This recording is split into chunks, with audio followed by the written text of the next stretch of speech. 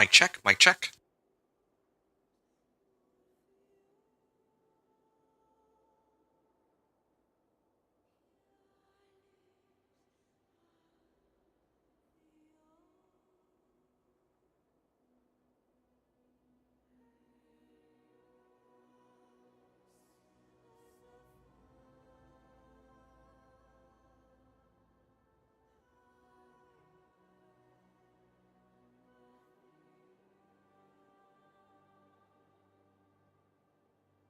Hey, what's going on? It's Adventure here, and I am back now. Yeah, after yesterday, took a bit of a breather, and back again today to try and finish not just the Lord of Hatred campaign, but probably going to grind out all the way up to level 70 today. And then tomorrow, I'm thinking I'll do the Torments, or maybe I'll start on Torments tonight. I'm not sure yet. I'll have to see how long reaching level 70 takes, and how I feel after that. So, yeah. So where I left off last time, I was actually having a lot of fun with the campaign. I'm loving the storyline, to be completely honest.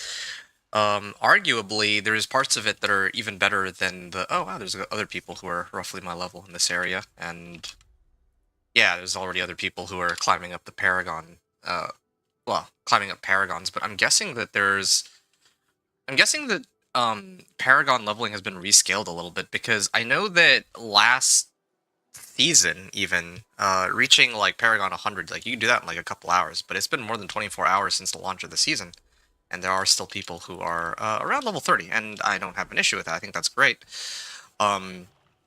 But again, I am really curious to see how the leveling has been rescaled when I try to grind 1 to 70. Or, well, end of the campaign to level 70 after this. Oh, it is a little choppy, but I'll get there. What was I checking here? Ah, yes, here. The Rising Tide. Okay, so quest 19 out of 26, The Rising Tide. Travel to Ethulua, and then the description is, Lilith has kept Mephisto out of my mind, at least for now. I must catch up with Lorath in Ethulua, where hopefully we'll find the second piece of Lilith's blade. It seems that I'm also passing through a stronghold here.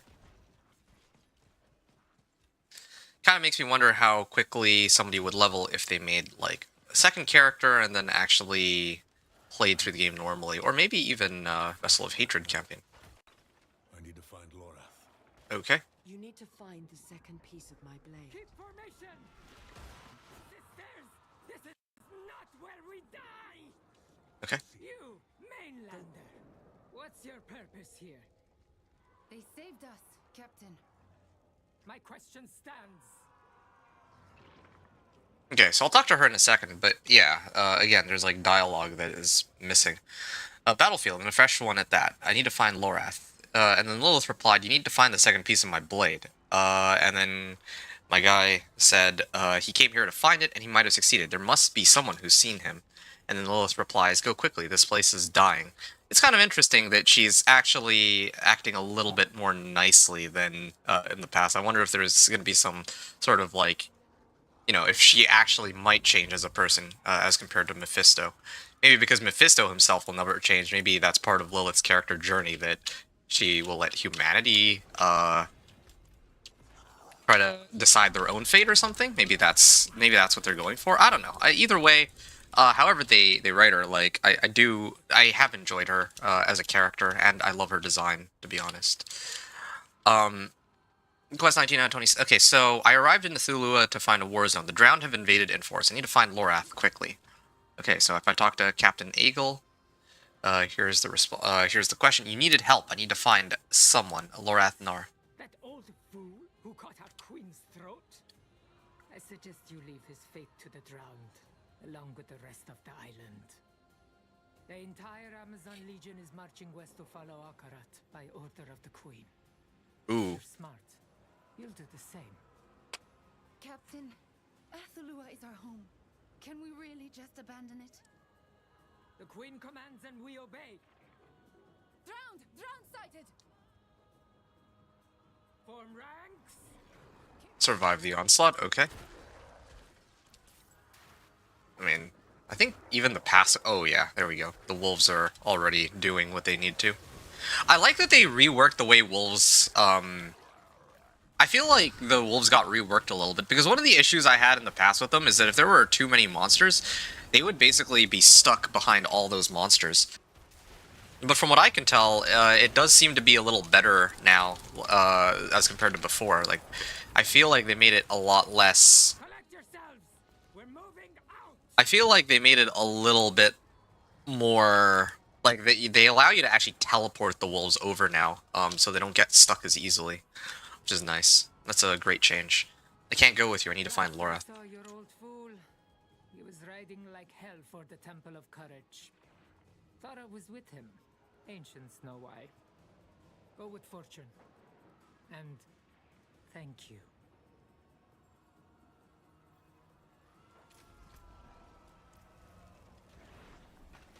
An old All right. man and a single Amazon lost in a drowned invasion. What will you do if you find them both dead? What does she care?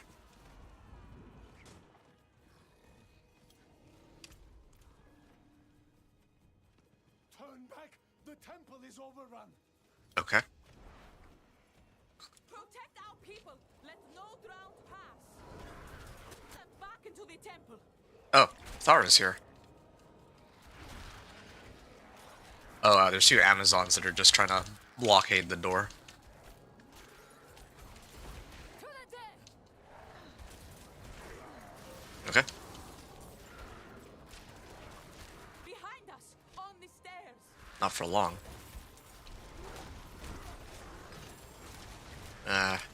Just wish I could reset this a little more often. Oh, 1839. Okay. Yeah, they still use that. Oh, I found rare boots finally. Okay, I can replace my old ones. Been looking to replace this for a long time now. Seal the gates! Lock the rest inside! There you are. Was the road from Lycander so long? Oh yeah, I was gonna try to upgrade my weapon, I remember now. By the time I got there, the temple was overrun. No sign of Lorath, but I found Thara fighting to cover her people's escape. I must help her. Okay. What happened, Thara? Where is Lorath? Well, he was alive when I saw him last. We arrived in Athalua together, saw the drowned had invaded. So, we rode straight here to counsel the queen. She was furious when she saw him. Oh. Ordered me to stay outside while they spoke in her tent. I could not help overhearing. I know Akarat's tricks. Temptation and corruption. The same bloody game over and over. He is death.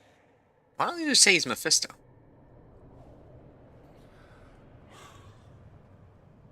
My friend. I let him use me.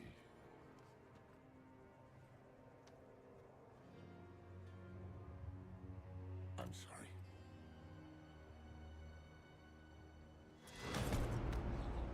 You call Akarat death? Only one has ever left me bleeding out on the floor. You are a failed guardian of your land, your people, your legacy. I won't be.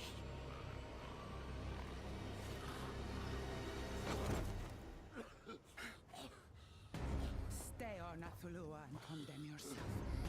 But I will suffer sparing you no longer.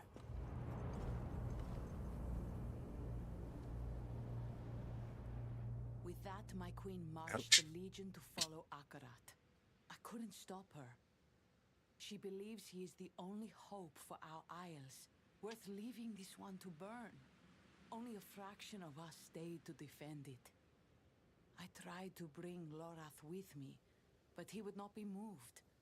He might still be sitting in the queen's camp.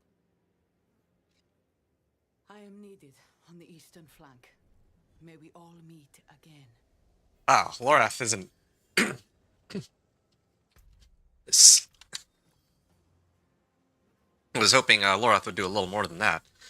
So it said the Rising Tide, that was quest 1 out of 7, I think? Okay, so this is probably the last bit of the chapter. Well, I guess there's still other parts.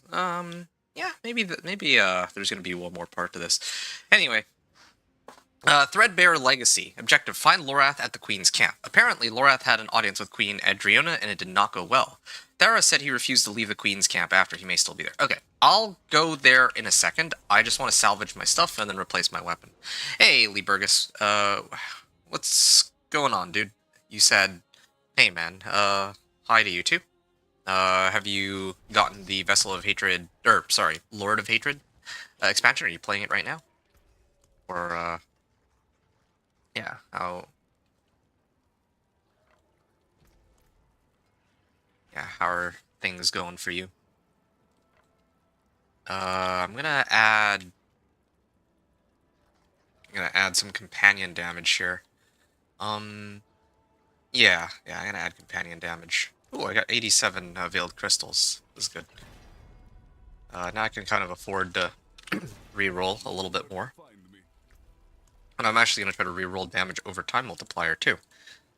For either willpower, or physical, or all damage. Well, enchant is 162,000 gold, though. Hold on. It might be a little bit too much for my liking. I'm gonna salvage everything. I think this is fine. This is a temporary item anyway. Yeah, I just wanna make sure that I have everything in order here. How like DLC? I'm having a blast so far. Well, I mean, I've only done, at least up until now, I've only done the I'm going through the campaign, so I haven't actually tested the other parts of the DLC, but I am actually enjoying the campaign a lot so far, in my honest my honest opinion. Yeah. Young warriors who held the line. Few look older than 20 years. Wow. Seeing what other... And I'm going really slowly through the game, too, so you can see the other people on my friends list are way, past where I'm at in terms of level. And meanwhile, me, I'm just doing myself. You can cut deeper than that. Bloody pointless. I've got you. Hold on. Give him a healing potion. Alright, let's see. I found Lorath just where Thara said he'd be, and barely in time to save him from the drowned. He fought like a man with nothing to lose. What could he be thinking? Have you lost your mind? You could have been killed. And what if I had? What difference would it make? Lorath, you can't let Mephisto win. We can't. I need you with me. Yeah. Just as Elias needed me. And Donan. And Nerel. And now Adriona. I'd only to warn her about Mephisto. And ended up slashing her throat. She was right. Given every chance, I have failed my people and my duty as Haradrim. I am not worthy of the mark.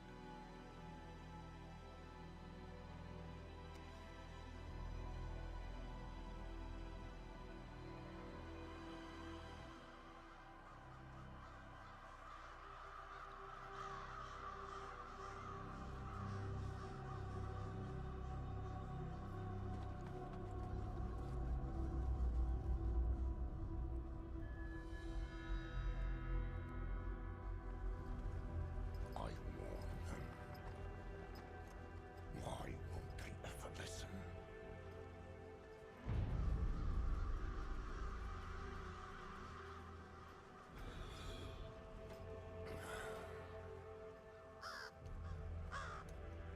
No. There you are. I was wondering when the tree would send you. Back! Back! Get away from him!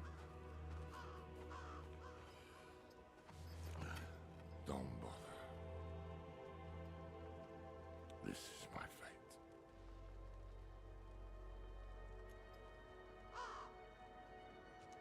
He's gonna commit suicide?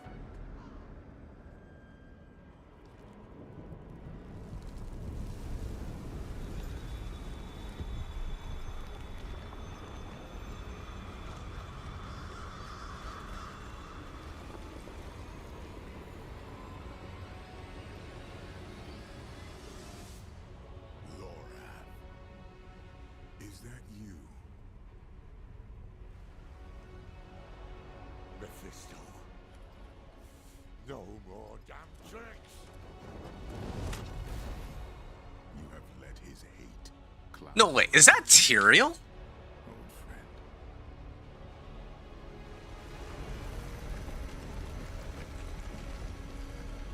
Oh,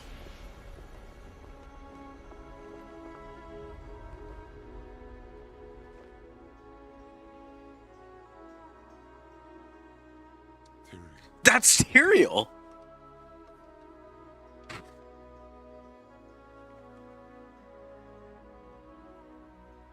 You once knew a better way.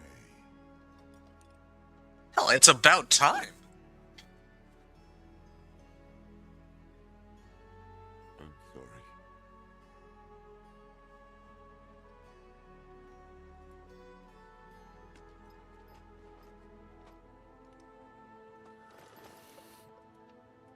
I've made a mess of things.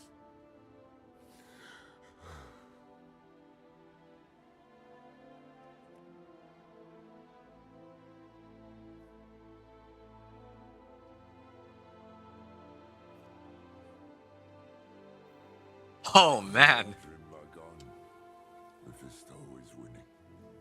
Nothing I have done has... Easy, old friend. All is not lost. I cannot be in the wilderness. This will do. Okay, Threadbare Legacy. Objective. Speak with Tyrael. Who is this Tyrael? He is powerful beyond doubt. I've never seen Lorath so happy to see anyone. Questions abound. Alright, who is Tyrael, indeed? Old friend, who are you? You know, as long as I've lived, I've never known how to answer that question. I'd like you to meet Tyrael. Once an angel, now a mortal man. Founder of the Heraldric Order, and a sorely missed, very old friend. I've aged better than you. Aye, that you have. But where have you been? I tried to find you. I was in the West, doing what I could for the people there. I'm afraid the years slipped away from me. Until one morning, a bird landed at my feet. It brought a message from someone called Neyrelle. She warned that Mephisto was coming to Skovos, but Lorath Nar would be in pursuit. So, She said you would be with him, the stout-hearted Druid who saved her soul. I had hoped to meet her. Did she not come with you? Her duty is done. I see. It is past time I did mine. oh.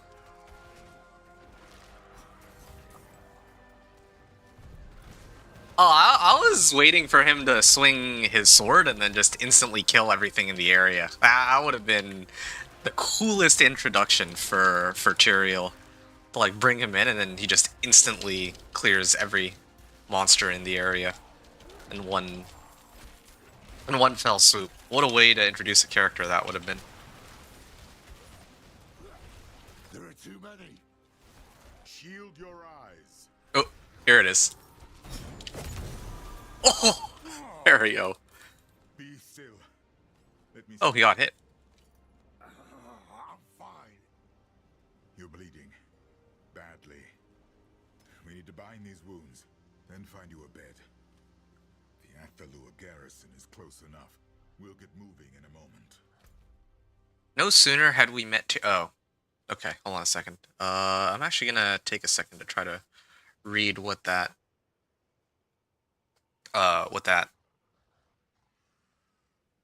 like, description was. Oh yeah, and I can actually talk to them, too. No sooner than... Here, I'm just trying to scroll back through my stream and see what the, words on it were. No sooner had we met Tyrael when the Drowned attacked us in force. We'll put this stranger to the test. And then now it says, the Drowned gave Lorath quite a wound. We should make for the Athalua garrison, find Lorath a safe place to rest. Okay.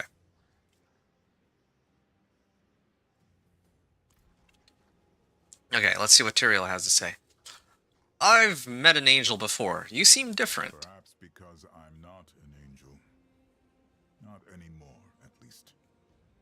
The heavens didn't like him helping mankind, so he tore off his own wings, cast himself down to live as a mortal here in the muck with us. Very dramatic. I've had my moments. What other angel have you met? Inarius. Oh, yeah. And you call me dramatic? You've been in the West all this time? Why? I parted when his beard was still brown. We had just settled into the vault in the Mistral Woods. A better time. Hopeful. Those years passed like days. My body slowed, my reflection changed, and I became aware of time in a way I had never known. You felt it running out. Once we had the vault in order, I found my excuse to leave. You had S2R well in hand, but the West... the West needed me. So I wandered from Kingsport to the Dreadlands and back. I helped where I could, never stayed long, and still, time caught up with me. I confess I heard rumors of demons returning to S2R, but What, Tyrael?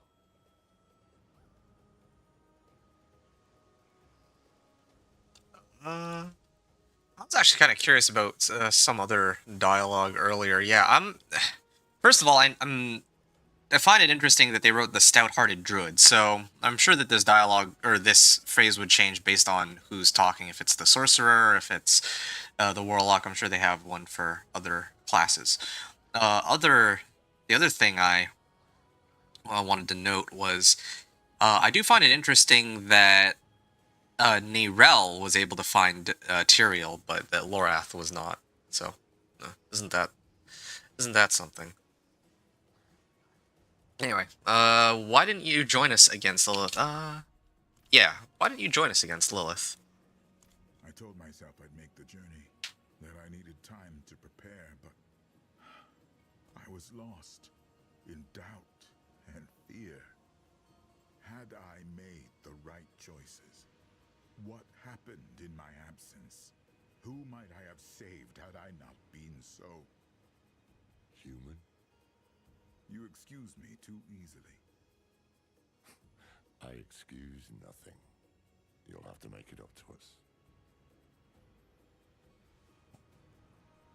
Neyrel's message convinced you to come. What changed? All the wonders I've seen, I am confounded by that bird.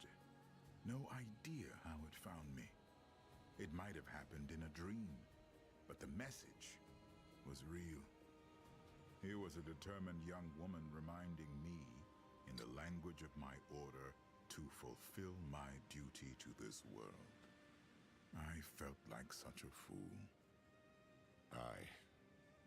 She had a way with that. Okay. And then, yeah, I can talk to Lorath and proceed. We should get going. Can you walk? Much as I'd rather not. Come along, old friend. We've laid about long enough. Stay together and move quickly. The drowned would love another chance to swarm us. After what you just did to them. I can only do so much. I am not what I used to be. Together, then. Okay. And, yeah, even Tyrael needs a horse, it seems. But sure. Those crows are following us. Strangers approaching. It's Tyrael, with a wounded man. Inside then, quickly. Can I off? Oh, I've been doing what I can for them. Not enough. the sword is glowing, I think, too. If I could just get him to turn. Ah, yeah, there we go. Ah, there it is. Just trying to... my wolves are in the way. That's a nice glowing sword. I'm sure it would look better with high def graphics, but anyway. Fatula, why did the Drowned attack this What I've island? always done, as in my mother's time, and in her mother's time before that. Nothing for the miserable wretches but a sharp blade. Never seen them swarm like this before, though. Maybe they're breeding. Ugh, that'd be a sight to scour the eyeballs. Does the camp have enough supplies? Not even close. We're spread too thin. The battle has as many fronts as this island has shores. But by the ancients' wisdom, misery's a stage for glory. Let them come. If death's our fate, we'll leave Sanctuary legend-bound. Can I offer any help? What I tell all the Bleeding Hearts. I've got 2 fighting limbs, 3 on good days. But you've got all 4. Best save them for the battlefield, kid. Leave the aftermath to me.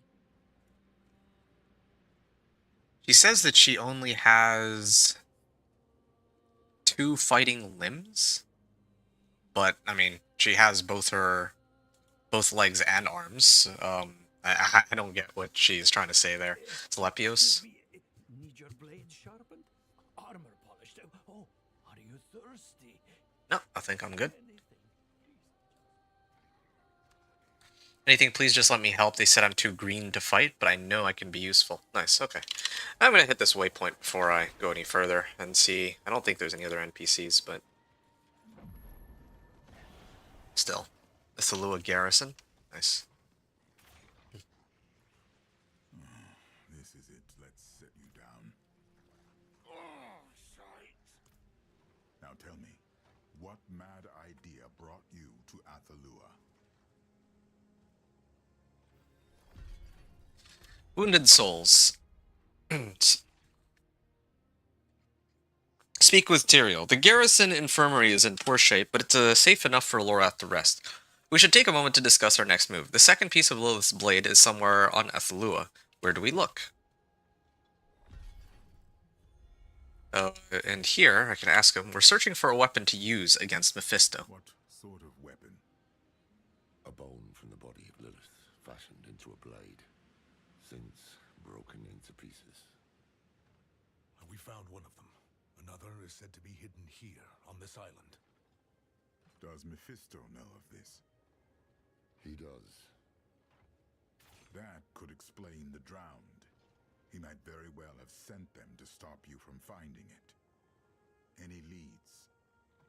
Maybe. There is a place to the south where legends say the Drowned first arose. The Foundering Caverns. We must speak with the Amazons about them. Ask for recent reports. Let's find who's in charge. As for you, Lorath, rest. I don't see how. For you. Okay. March 1287.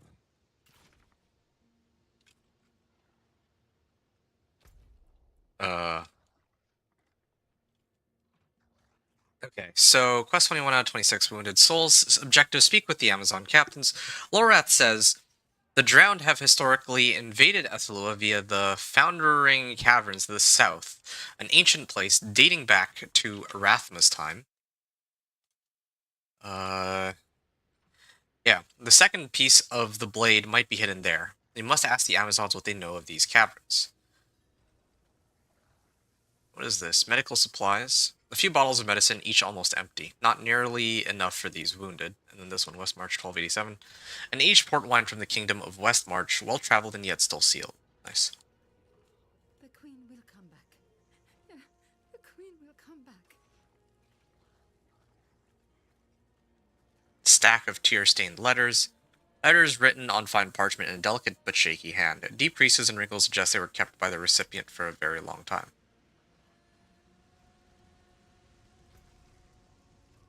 Taken apart, melted down. Our island is finished, Leodora. Dead!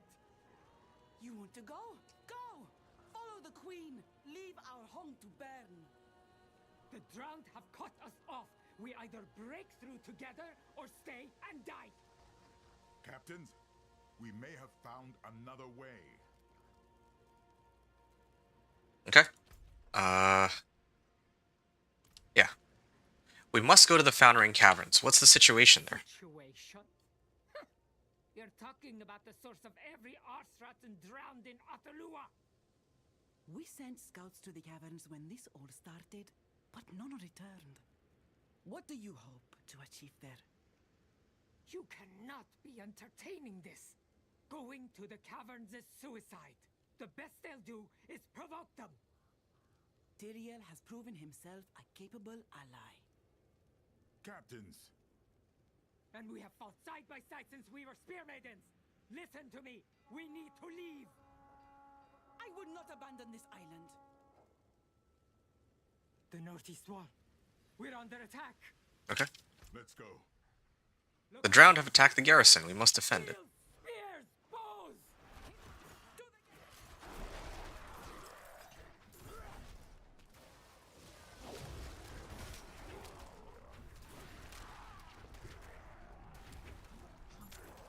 Okay. Yeah, not much to say here. Just gotta survive this ambush. I see that there's still some stuff to go.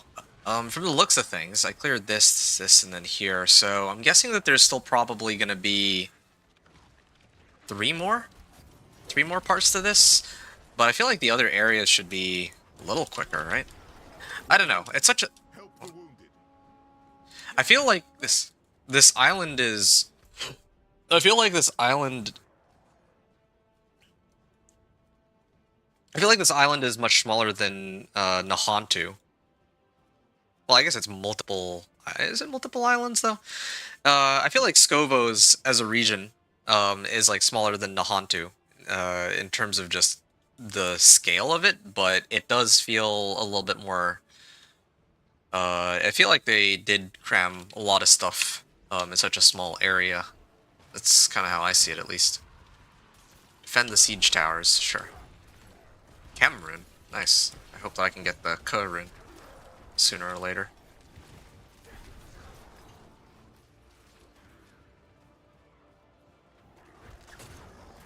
Hold, sisters, hold!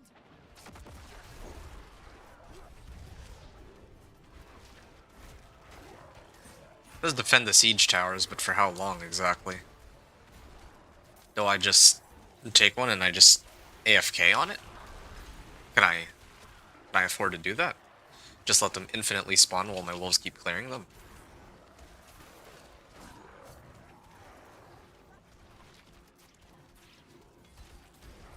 Has to evade. Nurun. I don't really need Nurun. No mercy. Oh, there we go. I saved one of the siege towers. I'll go help the other one.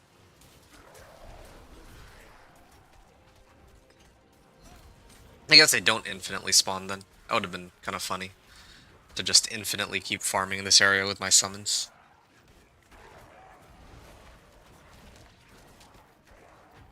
I guess I'll pick this up next.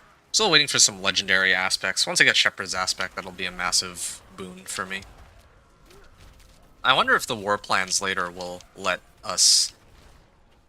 will actually let us choose which aspects we get. That would be pretty nice. Okay.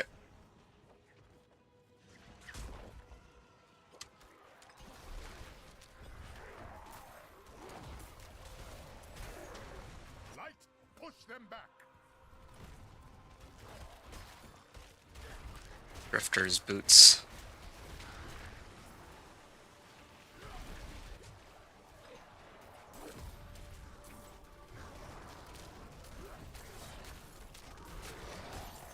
That came from the south.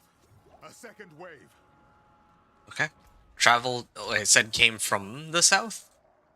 Okay. I mean, south would be down this way, but sure. Something inside it. Oh, it's fine, I can wipe them out with wolves. Yell Peak Pus Blister. Okay.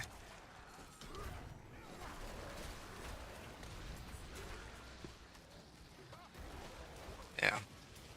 Level 31 now. I'm kind of curious to see how much further I have to go to 7. Oh, Eldruin. Who's Eldruin? I imagine it's one of the deities, or one of Tyrion's deities, but I mean, he himself is an angel, so No drowned I don't know how all that works. here. It was filled with Mephisto's hatred. We must put a stop to this. Let's find the captains. Hey, there. I got the, actually got half a level for that. Okay, so quest 22 out of 26, Scattered to the Winds. Objective, speak with the Amazon captains.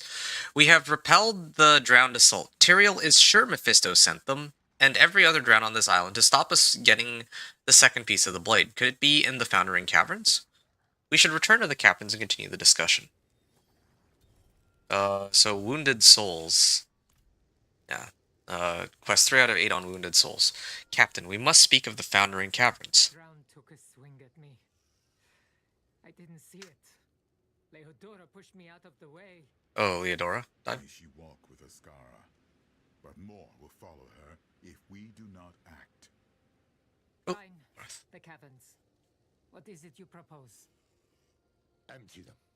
Draw the wretches out into the open and crush them, all at once. You should be resting. Someone had to tend to the wounded. What would it take, Captain? Call out the drowned? We'd need every Amazon left on the island. And most of what we had went to the eastern flank. That's where Thara went. If we ride there and gather her Amazons... We'll have what we need. My friend, your wounds have opened. So they have. You two go then. Back to bed before the crows start circling. He's not gonna make it to the end, I bet. Come, my friend. Yeah, just give him like a healing potion or something. The former Archangel of Justice. How might he react if he learns I live inside you? Oh. Wow, she didn't even pressure us to... Like, she hasn't said anything in ages. Like, she's been pretty chill and understanding about the whole situation. I'm surprised that she's not going out of her way to tell us to hurry up or something. Anyway, so... I wasn't paying attention. I didn't see where he went. Maybe he went back into the tent or something. Every drowned out there has twice your reach, 4 times your strength. No, child. When trouble comes, you run. Run and live, so you can grow bigger and stronger and fight with honor the next time. Okay. To search for the second piece of the blade, we must empty the Foundering Caverns. It will take an army to do so. The Amazons might be willing, but only a handful remain on Athalua, defending the eastern flank. Thara is with them. Tyrael and I must find her. So it is, then.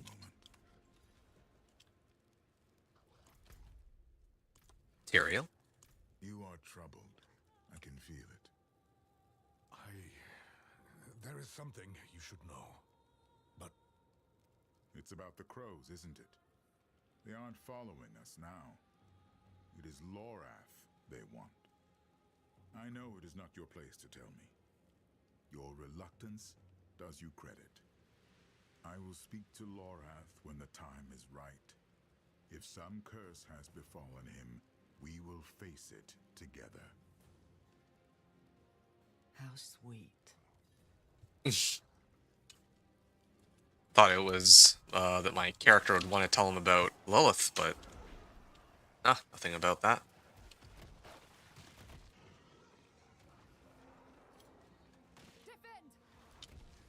Oh, hold on. There's a treasure goblin here. Let me wipe that real quick. There we go. Some materials.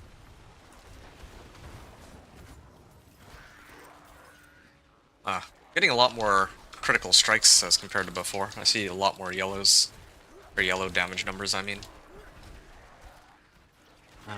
Strike chance.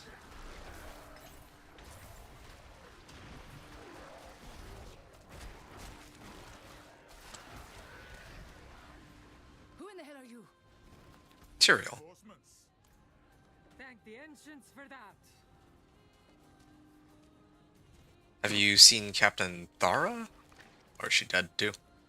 Whoever you are, you're just in time. Captain Thara's group needs aid. Where? East, the bridge of Portimos. If it falls, Themis is next. Bless you, soldier. We're off. Travel to the bridge of Portimos.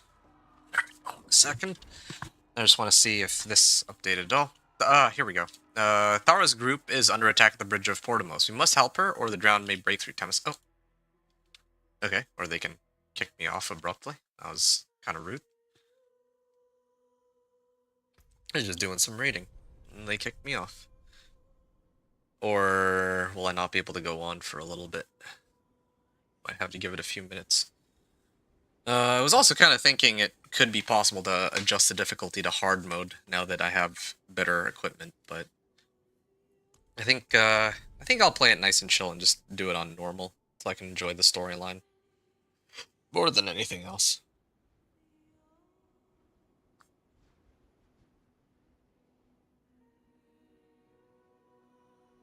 Alright, I may have to give it a few minutes. I'm gonna take a short, like, 2-minute breather here. I'm gonna stop, like, pause the recording and then continue after.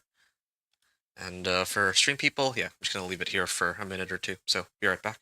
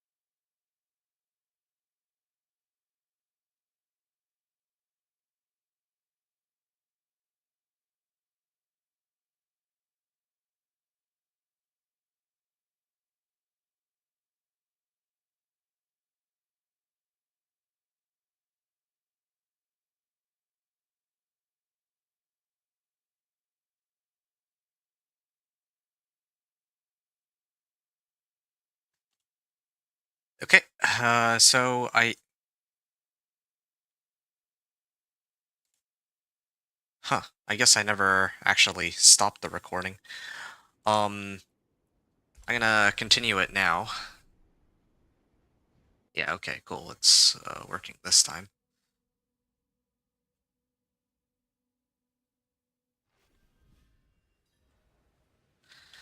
Yep. Okay, how far back do I need to go?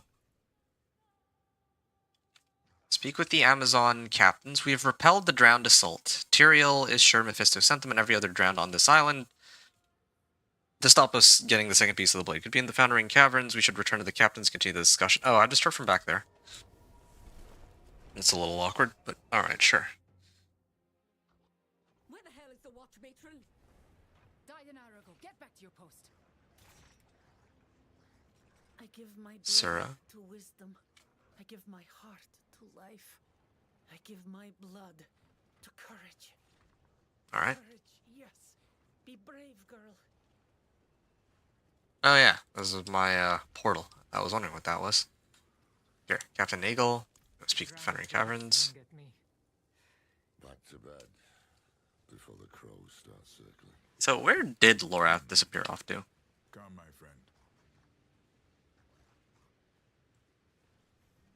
My friend, the former arcane. Oh yeah, he just disappears. How might he react if he learns I live inside you? Hold a moment. You are troubled. How sweet.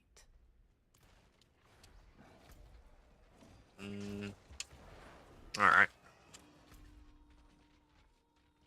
We'll take an army to do so. I think that was the discussion. I already passed through all this, so I'm just going to try to skip through this.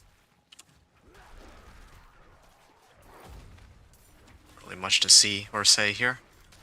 I'm just waiting for level 36 at this point to unlock toxic vegetation. And then... try to see what else I can pick up, if anything.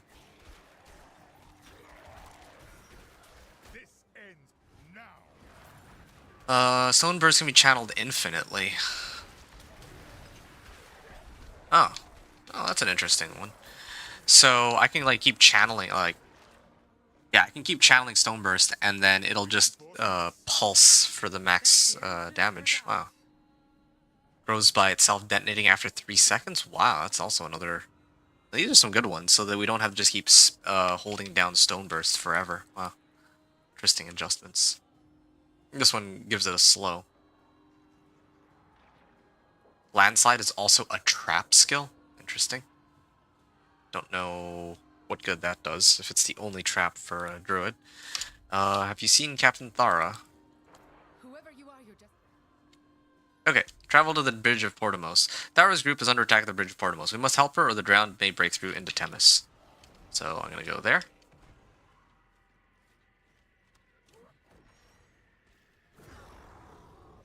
We're here for you and your Amazons. Where do you need us? Right here. The drowned have been peeking at us all day, wearing us down for their final push across the bridge into Themis. They're in for a rude surprise. Give their corpses back to the sea. Okay. It shall be done.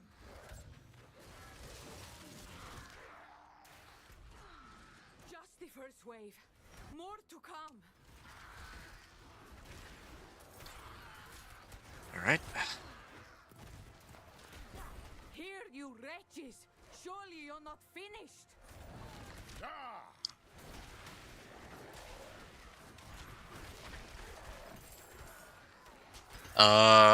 Yeah, I'm just gonna try to see what else Now they'll send. there is available.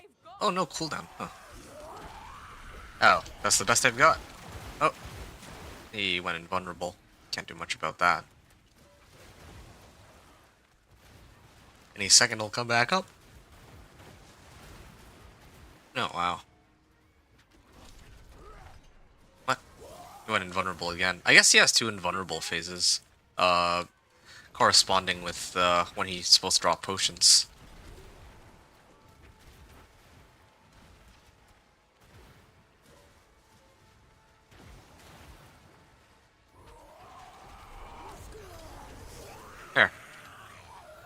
Okay, got him. Well fought, you two. The people of Themis can rest easy tonight. But my Amazons are still in the thick of it. Oh, that wasn't too bad.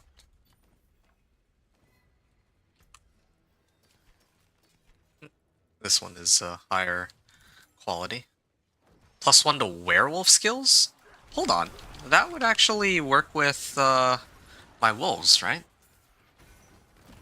I'm gonna need to get rid of one of these. Maybe this one. It's my worst one. +1 to werewolf skills. Too bad that it wasn't +2, but yeah, there we go. Now my wolves are rank 16. Okay.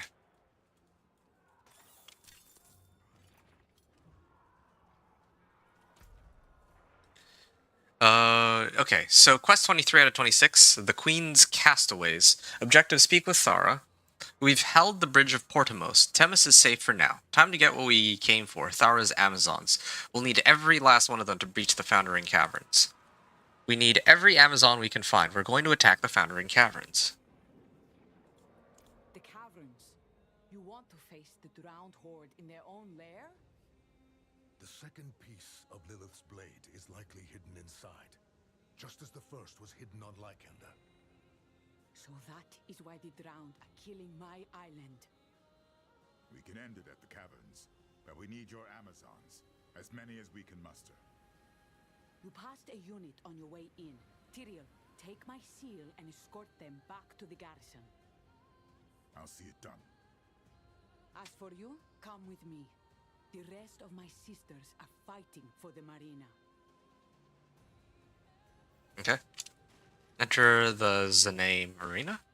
The queen gave me my first Or command Zere Marina. guarding the marina. I was young, eager, terrified I might let this place come to harm. How fortune turns. Okay. Thara says her Amazons are locked in a bitter fight for Zere Marina. Let's hope we reach them in time. Kind of interesting because this time around it seems that we save most of the people that we're trying to help out. Unlike, I remember in the original campaign, pretty much everybody, if we're trying to like save people as part of like a quest, we usually already find them dead. But yeah, there's like a desperate fight for survival going on here. Like I definitely feel the desperation that these people are encountering. Okay.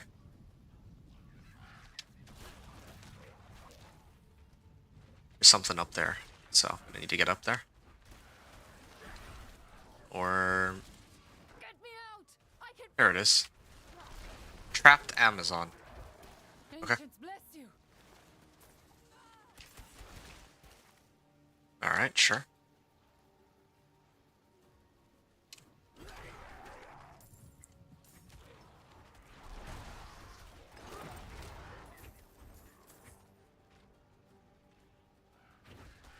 When they say ancients, I wonder if they're talking about the same ones, like the same ones that the barbarians worship. It'd be kind of interesting for the Amazons to be worshipping the those barbarian warriors. Oh, there's those ancients that show up in Diablo 2. Diablo 2 and Diablo 2 Resurrected.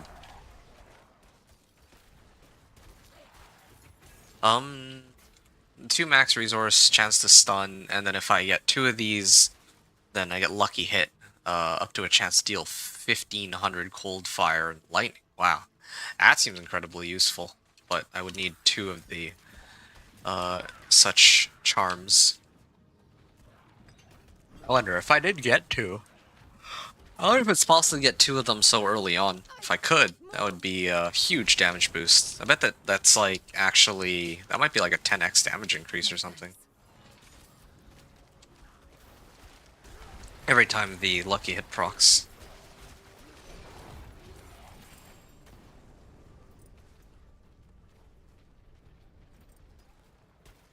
Life and spirit regeneration. Okay, yeah, these pants are better. The ones that I just got. So I'll make the replacement. I'm on all rares. Still not really packing any legendaries. That's fine. Again, I just wish that I could have gotten Shepherd's Aspect, but that doesn't seem to be an available option anymore. So that kind of begs the question, what is the point of having these some of these dungeons.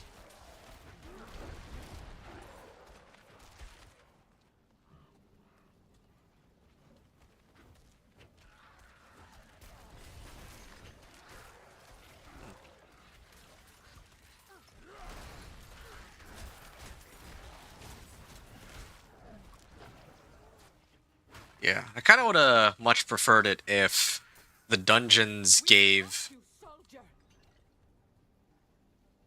Like, if they reworked the dungeons in such a way where you could get, like, a range of different legendary aspects, because in the past, there were some legendary aspects that you simply could not get unless you got them as a drop.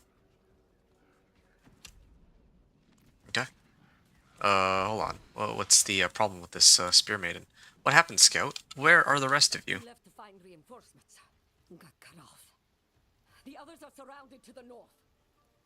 We'll take care of them. Get yourselves back to the garrison. Hurry, Captain. Okay.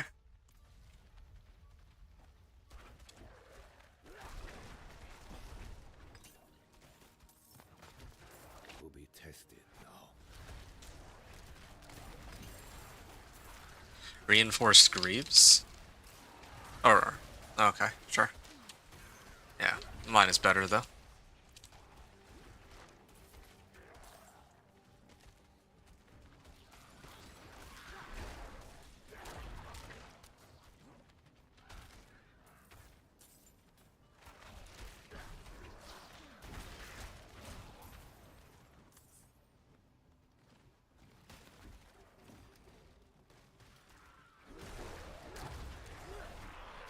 Okay, travel to the north.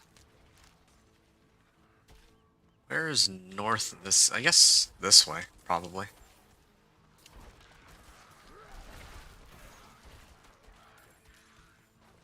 No?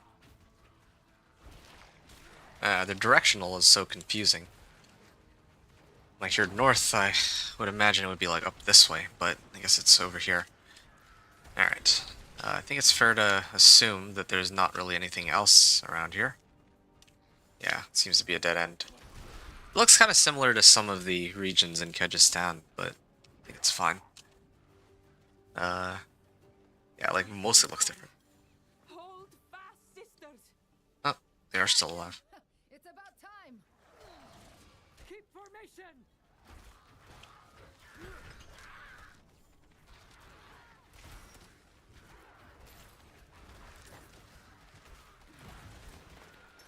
Scavos!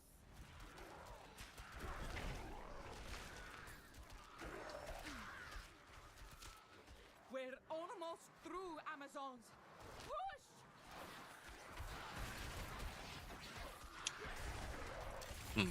Bone Charm. Max life, damage over time multiplier, poison damage multiplier. Yeah, it doesn't beat all damage multiplier, unfortunately. We're it, Captain. But the drowned are massing at the amphitheater. Oh. Then everyone catch your breath. We're finishing this. Yes, Captain. Oh, there it is. Travel to the Zeray Amphitheater. Thara's Amazon said the Drowned have taken the amphitheater. If we defeat them there, the marina will be saved, and hopefully the Amazons will join our cause. All these side quests, I mean... It makes sense, though, like, from a storytelling perspective. Yeah, we do need these to save these Amazons to go and collect the blade, but I'm surprised Lilith isn't saying more about it.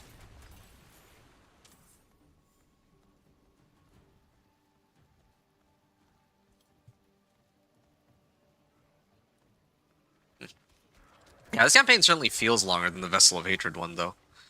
I do have to admit that much. Where is the Zeray Amphitheater?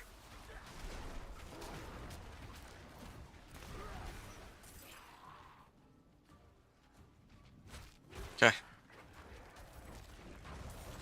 I like the map designs a lot better, too. Except this one's a bit of a maze, but I guess it goes mostly one direction. Magic Charm. Okay, this one's 35 lightning damage.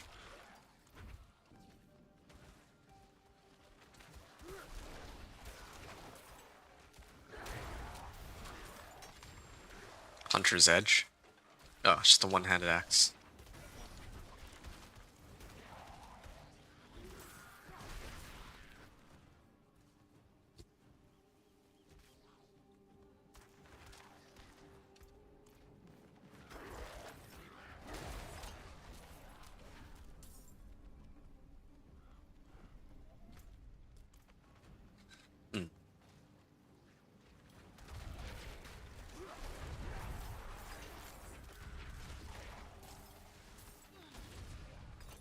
Crude Emerald.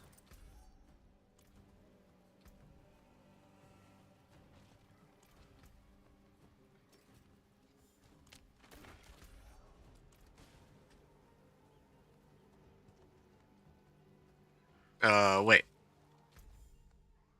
What? I'm so confused.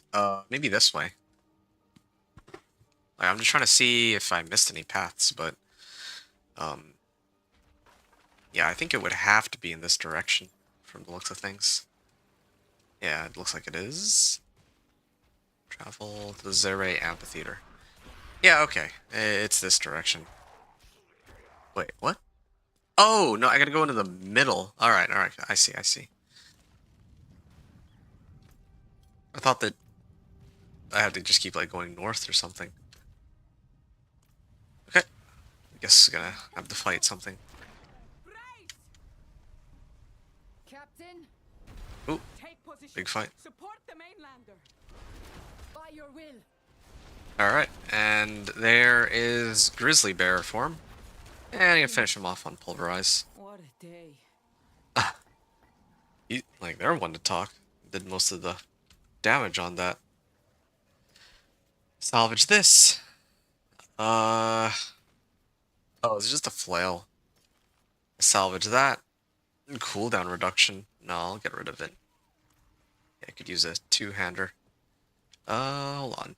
The amphitheater is ours and the marina is saved. I should speak with Thara and see if her Amazons will stand with us. They should. Not all of us. Let's see who... Is everyone alright? Sisters, eyes and ears on me. You've each done enough. You disobeyed your queen, bled for your home, lost more than your share. My friend here believes we have a chance to end this invasion. I believe them, but there will be a cost, and I am not your queen. I can't order you to follow. To the death, Captain! Very well. I'll see you all back at the garrison. We must prepare. There's only 5 of them left. Wow. Wonder how much, or how many there were initially. Travel to Athalua Garrison, yep. Just a couple more levels to go before I unlock all that. Let's see. I'm trying to see if there's any supporting skills I could take that could boost my damage.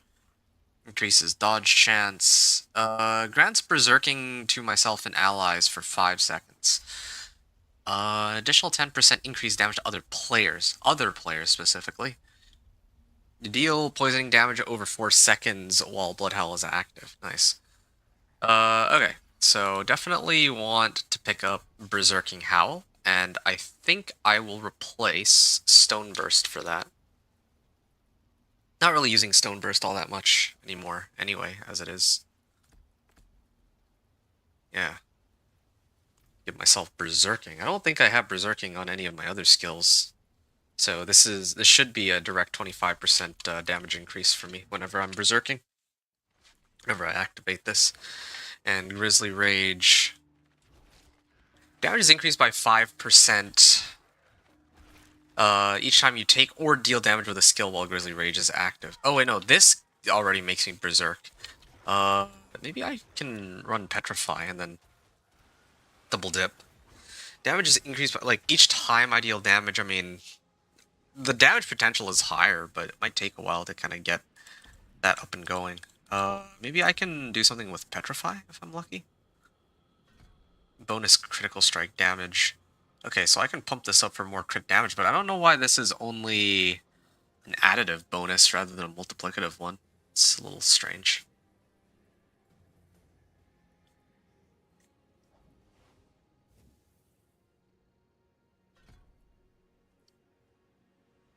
Increase Petrify's duration by 50%, reduce the cooldown by 15 seconds? Actually.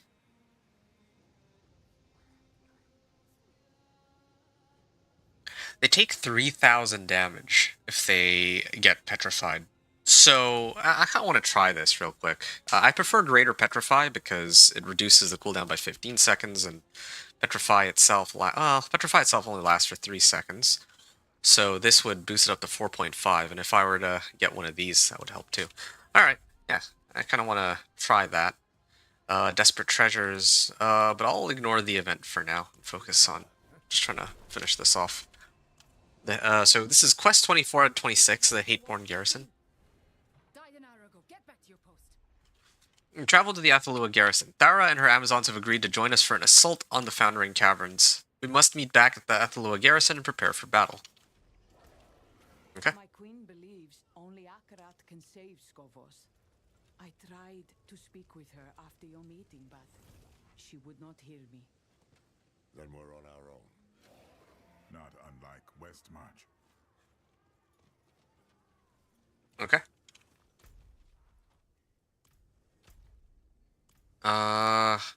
What have I missed? Is there anything else I'm missing? No, I guess not. We have a mad sketch of a desperate plan. Okay. But it's the best chance we've got to breach the caverns. Every drowned in Athalua was dispatched from there, all to deny us what is hidden inside. The second piece of Lilith's blade. So we'll march south in force, provoke the drowned out of their hole and crush them in the open. With undersupplied archers, broken ballistae, and a handful of Amazons. And a scary fire. It burns like hell when exposed to water. I've brewed several pots. While you were meant to be resting. Alchemy is restful. Regardless, assuming the day is ours, I'll show you into the caverns. Then you'll have your second piece. Questions?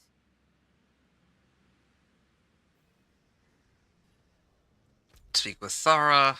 Yeah, so the plan is set. If any questions linger, now is the time. Next, we attack. I take it you're not coming with us. My state. I've tempted fate enough. Better if I stay and prepare the infirmary. We'll need it before the day is through.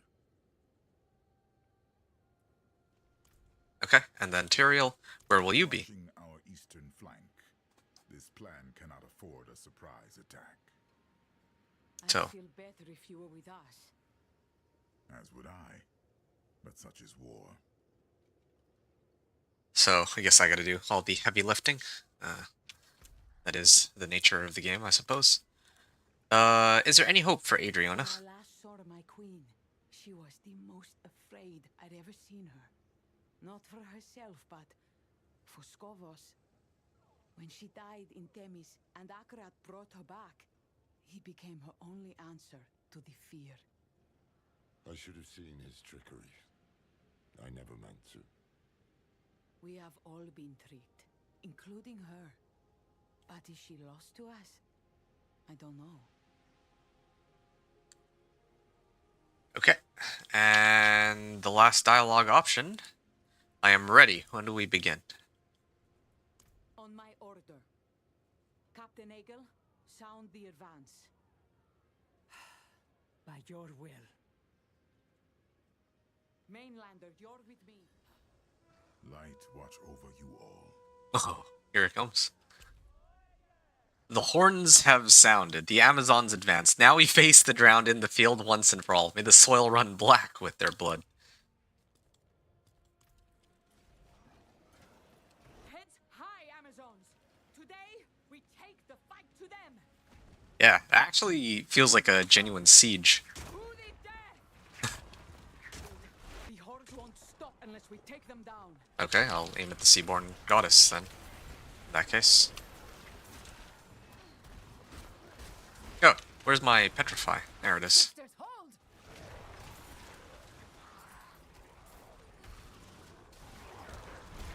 Gather yourselves and brace.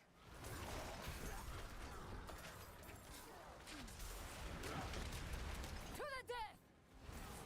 Slay the remaining drowned. Push south. Find the next Seaborn Shrine. Let them burn! Another statue. And here. Well done, Lorath. For what? Slay the remaining drowned. Oops, I didn't mean to activate that. But alright, sure. Yeah, I think this is fine. I was debating whether or not to swap Bloodhowl and Petrify, but I think Petrify on my... Like, I usually use the 4 button for my ultimate. Okay. Almost finished. One more statue. Hold! This is their final breath. There we go. Take it from them.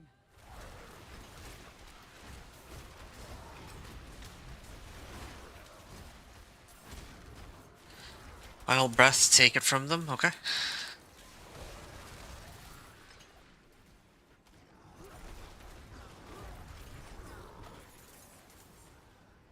Imbued totem.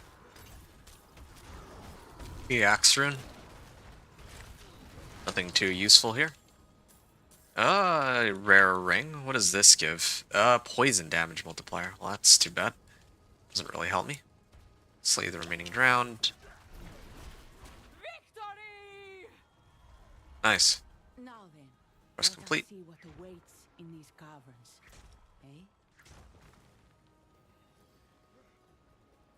Eh? Lead the way. There is one last obstacle to contend with, but I have an idea. Oh. The entrance to the caverns lies out in the water. The ancients built a bridge, but the sea finally broke it Ancients. down.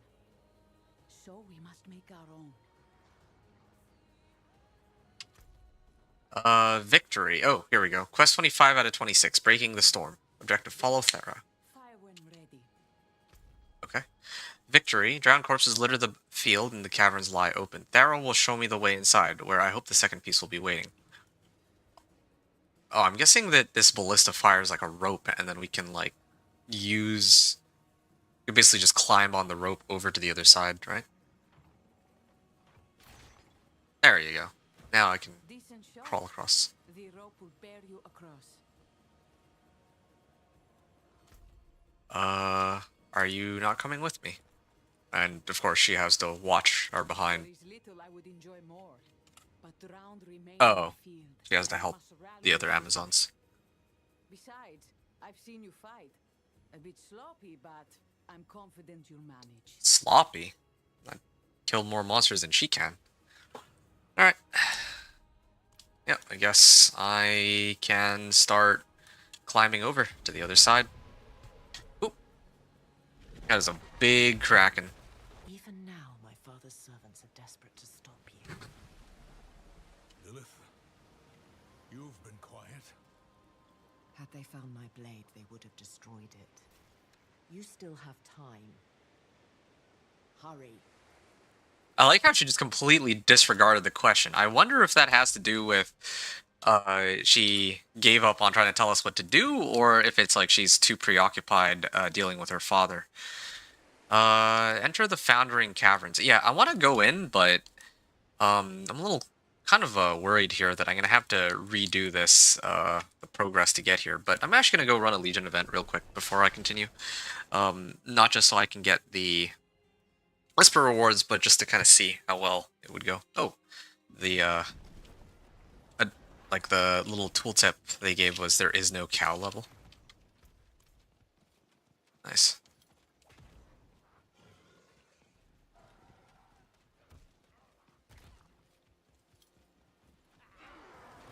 Well, what's all this about?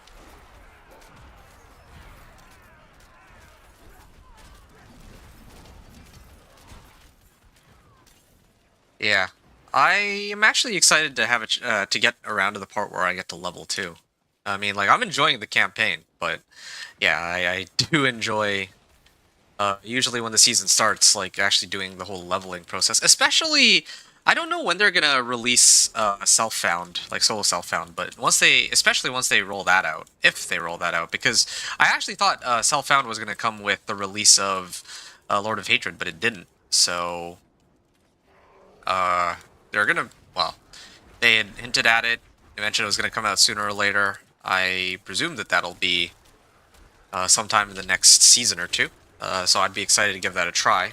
But I also hope that if they are going to release a self-found mode, like that, they also have like some.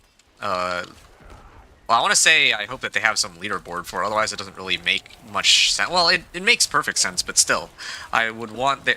Like, it wouldn't make much sense to be playing for the tower leaderboard, but then have self-found.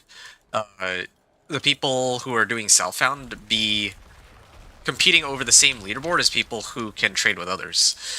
Just as an example, right? I still think that there's going to be, even without, like, I haven't made it to endgame, so I don't know for sure, but I'm sure that there's still some balancing issues. Like, if I look at the very last season on Diablo 4, just before they rolled out Vessel of Hatred, Druid, right? Like, I was playing my companion Druid, and I made it to, like, pit 70 on the first day, but then there were other people who were easily pushing pit 100 by that point in comparison, just because overcrits were so powerful with, like, the Poison Puddle Pulverized Druid. Now, I don't know if it's still going to be that strong, but the point I'm trying to get at here is that there's even if they do release a self-found, like, that'll be fun, but if all the classes have one build that's going to very clearly be head and shoulders above the rest, then it might kind of detract from some build diversity that would make the self-found mode, like, truly interesting, I think. Yeah, that's just my thoughts, but yeah. Alright, so 2 out of 3 complete. I got one more. And then I can make it to the bosses. Okay, I got seismic shift. Increase duration by 1 second, and then the next one is going to be poison creepers, toxic vegetation. Been looking for that. Okay. I should really use this blood howl more, I think, just to get free berserking. There, nice.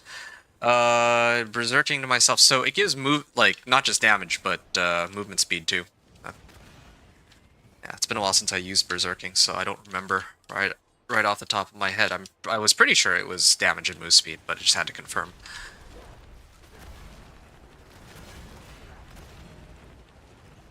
Okay. Oh, somebody actually had died. Oh, so somebody else is already going to go save him, so I think I should be fine. Find the Servant of Hell, nice. Increase petrifies duration. Nah, seismic shift. I'll mess around with for now.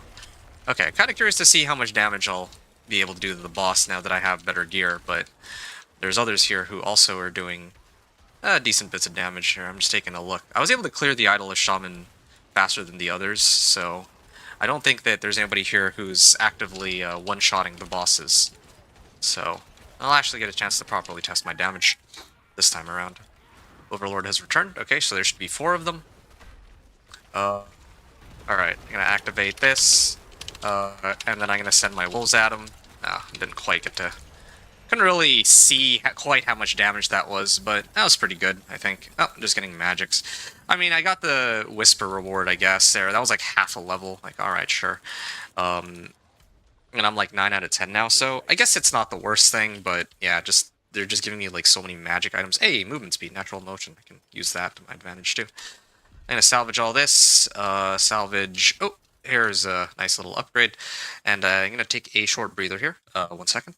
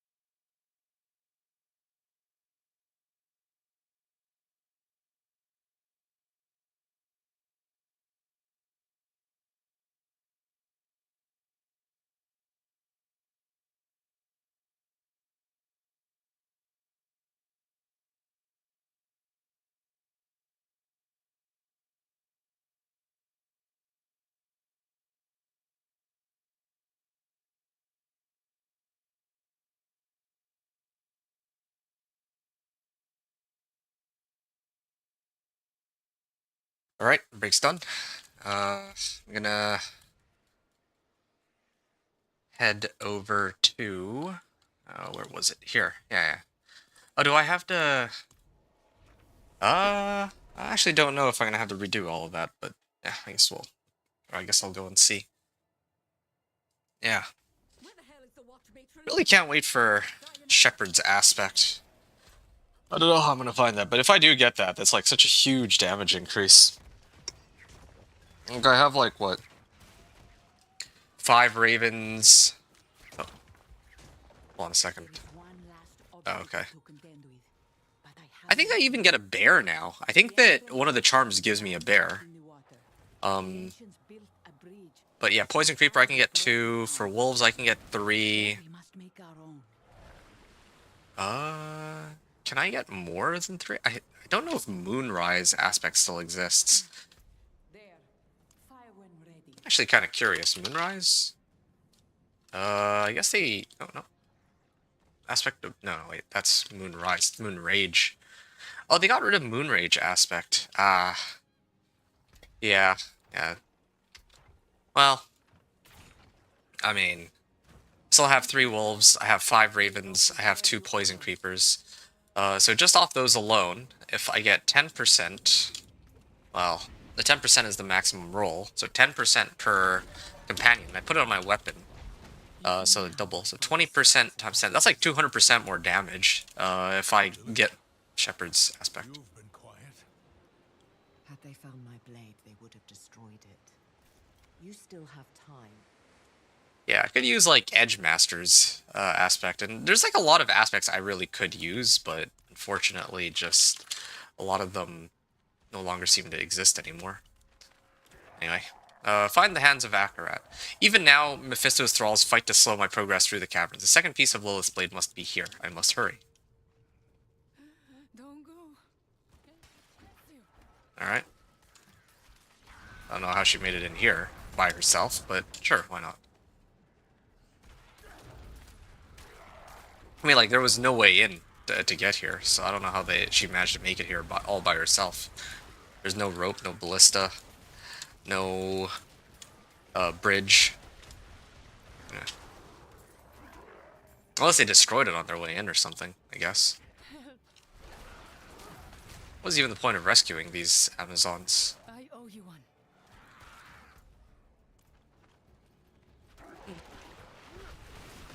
There. Nice and easy. This should level me up, I think. Nope, I guess not.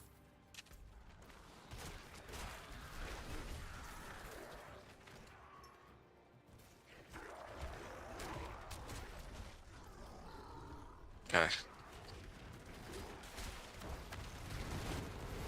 Oh, there. Finally. So now I can unlock this thing. Toxic Vegetation. Oh, I need to put 2 points here. Toxic Vegetation. So when I activate this, my Poison Creeper becomes an AoE around me, rather than a one-time use. Oh, it also... So Poison Creeper has an initial active, and then it also has a modifier too, so it does both. Except, based on this, my Poison Creeper doesn't seem to affect everything. Does Seaborn Goddess have immunity to that attack? Or... Yeah, I'm just trying to see... I'm trying to activate Poison Creeper and see if it actually does anything. Because that Goddess that I just hit did not take any damage. I see. Okay, so this Poison Creeper. Okay.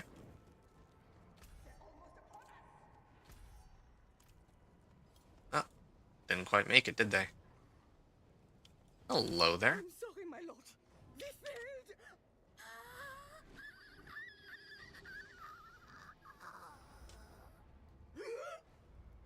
Hush now. It matters not. You will never get the 3rd piece. Mephisto, you lose again. But I have enjoyed watching this drama unfold. The proud sacrificed. The weak slaughtered. The lost Horadrim brought to the brink. All for a shard of bone. Do you still want it? Naturally. Then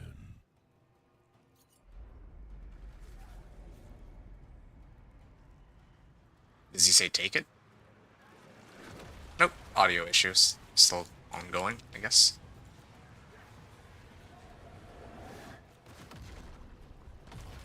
Defeat the Behemoth of Atnos. Alright.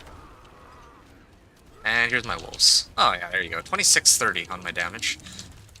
Have I been applying vulnerable? I'm gonna have to look into that in a little bit. Edge of Lilith's Blade, there it is. Before I do anything else, I wanna pick up vulnerable, see if that boosts my damage anymore, and this Petrify, I wanna switch it for Greater Petrify, so that I can activate it more frequently. And then I think I'm gonna start putting my points into Petrify, just so that I can pump up my wolf damage. Just a for its sharp act. bow. I will enjoy his horror when it sends him screaming into the void. I feel like Only there's... a third piece remains. Acquire it, and we will have what we need. I feel like something is gonna go horribly wrong. Like, Mephisto's gonna be the one who acquires that dagger instead, or something.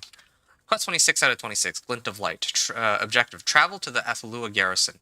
The second piece of the description is, the second piece of the blade is found. I must return it to the others at the garrison and perhaps have a breather. Yeah, like, that's gonna happen. Probably I'm gonna get there, and then there's gonna be, like, a massacre going on or something. I'll bet. Okay, there's another Legion event, but I think I'm gonna ignore that one. I've did a Legion event. Died an hour ago. Get back to your post. Oh, yep, that's a lot of people. I Oh, told them you'd be back. Hail victory indeed. is it done? Do you have it? here it is. The second piece of Lilith's Blade. Well done. The Blight. You've carried us through once again, when I could not. Amazons! Eyes and ears. Wow, there's still quite a few left. As Antia, our first Amazon queen taught us. In victory, give honor to your dead, good wine to your living, and solemn gratitude to your allies. To the mainlander, who rode with us into battle and cast the drowned from our island. To the mighty Tyriel, who stood beside them and pulled us from despair. And to Lorath, who spoke truth to our queen, healed our wounded, and rained a scary fire upon the heads of our enemies.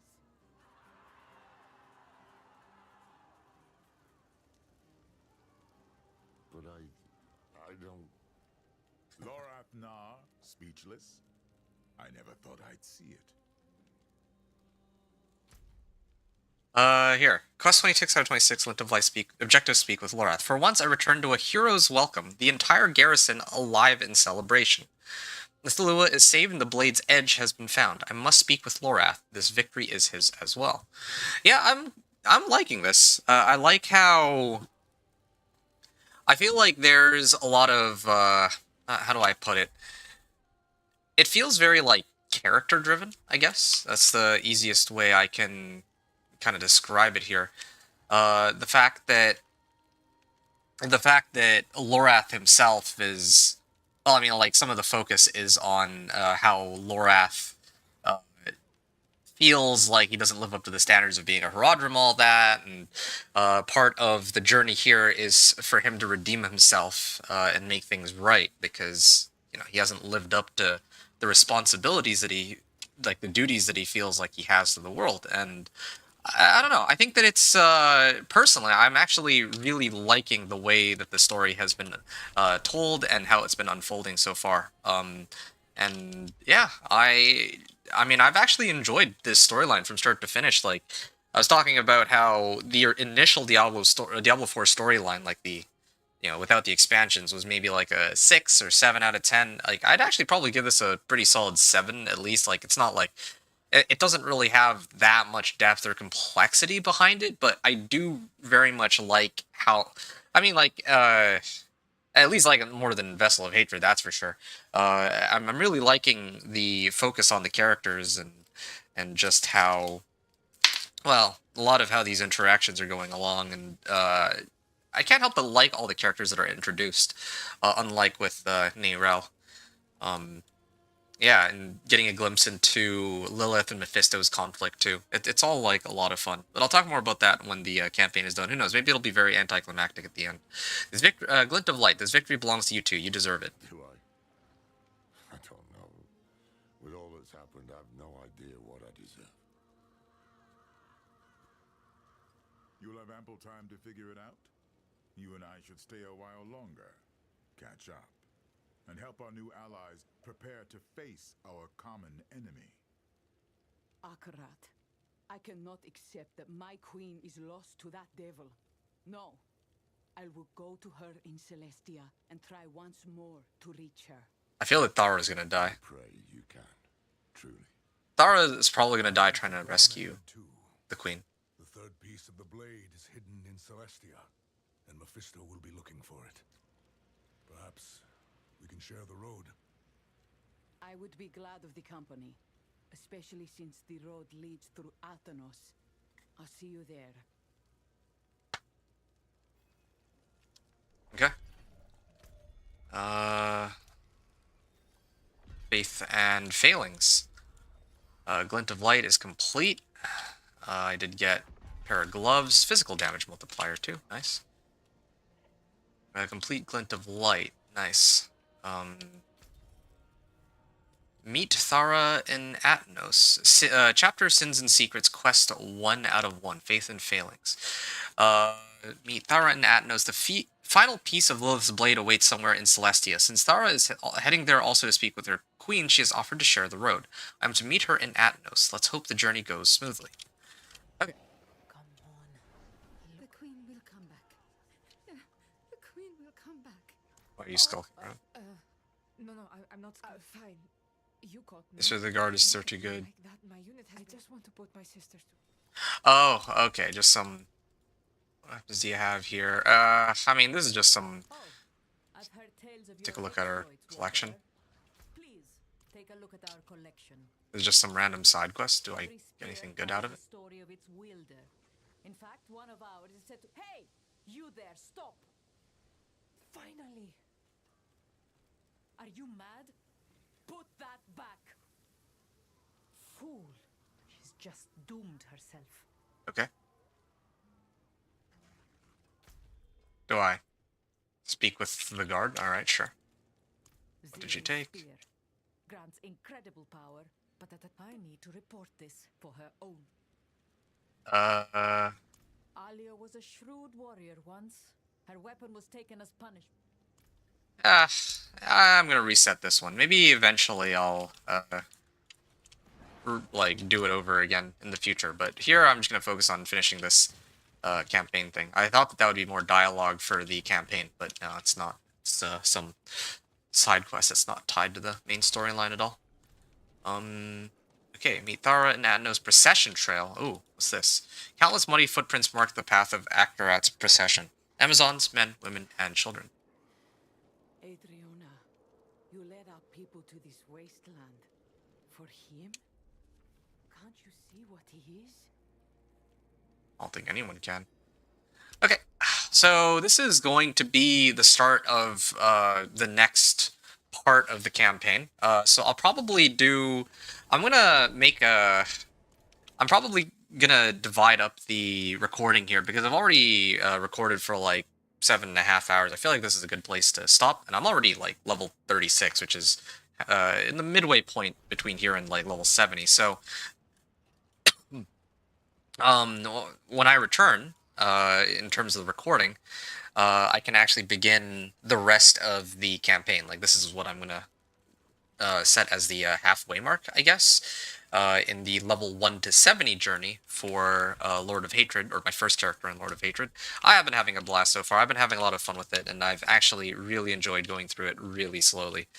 So I got no regrets. I'm going to actually just do one last thing here before I stop the recording, and that is to put on some companion damage on this weapon. What's the damage difference here? It's a... Oh, there we go, 20%. Yeah, okay, sure.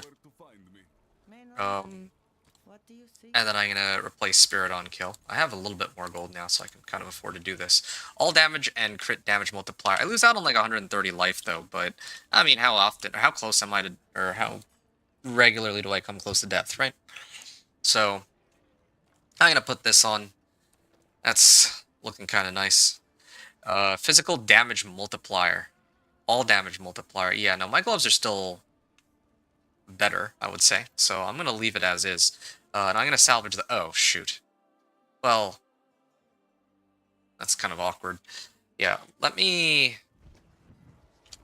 I misclicked on that. I was supposed to salvage all these.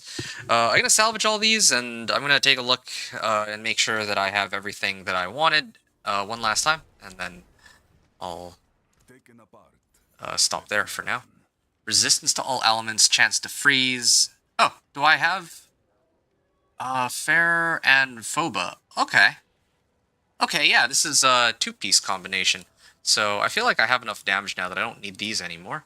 So I'll put this here. Put this here. And there, now I have 5% attack speed and 15% move speed bonus. Now if I can find the third one, then I can get 50% bonus kill experience too, which is pretty huge, I would say. Phoba, yeah, I need Fur of Dark Pact too. That would be a huge help, but yeah, it's kind of how it's looking so far. I don't need cold or shadow resistance right now. I haven't really come close to dying. I mean, I'm playing only on normal, so whatever, right? Do I need anything else here? I think I'm okay.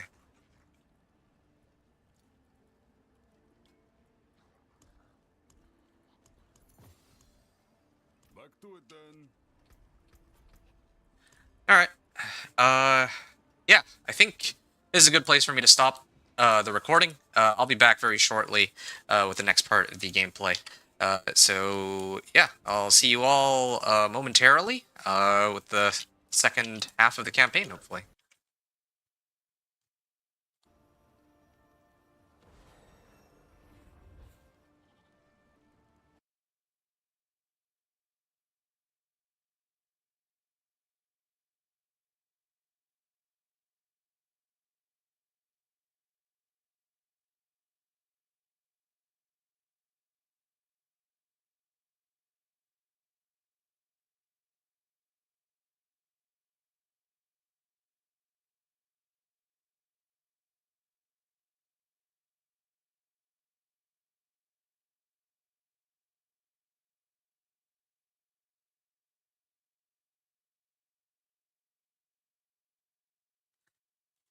Okay, perfect. I am back with the second part of the campaign here.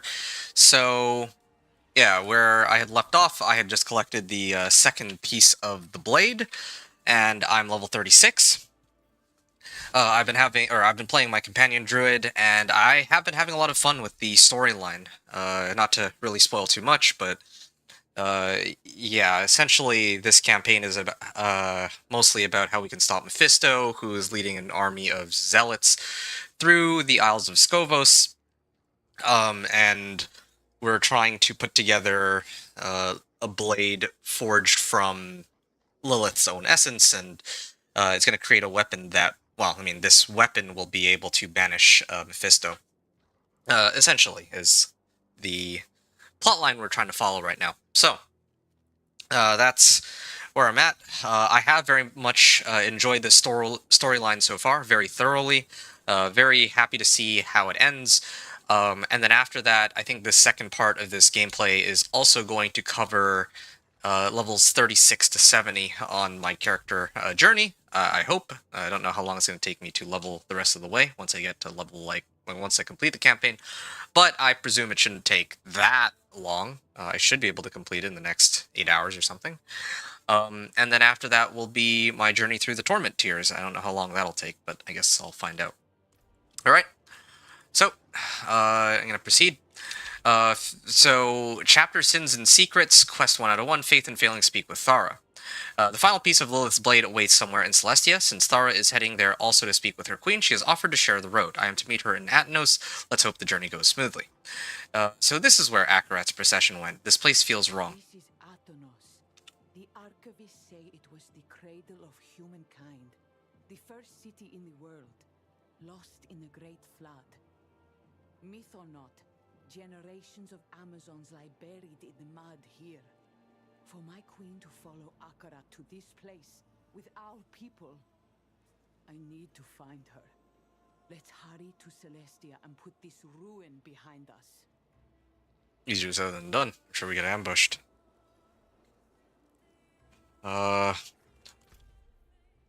It appears... Oh.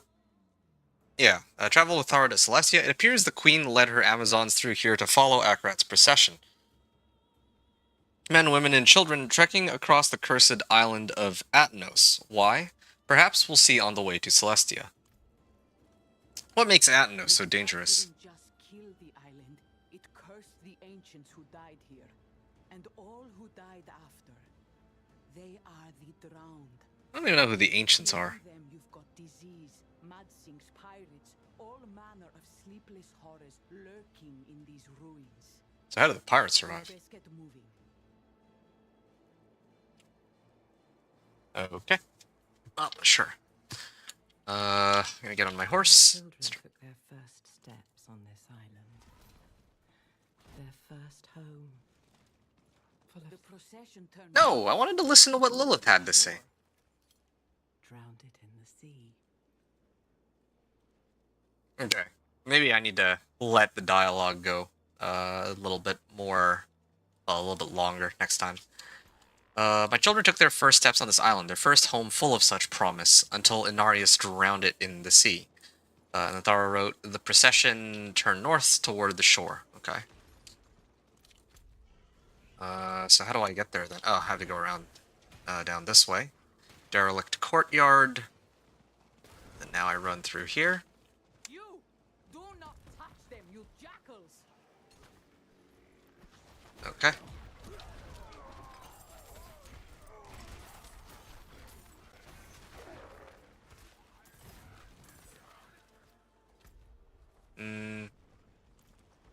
Alright. More of our people left behind. Is this Akarat's salvation? Slain Amazon. Soiled leaflet. The fires of the mainland have at last spread to our shores. Our Amazons fight valiantly against them, but we are not equal to this threat. We must place our hope and our lives in Akarat's hands. Follow him with me to Athanos, and I swear upon my shield, the darkness will pass. Okay. So, that gives us a hint as to what's going on. Good fortune you made it. Oh no. Akarat is about to begin his sermon. Amazon Sentry. Wait, here we go. Description says, following the trail north, we encountered a group of Amazon sentries. They seem strangely happy to see us. What is going on? Akarat is here? He is, on the old steps by the shore, where the pools of creation will rise. Oh boy. Rise from the bottom of the sea? Yes, sister, but not until the eclipse. You still have time. Go to Akarat and... Is the queen with him? Not yet. She's at the observatory, wasting words on the oracle. Good. We must speak with them both. Perhaps I should stay. Hear what Akarat is telling his flock. Very well, but tread softly. Conveniently, our character decides. My father will not drop his mask, but he can still strike. And without the blade, you cannot strike back. Wow. Lilith is actually being, like, so helpful and, like, chill about everything.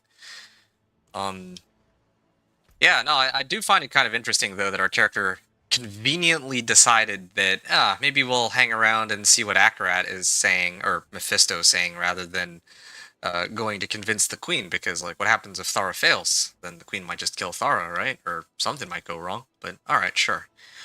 Description, well, I mean, I guess to be fair, we kind of have to trust in our allies, too, but still, like, yeah. Would have expected that we would continue going onward alongside him. Anyway,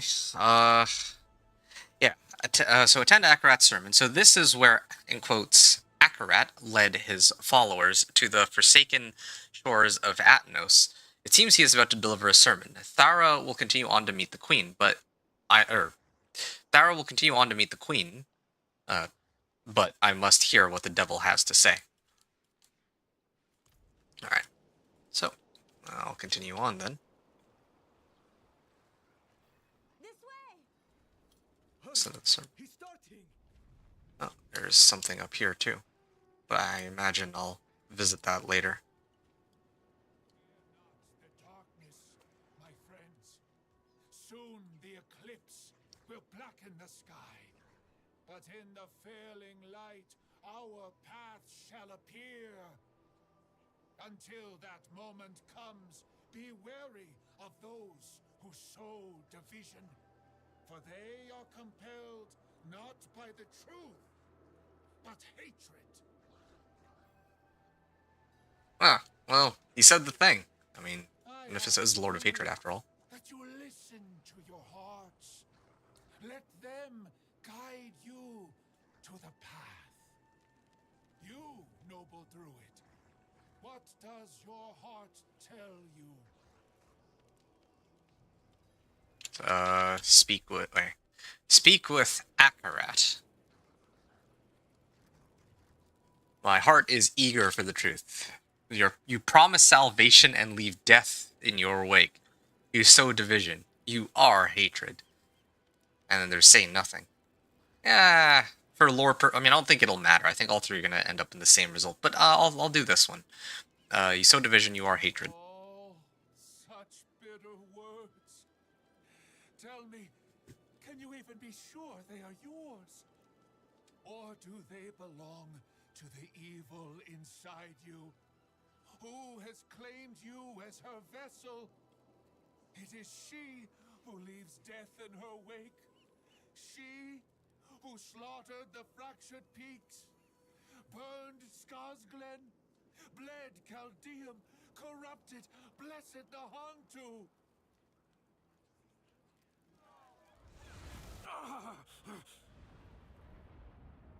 Look! See the hatred behind their mask! They will all see it soon. Everyone you have fought to save turned against you simply by hearing the truth. That you have been hiding the daughter of hatred inside of you. Hiding me. Enough.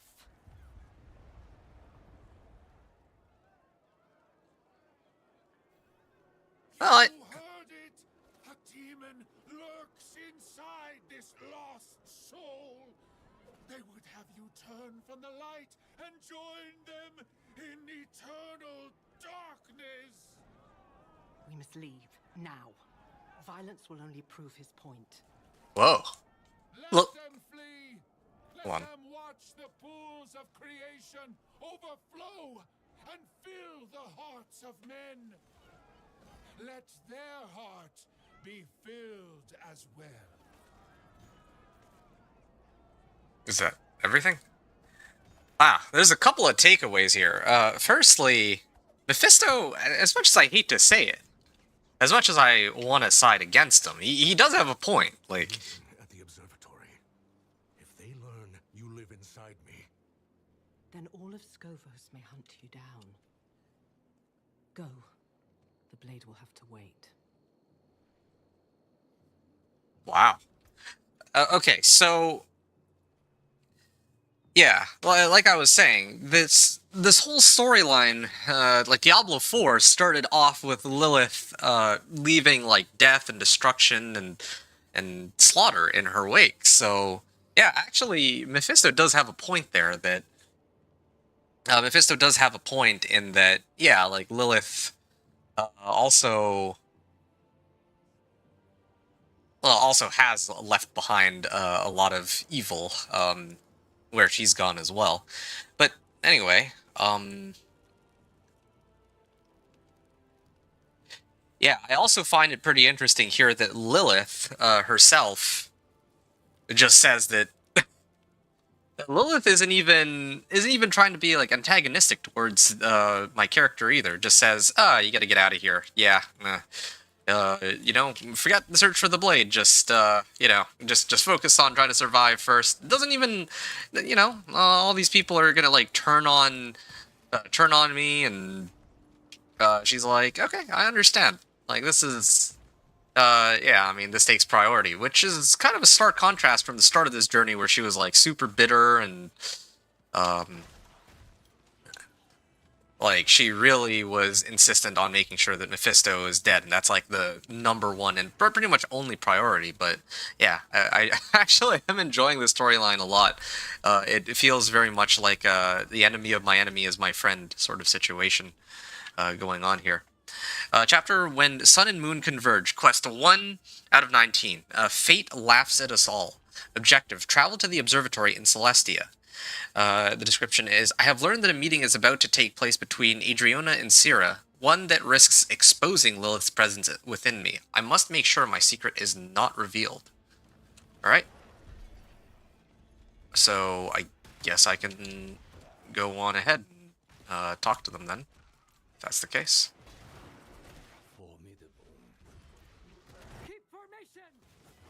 Yeah, I'll just skip past all these. That's a lot of Amazons. Here they are. Accounts of every eclipse in Skovos. Tell us what they say. Molly, listen in.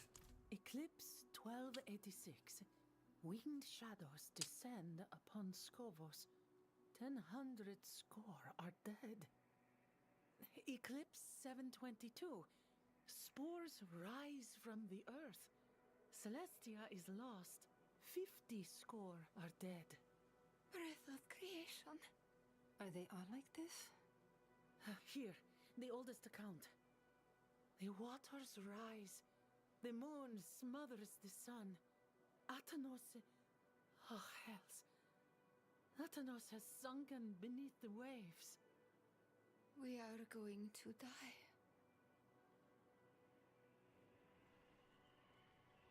Oh, well, that's awfully bleak.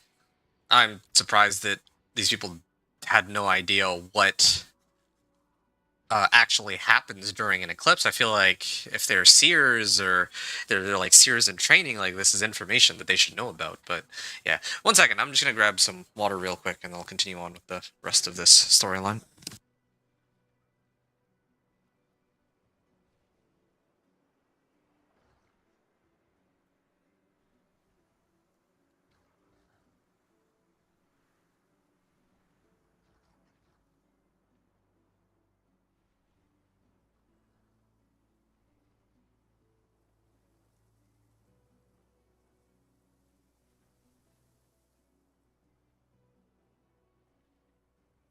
Alright. And is this her? Death comes to Skovos. I saw it. When the headsman's axe falls across the sun, the pools will run with blood. All will end. Okay, I'll talk to the seer in a second. Just want to see what else is out here. No? Nothing? Okay. Let's talk to the seer. How do you know this? In a vision. Please, you must tell the queen. She will go to Akarat's side and save us all. Please. Ooh, they're walking their doom. How about on this side? Anything over here? No, I guess not. Alright. Open the observatory door. Enter the observatory. I And... did not come here to debate you. I came to ask for your aid. And I cannot give it. You are my oracle. You are the one I should trust most. And instead, I am forced to come on hands and knees, begging for you. Friend, over here. Okay. What is this place? This is where seers peer into the sky, looking for omens, making sense of this world. The wind is still, the stars frozen. The oracle cries into her cups. Why are all these people gathered here? They're scared. They come to hear their fate from those who might change it. But I do not see much changing here. What is Queen Adriona doing here? She came here looking for Sira. They've been arguing since I arrived. Nothing else? I've seen Adriana like this before. She's learned something important. I know not what. Thara, I must tell you something. Shh. Tell me when this is over. The oracle speaks. This is all a trick. All of it. A trick? You have seen the sky. Your own people have seen it. Sanctuary is dying. And Akarat can save us. Akarat lies. He has woven all of these calamities for your eyes to see. The oracle is right. Thara, you are alive. The hands of Akarat plotted the invasion of Athalua. I saw it with my own eyes. And I was not the only one. Friend, approach. Alright. What Thara says is true. Wait. Your face. Oh, Thara. She knows. You have all seen what I have. The world is dying, and hatred is its cause. You blame Akarat, but I ask you to consider another possibility. Mainlander, are the rumors true?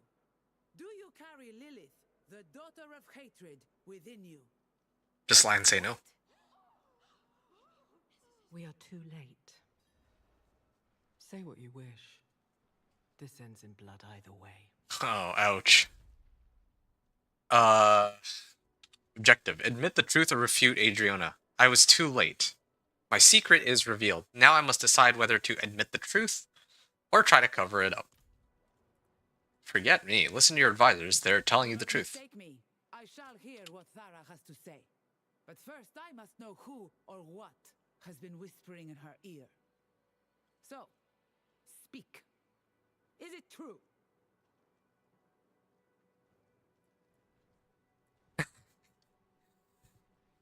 It's true, but I trust Lilith no more than you do. I want the same thing as you to save Sanctuary from hatred, as the first option. Then Akarat lies to you. No demon lives within me, as the second option. And then, does it matter what I say? Akarat has already poisoned your mind against me as the third option. Well, I guess I'll go with the third one. I mean, again, all three of them will lead to the same outcome as Lilith has already spoiled, but why not? Oh, he has done no such thing. I realized this of my own accord. When my murderer left Themis, I had him followed, and he met you.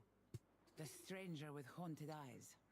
My scouts followed you all the way to the Temple of Life, and you emerged with a shard of Lilith's bone.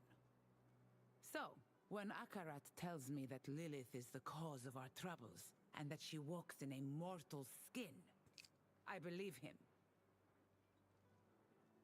Spear maidens, chain the demon. Please, Adriana. I am responsible. Oh. Sira.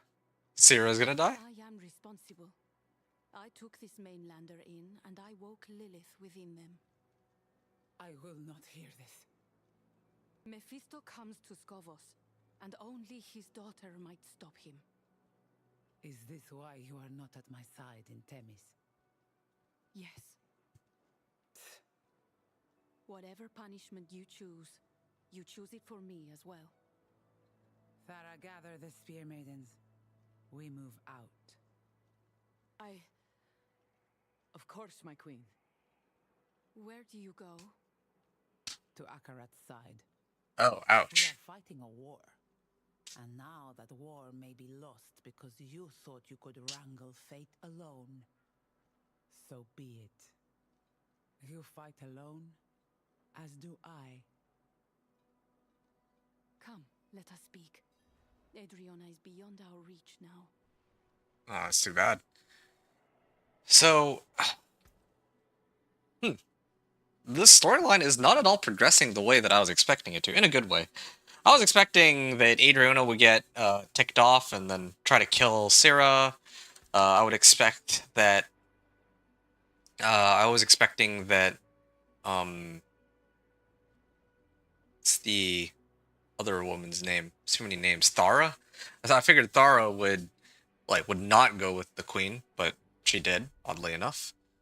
And yeah, I expected that they would try to chain us and that there would be bloodshed based off of what Lilith was saying. But none of this is going as expected. Anyway, Fate laughs at us all. Quest 1 out of 19. Objective: speak with Oracle Sierra. And the description is, this was a disaster. Were it not for the Oracle, I would have been arrested and Mephisto would have won. Well, I would have had to fight my way out, right? Were you once close with Adriana? I've known her since I was a girl. She doted on me. Treated me like a lovely, plumed parrot chattering nonsense.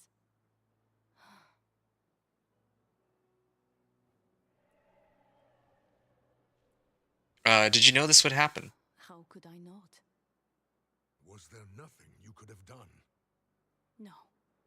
To tell her was to seal her fate. Always.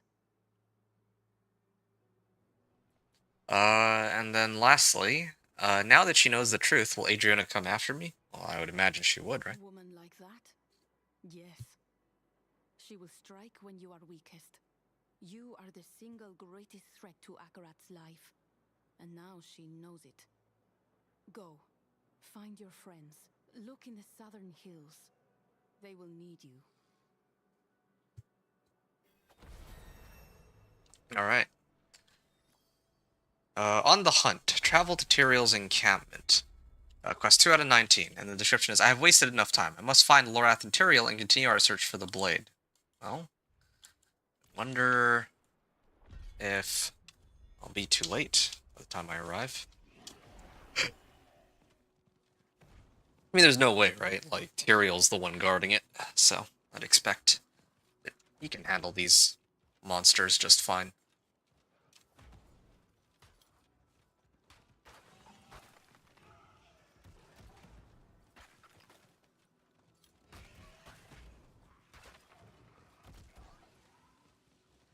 Over here.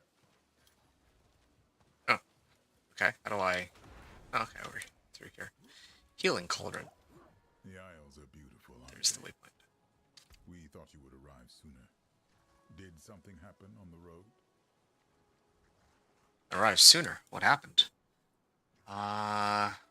Percent larger. The target dies, it moves itself towards new target. Oh, that's a pretty interesting one. I don't know why I didn't consider using that one before, but alright.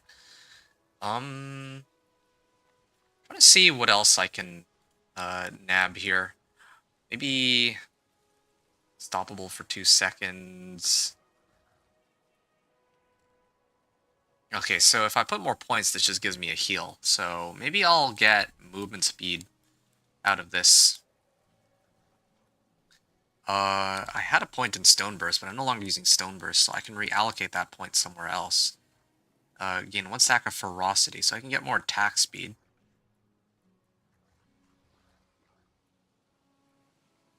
Comes a Werebear skill. Attacks twice.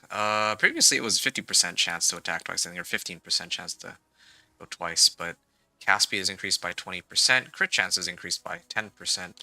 I don't even... Like, I don't know at this point what else I should try to pick up. I'm pretty kitted out on everything. Makes enemies vulnerable. I picked up all the passives. I've looked at a lot of the passives, and this is kind of... Yeah, I think I'm pretty locked in on all this.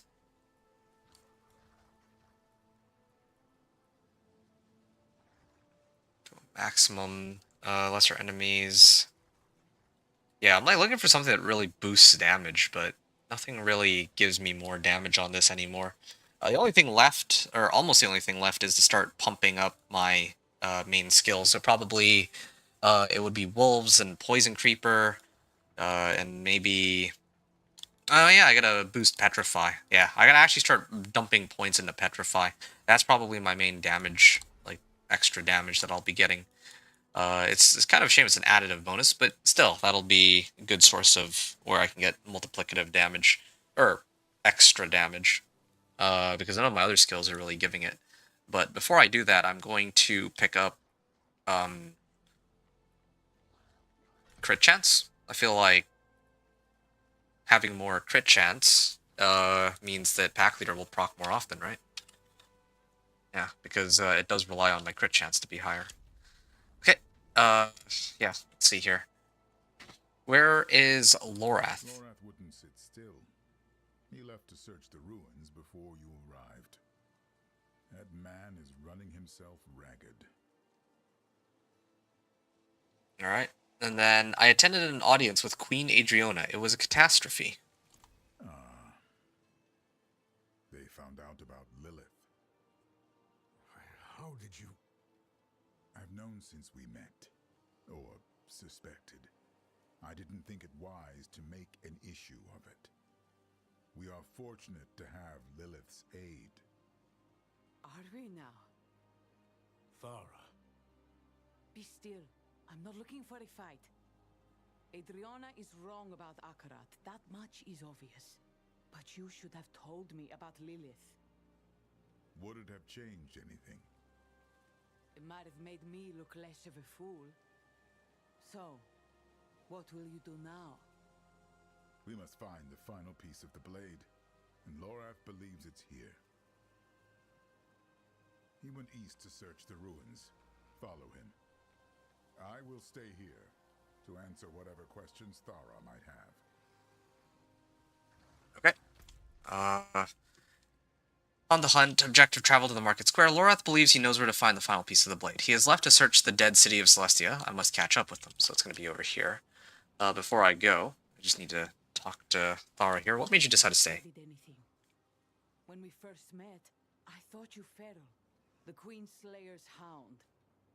But I watched you, and despite everything, you seemed to act for the good of Skovos. I believed you as someone I could count on. Now I wonder if I was right the first time. But so far, I've done nothing but help them. Okay, fair. Tyrael.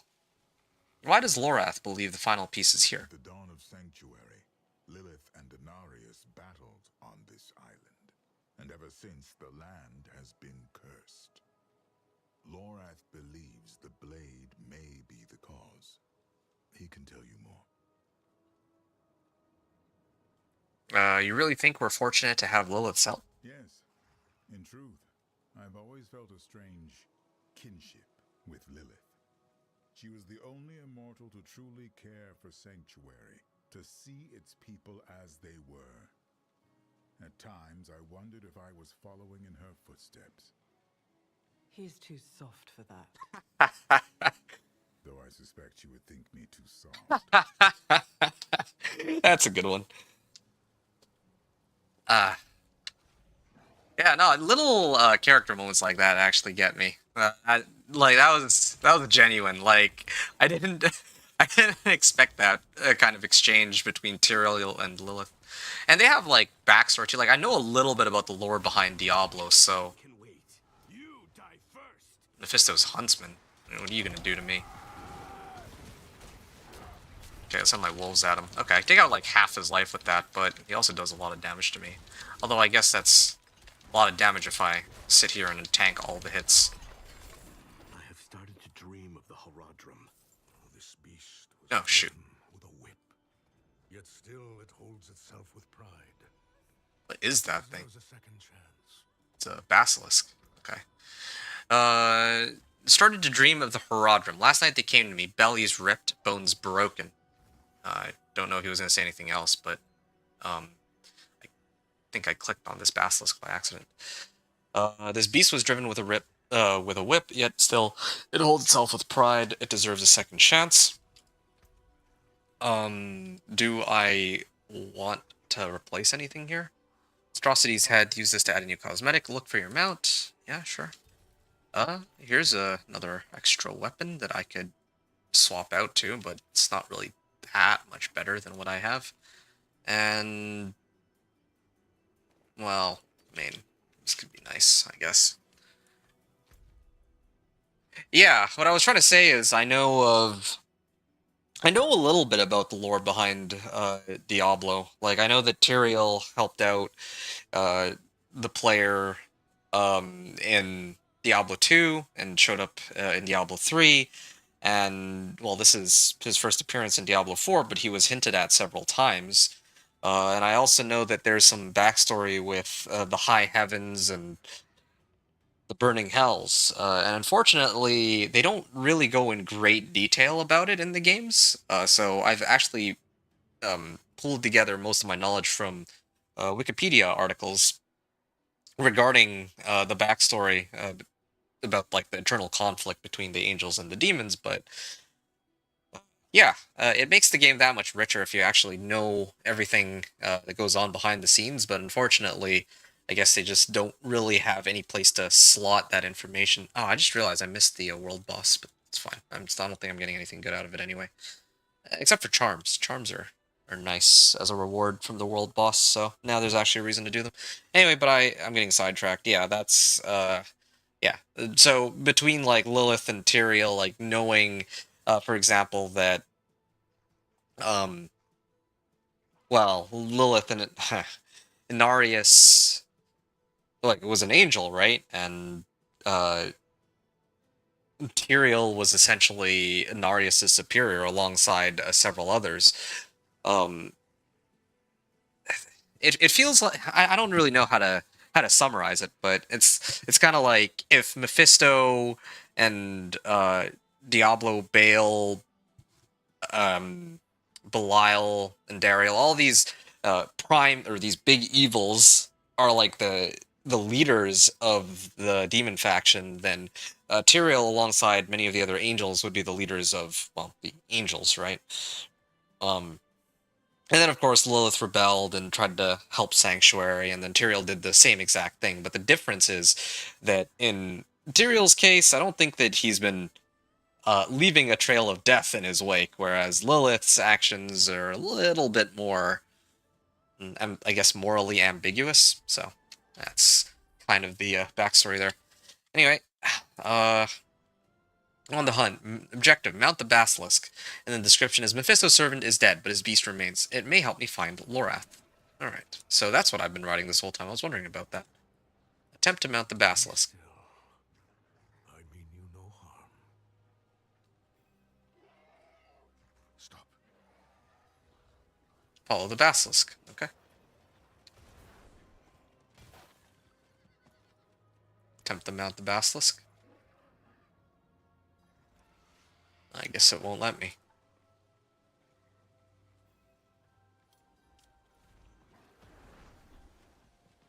Oi, stay back. What's going on here? Objective, speak with Lorath, and then the description is, with the beast's aid, I have found Lorath. Now it's time we resume our search for the blade, alongside a new ally. Be the basilisk? I can't even interact with it. What's with the shift in music? Oh! Oh, okay. I can adjust my mount, I guess that's what it's for. Are you okay? Besides that thing scaring me half to death. Oh, you seem plenty alive to me. More than its master can say.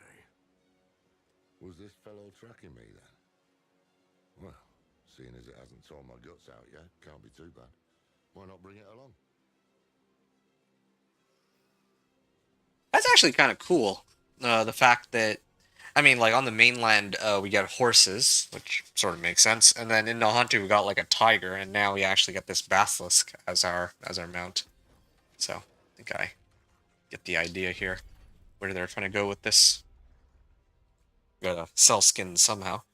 Anyway, chapter When Sun and Moon Converge, quest 3 out of 19, a Withering Curse, objective Speak with Lorath. And the description is, it's time we resume our search for the blade. Lorath believes it's here, buried under this cursed city. Alright. Have you found anything? Maybe. This land we stand on, the stories say Lilith and Inarius fought here, and they left a curse in their wake. I think it's the blade. I think it's here, buried somewhere in those ruins. Just got to... Oh, damn knee. Are you all right? Until we find that blade, it doesn't really matter, does it? Come on. The city was built around an old Colosseum, just southeast of here. That's where we should look first. The Ascari have tried to settle here for years. These homes, they were the most recent attempt. But the curse is in the soil. Crops wither. People starve. Foul things grow where nothing else will. The city was built around an old Colosseum just southeast of here. That's where we should look first. Okay, I see. So, travel to the bowels of the old city as the objective, and then it's time we resume our search for the blade. Oh wait, no, I already had said that one. Alright. The Cankering Center. I presume this would be it. Alright, let's talk to him and see. Alright. What will we find down there? I wish I could tell you. Most folk who come here don't return. Best be on your guard.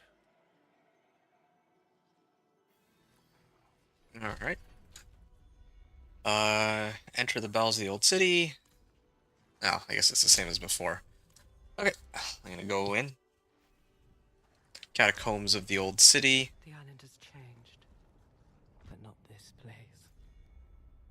Objective, explore the bell. I hoped never to come here again. Well, if she's talking, I'll take it as a good sign. Lilith is shaken by this place. Something terrible happened here eons ago. But what? Oh, that was an accident. Didn't mean to click that, but sure. Well, I got a little bit of movement speed out of it at least. Actually, speaking of movement speed, I'm supposed to have more movement speed on this, but oh well.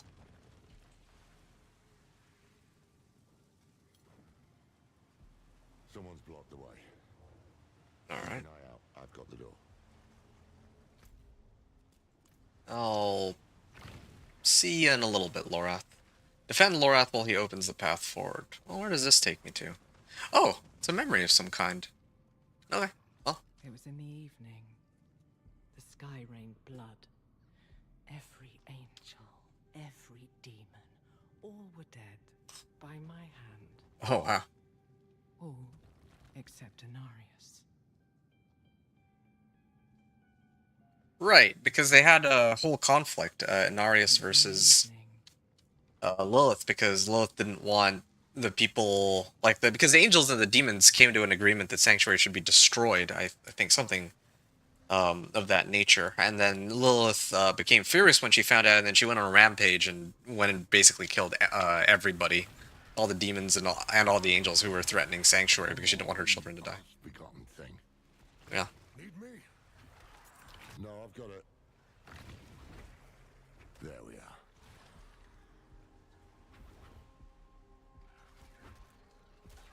Okay.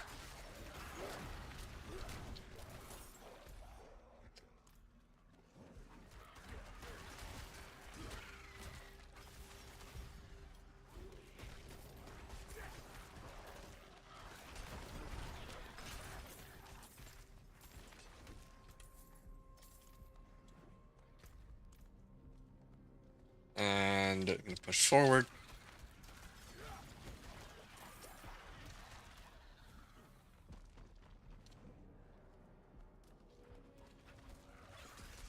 Well, there's like 3 different directions I can go. I don't know which of these paths I should take first. Oh, that was an accident. Oops. Hold on. Attacks twice. Yeah, I'm taking a lot of damage now. I'm like much higher level now than before, so it is starting to cost. It is actually starting to. I am starting to take a lot more damage than before.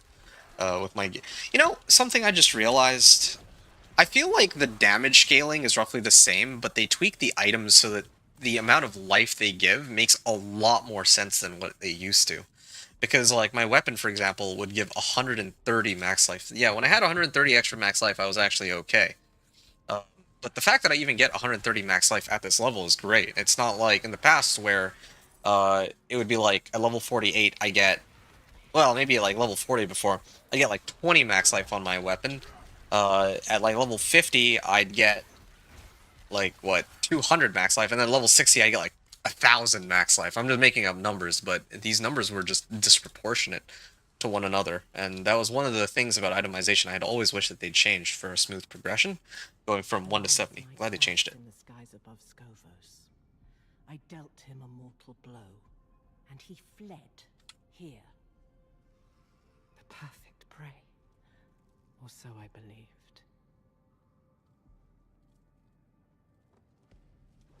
Okay.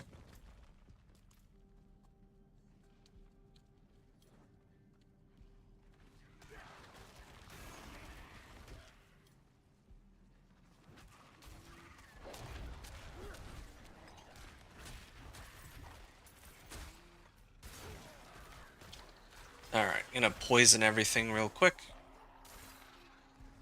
And I guess there's not really anything here. I'm just gonna keep heading to the top left then.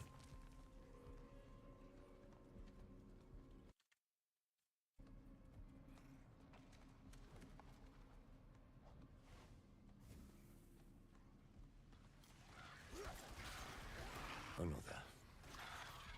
Okay.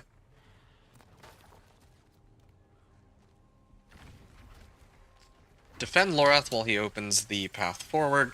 I'm gonna let my wolves handle this while I maybe read through some of my items. Open. No time to waste. Okay. That was fast.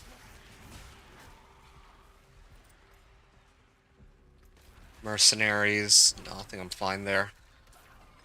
I did select all the skills, right? Yeah.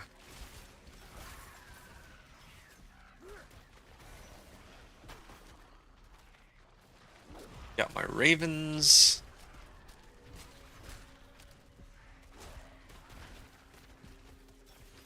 I'm surprised that they didn't make these companion skills. They didn't give them a way to turn them into like core skills or anything. That would have been nice, I think. All wolves upgrades are increased by 100%. What would that entail? Oh, maybe this one would be 200% damage if they get broken out of crowd control. Yeah, well, I don't really need that. My wolves aren't always crowd controlled anyway.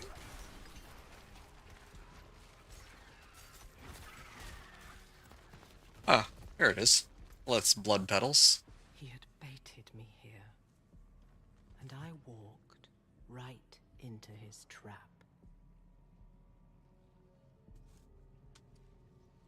Okay.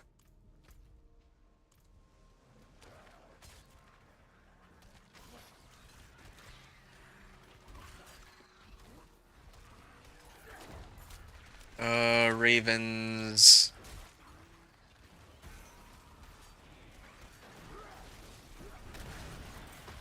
Explore the bowels of the old city. Is there anything here, or is this just... I mean, for sure it's... Oh, yeah, okay.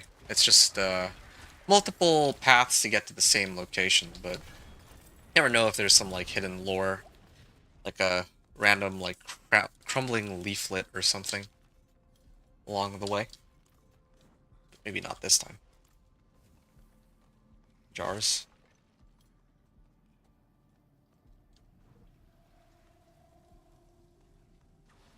He had baited me here. Yeah, I already went over that. Mother's name. I was right. This is where Inarius banished Lilith to the Oh. years ago. I spent millennia in there, always falling into the dark. At first, I feared I might one day hit the bottom. But as the years passed, as the decades passed, I prayed for the ground to reach me. Wow. The Void. Speak with Lorath. This is the place of Lilith's banishment, where Inarius sent her to the Void. It's no wonder the city died with this laying beneath it. So talking to Lorath, how did Inarius get a piece of the blade? Maybe Rathma gave it to him. No. Inarius stole it. What had once been a part of me, he used against me, because he could do nothing by his own power. Oh, wow. You know, every time Lilith's talking to you, you get this foggy look in your eyes. It's damned unsettling. How did you know this was down here? I had a hunch. No one knew how Inarius banished Lilith. And no one knew how the curse began. Thought the blade might be our missing link. Inarius was reckless. The blade was broken, a jagged edge where it should have been honed. To use it like this would always leave a scar.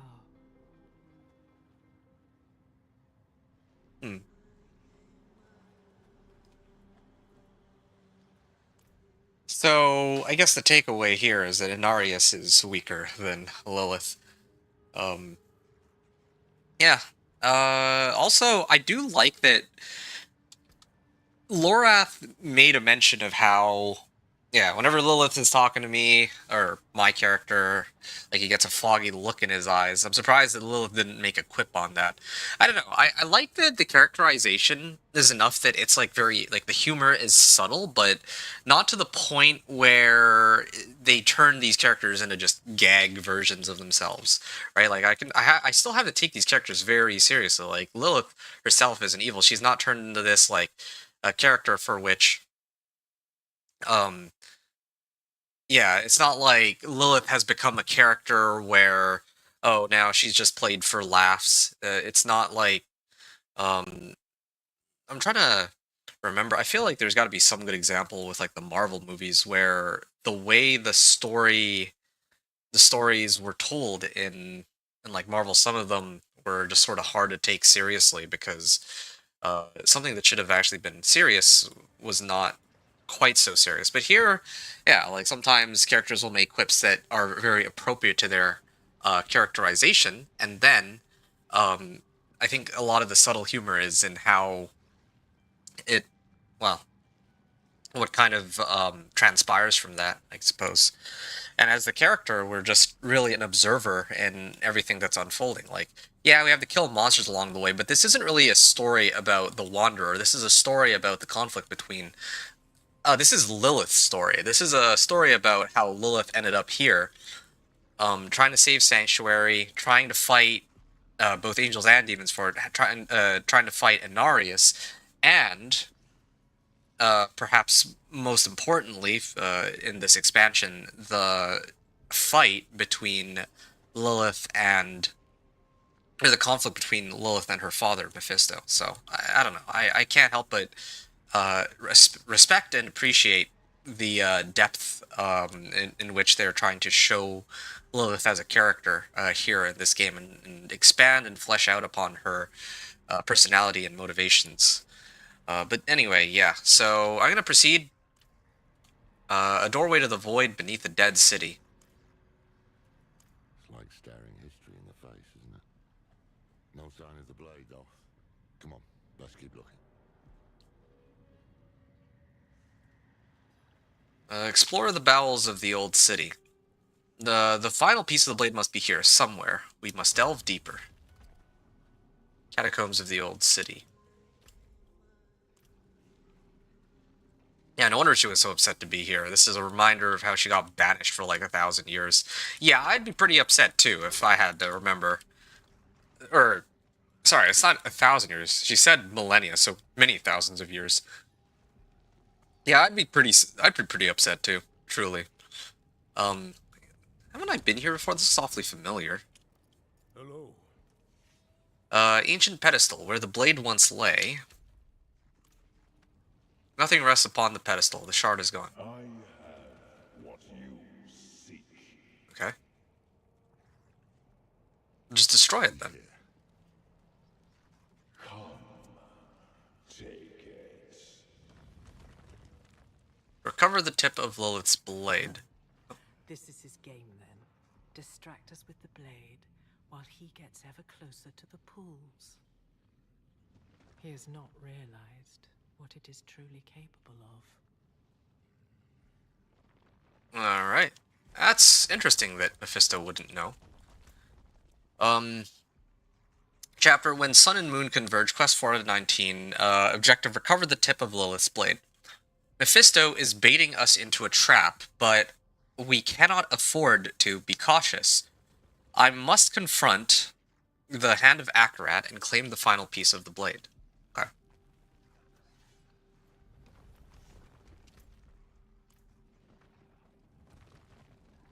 There you are.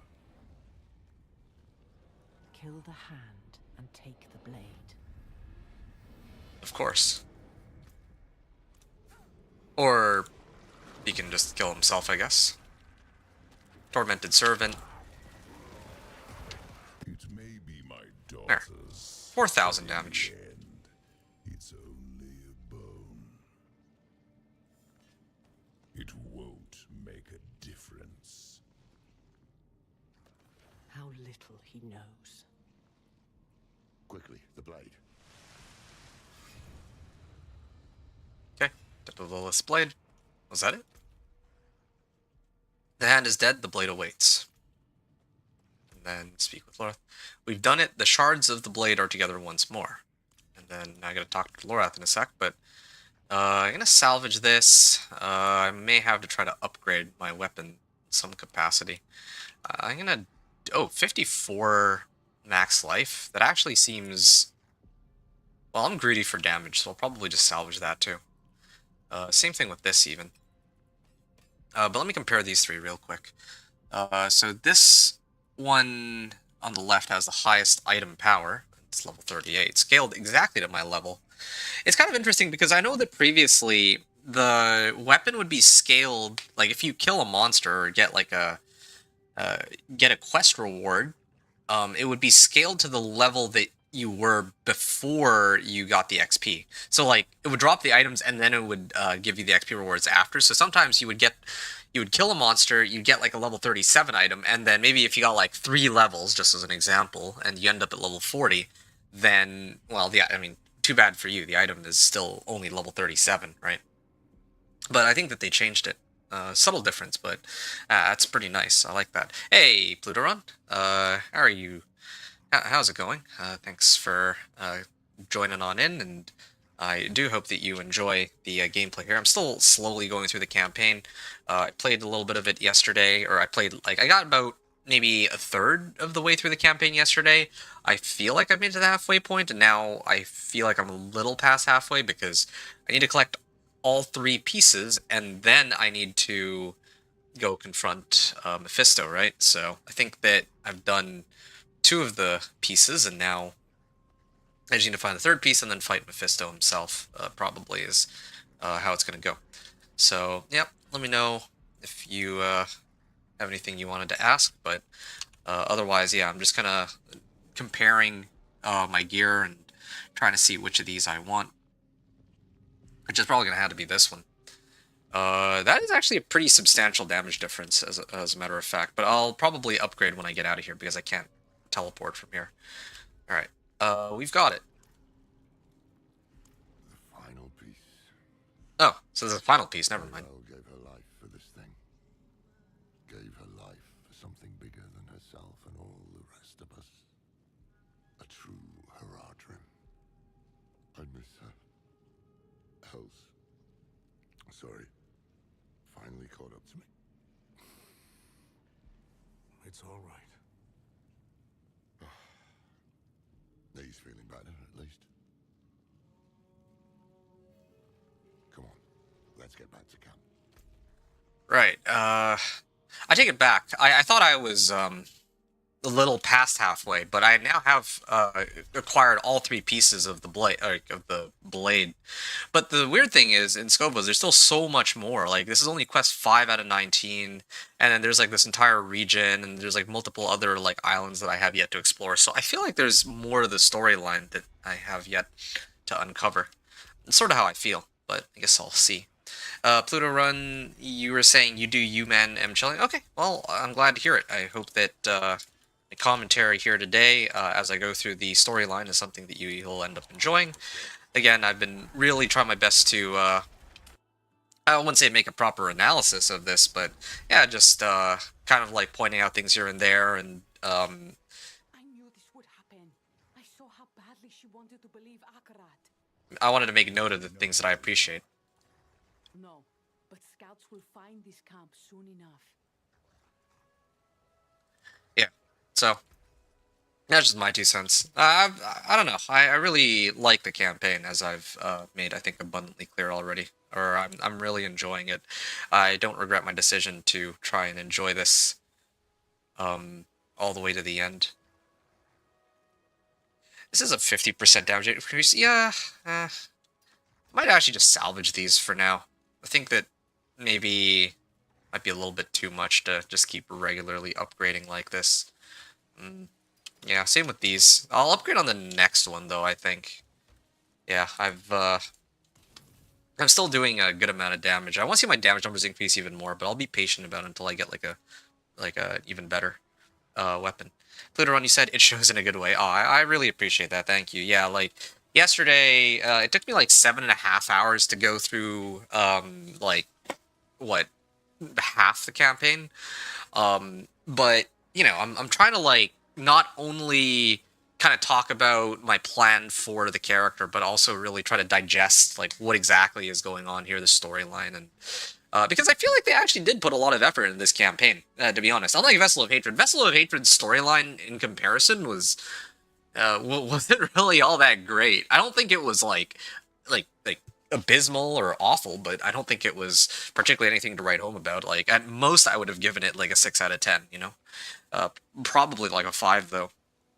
If I would consider the original Diablo 4 campaign like a 6 or 7 out of 10, as I talked to people about yesterday. This one for me is at least a pretty solid 7, maybe 7.5 to 8 range, even in my eyes, at a minimum.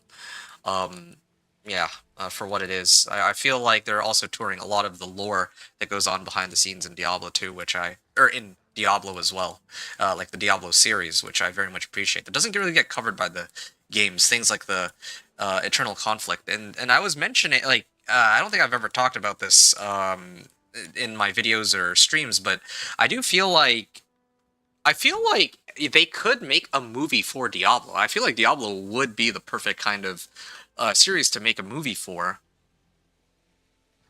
but it's just a question of what they would kind of cover. And I feel like the whole angels versus demons thing would be incredible. Like, that'd be groundbreaking, but of course the budget would be ginormous for it, so I don't ever see it happening. But who knows? Maybe in like 10-15 years they might cave in when, I don't know, when AI takes over or something. We'll see. Anyway, I'll talk to Tyrael here. Embers at Twilight. Objective speak with Tyrael. The description is, we've done it. The shards of the blade are together once more. It's time we return to Tyrael. Has something happened? Sorry, Pluto Run, you said matter of time, I think, because of the recent Elden Ring movie boom. Did they release a movie for Elden Ring? I didn't even know that they had such a thing in the works. I know that they have one for Call of Duty. I got a good laugh out of that one. I can't wait to see how that one's going to turn out. I can't imagine it being particularly good, to be honest. Like, in recent years, the storytelling has gone in a massive decline for Call of Duty series. Like, whatever happened, like, I actually really liked the storytelling in MW 2019. Heck, I didn't like the gameplay for 2022, but I actually liked the storyline for MW 2022. But again, like with Modern Warfare 3, like the new Modern Warfare 3, and with Black Ops 7, I have no faith in their storytelling abilities for the new Call of Duty movie that's coming out. And this is all a far cry from back when they had like COD 4, Modern Warfare 2, and Modern Warfare 3. Back then, they were playing with fire. They were talking about, like, basically, Modern Warfare 2 and Modern Warfare 3 kind of devolved into, well, I shouldn't say devolved, but it was basically what it was basically a reimagining of what World War III would be like, right? In today's world, I don't think that's something they could really try to recreate. I feel like there's like so much nuance behind like the politics and well, yeah, behind the politics of it. But with that said, there's still ways to make characters compelling, even without like a global conflict, as they had in the original, like in the golden age of COD, right? The reason I'm bringing up Call of Duty is I feel kind of I have mixed feelings about Diablo as a series for storytelling. I mean, like Diablo 3 had, the way they killed off Cain was so anticlimactic. Here in Diablo 4, they have a lot of like hit or miss moments. Vessel of Hatred for me was a huge miss. So when I saw Lord of Hatred, I went into this with extremely low expectations, and frankly, I wouldn't say that. I don't know if I would go as far as saying I've been blown away, but I'm actually really liking it. I think that they've really done a good job so far from what I've seen with the storytelling, and I have been enjoying like every minute of the campaign. It has been pretty amazing. I'm not even really all that upset that I don't get to go into like torment tiers early. Like I don't even really care. I just want to kind of see what happens in the end here. And my character's progressing quite nicely in terms of levels too, while I'm listening to all the dialogue, so it's good. Uh, Pluto Run, you said they will see the profit from that, and hopefully, and we will get a Diablo movie. I mean, I don't know what goes on behind the scenes, right? But I don't know if like the Elden Ring movie will, like, if we look at the cinematics, like picture this, right? There, Diablo. I think you and I can both agree the Diablo cinematics are just top notch. You know what? Give me like 2 seconds. Let me finish listening to the dialogue, and then I can actually proceed with the gameplay while I talk to you about my thoughts on these things. So yeah, has something happened? Adriana is on the move. She's not taking the confrontation lightly. You, Lorath, even Tyrael. We're the enemy now. Well, we've been worse before. Just means we keep moving. You have the final piece of the blade, then? That we do. Reforging the blade will not be easy. It is the shattered bone of a demon. No simple smithy will suffice. But I have an idea. Not far from here is a Horadric vault. The first we ever built. And inside... Oh, you clever man. There's a cube just waiting for us in there. Horadric cube? Indeed. The vault is where we will forge the blade anew. Nice. The old Horadrim certainly won't make things easy for us. They never have. Come. There is something I would ask you. The description is one final breath before the plunge. I should try to enjoy this moment for however long it lasts. And then I can talk to Tyrael in a second. But Lilith said there is something I would ask you, but I don't know how I even talk to her here. And again, like, I don't know... So I have to go reforge the blade. I mean, it makes sense. So basically, if I could, like, summarize everything that's happened so far. First... I'd say like I could divide this into 4 acts so far, from what I've seen. So 4 acts for the storyline. There's everything leading up until I get the boat over to Skovos, so like pre-Skovos. Then when I make it to Skovos, I guess I have to go and confront Mephisto. Then there's gathering all 3 pieces of the blade, and then now we're on the 4th act, which, well, I mean, not to be confused, like, I guess, parts of the campaign. Chapters, yeah. Well, I mean, they also use the word chapter. Anyway, Yeah, so they have pre-Scovos, they have, when you actually land on Scovos, then there's reforging the blade, or there's getting the blade, then there's reforging the blade, and I guess the next part will be actually killing Mephisto himself. I'm guessing that this area, or, yeah, this area here will probably be for the Herodric Vault, and then this area here will probably be for, where we'll confront Mephisto himself once and for all. That's my guess. So, 5 different parts. And it was much faster than like, or sorry, I feel like there's a lot more depth with this campaign than with Vessel of Hatred, as I was mentioning before. Anyway, speak with Turiel when you're ready to leave Celestia. So I guess that would be the next area here. I wonder if there's like a path to get through from here, but yeah, talk to Lorath, and I'm going to go through these 3. You look pensive. What are you thinking about? Oh, nothing. Was imagining Nairal here. Meeting Tyrell. Matter in a way. She should be here. I mean, this moment should have been hers.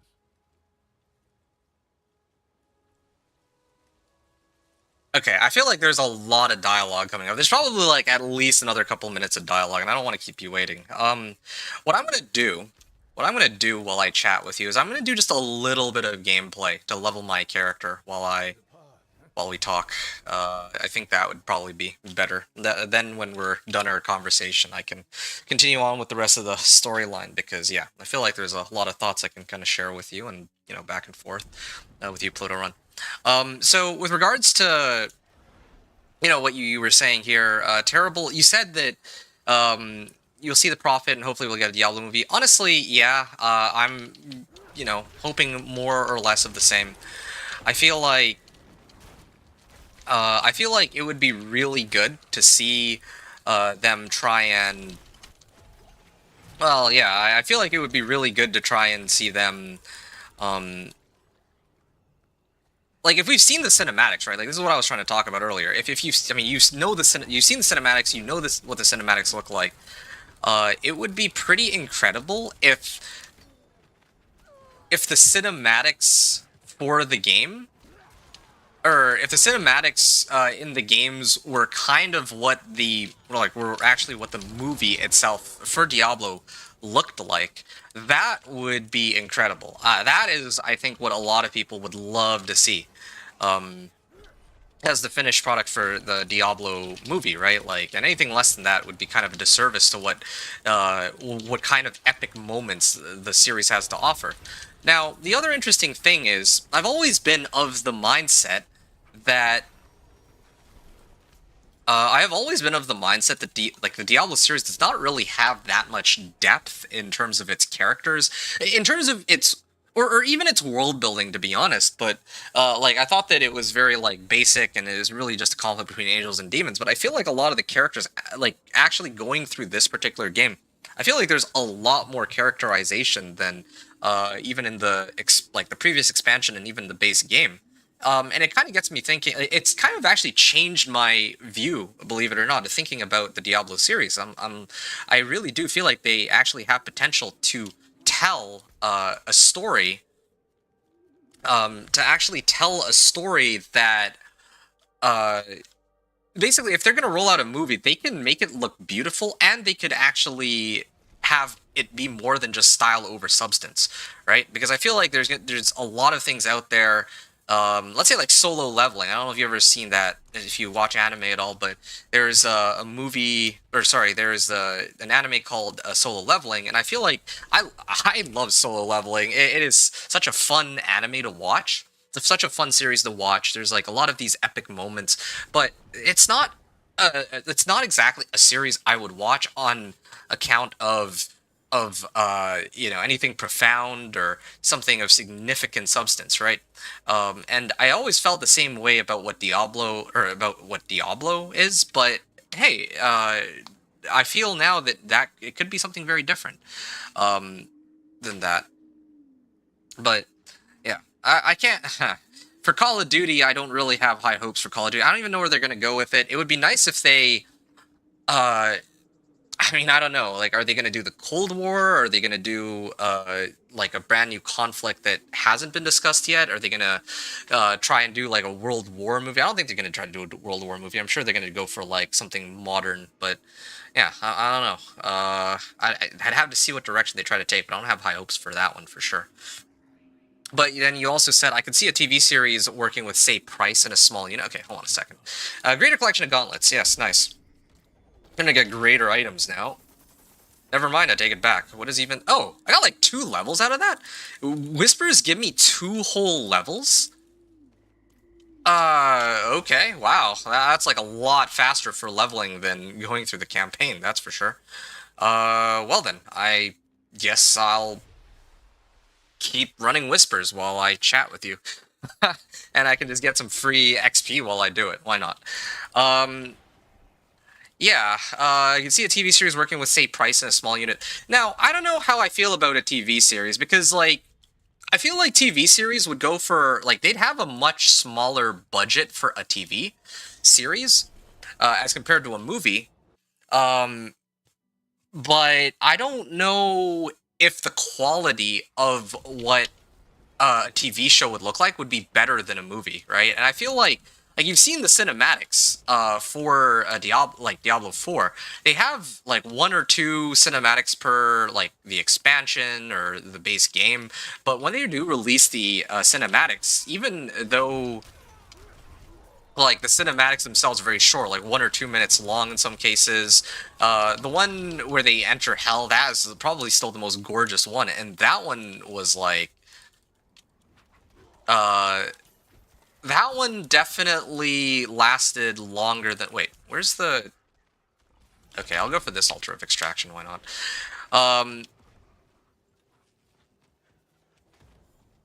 Yeah, I lost my train of thought here. I just feel like... I guess I feel like if it was a movie, I'd love to see like 2 hours of what that cutscene with that woman Prava, yeah, Reverend Prava,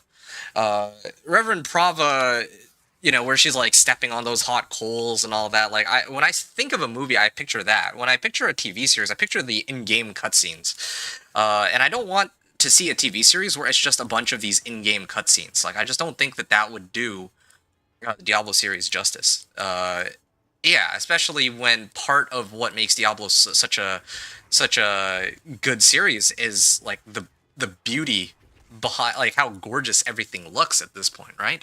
That's how it's always been, even in the original game. Maybe not Diablo 1, but Diablo 2, the cinematics were like so far ahead of their time, in my opinion. Diablo 3, the cutscenes, even to this day, when Diablo fights, I don't remember the name of that angel, guy who fought Tyrael and all that stuff is just so...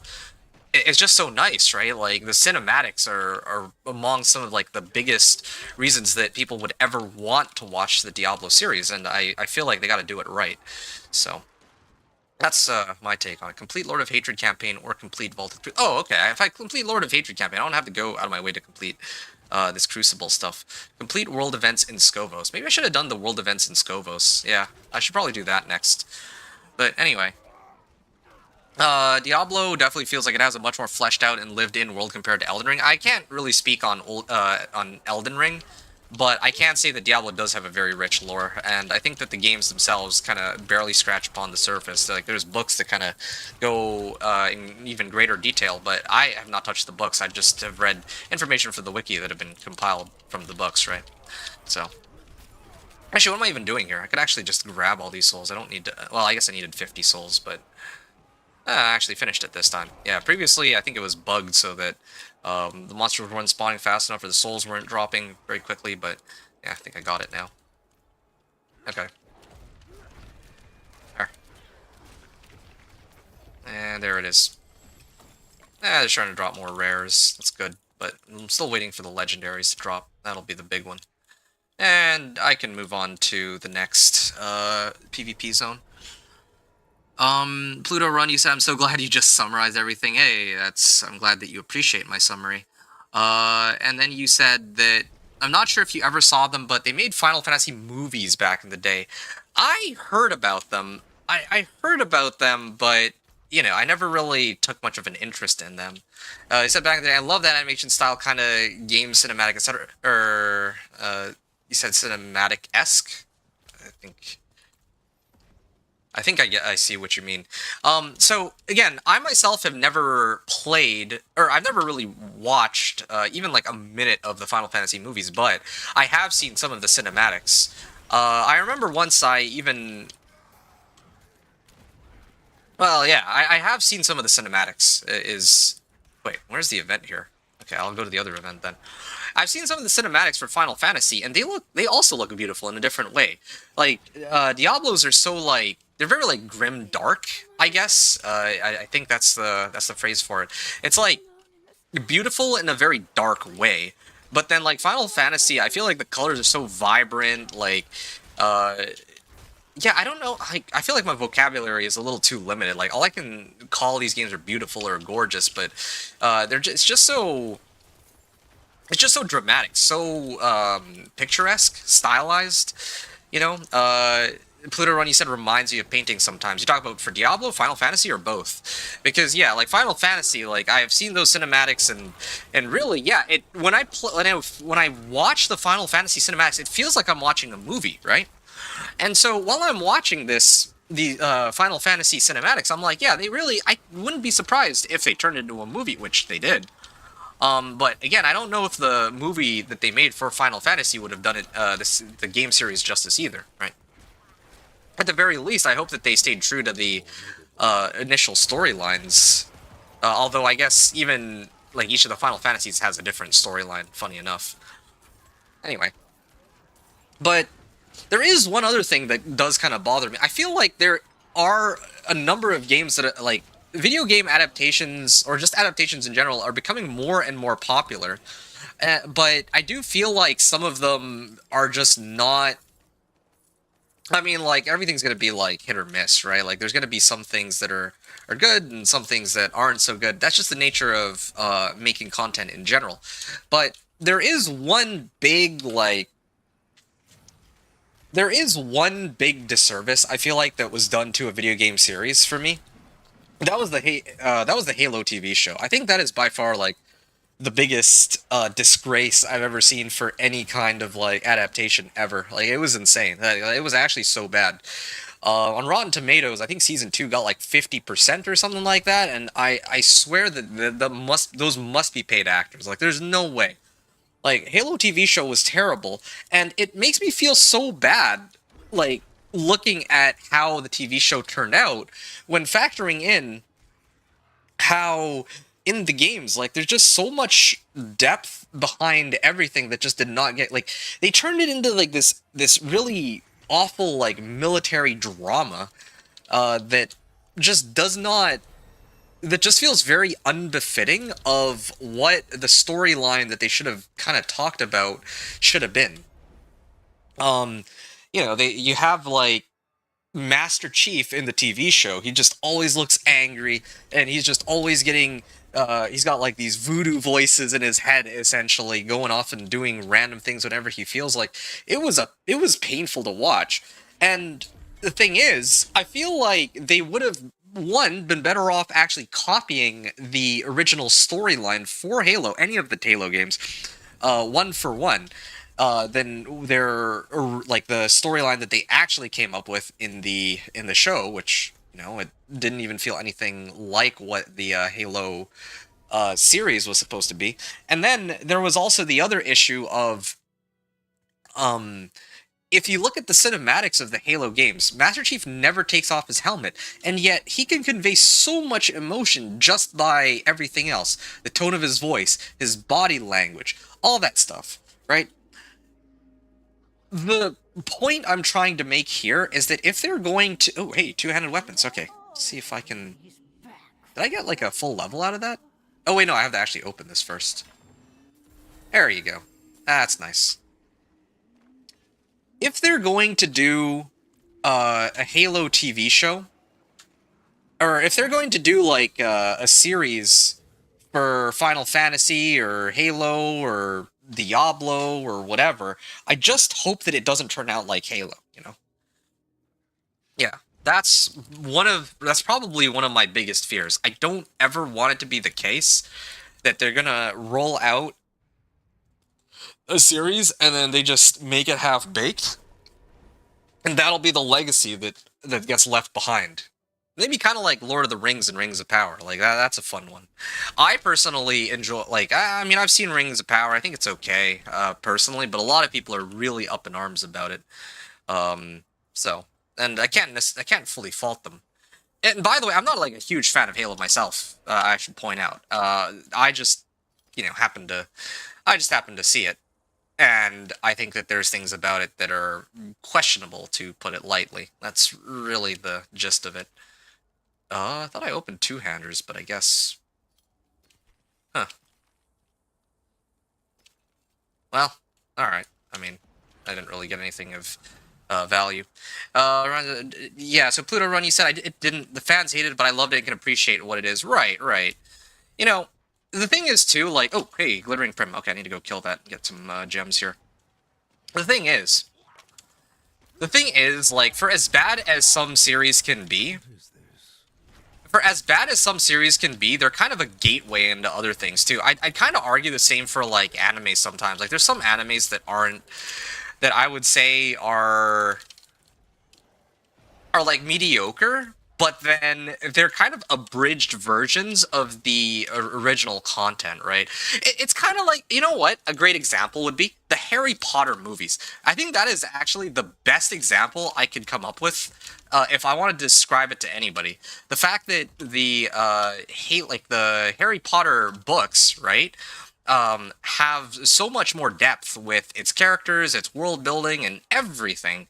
And there is just no feasible way they could ever convert, even as well, maybe in the TV show that they're rolling out, it might do better, I don't know.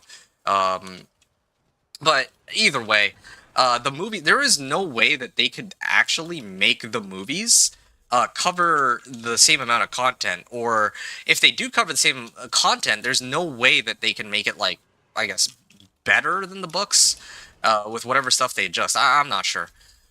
Frankly. But, yeah, I feel like with, but they can come close, like, there's some adaptations that do it kind of a nice service, like, let's say, like, Fallout. I think Fallout did a pretty good job. Like, I watched Fallout and I'm like, yeah, like, they captured the essence of Fallout without copying the, like, Fallout 1 or Fallout 2 or any other Fallout, like, one for one. It's its own kind of, like, original storyline, and yet it is still, like, fun to watch, right? So, anyway, you get the idea. Alright, I've done my whispers here. I got a chance to yap a little bit. Now I can kind of go back and continue the campaign. Yeah, Pluto Run, you said, okay, I actually agree with you there. I normally am okay with them trying to do a show like that, but Halo was too far. You can't do that bad. No, I completely agree. Now, the problem is, there is this, like, subjectivity of, what makes, like, a good show and what doesn't, and there's going to be some people who are going to argue that, what's a prime example? I think a prime example would be, like, The Witcher. I don't know if you've ever seen the Witcher TV show. Now, there's a lot of people who absolutely hate it, right? There's a lot of people who think it is like a crime against humanity, how bad it is. But I watch it and I kind of enjoy it, right? So there's definitely some kind of, like, there's a little bit of subjectivity there too, of, like, what, if you have, like, a TV show, like, what defines something that's too terrible to watch, right? It kind of reminds you of, like, Dragon Ball Evolution. I don't know if you've ever seen that one. Dragon Ball Evolution, and I think the original Avatar: The Last Airbender movie, the original live action, I think those two were some of the most disrespectful, that's the word I'm looking for, adaptations I think I've ever seen. Hands down, like that was actually terrible. Fun to watch still, isn't it? Yeah, no, I agree. No, it's definitely some things demand more respect than they get, than they've gotten, right? Yeah, like, I'm glad that you've seen Halo, so I can actually rant about this. Like, Halo was actually terrible, the TV show. But again, like, some people liked it, and some people probably, it was kind of a gateway into the actual source material, which maybe some people actually found the source material and they hated it. But I imagine that, it's like you enjoy, like, some people actually enjoy the TV show, and then they got into the material in greater depth, and they were like, oh, yeah, this is actually amazing. Anyway, I'm getting really sidetracked though. I guess the point I was trying to make was I'm really hoping, like this is the main like gist of what I'm trying to say. I would love to see a Diablo movie. Heck, I would love to see a Diablo TV show. But if they do make a Diablo movie, or if they make a Diablo TV show, I don't want it to be some slapstick comedy, and some, like, abomination that is completely disrespectful to the original source content. I don't want them to destroy the legacy, although some people would argue it's a little bit too late for that in the Diablo series with Diablo Immortal and some of the other controversies that have surrounded the series, but still, I don't want them to like tarnish the legacy of the series by rolling out garbage, essentially, just for the sake of trying to make money, but doing it like half-baked. Like, they gotta get the right people for the job and make sure that it actually turns out to a good finished product. I hope. I mean, I can only hope for so much, right? And at the end of the day, like, there's, no matter what they produce, there's gonna be some people who are gonna be dissatisfied with the finished product. That's just the nature of how these things turn out. But me personally, I don't think that my standards are particularly high. I'm not one of these people who's like a Diablo purist.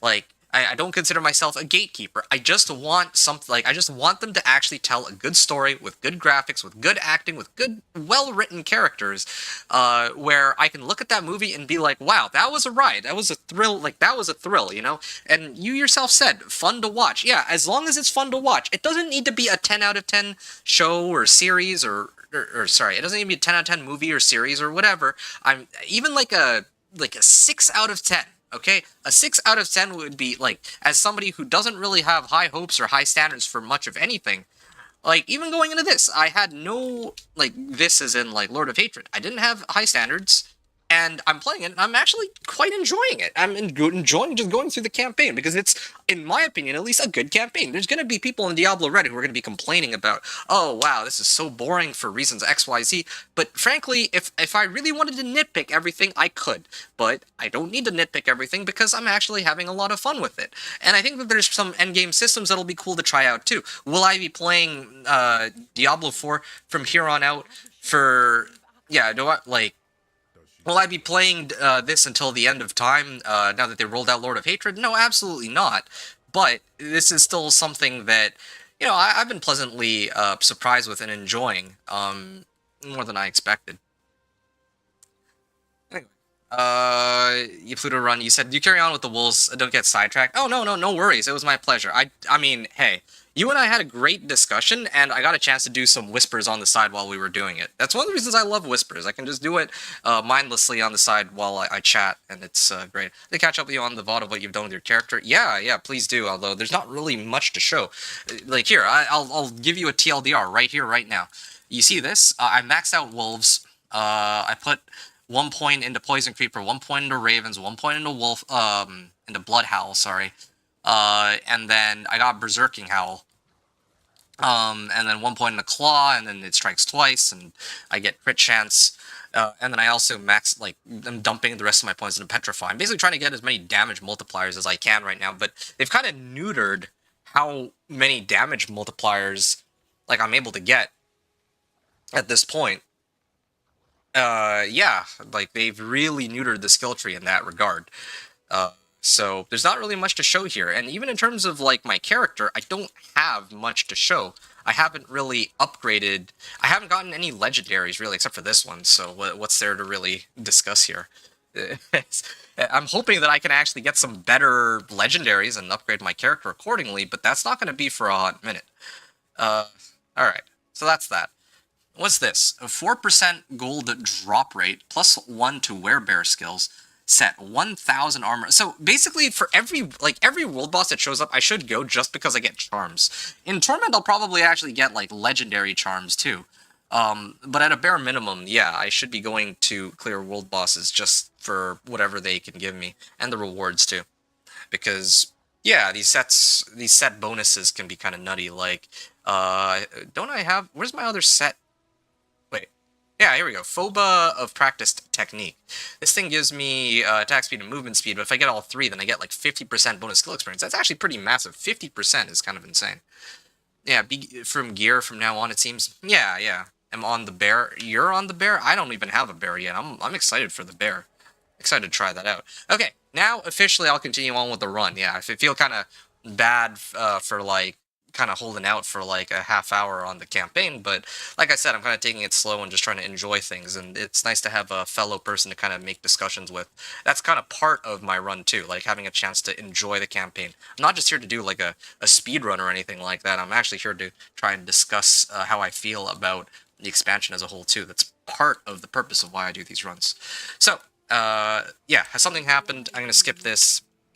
Okay, make your preparations, right, and then Lilith will say that she wants to talk to me, and then I'm gonna start following along.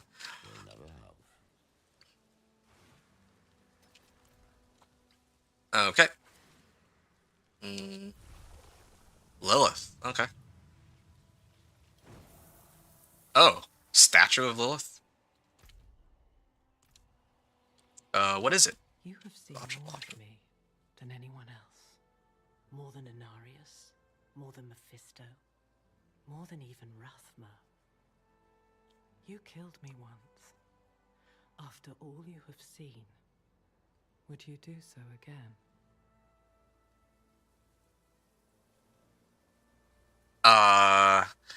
Oh, yes, no, and I don't know. I mean, personally, like, what were her motivations in the previous, in the original? Basically strengthen humanity, to be powerful enough to take down the angels, but in the process she would have had to kill, like, a whole lot of people, or, well, she ended up killing a lot of people as a result of that. So, in all truth, yeah, I probably would, like, lore-wise, I would still go after her and kill her, even knowing what I know now. She is, like, a deeply flawed character, but her actions do still, you know, define who she is more than, you know, her motivations in this case, right? In this particular case, not trying to get into a discussion about real life. But for the sake of, like, I feel like the most intriguing response here, the most interesting response to give for me personally would be I don't know, and the response she would give to that. So I'm gonna go with I don't know. You are honest, at least. Perhaps I owe you honesty as well. I pity you. You are caught between the world you wish for and the world you live in, and you can choose neither. But in that, you remind me of my son, and I miss my son terribly.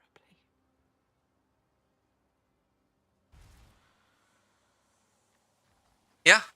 No, I'm really liking that Lilith isn't just a pure evil character either. It's nice that I have a chance to really learn more about Lilith as a character, her motivations, and kind of like her backstory, and how she ended up in this stage where she's at, and why she wants to stop Mephisto or do the things she is. She's not just evil for the sake of being evil, which I think is great. I mean, that was always the case even in the original game, but here, being her being our ally, I feel like it drives that point home more because we get to learn more about her character in that regard.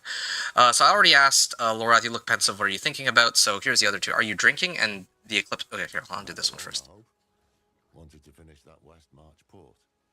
Figure this might be the last chance we get. One for you, and one for me. Cheers. The eclipse is drawing near. Why do Mephisto's plans hinge on it? There is power in the movements of the sun and moon, but I reckon there's another reason. The eclipse makes his promise of a new age feel like destiny, a sign from a higher power. Every time you look up and see it, the anticipation builds. Remember, this is all theatre to him, and he knows what strings to pull to leave people holding their breath. So he's a showman. I respect it. Yeah, I can understand that.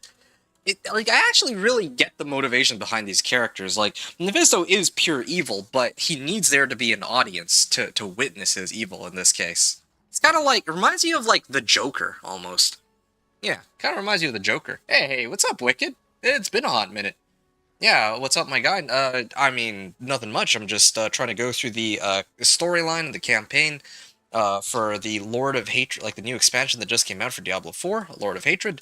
I have my companion Druid as always. I mean, everybody else is playing like Warlock or Paladin. I'll try those some other time, but you know, I mean, you know how it goes. I'm the companion Druid, and that's what I'm going to play today. So how about you, Wicked? How are you like? How are you finding the new expansion? Have you had a chance to play it? How have you been lately? And I just want to read this one more time. Well, there is power in the movements of the sun and moon, but I reckon there's another reason. Okay, so that's what he had said. Thara, too. Embers at twilight. Adriana will be hunting us. Are you ready to put your old loyalties aside? Fortnight, Adriana and I went to her balcony. We would drink a bottle, share a poem or two. If I must face her on the field, I do not know.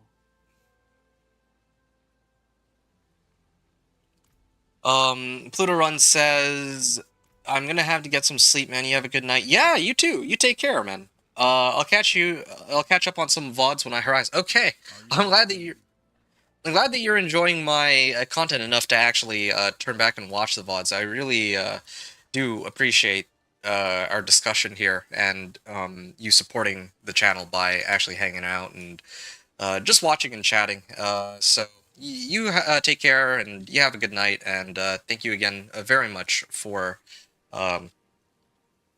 everything, really. And I'll catch you probably on the next one. I think the next stream that I'll do will probably be tomorrow, where I'll probably grind like Torment, but I don't know to what point, or maybe I might start my Torment run tonight, depending on when I finish the campaign and reach level 70. If I feel like I have enough energy for it, I'd like to start Torment. Maybe get to like tier 50 and then maybe go 50 to 100 tomorrow or something. I don't know. I'll have to see how difficult it is to do that. So we'll see. Wicked, but yeah, take care, Pluto. Wicked, you said, aha, I didn't doubt you were playing Druid. You know me all too well, I suppose.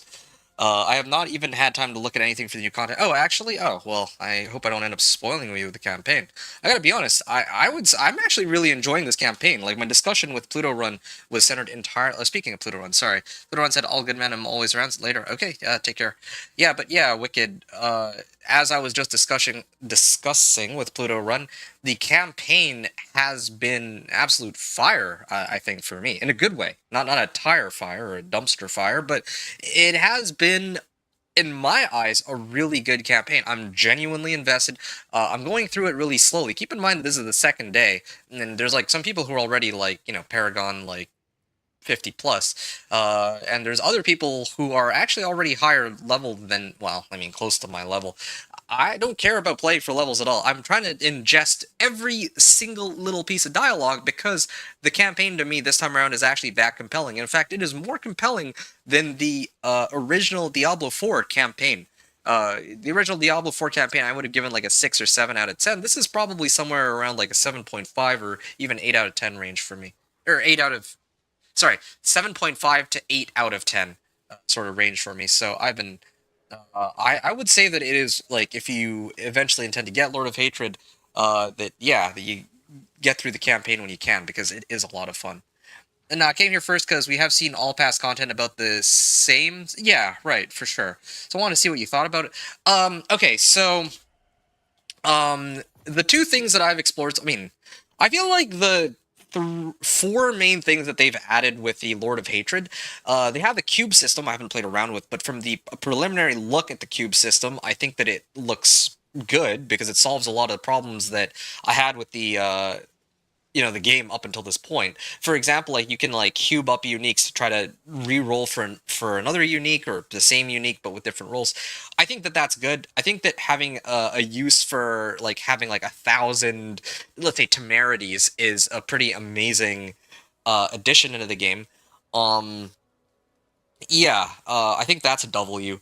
I think that them adding war plans is a massive W. I don't know if you know about war plans, but basically I can just run whispers as much as I'd like and actually get rewarded purely for doing whispers and get whatever I want out of doing whispers. I think that is amazing. That's a W. Then they have this talisman system. I actually like this talisman system. I don't know what the endgame talismans are going to look like, or the endgame charms. But I will say though that I will say that I'm a little concerned about power creep. I feel like some of the set charms, or just charms in general, later on are probably going to be like ridiculously strong. But then again, like power creep, like what else is new, right? They have rescaled a lot of the items, I think, to maybe temper, to kind of like bring some power down a little bit. Like I don't have nearly as many passive nodes as before, so I'm not getting like free sources of multiplicative damage from everywhere anymore, which is great. I think that's a good change.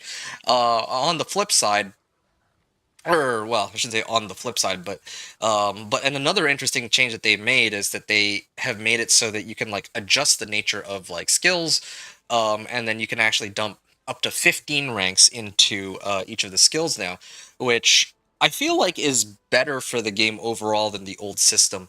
But it has taken me some time to kind of go over and read through all the different changes. Yes, they absolutely have redone the skill tree. You'll notice, for example, that in the companion skills tree, there's no more Call of the Wild, there's no more Nature's Reach. Yeah. Now, instead, if I pick up my wolves... Oh, sorry, there's also no key passive.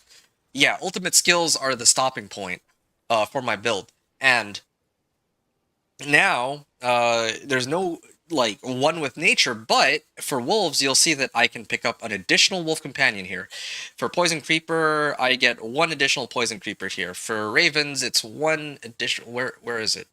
Additional raven here, and I think I have another one. Yeah, raven flock, and I get two additional raven companions, right? Another thing that they adjust, like there's a lot of stuff, but that's like those are the main ones to keep in mind. And I think that these are all, for by and large, very good adjustments to the game. I don't know what, like, in terms of endgame power creep, what that's going to look like, though. I don't know if it's better, I don't know if it's worse. I haven't made it there. I imagine the charm system will make characters feel a lot stronger, but it's kind of hard to say. I haven't made it there. And with the rework on like on the skill tree, I don't have as many passives as I used to. So, yeah, I'm quite well, I'm lacking a lot of knowledge in that regard. So, yeah.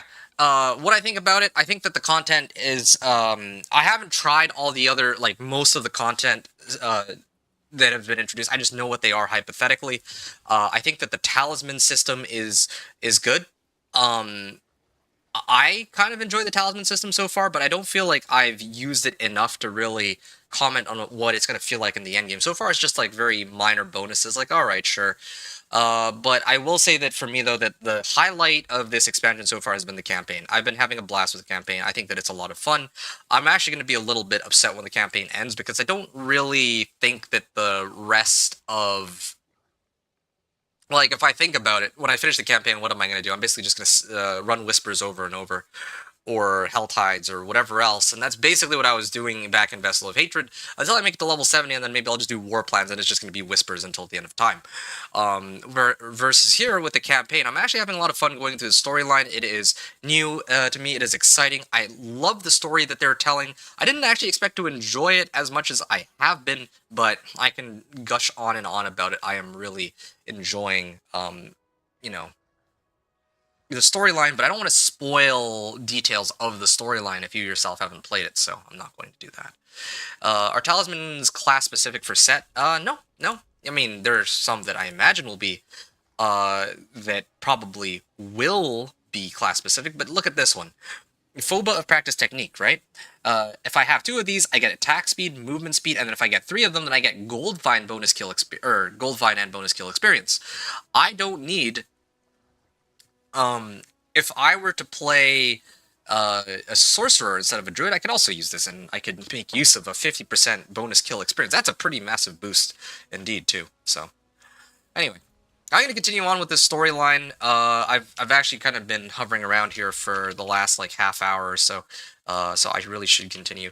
But didn't want to share my thoughts on the campaign as a whole, and kind of how I feel about the different systems I've seen so far with you and with Pluto Run. Yes, you could indeed have three sets of two. Well, you said three sets of two. I don't know if there are three sets of two. There's this one. This one requires two. I don't think you could have, like, you know, 3 Phobas and 3 Furs of Dark Pact, for example. But you could probably have Phoba of Dark Pact, Fur of Dark Pact, and then you can have, like, all 3 of the charms for practice technique. I bet they design it like this on purpose. So you can actually combine multiple sets. Yes, I think so. Oh, and there's some optional quotes here. What's this cube? Let me ask Tyrael. The Herodric Cube. Yeah, it is a Herodric Cube. A chemical device created by Zoltan Kuhl. It is a thing of imbuing, combining, remaking. There are precious few of them left. Most were lost. The last few decades, they have been dark years for the Herodrum.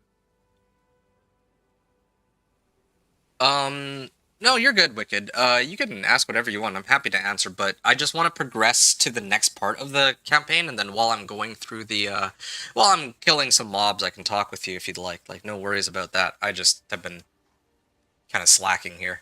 Anyway, Tyrael, why aren't the heavens helping us? Why have they gone silent? I feared this question would come. The heavens have seen humanity in many ways. Sometimes a nuisance, sometimes a threat. But whenever they've involved themselves in mortal affairs, it has always ended in calamity. Now most of them are hoping you die out on your own.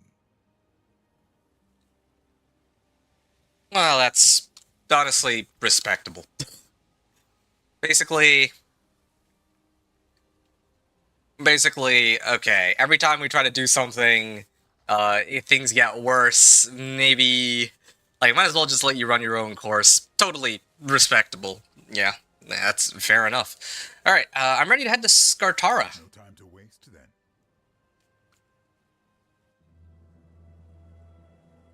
For the first time, it felt like we had a chance. A real chance. Could still be dead come dawn, but wouldn't have been the worst trade.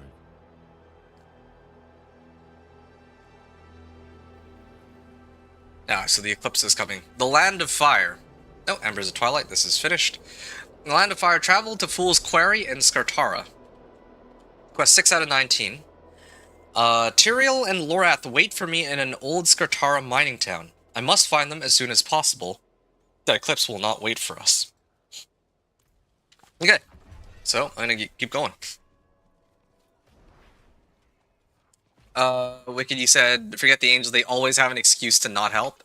Yeah, no, I mean, fair enough, like, not trying to say, I mean, honestly, yeah, the angels always manage a way to find a way to mess things up, and in fact, it actually has fallen on humanity a few times to even help them out, like in the case of Diablo 3. But on the flip side, yeah, okay, I mean, like, in this case, it's fair that they themselves try to intervene sometimes, and they actually make a mess of things. If I were in their shoes, I'd probably feel the same way, honestly, where, like, why bother trying to help if my attempts to assist will end up in a worse outcome, right? Might as well just let things be on their own. Yeah, I can understand that sentiment if nothing else, even if it might not be the right approach. Like, what else are they gonna do? Maybe they say, like, okay, maybe, well, I mean, they probably wouldn't work with humanity though. Okay.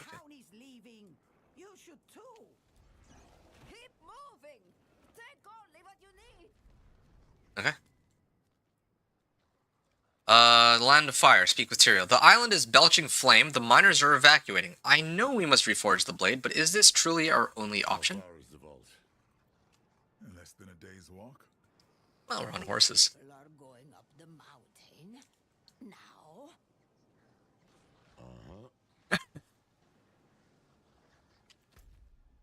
Yeah, I love how deadpan Lorath is. It makes the campaign so fun to go through, too.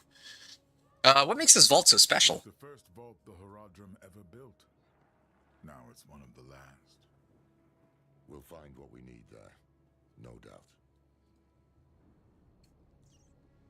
doubt. What do you know about this mountain? They call it Hephaetrus, after the Ascari hero. Mountain's always been a grumpy one, but Not like this. Phaedrus is one of the, I think like the first Amazon or something. I've seen that name before, but I don't remember what it was tied to. I just know that that's tied to the Amazons in some way. Anyway, have you been to this vault before? Yes, we both have. When? When we were young and vibrant. Met Adriana on that trip. Ah, I thought they were going to say it was to do with Diablo 3. Here we go. The whole island is burning. Climbing the mountain now seems like suicide. Yeah, I concur. Perhaps, but we must reforge the blade, and the vault is our best chance. In all the history of the Horadrim, every attempt to deal with Mephisto has ended in disaster. If we can banish him to the void, it is worth any risk. So, we'd best move now, before things get any worse. Let's go. Bah. Some fall into the grave, and some jump. Ooh. Savage. Travel to the first vault. Okay, so quest 7 out of 19. Some fall, some jump. Objective, travel to the first vault. Both Tyrael and Lorath believe this is the only way to reforge the blade, but the mountain path is long and winding, and the ground trembles beneath us. It will take all our wits to survive. Stay close. Okay. Beware. Wait. I can't get on my horse. Watch your flanks. Guard. There shall be more. Watch your flanks move as one. Only a single path up this mountain is not likely to be easy. I see, and they're not letting us, they're not letting me use my horse either. Okay, is this a path to get up? I guess not, huh? Watch it. Rock's barely holding. If I stand here and the rocks fall, like, do I die? That was the case in, Vessel of Hatred. Behind me, now.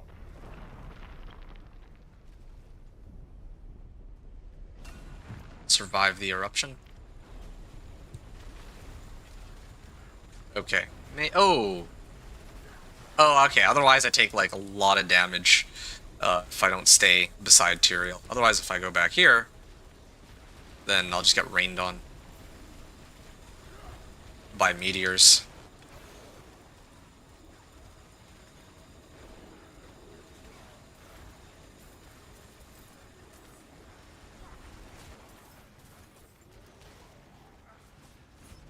I wasn't certain I could still do that. Well, you weren't certain. But halfway odds that all this ended in a great ball of flame. Damn you, Tyrael.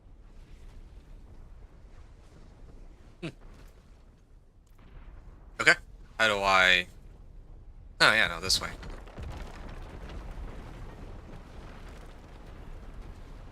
Okay. I guess I have to keep going this direction.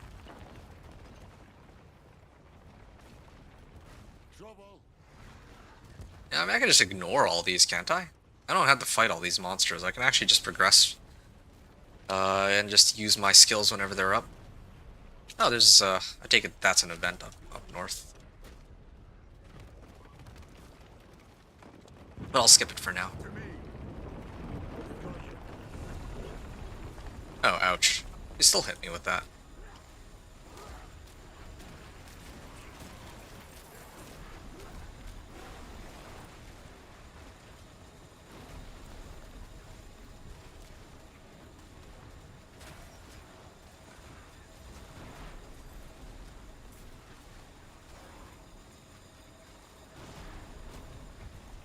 Well, this has been awfully quiet. Oh!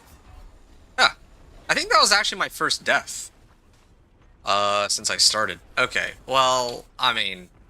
I'm not entirely sure if that was... Wait, what? So... Oh, okay, I guess I died just as it ended. I don't know if that was because I don't have enough survivability or because I died from not listening to the instructions that they gave. Like, if I stayed a little closer to Tyrael, I think I probably would have lived, but yeah, I'll never know for sure now. Quest 7 out of 19, some fall, some jump, speak with... Oh, no, it's still the same thing. as before. The description. All this destruction, I wonder. Lilith, is this your father's doing? Lilith? She jabbering in your ear again? Oh, quiet. We should keep moving. Yeah, I was wondering about that. Lilith hasn't said anything since we started trekking up this mountain, which is very surprising. Especially after earlier when I, like, talked to her. And I said, oh, I don't know if I would still kill you again.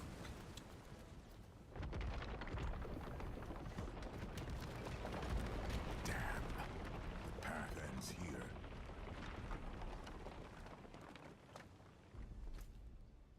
Okay, here. Speak with Tyrael, objective, speak with Tyrael. Description is, our path has crumbled into the lava below. We must find another way, perhaps west of here. I think I see an opening in the rock. This can't be the only way up. It was the only way I knew. We'll just have to find another route.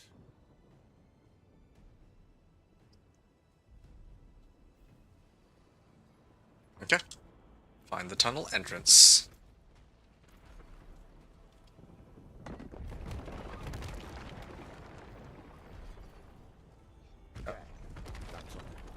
Might be a way through.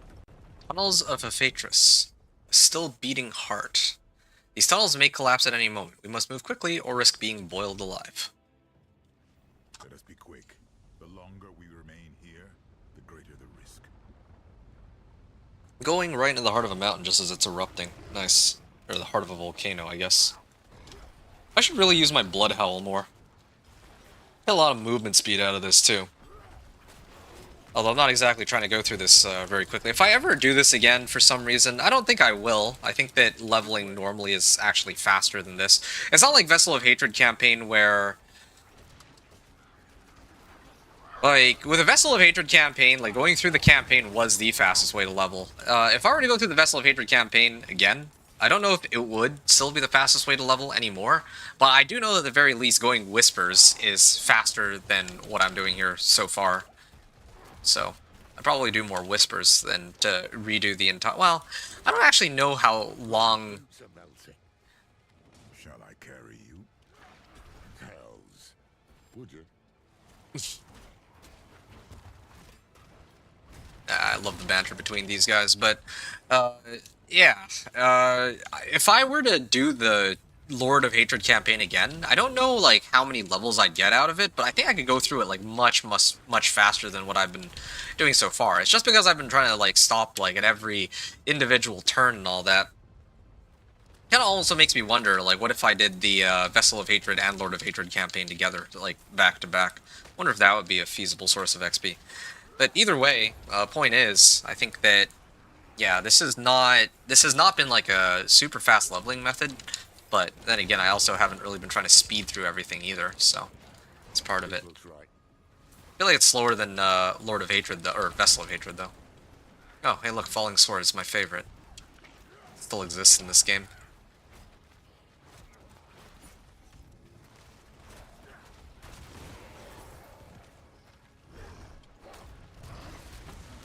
Yeah, 25-38 damage. Another skill point. I'll put it in Petrify. And I should start using Petrify a bit more, I think. Need to find like a good target for it. I'm just not used to the fact that Petrify doesn't reset my skills anymore. I used to rely on it. I used to rely... Cool. Of course it was.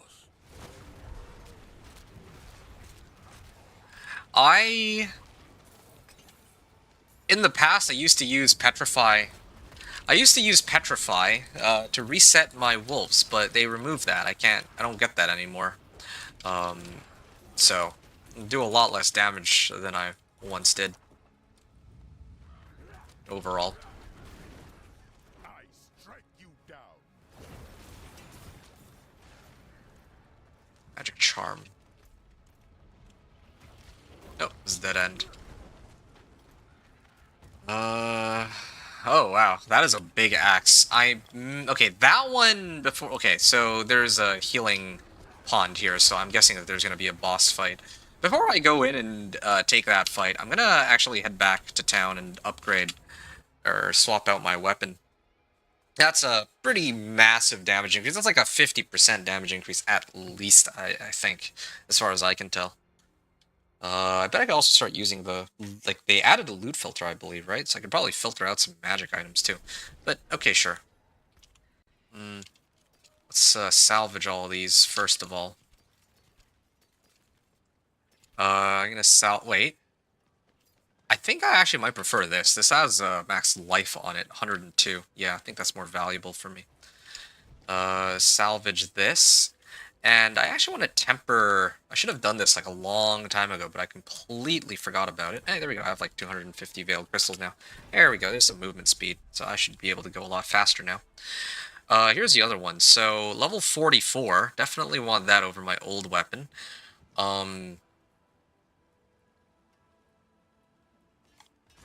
Yeah, this is like an additional 50% more damage. But it doesn't have any damage multipliers, though. So I'm going to have to change that. 22% companion damage. I'll salvage both of these. And I'll also, because I actually got some...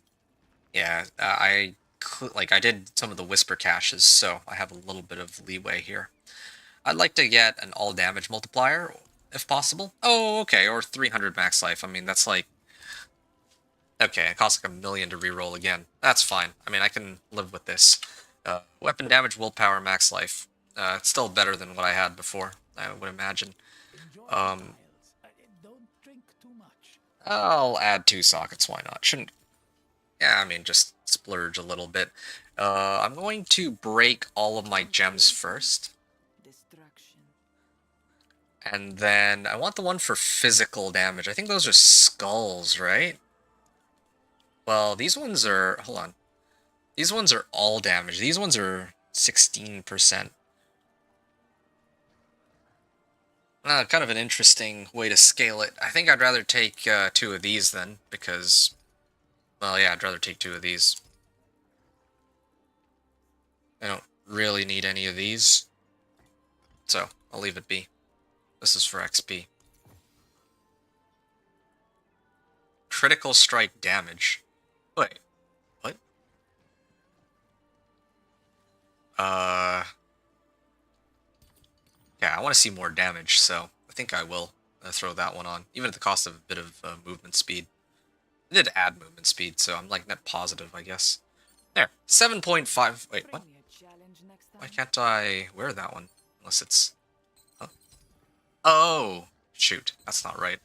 I misread it. That's a seal, not a charm. Okay, well, I guess the charm stays. Okay, I'm gonna salvage all this, and then I'm gonna continue on with my run here. Okay, and whatever boss I fight now, I should be able to do a lot more damage than before. I smell fresh air. We're getting close. To me. Molten Ravager. But its flank. Choose There we your go. strikes. There we go. And that was it. That was all the damage I'm doing. My friends. I want to be able to just one-shot it. It's fine that I can't, but I want my damage to be... Like, I'm just... feel a lot weaker than before. The forces of creation in all their glory. We should leave as soon as we are able. And more weapons, too. Critical strike damage multiplier. Wait, why is this one so much higher damage than the one that I had? Weird.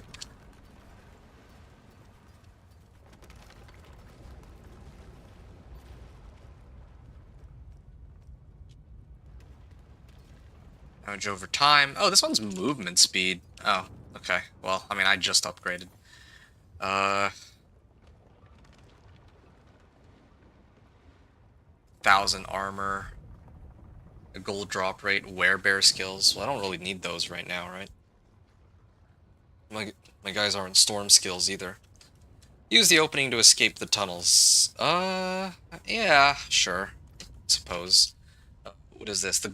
Golem is dealt with, and it's time we left this place, right? Still beating hard. Use the opening to escape the tunnels. There's probably something else before, but I think it's not really anything lore related. Good. The vault isn't far from here. We press on. Oh, that wasn't the vault. I thought that was the vault. Travel to the first vault. Oh, the first vault with Tyrael and Lorath. Quest 9 out of 19. Tyrael says the vault is close. We must move quickly. It feels as if this mountain could split at any moment, right? Oh, well, I suppose we have a way back. Okay. Yeah, I got some movement speed here. We move. And there. I hear it. Survive the eruption. Okay. I'm not gonna make that mistake again. I'll just stay behind Tyrael this time so I don't just instantly die like before.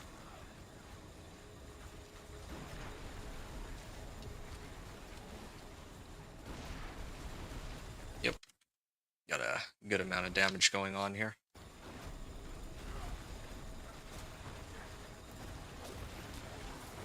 Yeah, the monsters are getting scaled, or they're starting to reach the point where they're going to get a lot tougher to kill now too, as compared to before.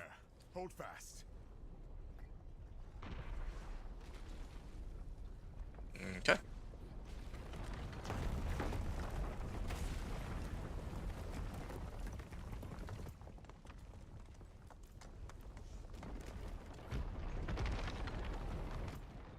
I can't get on my horse, right? Yeah, just had to double check.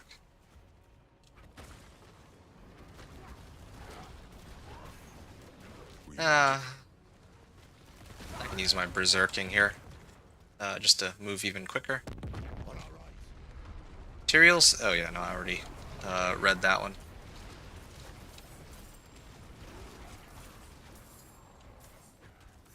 Heavy boots.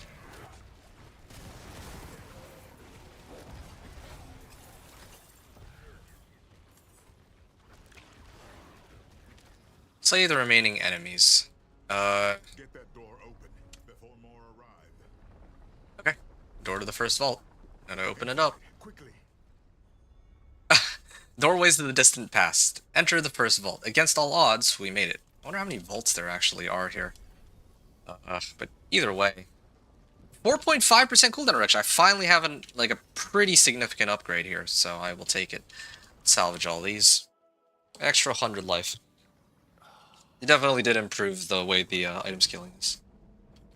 We shall be safe here. Safe. Here. This is it. Oh. The door's sealed shut. Looks like your work. I had to make certain no one would disturb this place. Lorath helped me break the seal. There we go. Something's wrong. I can damn well see that. Keep them off us.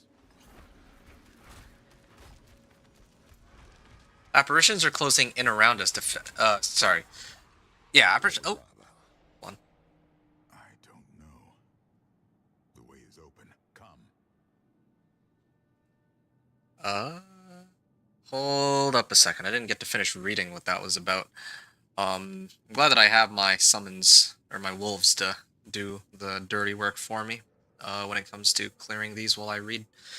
Apparitions are closing in around us, defending the vault. Lorath and Tyrael are caught off guard, and they need my protection. Okay, well, nothing too crazy, just kind of explaining the situation.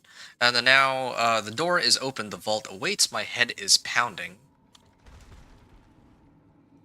With the ellipses at the end.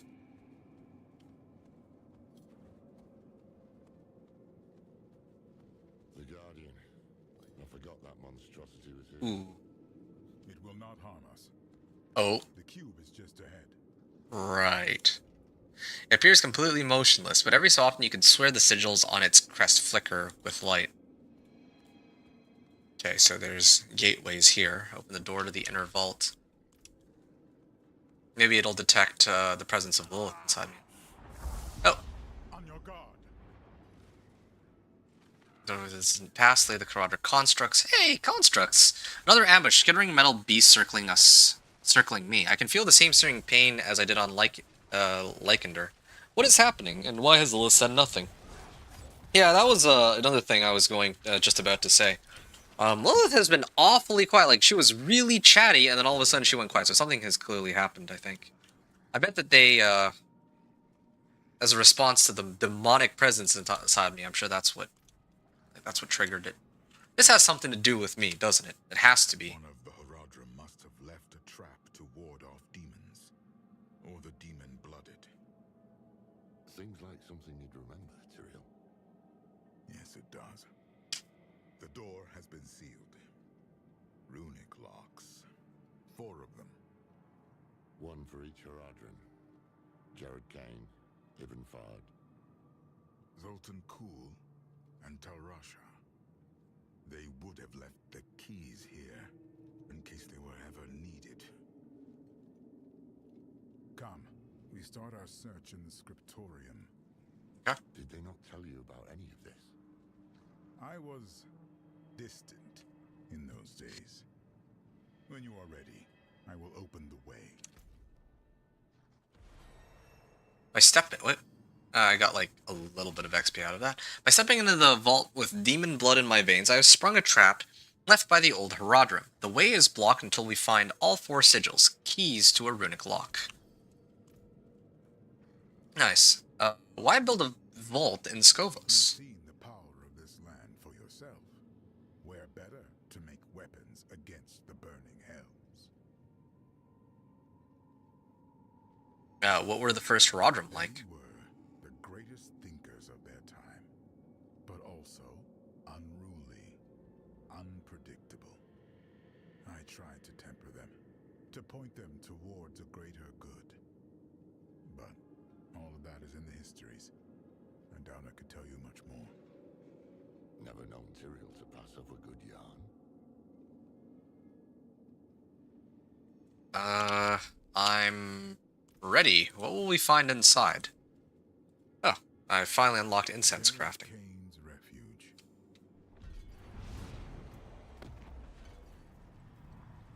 Jared Kane.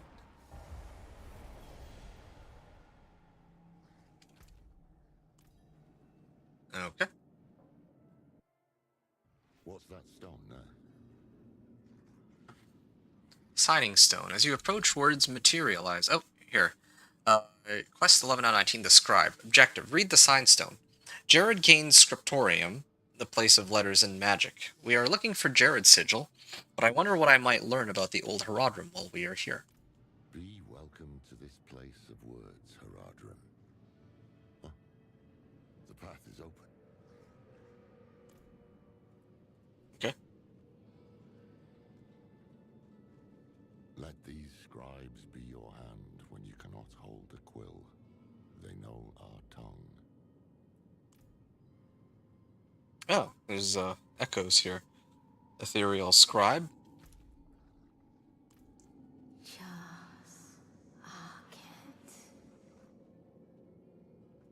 They're speaking Haradric, and they don't like you much.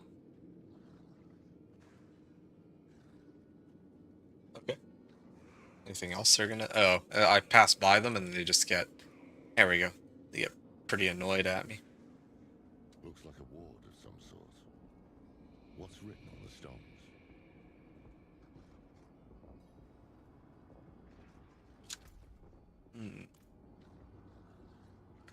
Describe. Why did Jared inscribe these stones with Jared ciphers? was the one who devised the Haradric language.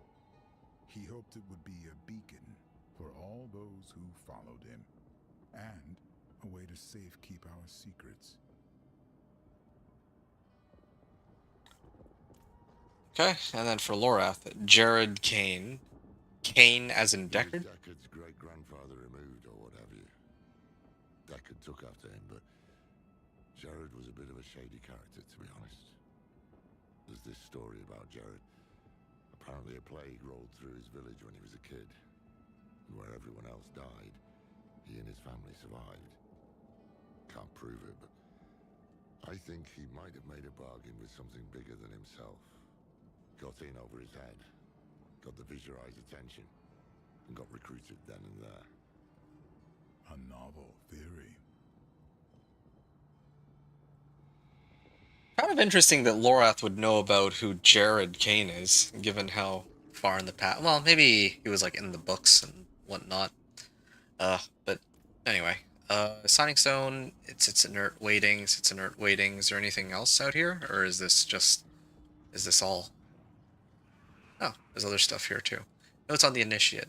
Theorized that a mortal of strong will might be able to contain Baal within his own mortal soul. To this end, Tal Rasha volunteered to contain the raging Lord of Destruction. Oh, and it also sounds so foolish as I write it down. On the Immortals, written in a labored hand. Stovos has a lesson for us. Be wary of the heavens and hells alike. Neither understands us. Neither will allow us to grow. Perhaps Tyrael knows this. Perhaps it is why he brought us together. Only to leave. Humanity is in its infancy. The Haradrim will be its coming of age. Okay. Notes on the Primevals. Mephisto and Diablo, once found, were easily lured into the Soulstones. The capture of their brother Baal, however, became complicated. And then 1, Dol Mephistos, 2, El Diabolos, and 3, Torbalos. Still haven't seen Diablo or Baal make an appearance, even though they got mentioned a few times in the base game too. Signing Stone. As you approach words materialize. Let those... I don't know how I can read this one. Let those magi who are... Or is it magi? Let those magi who are wisest speak true and earn my strength. What moves the body? Alright. Is there anything... Oh, there's other stuff here too. Oh, wow.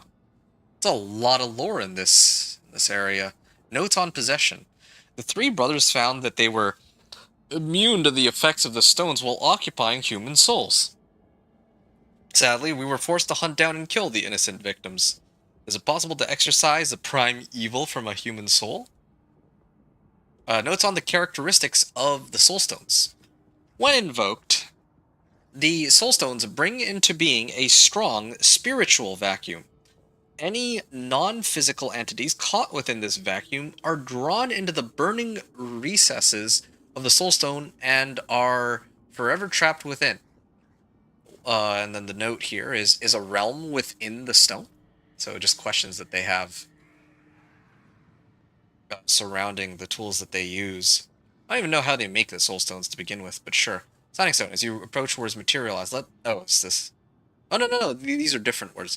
Let those magi who are wise speak true and earn mine strength. From whence comes the water? And notes on the Archangel.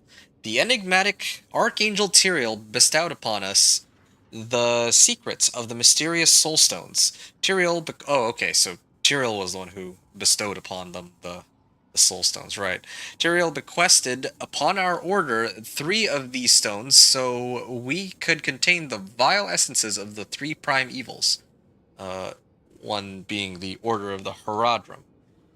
And then Catalog of Duncraig Monastery, written in a labored hand. My son sent word. A fire took the monastery. Adric and the monks are dead. The Lord of Terror walks the west. Catalog of Duncraig Monastery. Liber Mundi. Lost. The passing of the day. Lost. A monologue to death. Lost. Okay. Feels like there's a lot of lore to learn here all in one place.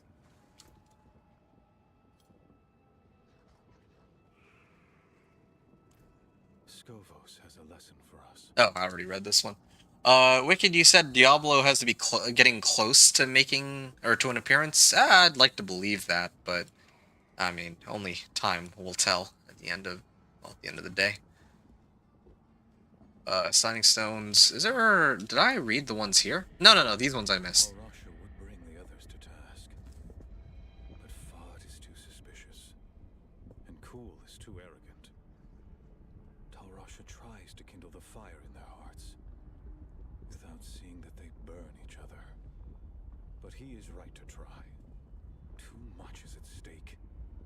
If I must force them to cooperate, so be it. So they're not exactly great people, but they were trying to do good for the world, it sounds like. Notes on Bale. The sacrifice of Tal Rasha has kept Bale imprisoned for many years now. Should Bale ever escape, he would have the formidable powers of Tal Rasha added to his own. And the note here is, how else can I ensure this destruction never comes to pass? Let those magi who are wise speak true and earn mind strength. What becomes of us? So I think that's all three, right? There's nothing else here. Keep going if that's the case. Yeah, I guess go now. It sits inert, waiting. Oh, blank. Blank. Blank. Well, this is a scriptorium. Plenty of words to choose from. Let's take a look around. Okay. Search for clues to inscribe the blank signs of the one that I just read. Water. I presume this would be water. A recluse, wasn't he? They all were, in their own ways. The only thing that brought them together was need. Terrible need. Of course. Jared was the one who devised. Oh, yeah, right. I already asked him that. From whence comes the water? That's an old Chinese riddle, isn't it? Supposed to make their children think about the world. I think the answer is fire. Tanu. Good. So from whence comes the water? Fire? That's an interesting riddle. What moves the body? Avas.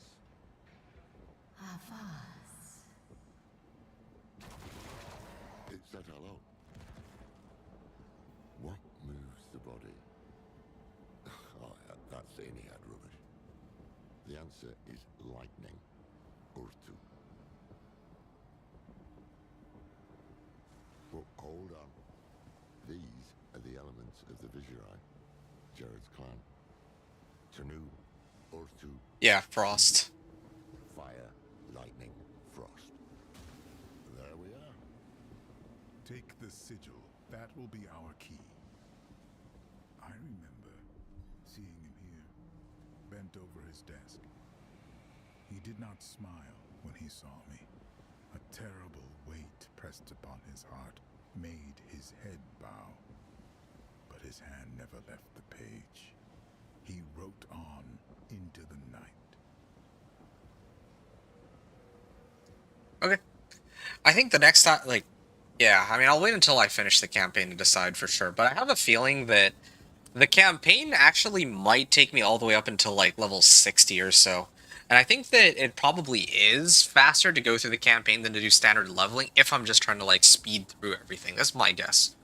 But that's just a guess. I need to try it for myself next season or on my next character. Yeah, I don't know if they're going to rework the way XP is gained, but we'll see. Okay, so describe objective. Obtain the sigil of Jared Kane. The description is the ward is broken and the sigil is revealed. I must return it to the main hall. Hold fast. Yeah, of course they're going to show up. We should return to the main chamber. Escape the silent scriptorium. Oh, okay, so I can just ignore all these, right? Security Guardian. There's some magic gauntlets there. I don't think I care. Signing stone. And I can... Oh, yeah, get out of here. Just ignore all these monsters. Use the Vessel of Cain. Jared and I were never close. He did not trust me. But he is the reason the Haradrim remembers itself.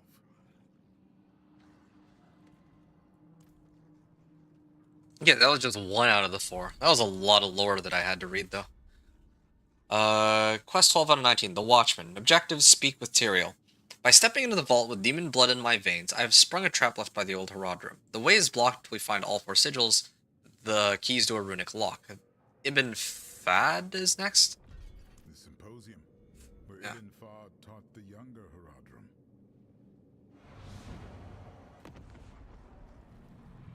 Okay.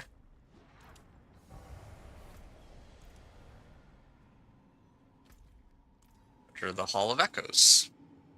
So I shall. That smell. Pipeweed. Fad had a habit.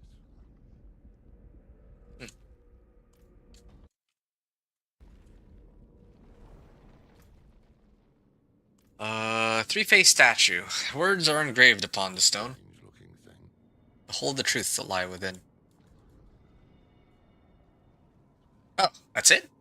Okay. Well, that was, not as intimidating as I was expecting. Fad's sigil must be in here. That statue in the center of the room. I want to give it another look. The vessel is locked and there is no clear way to open it. Right. Oh? Is this... An illusion. These are the fractured peaks. Ah, hells. That damn statue. I knew there was something it reminded me of. They are coming. I need time. You have it. Our lives are yours. Tal Rasha.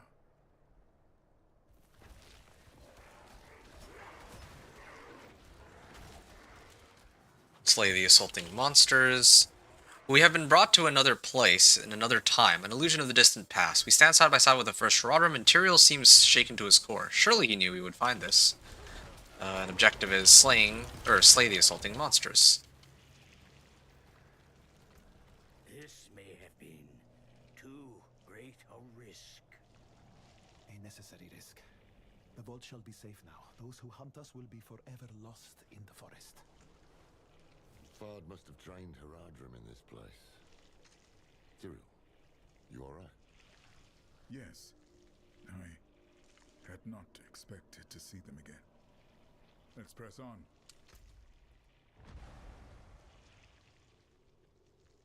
Okay. At times I wonder if I am the only mage here with a shred of caution. Tyrael presents us with 3 stones. Fragments of the World Stone itself. And who do we hand them to? Zoltan Kuhl. He is the most gifted transmutationalist among us, true, but the man reeks of ambition. And he looks at those stones like a wolf in a henhouse. I will be keeping an eye on him. So he's kind of insane.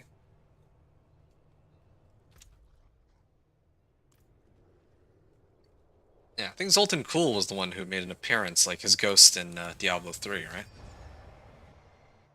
Not about Ibn Fad, though. The stone is prepared. And he knows it. Haradrim, the Lord of Hatred, can see us only how he uses us. As his toys, his prey. Today, we become more than that. We become a threat. They are here. Be strong, my friends.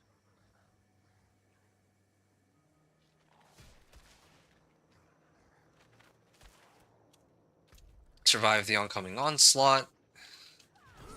Not really much to say. There's not really much of an onslaught. It's like 1 or 2 monsters here and there, but alright. I'll play along. 1 to storm skills. Well, I don't have storm wolves, so I guess that doesn't really help me. I will start getting rid of all the other ones, though. I don't think I need these. Werebear skills. I'm never going to use that either, am I? They retreat to his side. They know where the true fight will be. I pray for the people of this city. That day was the first. The first time we imprisoned a prime evil. But it was not without cost. By the battle's end, the city of Abu-Khair had ceased to be. South Sea Trident and Wanderer's Cap. I can also read a little bit more about the lore here. Tal, I hate to complain, but our last delivery of pipe leaf was abysmal. One breath, and such a painful fog descended that I became lost in my own chambers. For our next order, might we stipulate that the leaf be Chaldean in origin? Talsarak is no substitute. Okay. So the guy really liked his really liked his pipe leaf, I guess. Crit damage multiplier. Yeah, I think mine's better. Okay. It says 3-phase statue, so it probably takes it to 3 places, right? Yeah, there we go. No longer will you call yourself Horodrim. To seek what the immortals have is to betray all we are. Bury him.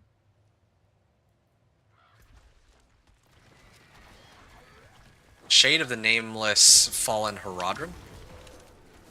But how come my wolves don't do anything? Why is he healing? What? This has to be some sort of... Oh, okay. Now, I don't know why he was regening so quickly in the first place. No, he's still regening. Yeah, no, this has to be part of the actual fight itself. I think we just gotta wait a little bit. Or I just gotta wait here. Yeah, his health is slowly going down. So there's that. It is done. There. Elemental Finesse Day. They lost one of their own, not to death, but to a disagreement so deep it could only be resolved by expulsion. It changed them. The path is open. Come. Oh, +2 to core skills. Well, I'm not using any core skills. I can hold on to it, though, just in case I do find something that turns my companion skills into core skills. I wouldn't know if there is, but it's just a guess. Alright. Perception is a knife with a bladed handle. To see, hear, smell, taste, touch, and sense all that surrounds us is both an incredible power and a path to the asylum. The Amoet mages understood this dichotomy, enough to teach us to wield perception, but precious little for putting it down. How I wish that I could. Right. Examine 3-phase statue. Take the sigil. Tyrael, why those moments? Why would Fard preserve them? I do not know. Guess then. Because these are moments every Horodrim will know at some point in their lives. Losing everything, even in victory. Okay. Quest 12 out of 19. The Watchman claimed the sigil of Ibn Fad. The illusion is dispelled and the sigil awaits. I must return it to the main hall. Oh, okay. Or am I going to get attacked again? No? Okay.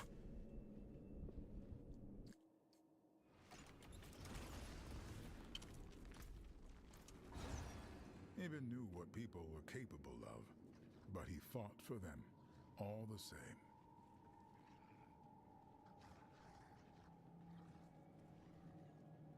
Third one is Zoltan Cool, I take it, and the last one's Tal Rasha.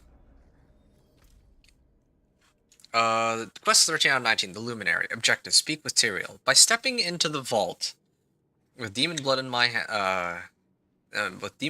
veins, I have sprung a trap left by the old Horodrim. The way is blocked until we find all 4 sigils, keys to a runic lock. Zoltan Cool is next, so that's the difference here.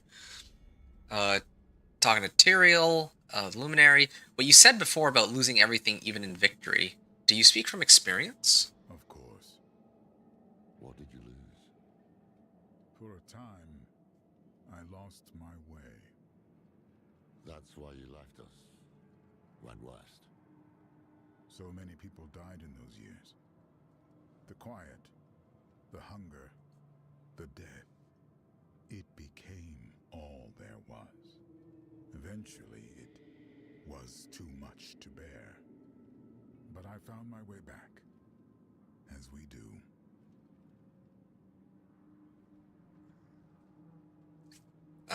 I'm ready. Where next? I do like Tyrael's character too. Unlike the others, like Lorath is usually very guarded and very snappy with his responses sometimes, especially in the original game. I feel like he mellowed out in this expansion. But Tyrael's always upfront with his responses. If he doesn't know something, he'll just say so. And if he has an answer, he'll give it, and it's a very straight-laced response. And I can't help but respect that, you know? Like, it's not like Lilith where you try to ask something out of Lilith and she's like, no. And, you know, refuse to tell you, you have to play on my terms. I mean, like, I understand it's like very different, a very different kind of relationship between character to character, but it is kind of refreshing for me personally. Anyway, I'm ready. Where next?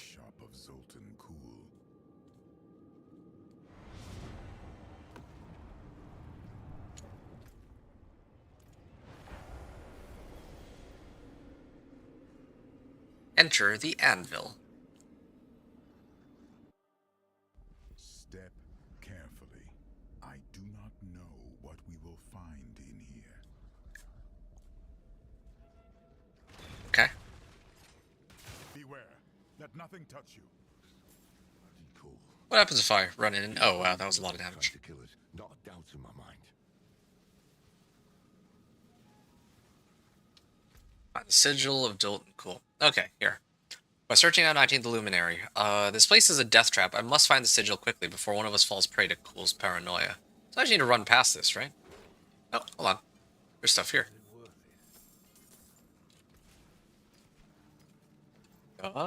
73 max life? Oh, that's pretty huge. Maybe use that a little later. Ooh, yeah.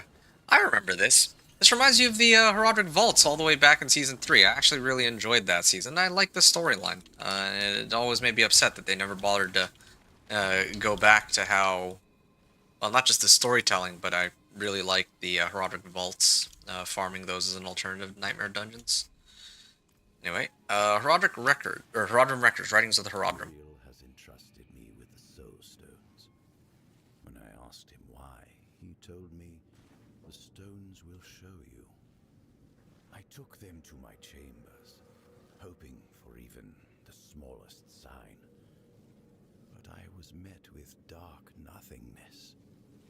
I went to bed, frustrated, when a thought crossed my mind. They are nothing to my eyes, as I am bound by the rules of this world. These stones require one to see beyond what is there, to achieve true understanding. Okay, so only people who are, like, dead, I guess, can see it, or who don't have, like, a physical form. Actually, before I go and get hit by those, I'm curious to see if... Can they kill me with that? Here. Okay, yeah, that does hurt. Resplendent chest.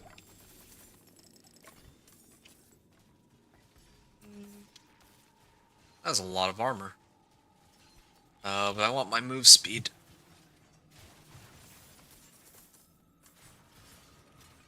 I don't want to go to town before I... Yeah, I go back down and salvage all my stuff real quick before I go any further. Maybe even switch out my boots too, since you can get a lot more movement speed and life out of this. Oh, that was a misclick. Hate how that happens.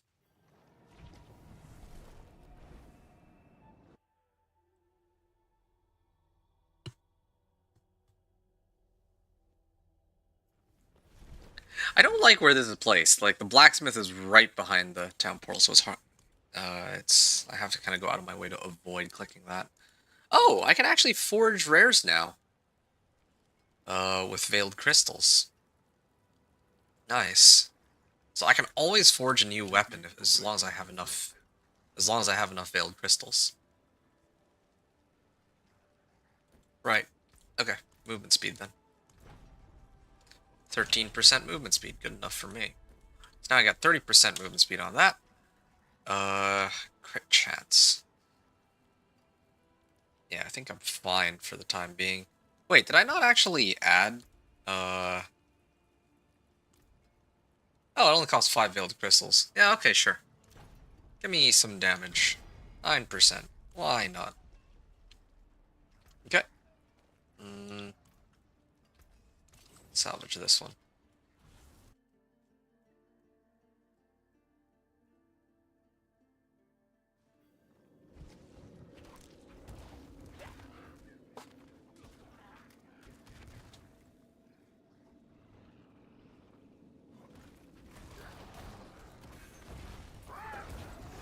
Okay. Earthdwell. Herodrum Records. Writings of the Herodrum. I remember how the days begin, but not how they end. I jolt awake, burned by candle wax on my hands, feeling like I've been teleported to an unfamiliar place. I've even begun to cover the cracks in my door with blankets, to conceal the flickering candlelight from the other Haradrim, namely Tal Rasha. I know he worries I'm working myself too hard, but once I can finally show him my work, he'll understand why. Alright. Just gonna run past this. Some containers here.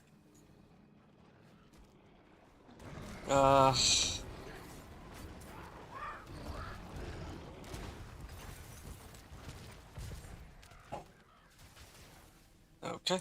Oh, there's a chest here. I was trying to evade past that, but it didn't let me. Oh, can evade past that one.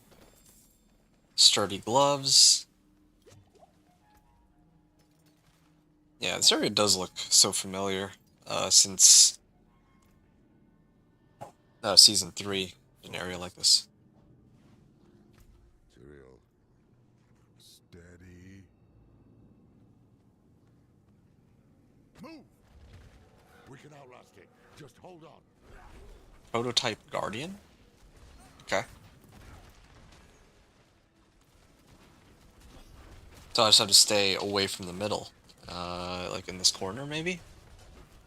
Should be fine, right?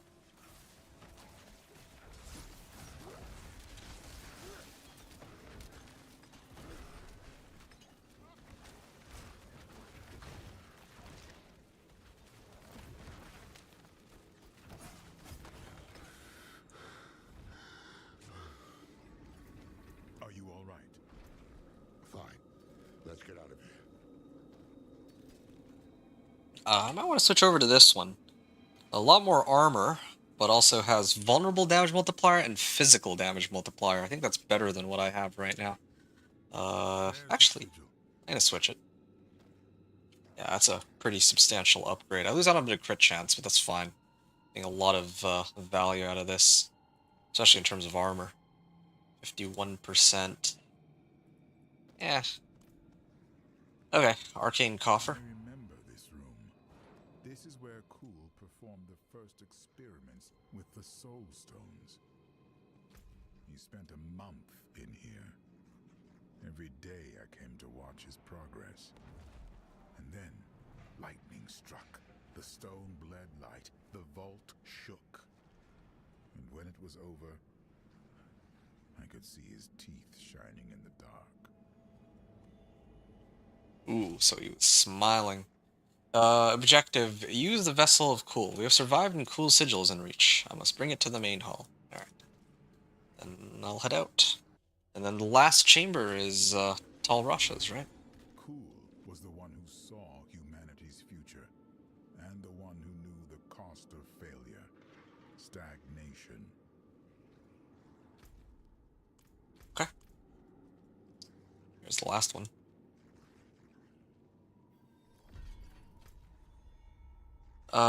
By stepping into the vault with demon blood in my hands, I have sprung a trap left by the old Herodrum. The way is blocked until we find all 4 sigils, keys to a runic lock. Tal Rasha is the last.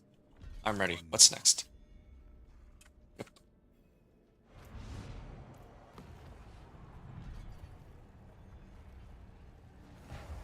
Tal Rasha, the beating heart of... Get back! Shite! Kill them before they scatter! And what happens if they do scatter? What were you gonna say? The beating heart of the Haradrim. Okay, was that it? Okay, so objective, entered the sealed wing, and then description, demons poured from the portal like roaches. What was Tal Rasha doing that could have caused this? I must be on guard. I wonder if it'll take me to a place that's like, that location Diablo 2. Tal Rasha was learning to embalm living flesh. Flesh touched by the burning hells. Ugh, poor sod. Okay, so the initiate, find the sigil of Tal Rasha, and then I must find Tal Rasha's sigil, but the pain is worsening. I won't tell the others unless I have no choice. I cannot stop. Not now. Not for anything. Yeah, it's always some voodoo magic that causes my character to jolt back in every campaign, it seems. Oh, healing well. Growth. Been this way for a while. The Fallen were sleeping last time I was here. One must have woken, then it woke all the rest.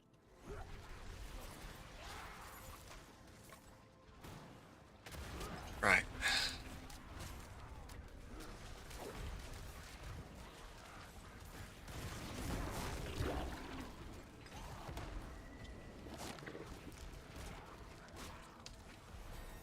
Okay. Artillery shrine, nice. It said reinforced greaves. I thought those were boots, but apparently they're pants in this case. I'll do this one. 17,000 damage. Oh. Herodrim Rectors, running as a Herodrim. I'll come back to it in a second. I want to clear... I want to use this artillery shrine first, before I do. Oh, yeah, good enough. Alright. Zoltan has withdrawn again, claiming he's on the verge of a breakthrough with the Soul Stones. Nothing can distract me, he says. Until now. Red brush oil, black pepper, and clams. A recipe from his homeland. Once it began to boil in the common room, the scent of home finally drew Zoltan out of his chambers. He scoffed down 5 bowls. Well, granted, he scurried right back to his books, but I'll still take it as a victory. Okay. So, Tal Rasha was the one looking out for the other Herodrims, it sounds like. Herodrim, okay, so I've checked that. Yeah, I can keep going.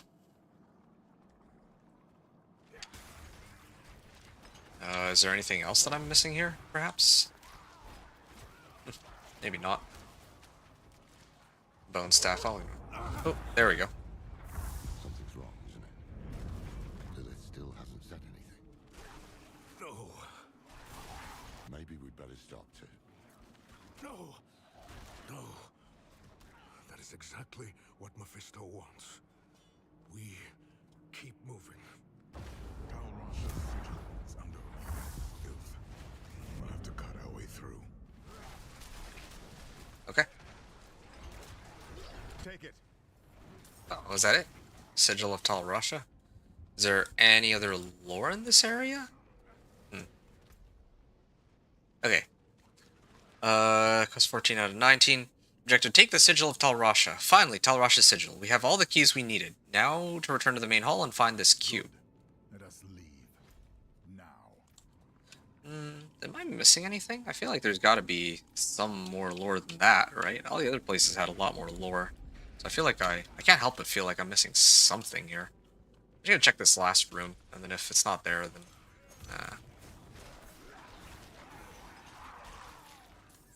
I guess it's alright.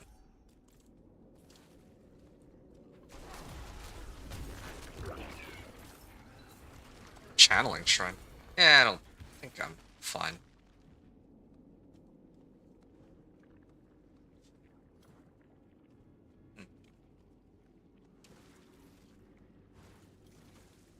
There, all that evade.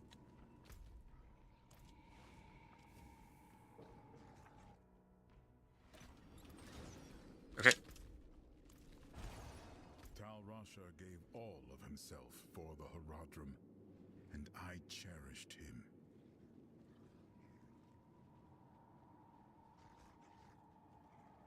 Well, I mean, he basically became the vessel for Baal. That's all of them. The sigils are in place. The door should be open now. Oh, it's gonna attack me first. Oh, but get in formation. Bring it down. Oh, oops. There we go. I'm hitting for almost 10k now. Damn it all! It's warding itself. Oh. The sigils. The sigils will break the ward. Sigils. Oh, these. Good. Bring it in close.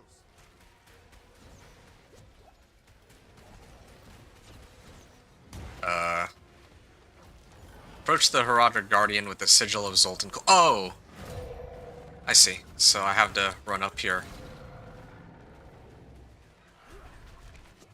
Ow. Oh, he hurts. I have the sigil on hand, but it's not letting me... Or do I need to grab all four?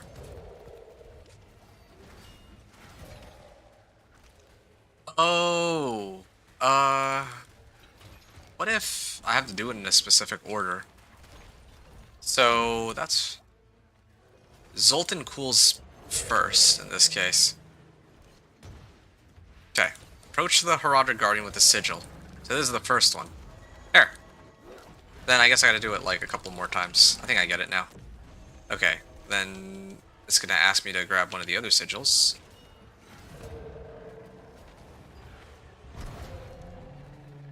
Which one is it?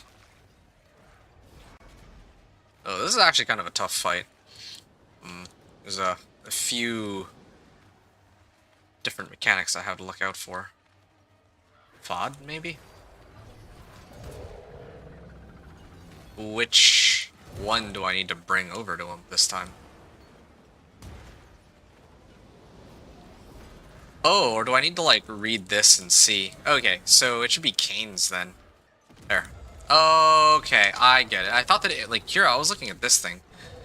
One final horror, one last foe. We are so close. I just have to hang on a little longer. Okay, so now this time it's a triangle. So, oh, what? You just spawned that wave on me? Oh, that's so unfair. Oh, I'm glad I didn't play this on hardcore or anything, but alright. At least I get it. Now I understand how the fight's supposed to work. Okay. Laura, the Guardian. Oh, but get in formation. Bring it down. Okay. Damn it all! It's warding itself. Which one? The sigils will break Use the Vessel of Cool. Bring it in close. There.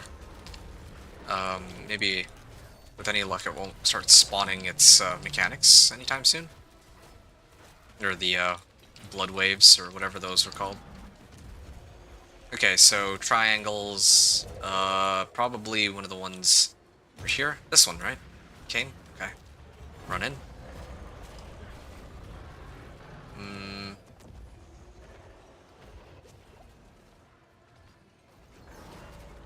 Okay, which one is it now? Triangle? Maybe this one, yeah. There. And then the last one, which is... It's like an X shape. Oh, okay, I barely avoid getting hit by that, or else I would have been dead there. Oh, is that the end? We don't have a fifth. Whose ward is that? It's mine. Oh, okay. I can break the ward, but you must strike the final blow. That's fine. The wolves got this. Destroy it. Oh, blasted thing. There we go. The way is open. The cube is within reach. Okay. The Guardian is defeated. The cube is in reach. Only a few more steps, and then I can rest.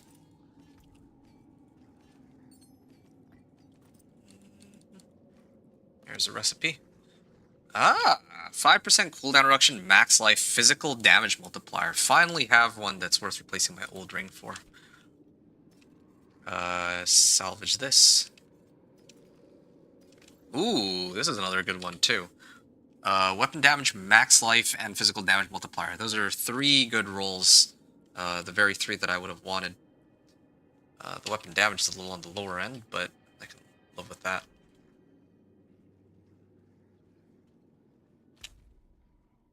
There. Untouched all these years. Have the pieces of the blade ready. Once we've prepared the cube, we'll need them. Okay. So, speak with Tyrael. Don't think there's going to be any fights, so I think I don't need to upgrade just yet. Begin.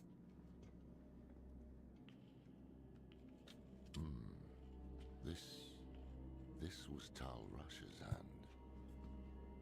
Oh, yes. He couldn't stop shaking. He was so eager. Humble, too. Hopeful. But that was a long time ago.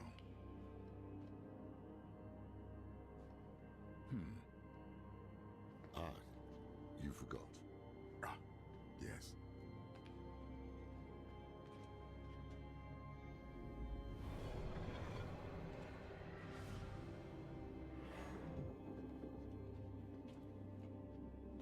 You remind me of him, you know? Is my handwriting that bad?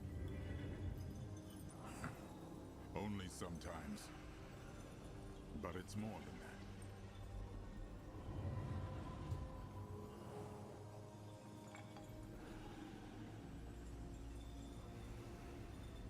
Do you remember when we first met? It's cruel to test an old man's memory. You asked this old man how it felt to become mortal. No one else had. I was presumptuous.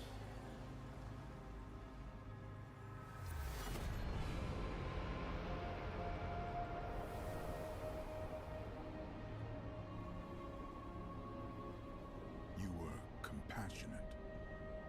You showed me how to be human. That's how I knew the Order was in good hands when I left. And it still is. Look. We've shaped the blade that will banish a prime evil. What's wrong? Ooh.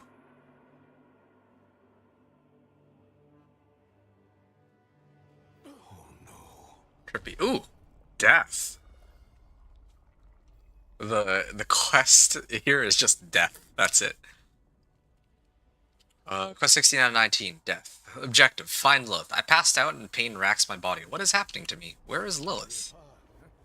I'll come back in a second.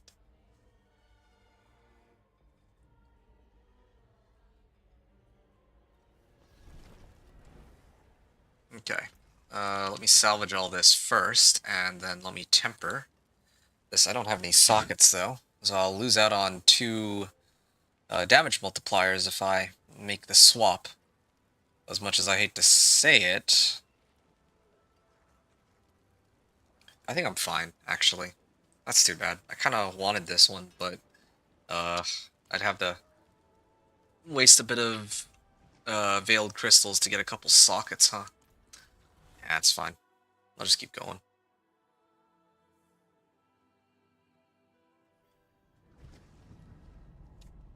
Mind's Eye.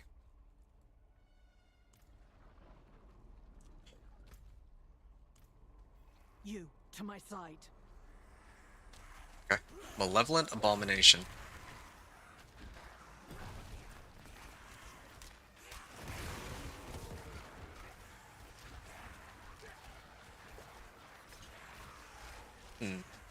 Alright.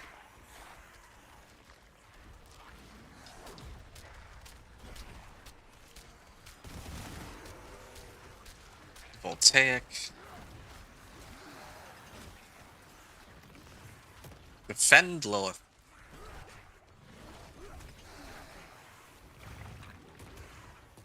Wow, they're just exploding on her. We must speak. Oh yeah, definitely we do.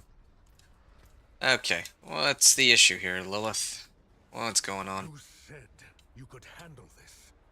And I have. Have you? Because I am not here by choice. What happened? My father was far stronger than I believed. He is devouring you. And soon, there will be nothing left. I am dying. We have time yet. We must drive him out before he spreads further. Open the way. If we are cautious, we may avoid my father's gaze. Objective: inspect the fragments of memory. The description is, I am dying and Mephisto is the cause. I must excise him, whatever it takes. I refuse to die like this. Yeah, that's fair. Run! Run? To where? Burn him away. Nothing can remain. Escape the corrupted memory. Break through Mephisto's barrier. Do not speak my name, mongrel. Oh, she hates her father. I think it tracks. She is the daughter of hatred. I want to tell you something. Oh boy. All your life, you've surprised me, daughter. You might be the closest thing I have to an equal. But I've never once been surprised by your children.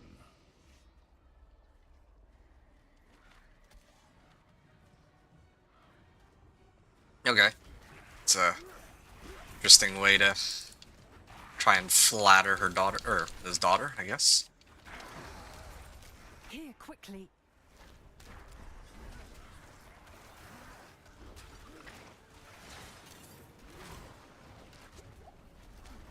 Lilith, your war is over. You looked inside me. You saw the pools. You know what your children will do to themselves. You waste so much time making up for their failings, and it will never be enough. Because they cannot be more than what they are, my daughter. Kind of interesting. Lilith doesn't have an icon here. Or she's not even really physically following us, but she's still with us. Okay. Oh, I see. Okay.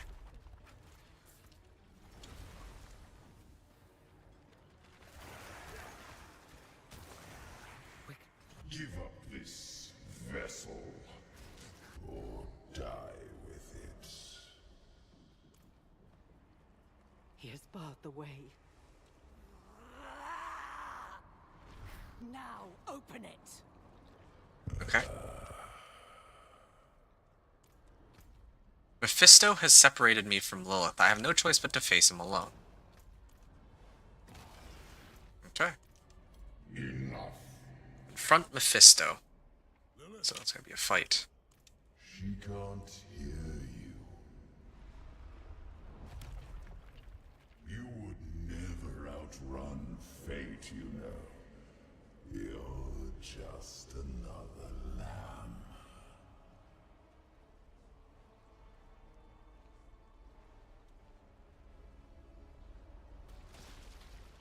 But do not fear.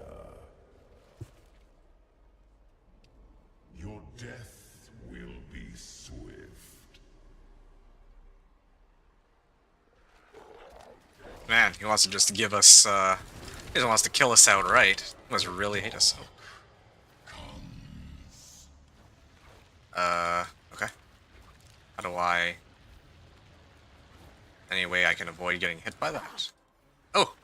There. Be silent. Survive. Oh, okay. Go, Lilith. Use your skill. Become a playable character. It took an eon to make you.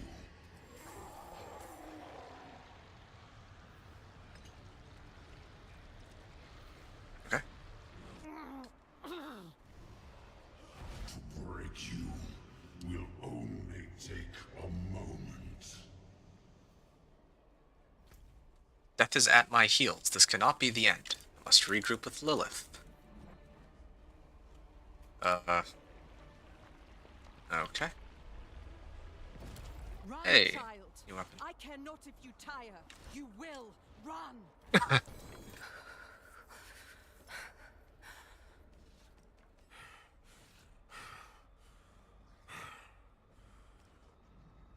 storm is still coming. Of course it is. We did not seal the breach. We did not drive him out. Look. Look where? Objective, find shelter. Description is, I have survived, but only just. Lilith is exhausted. I am exhausted. And he is still out there. Oh no! No freaking way. They gave me Shepherd's aspect? For real? This is the one aspect I need. Okay. Alright, well, that sort of changes everything. Okay, I'll go back, and I'm gonna salvage this, pretty soon. I'm gonna hit level 47, try to get a weapon, and then I'm gonna try to upgrade get, like, a better weapon, too, while I'm at it. I'll do it all at once, especially because I think I'm close to the end here, too, on this. Oh, the shelter. Approach the shelter. Let's see. They'll still find us, though. Or is Lilith gonna sacrifice herself to save us? Ooh.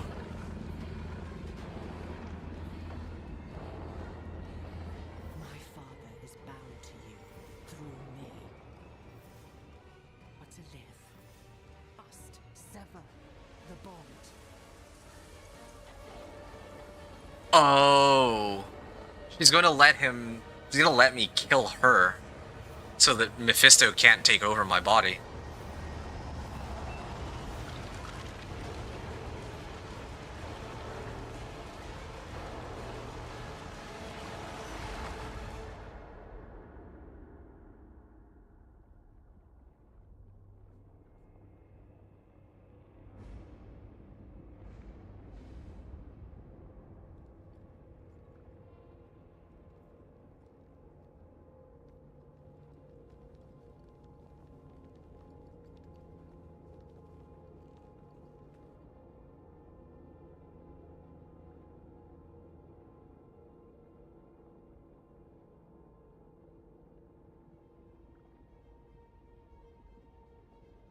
I gave my children a world and the strength to make it their own.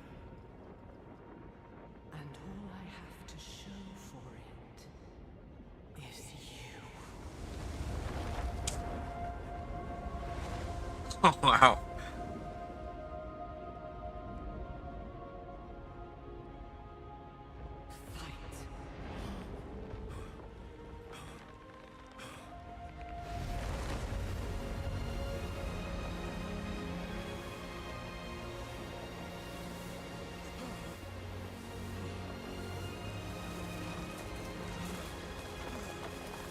Sever the bond.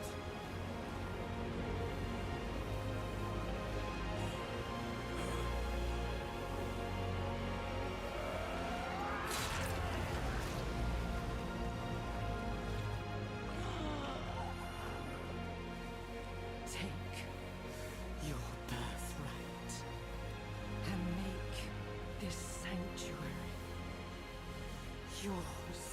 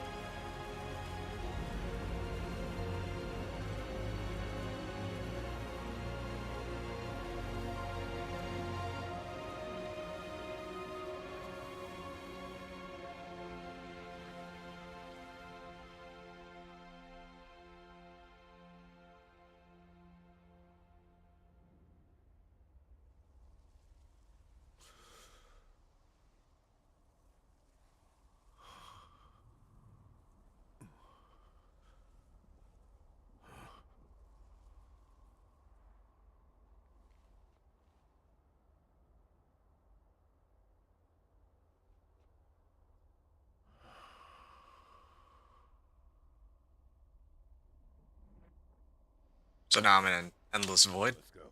Oh, cool. I can teleport out of here. Ah, kind of interesting. I mean, I don't know if that's the actual end of Lilith, but I guess it sort of makes sense. It's like, how do I even describe this? So Lilith is like, it's a very complicated like father-daughter. Well, I don't even know if it's, I would say it's complicated, but it's like a father-daughter dynamic where Lilith is trying to rebel against her father essentially by using her own children to do it. And now it's at the point where she's trying to do what's best for her children, and the only way that she can get back at her father is to leave it in the hands of the next generation, I guess. So, yeah. So she has to sacrifice herself for her kids in the process. Kind of a, I wouldn't say it's like a touching storyline, but I kind of see where it's, where they're sort of going with this. Anyway, okay. Oh, I see the light. Nice. Quest 16 out of 19, death. Objective, return to Sanctuary. Lilith. And the description is, Lilith is gone. No, I leveled. Easy there. No, I'm good. 17 out of 19. One eye closes, one eye opens. Objective, speak with Tyrael. And then description is, I have woken from my would-be death. Tyrael at my side. The pain is gone. What happened? You fell unconscious and would not wake. Lorath went to find you aid. But you no longer need it, do you? Always, it's always Lorath. It's always Lorath. Lilith is gone. I see. Join me. There are things to do before we depart.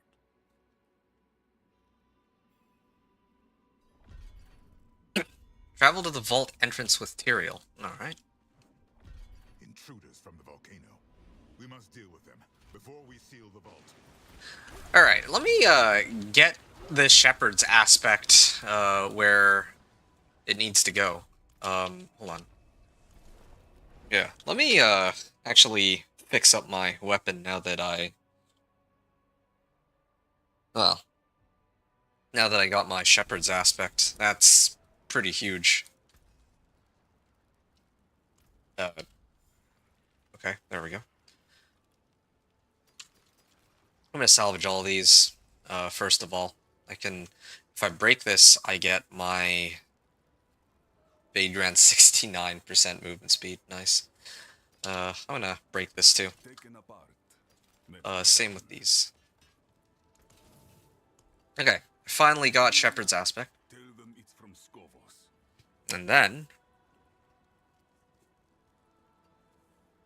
56 to 400. What is even the difference between these now that they've changed? Like previously it was like plus vulnerable damage, but they've changed it once again. Two-handed weapon. Well, they're all about the same.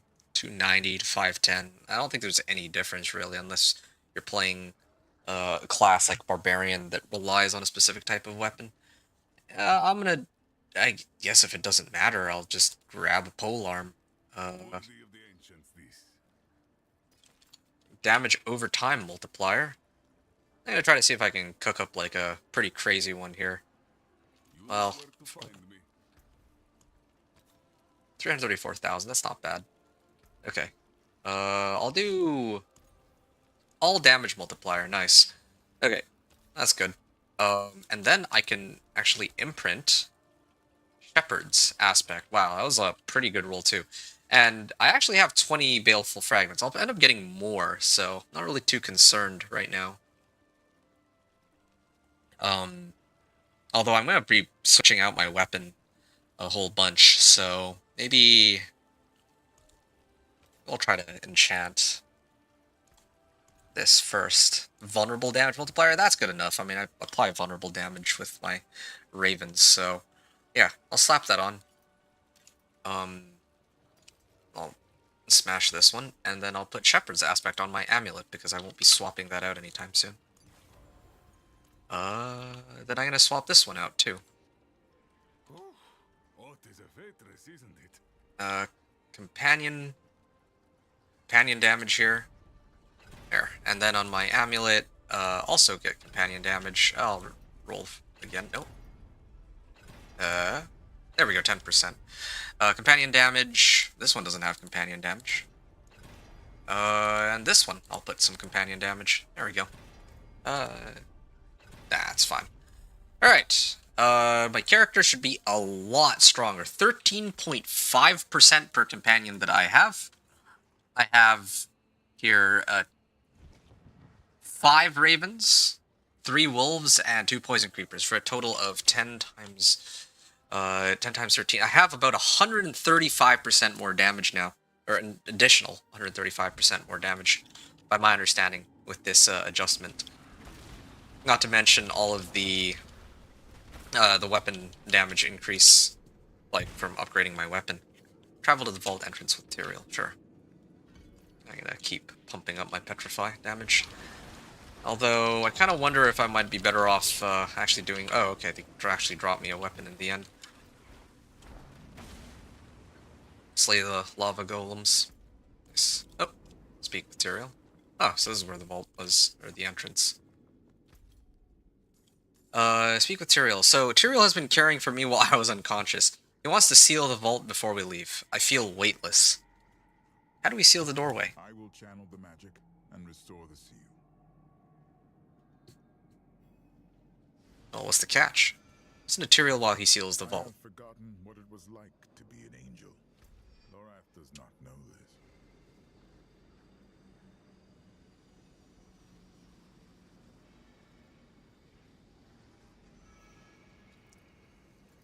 Can you do this? I try to recall, but it's like light dancing on the edge of a sword. Such a startling absence. But in that absence, I must look at what is left. So, what is left?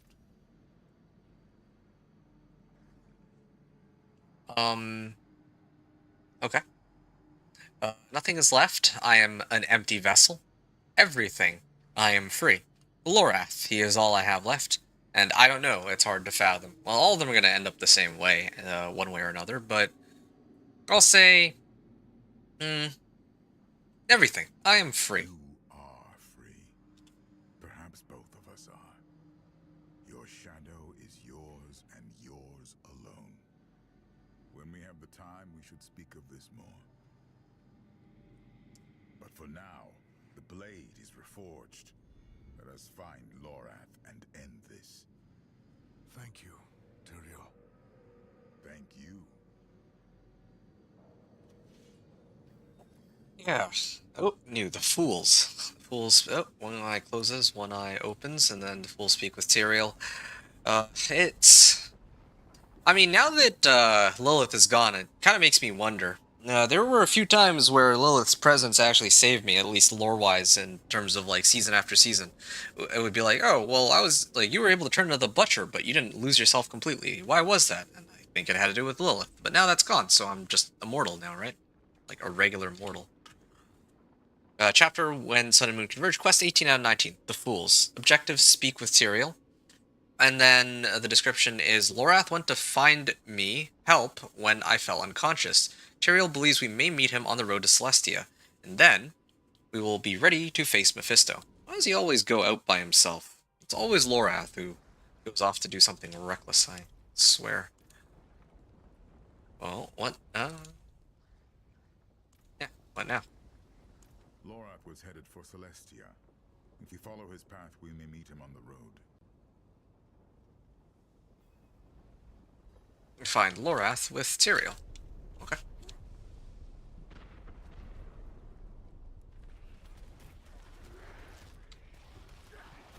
One poison creeper should do the trick. And... oh, my ravens weren't quite able to kill him. Oh, that did the trick. That was like a 10k damage petrify, but it has a 30-second cooldown. They really made ultimate skills... should be ultimate skills now. Oh! Oh no. Hold, look, crows? Uh-oh. Objective, investigate Lorath's polearm. No. No, I refuse to accept this. Oh, is that it? This polearm.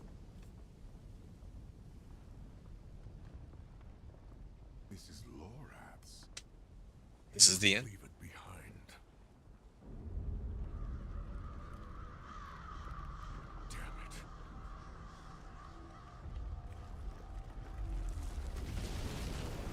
I shall find another way. Go. Lorath can't be far. I'm surprised he's not just dead. Oh. Oh, no, never mind. I guess they got him after all.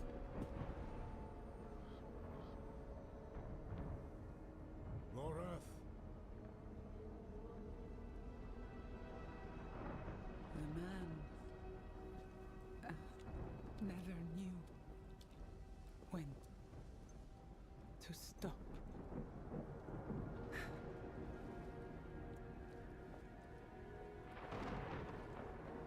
Damn fool. Like the rest of you.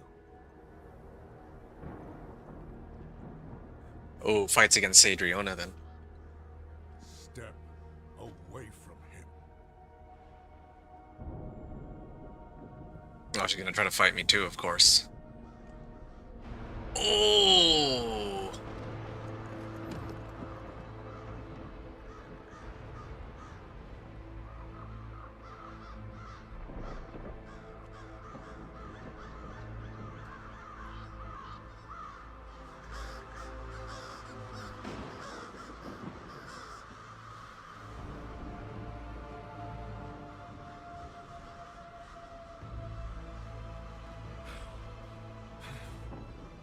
A failure to the end.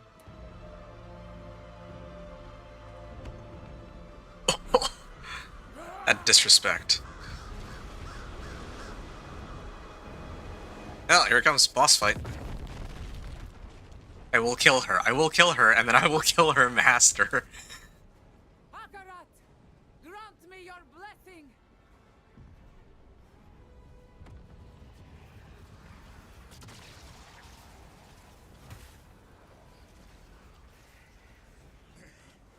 Stand firm. Tyrael. Defend yourself. I shall hold back the tide. Alright.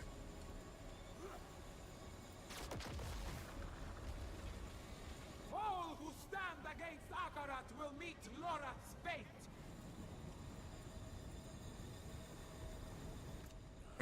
Okay. Why? Why did you kill him? Akarat, our only salvation. He only wanted to help you.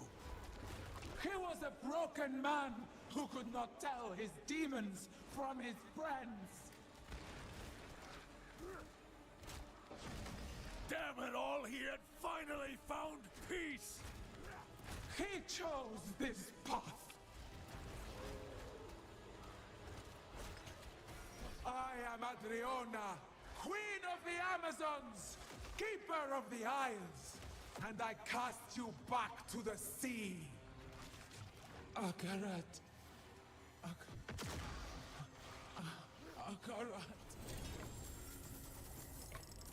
I should see to Lorath. Oof.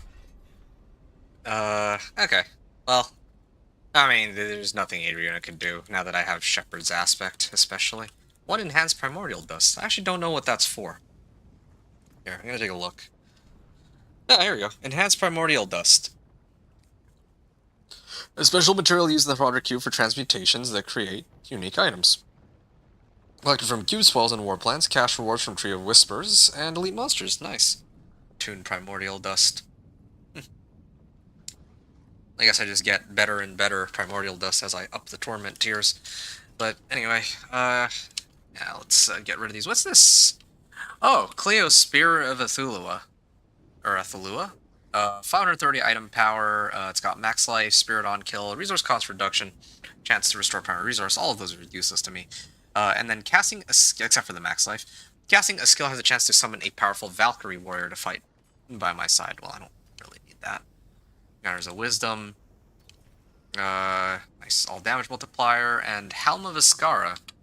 Willpower, armor, lucky hit, and fortified generation. Yeah, I don't need this. I can salvage it. Wait, hold on. Against me unstoppable and has a 6-second cooldown. Wow. Yeah, the fool's objective, inspect Lorath's corpse. Lorath is dead. And, I guess this will be the last of it. Or, one of the last missions here.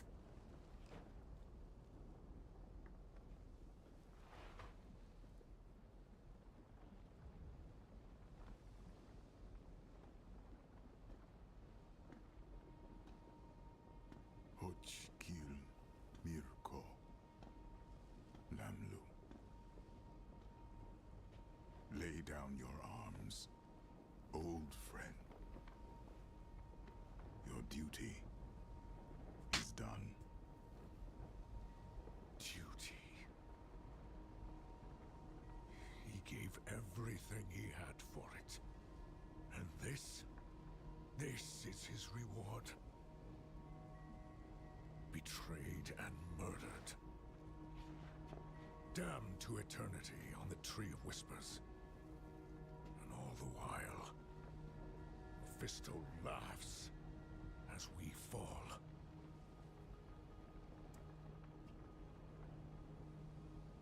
Lorath was the last of my order. Perhaps the one I knew best. He would tell us to leave him here. To ride out with your mother's weapon and drive it into Mephisto's heart. To save as many souls as we can.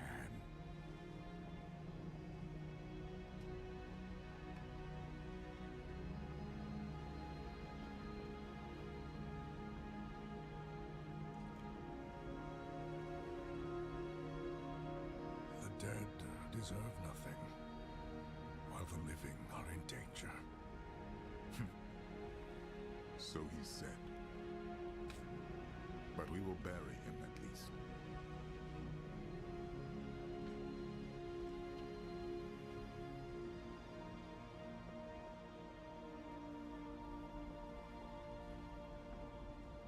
Well, isn't that something? So, I guess that's, everybody then.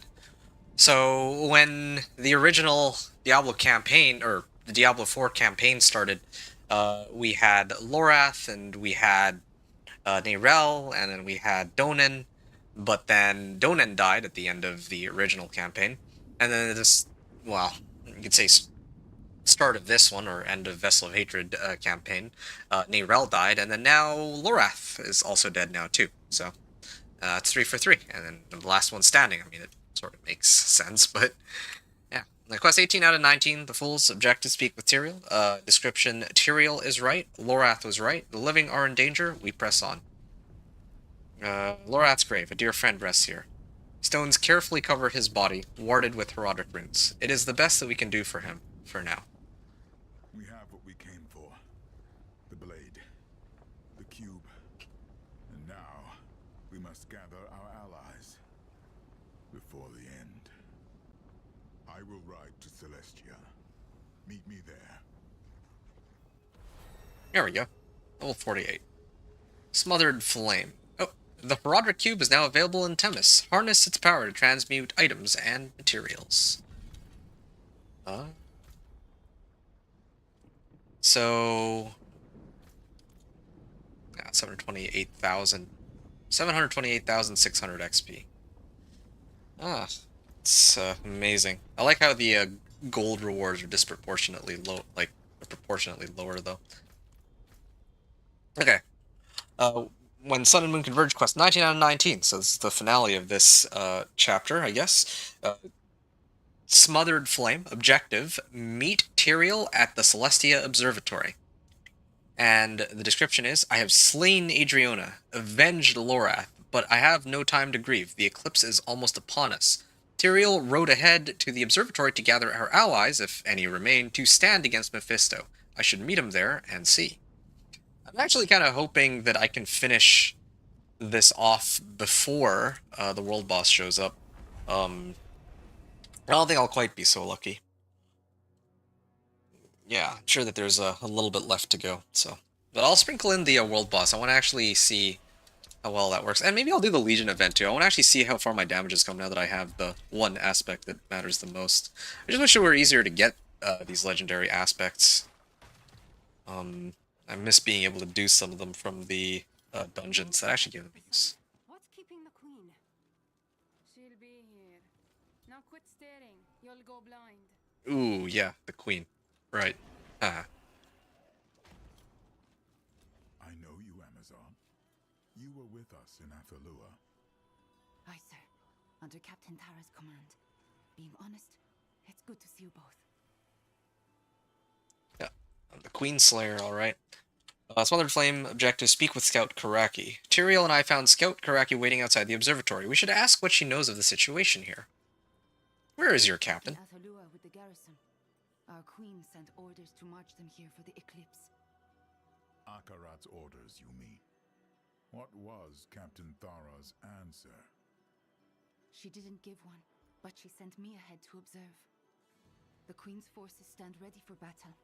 Against what enemy? No one knows, but they've arrested The enemy is me, of course. Where? In the observatory at Spear Point. The disgrace of it. The worst is yet to come. Scout, I must speak with Captain Thara. Take me to her. As for you, see to the Oracle and avoid violence. These Amazons are not the enemy, and we'll need every soul we can muster to move against Mephisto.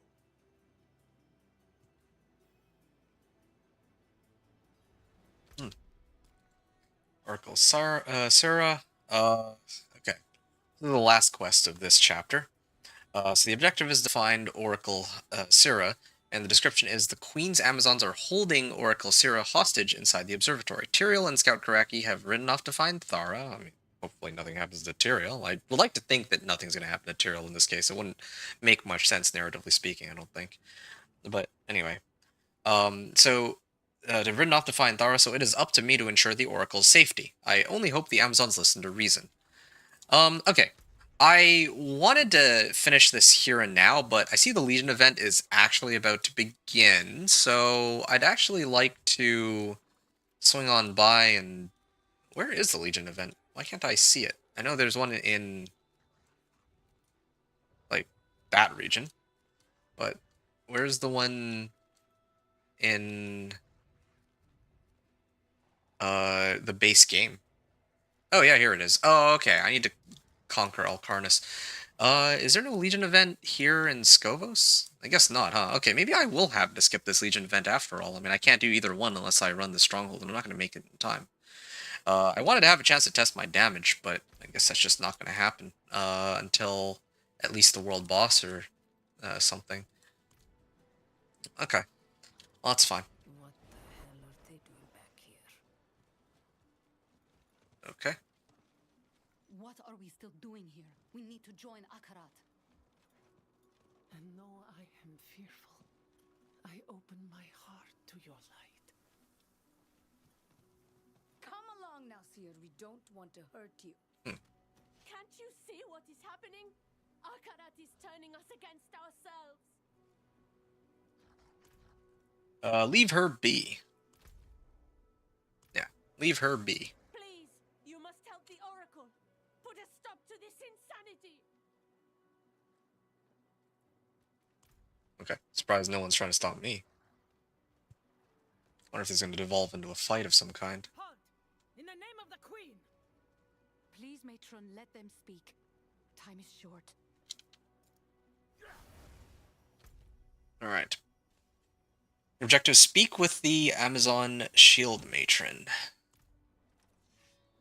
Lower your spears, Amazons. I have no wish to fight you. I don't care what you wish, demon. Akarat is the demon. He promises you salvation, yet Scovos burns. He preaches against hate, yet sows division. We are not divided. We stand with Queen Adriona. She named you our enemy. Where is she? Adriona is dead. What? You lie! It was her fear that decided her fate.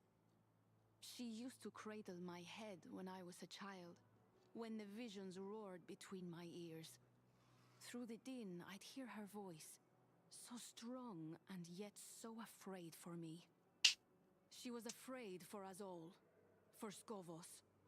Akarat took her fear and pressed it into his palm until it turned to hatred. Silence! She chose him and he drove her to madness, just as he drives you now. You can still choose, sister. Let go of your hatred before he takes you too. What is that? The eclipse. It's happening. Ooh. Too late.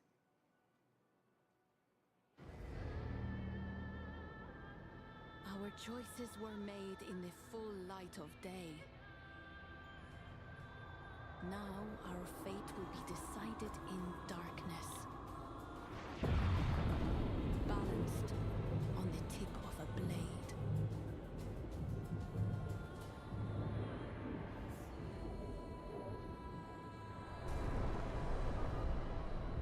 And so it begins?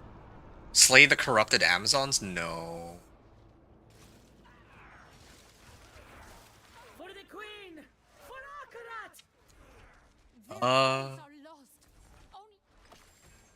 So the eclipse is... Oh. Okay, well, I mean, my wolves dealt with everything. I was trying to read what... Well, yeah, I was trying to read exactly what was going on there, but I guess wasn't quite able to. Let's see. The corrupted... Oh, no, wait. So the description was, the eclipse has come, and these Amazons have lost their minds to Mephisto. I have no choice but to kill them, or they will kill the Oracle. So, had to take out the Amazons, unfortunately. Because they, fell under Mephisto's influence. And they're gonna start killing the Seers.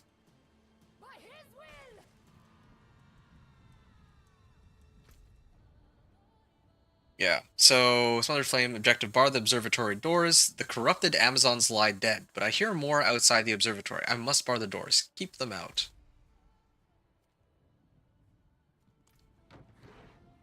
Okay. Return to Oracle Sarah. Those doors won't hold. They'll get inside. Get down! And then... Kill everyone inside! Oh, okay, through the door. Or through the wall, they, like, broke it open so they could get through.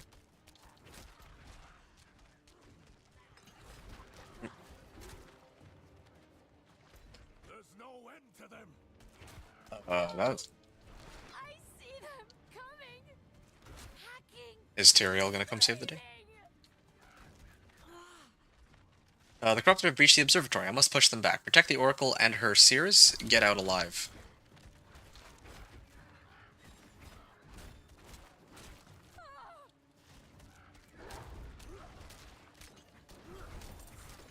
Okay. Cameron. 15 minutes to the world boss, too. They're burning! Speak with Oracle Sarah. The corrupted have suddenly stopped, just as the Oracle was seized by a vision. She says something is coming. What can she see? What is it, Sarah? What's burning? A gift from Lorath. Oh? What?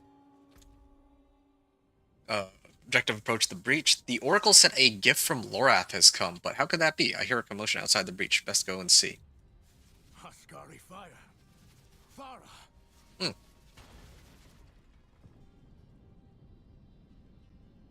Bastard of fortune, there you are! Get your ass down here! You call me the bastard of fortune? Is the Oracle alive? She is. Lost in some vision, but her seers are with her. Safe for now. Let's keep them that way. Okay. Ascari Fire. Lorath's gift to the Amazons set the siege towers ablaze, fired by Thara and her troops. It seems they've defied Mephisto's corruption. I must join them. I guess Thara was able to... Well, I think Thara was going to end up being the next queen after all. I thought she was going to be the one to die, or the one who faces Queen Adriona, but I think they're setting her up to be the next queen of the Amazons. It's probably going to be her final fate, I guess. Although you can never tell with this storyline. A lot of twists. I mean, I should have known Lorath was gonna be dying sooner or later, but yeah. There was a lot of red herrings throughout the campaign, so I didn't expect it this time. I was like, oh, he only got injured. And then, oh, he's fine. And then this time, it's like, oh, yeah, now they took his head. Yeah, and I do know... It's interesting because a lot of the Amazons followed the Queen, and they're the ones who got corrupted by Mephisto, but I guess the ones that were not around Mephisto and that stayed to defend the Isles are the ones that managed to escape his influence, Thara included. So Smothered Flame, how bad is it out there? How many have turned? I presume, like, all of them, pretty much. Everything went dark on our way here, but by their torches, I'd say half the Amazon Legion, all shouting Akarat's name. Half? Where is Tyrael? His fight is in Athenos. Right now, ours is here. Sister against sister. Follow me. We must push back the corrupted. Target their weapons. With Thara and... Sorry, Smothered Flame, destroy the siege weapons. With Thara and her Amazons by my side, we must take back the observatory. Destroy the siege weapons. Push back the corrupted. Oh yeah, my wolves are just destroying everything now. How does this do, like, no damage? Yeah, I like my wolves are regularly just hitting stuff by, like, automatically, even without me commanding them to do so.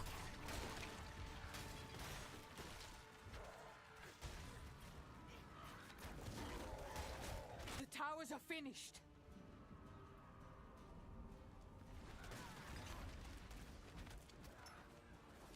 Alright. The doors are splintered, but they should hold.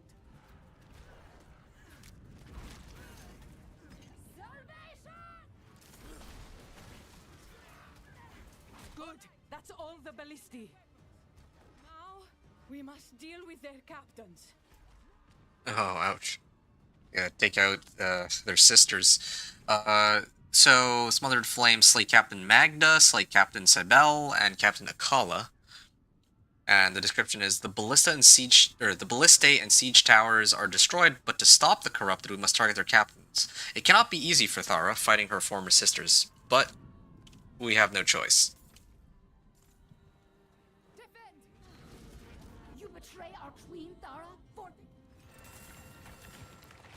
Yep. Oh, I'm out of space on my charms, huh? Maybe I'll come back a little later, actually. +2 to core skills. Astroth, Bartok, and Belial, okay. Really, I've clicked on the blacksmith, like, multiple times now.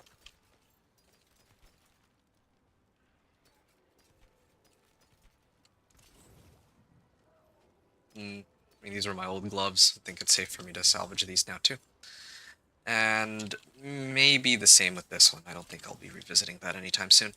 The real reason I was here was to get rid of all of my junk charms. So I'll get rid of those. I'll sort this, and then I want to check out the Roderick Cube. Yeah, here we go. Harness the power of the Roderick Cube to transmute items and materials. The cube is the foundation of transmutation. You can select a recipe to transmute items. Try different recipe combinations to create the most powerful item. And transmutations can be influenced by tuning prisms. They are found around Sanctuary and stored in your consumables tab. Okay. Chaotic reroll. Oh! Changes a random affix to one of another category. Wow. I wonder if this is... this was inspired by the Season of Infernal Chaos. Transfigure item. What's a transfiguration? No idea what that is. Remove affix. I guess so that we can add a new one after. Focused reroll. Changes an affix to one of the same category. Alright. Randomize the value of the unique power on an ancestral unique item. Oh, okay. 3-to-1 transmutation. Transmutes 3 of the same equipment, talisman, or runes into a new item of that type. Recycle uniques. That's the one that I cared about. Unique equipment items or charms into a new version of that one. So if I have like 3 Storm's Companion, I can re-roll it. I wonder if I can get Ancestral Legendaries out of that from 3 lesser pants. Transmutes a common equipment item into a random unique of the same type. Oh! So, common equipment item. And I only have 1 Enhanced Primordial Dust, so I should save that for now. But yeah, if I put my pants in here and oh no, it needs to be a common item though, so I actually need to hold on to a common item specifically for that. Rare or pure primordial dust. Yeah, I don't really have that either. Reroll set charm. Different charm from the same set. No, that's fine. Craft a unique charm. Oh, but I need an ancestral unique item for that. And 3 unique charms. Amalgamation. Transmute several of the same item to upgrade it. Oh. Ritual rune. Crafts back. Oh, okay, so the cube is now where I can actually create runes. 5 any rare runes. Oh, that's like, oh, that's so much better.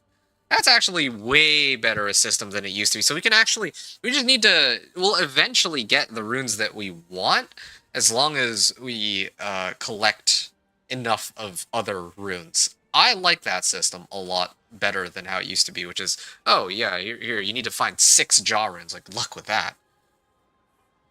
Okay. Tuning prism optional. So, here, like with this recipe combination, well, maybe this one?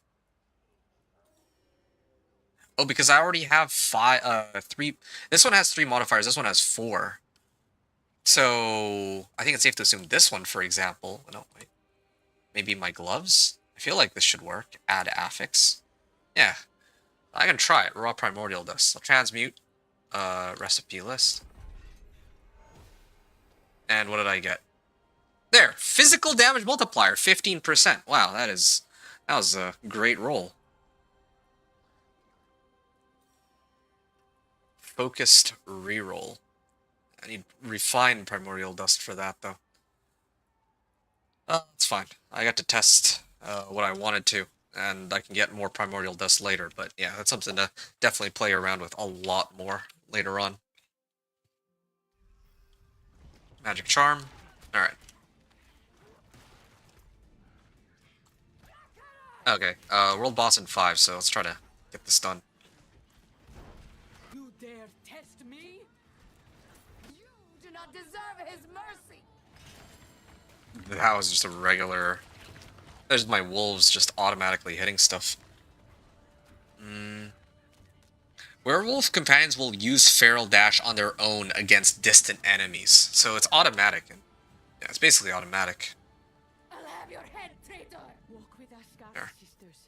May she forgive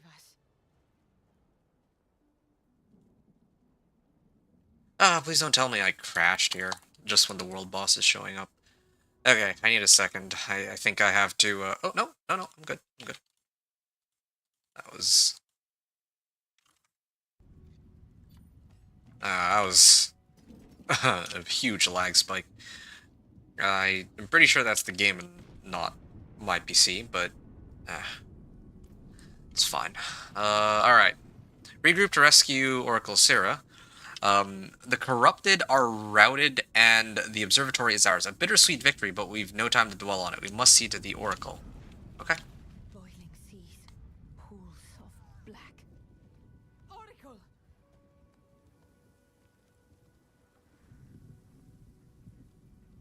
Okay. Let's see what she has to say. So, Smothered Flame, objective... This is a long quest, 19 out of 19. Objective, speak with Oracle Syrah. Thara, and the description is, Thara and I found the Oracle wandering outside, muttering something about the pools. We must try and speak with her, find out what she's seen. What of the pools? Are we too late? The pools break the surface, Atanos trembles. Old bones cracking, crushing, spilling hatred. His flock rushed to embrace him. Blood in the waters. Black. Akarat's miracle. Can you stop him?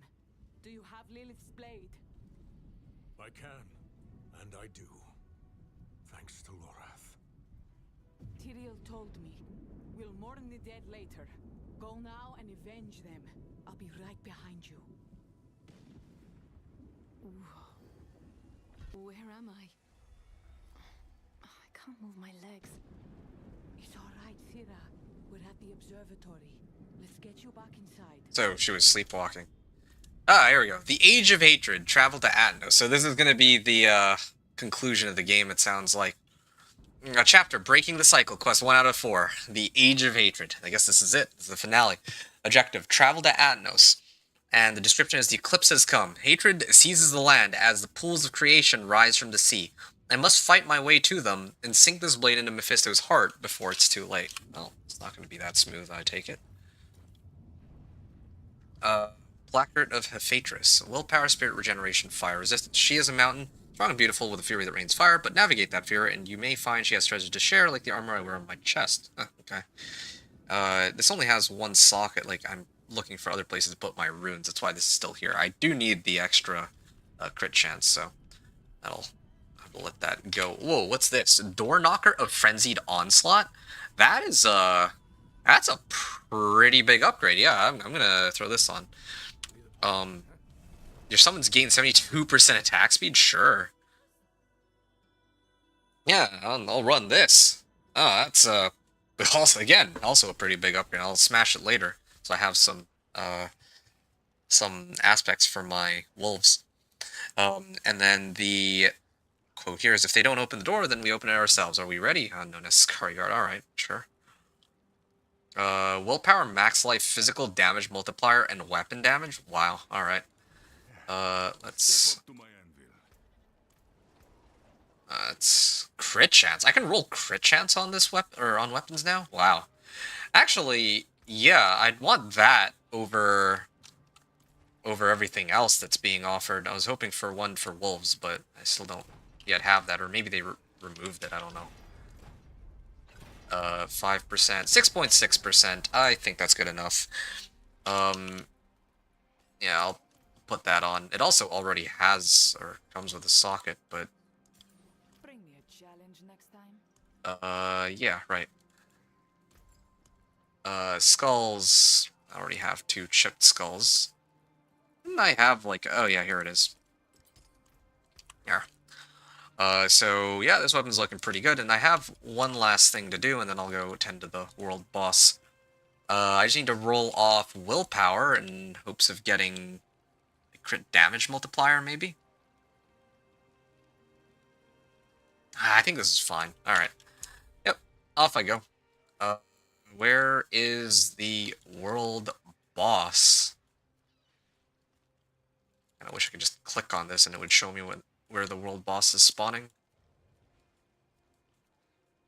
Why can't I find it? Am I blind or something? Oh, this is for a Legion event. Which one's... Where's the... Like... Yeah, where is the world boss? I'm gonna go to Kyovashad first and try to see if I can find it from... if I can find it while I'm in Kyovashad.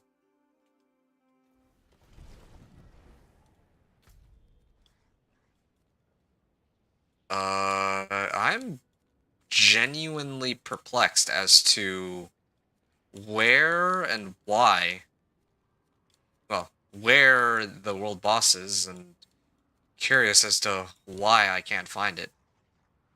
There's no world boss here in Nahantu, or I would have already gone there. What other world boss locations are there? Maybe it bugged out. Honestly, maybe, I think it actually might have bugged out. Let me try to relog real quick. It might be too late, though. I just made it to a good place to reload into the game, since I just finished the last, like, mission, or the last part of the, that quest line. And then now it's down to the last chapter.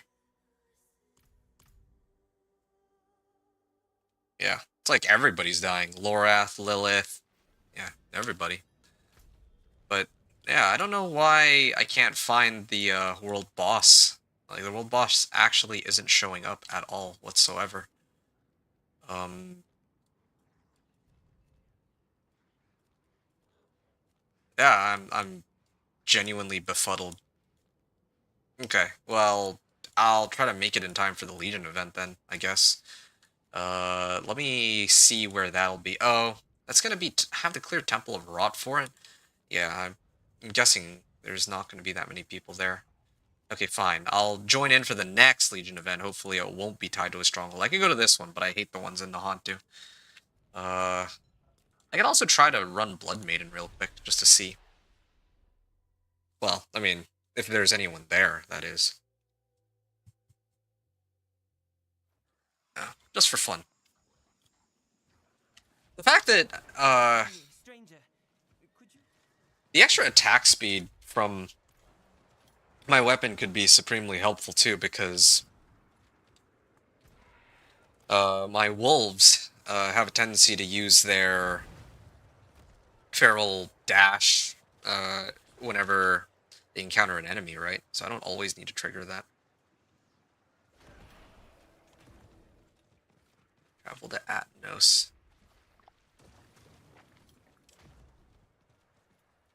One Baneful Heart. Okay, well, there's no one here. I was hoping that there were people actually trying to spawn Mephisto, but I'm gonna give my game a quick restart. It's like lagging way too much. I'm sure that it has to do with the fact that I've had my game up and running for a pretty long time. I should probably close it and reopen it at this point. So I'll do that. Yeah. Alright. Yeah, I'll come back. And then I'll continue on with the quest line, I guess. And yeah, see y'all in a moment.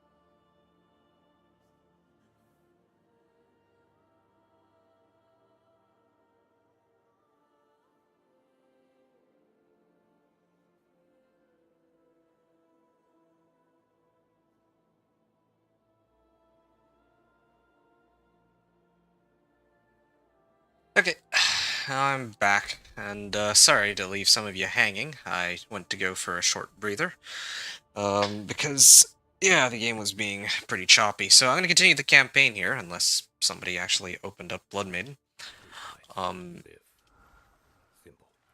Hey, Buzzboru, you still here? Buzzboru wrote, "Hey, Inventor, how did you find the new stuff? Nice to have you here. Yeah, I'm actually having a blast with the new stuff. Like, I mean, I haven't really gone that far. So far, I'm only at... Yeah, the game is still really choppy, even though I restarted and everything. I've been having a blast with the campaign. I haven't really tested out the other stuff yet. Like, I just got access to the cube. But the campaign has actually been pretty amazing, I think. I think it's a really well... okay. I think it's a really good... Or, like, a really well-done campaign with a nicely told storyline so far. So I'm really liking how... Well, yeah, I'm really liking how they've kind of put everything together. That's how I see it, anyway. How about you, Buzzboru? Are you liking the campaign so far, or are you liking the new content? I'm still not yet at the end game, so I don't know what the end game has to bring. So I guess we'll see there. Yeah, so far so good for me. Like 2 thumbs up, I would say. Feels like the whole damned island is about to turn over. Okay, find a path to the pools of creation. Get to the shore. Alright, here.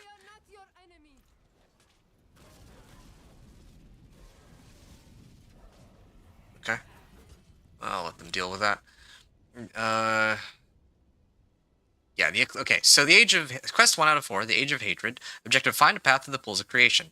The description is, the eclipse has come. Hatred seizes the land as the pools of creation rise from the sea. I must fight my way to them and sink this blade into Mephisto's heart before it's too late. I said it once before, but I figure I'll say it again since I'm about to do the quest. Cheap Sheets, you said, been working all night. Gonna dive into the campaign tonight. Nice! Yo, that's great.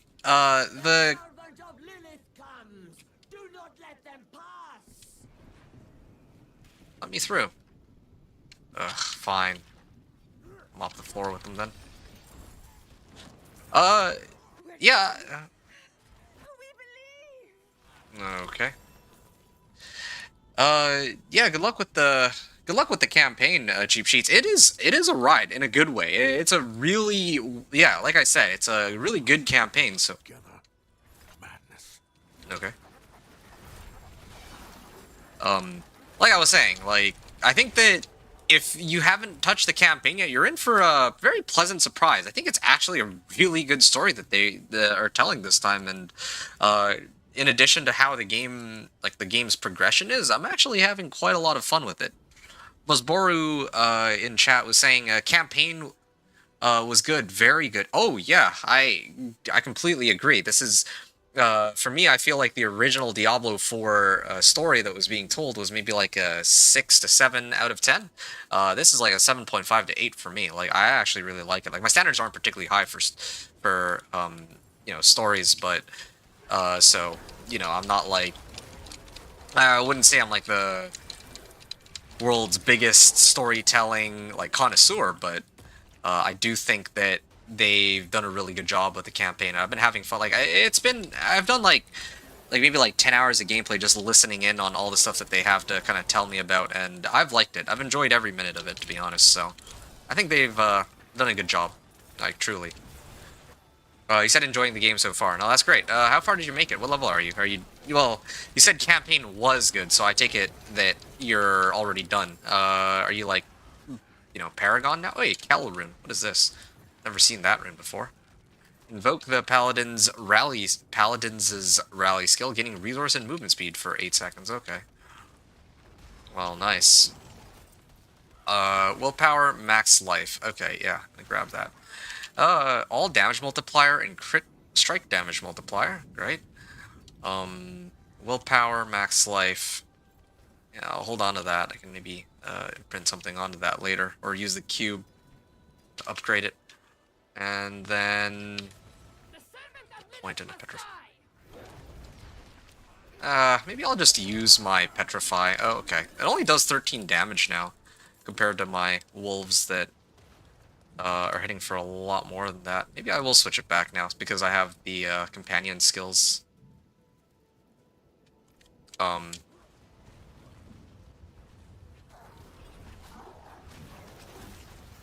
have the companion skills aspect, shepherd's aspect. There we go. So yeah, my damage is a lot higher. Willpower, max life, vulnerable damage multiplier. Yeah, I wanted something like that. Heck, even something like this would be good too. Might switch just because it's a lot more movement speed. Or it's a lot more life for me. Chromatic tuning prism. I don't even know what that is. Used to target resistance affixes during transmutations in the Project Cube. Okay.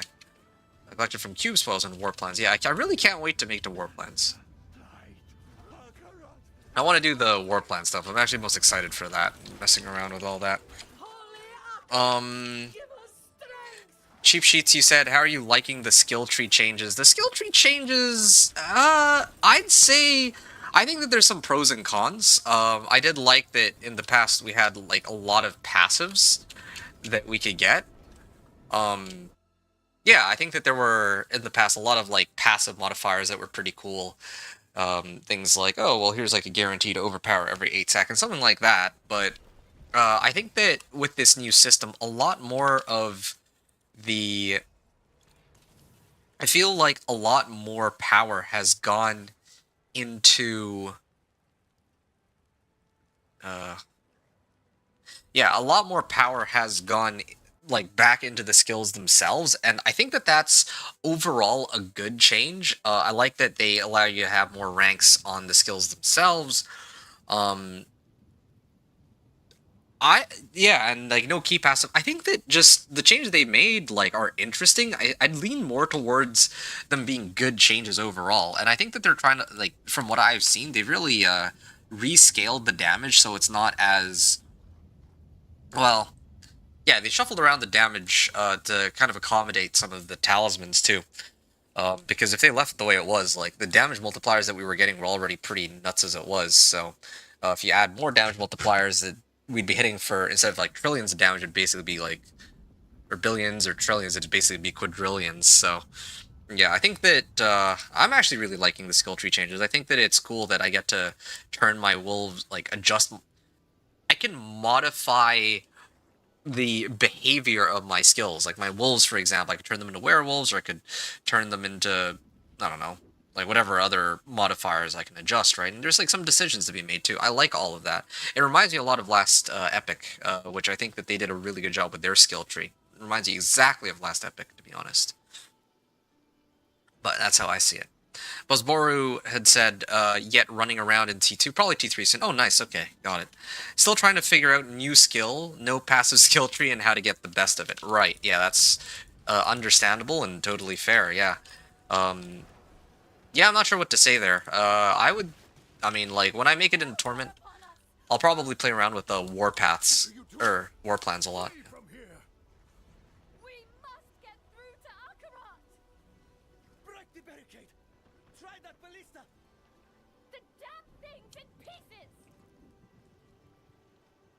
Find parts to repair the ballista. We're trying to help them break through? Why? Oh, okay, because I need to get through too. Objective, find parts to repair the ballista. A barricade stands in my path. None of my weapons can bring it down, but a ballista... What? That's... Despite how strong I am? Sure, okay. I mean, like, I'm a druid, and I can use Hurricane and do Cataclysm, but no, none of my weapons can actually take it down. But a ballista bolt might do the job. There is a broken one nearby. If I can find the parts to repair it, I'll have a way through. Alright. Okay. That's 1. That's 2. And weapon rack. Nope, that's the wrong one. I do wonder if there's a way to turn, like, let's say, magic weapons or magic items into rare items or legendary. Something like that. Repair ballista. There we go, Amazon ballista. Fire the ballista into the barricade. Sure. You are running to your death. Find a path into the... Okay. Thank the light you've come. I need your help, sure. Speak with Tyrael. Yeah. I found Tyrael, still alive and fighting to reach the pools of creation. Together we might have a chance. Okay. Ooh, +1 to companion skills. Oh, that's a good one. Vulnerable damage multiplier, lightning damage multiplier, 1 to companion skills, and I replace spirit on kill with, like, willpower. Yeah. Yeah. That's, about as good as it gets. Problem with +1 to companion skills is that doesn't really mean all that much anymore. +1 to companion skills will only give me, like, what? Like, my wolves right now are hitting for 10.4k, and I put this on.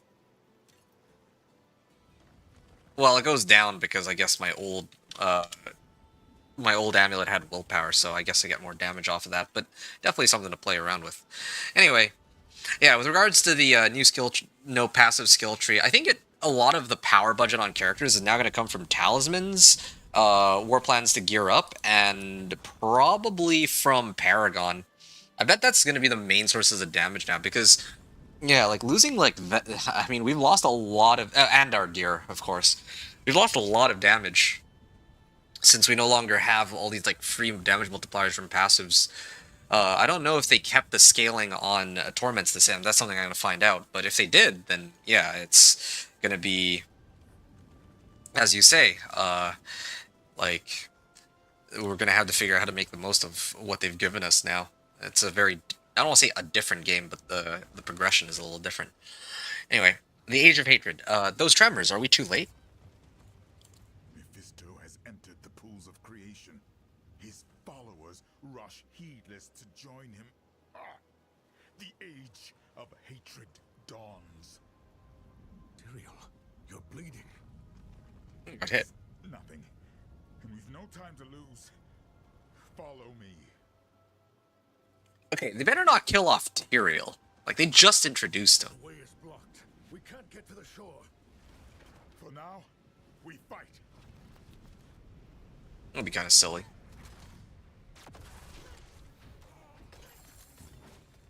Zik rune. Ooh.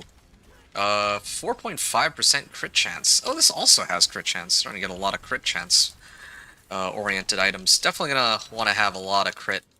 Max out crit. But it also helps having these damage multipliers too and whatnot. Ooh. Did Tyrael do that? I feel like he did. I mean, only Tyrael would be able to do that in this case. Oh, we're off. Yeah, maybe I should have set it on hard mode or something. Gotten more XP that way. I wonder if campaign XP might somehow be scaled to difficulty. For Vessel of Hatred it wasn't, but I don't know if they changed that for Lord of Hatred. Then again, it's not like I had enough damage to take them on Penitent anyway, unless they rescaled that too. Like, I actually have no idea.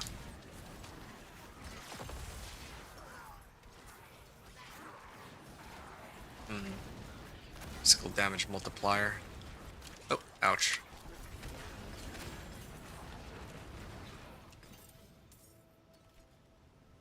Okay. Well done, my friend. Stand back. Come. We press on. Wait for us! Bosboru said don't throw common items, by the way. Okay. I'll try to heed your advice and hold on to those. Oh! Unlocks 4 charm slots, mastery +1 to all skills. I don't know what the difference between mastery and survival is. Like, I don't know why mastery is fine, but survival doesn't work. +1 to... Oh. Oh, I think I'm starting to understand a bit better. I guess if I get all rares... Oh. Mastery +1 to all skills? Yeah, I don't know what mastery would be. Maybe if I get all the charms or something. +1 to all skills. That would be nice. Anyway, what rune? Oh, a what rune. Starting to get some good runes here, but I don't really have too many sockets to fill them in on. Willpower, max life, lightning damage multiplier. Okay. So I hold on to common items, but magic items I can throw away, I guess. Ooh, willpower, max life, life on kill, and armor. Oh, this is more in line with what I want. I like how all of a sudden I'm just starting to get, like, tons of items. Sanctum of the pools. Humankind took its first steps on these stones. How dare he defile them? Temple of Union. Chapter Breaking the Cycle, quest 2 out of 4. Delivering a promise. Objective, find a path of the pools of creation. And the description is, Tyrael and I have entered the Temple of Union, where humankind took its first steps out of the pools. We cannot allow Mephisto to pollute those waters. We must find him and slay him now. Something I just wanted to take a look at. So I'm heading up here as part of the, I presume this will be the final mission, or the final quest, or chapter. Yeah, final chapter of the quest line. But there are some areas that I have left yet unexplored. This here, and, well, a small portion here. But I think this region is probably a stronghold, and this one's also looks like a stronghold, because, you know, it's like a location unto itself. I didn't explore every fogged area, but that's fine. I think I can live with that. Legion event is starting up in 3 minutes, and once again, for some... Oh, okay, yeah, it's in another stronghold, of course. Ah, great. Who would have thought? Hold these gates in Akarat's name! Oh, yeah, while the temple's going down. Is Mephisto, and this is not his temple. Yep, that's Tyrael for you. Tyrael also wrote, or said, his corruption is spreading. We are running out of time. Nice. Hellborn Necromancer. Keep moving. Find a way into the pools of creation. Okay, so I can just ignore these guys, right? Just ignore all these guys. I don't need to fight. I can just keep going past.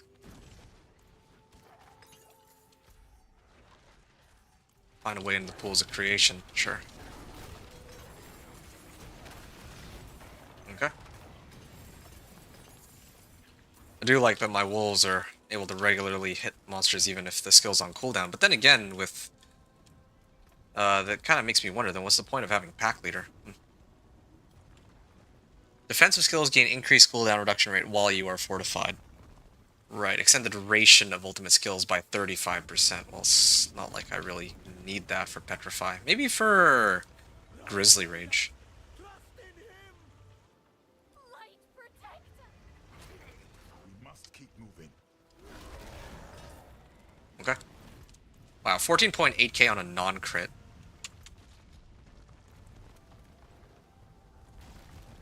Hmm. 6.6% crit chance. Oh, I'm like full up on my items. Wait, this one actually has 2 sockets on it. Oh, I can finally replace my armor, which is way, way behind. Okay. I'm gonna head back to town and sort all this out before I go in and face him. So, crit chance, right? I'm starting to pick up a lot of items with crit chance, so it's time for me to start sorting this out. Okay, let me salvage this, and then I can get my crit chance rune, and follow it up with a cur rune too. So that's a lot of crit chance.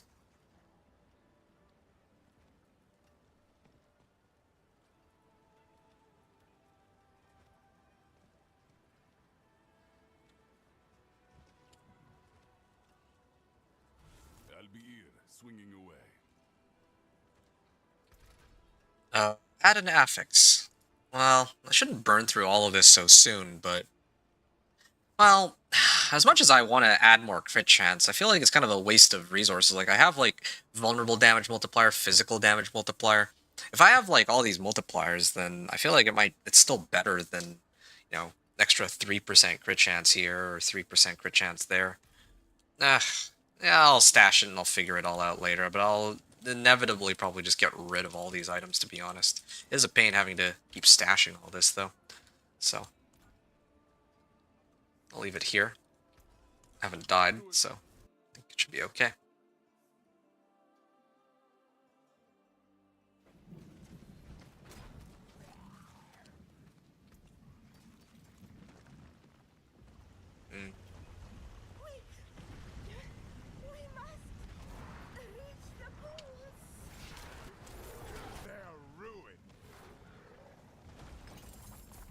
Heavy pants.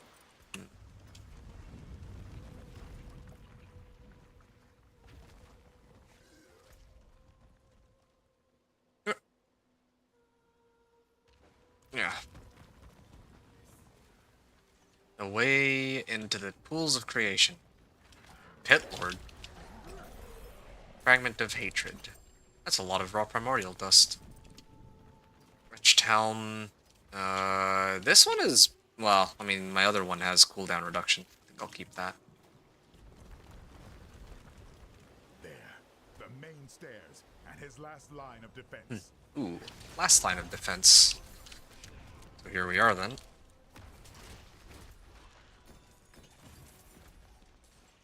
Oh, slay the entrenched Amazon shield wall. Okay. Find a way into the pools of creation. Move aside. We are here for your master. They're not going to go down without a fight, of course. Not worthy to stand before him. Speak with the hand of Akarat. Neither are you. Your savior has left you behind. Wrong. We chose to stay, knowing that we would never bathe in his pools of creation. We die here, so this wretched world can be reborn in hatred! No! Okay.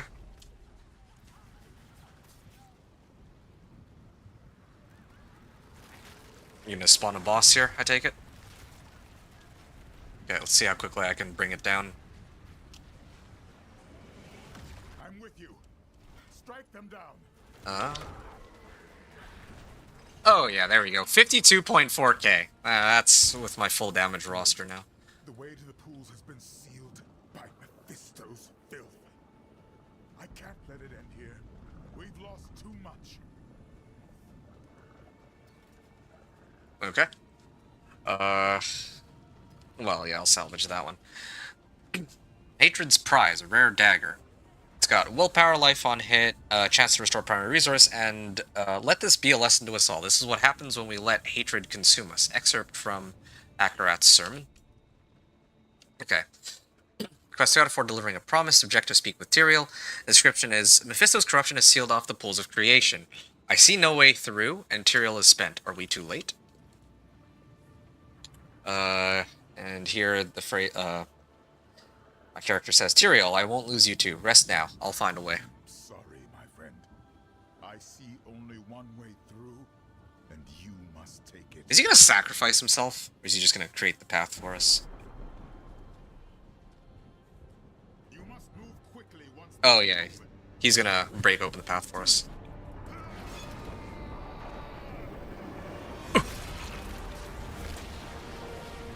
Oh.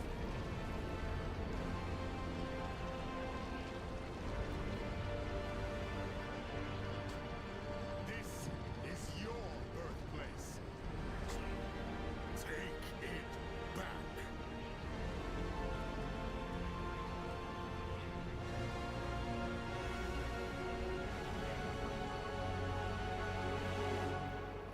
Go. Plunge the blade into his heart. Send him from this world. Well, I'm glad this is where, no, this isn't where he gets sacrificed, but it makes sense that he's holding the door open so that we can go through and fight Mephisto ourselves. Okay, here we go. Chapter Breaking the Cycle, Quest 3 out of 4, Lord of Hatred. Yep, this is it. This is where I fight Mephisto, and then I guess Quest 4 out of 4 would be the epilogue. Objective is enter the pools of creation, and the description is, with his last burst of strength, Tyrael has opened the way to the pools. We still have a chance, but I must go alone. I must find Akarat, stab him through the heart, and banish the Lord of Hatred from this world. Okay. This should be it then. Right? Oh, okay, I gotta actually click on the pools of creation, I suppose. Yeah. Guess this is it. Search for Akarat in the pools of creation. I'm gonna have to fight all his lackeys to get there, I take it. Or is this it?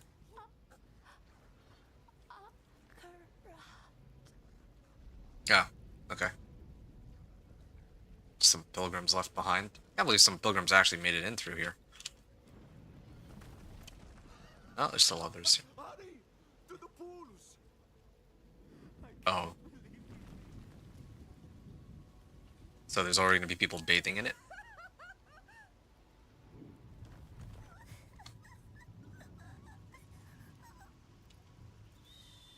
It's all right, my baby. We'll be with Akarat soon.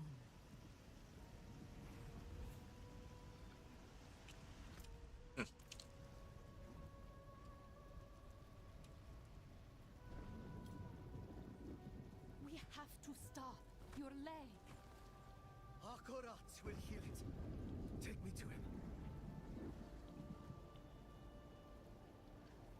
Anything out here?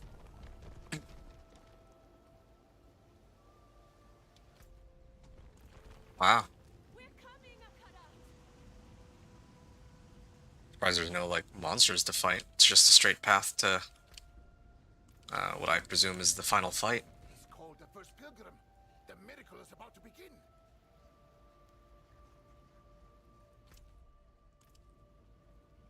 Hatred is the source of your Hatred is the source of your suffering, bound to your soul from birth, from the moment your ancients awoken these pools. I still don't know who the ancients are in this case. But sure. Okay, confront Akarat. That is the objective now. And here we go.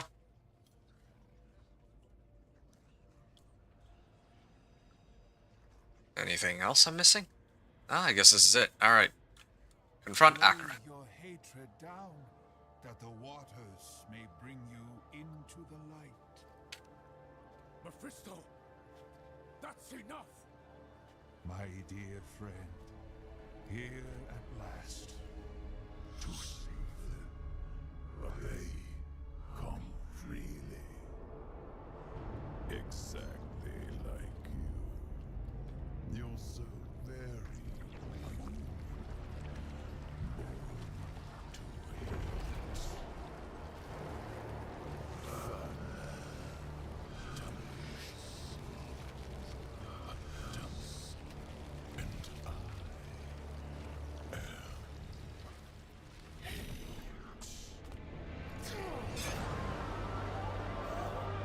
What?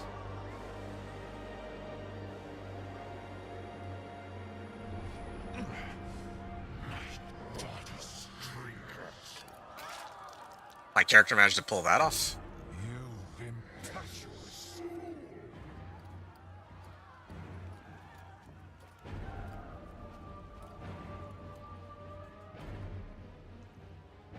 Oh, yikes.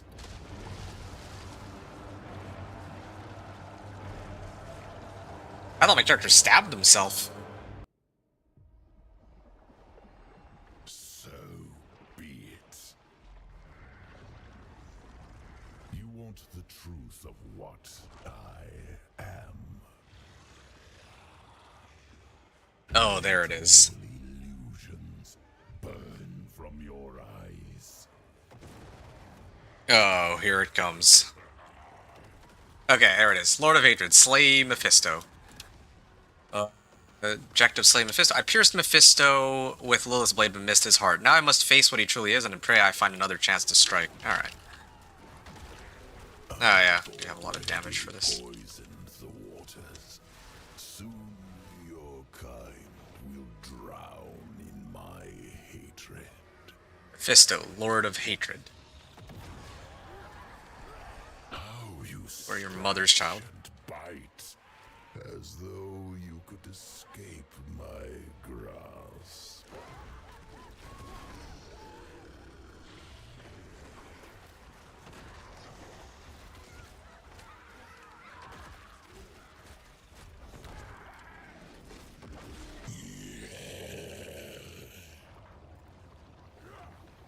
So much effort spent. Yet still, my waters rise. Oh.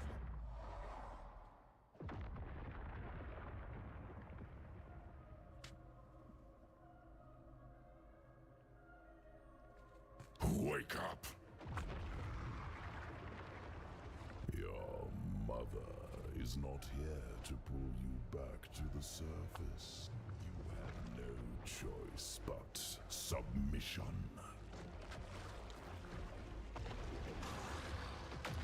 No power, but oh, second phase.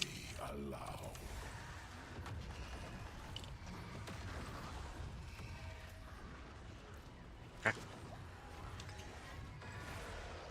I don't know what all this is about. Like, what is this? You are powerless before hate. You are but my puppet. Okay, so I guess I can't. Forgotten the cost of defiance. I guess I can't. I just can't do anything in this area for. How foolish, treacherous, Oh. pitiful. All the people that died during the campaign. Guardians, your Horadrim. I don't know who this one is though. Sacrificed upon my altar, damned by Oh, their own futility. Oh, can I actually hit him? Oh, no, guess not. Strike at me all you wish. This flesh means nothing. Ah. I am eternal. Ah.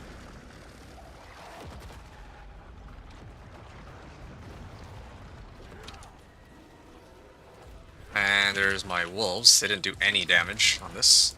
I plucked you from the wilderness, shivering in the dark. That is how it started. Made you what you are.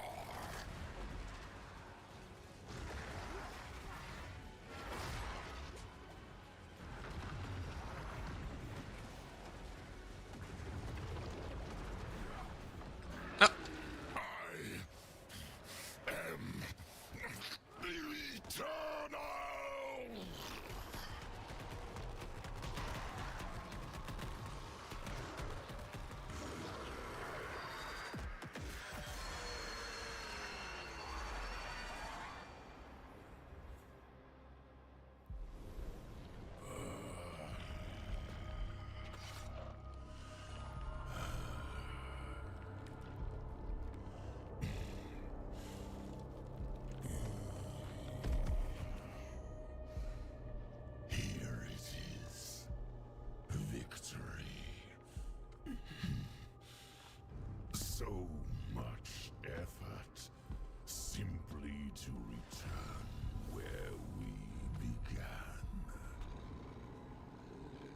You alone, just as I found you.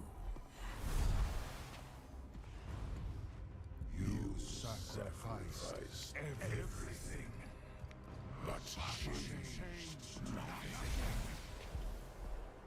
I will be reborn in hell, and you will be forgotten. You're not going back to hell. Ooh.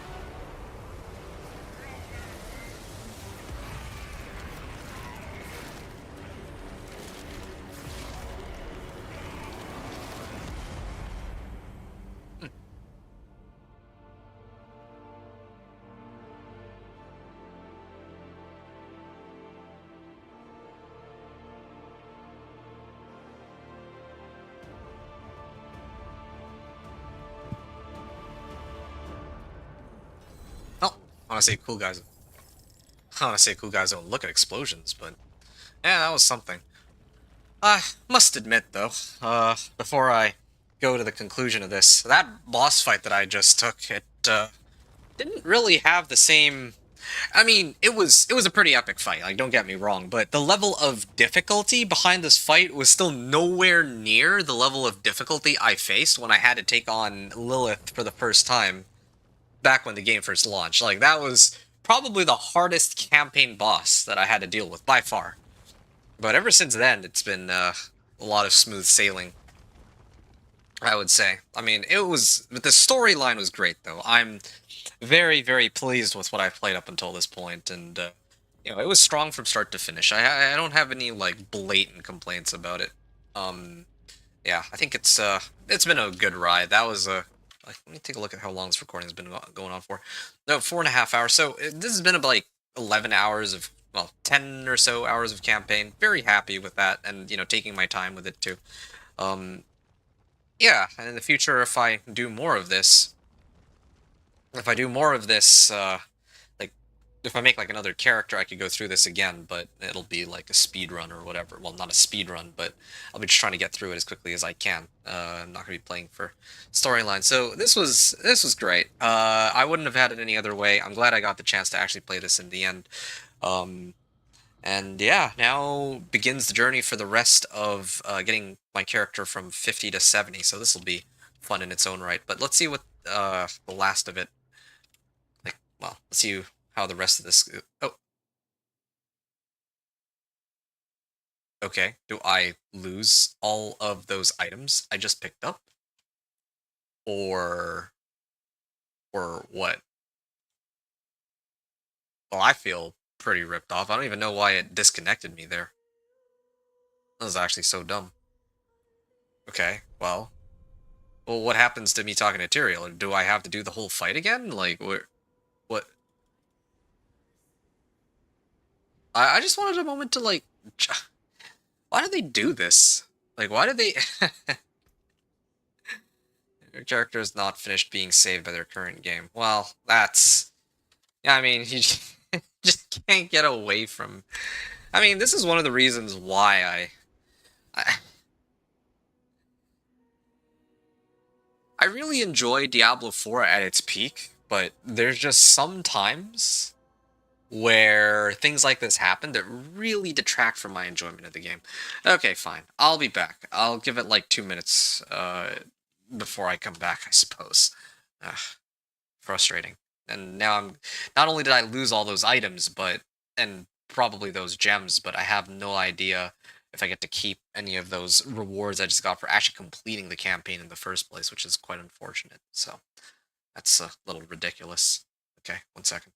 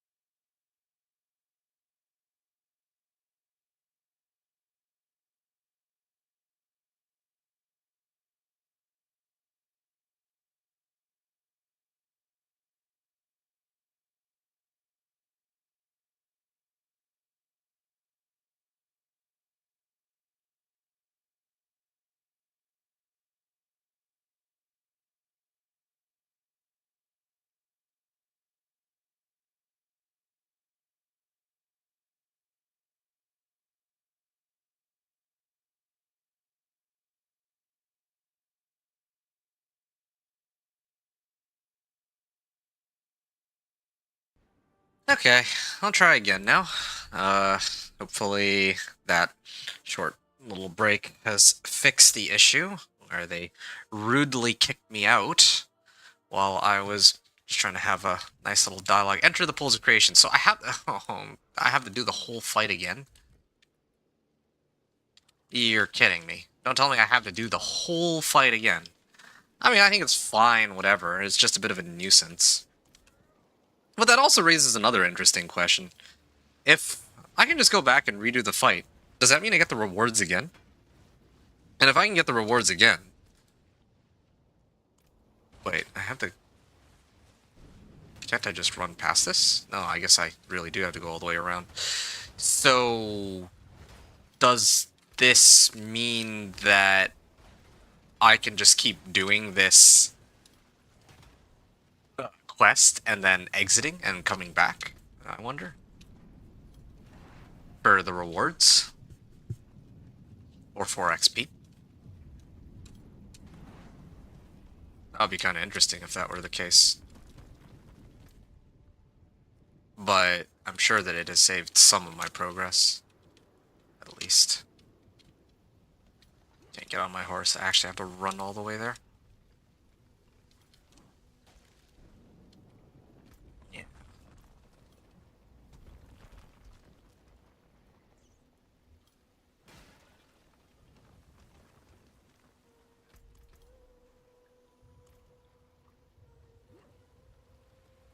I should probably check my stash too to see if I got any of the items that kind of got yoinked from me with that disconnect.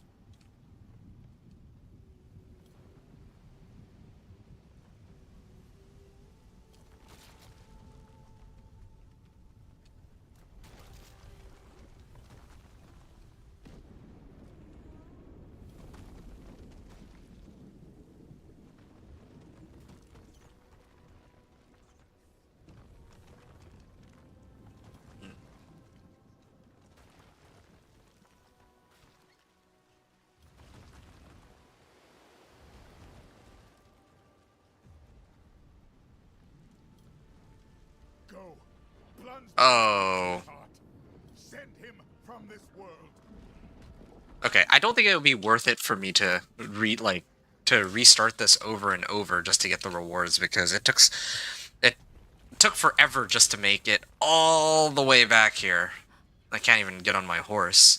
And I have to redo the boss fight, and yeah, I just don't think it's worth it. But hey, I mean, that was interesting. At least I get to see what the rewards were like this time. I'll make sure I pick them up first this time before anything else, just so I don't get screwed over like that again.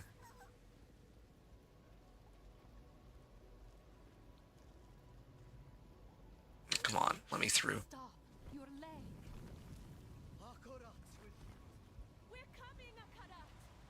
I would have liked to see what Mephisto's last words were when we sealed him with that dagger.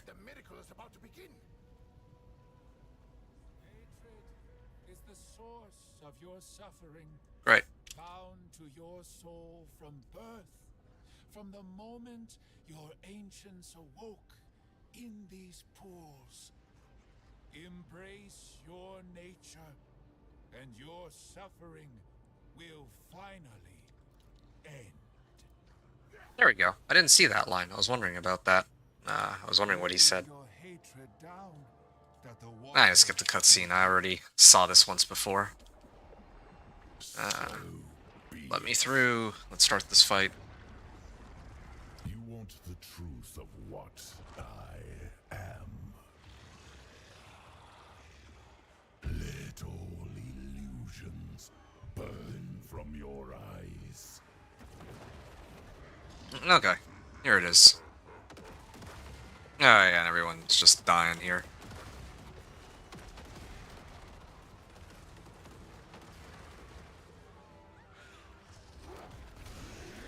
I have already poisoned the waters.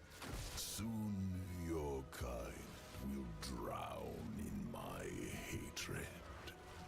Alright. How you scratch and bite, as though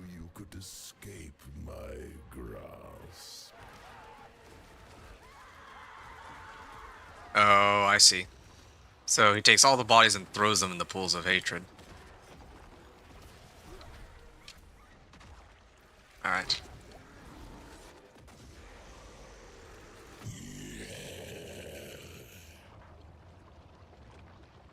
So much effort spent. Yet still, my waters rise. Can I skip this cutscene? I can't. Wake up! Oh, I thought for a second it was frozen. Your mother is not here to pull you back to the surface. You had no choice but submission.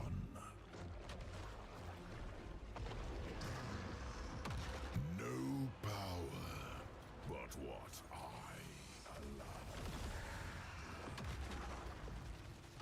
If that's the case, oh, I have to pick these up to actually enable the skills that these are normally tied to. Okay. I see how the fight works now.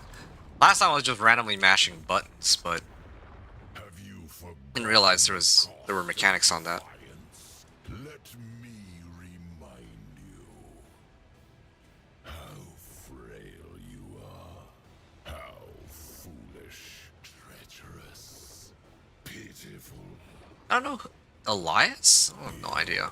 Guardians, your Horadrim, sacrificed upon my altar, damned by their own futility.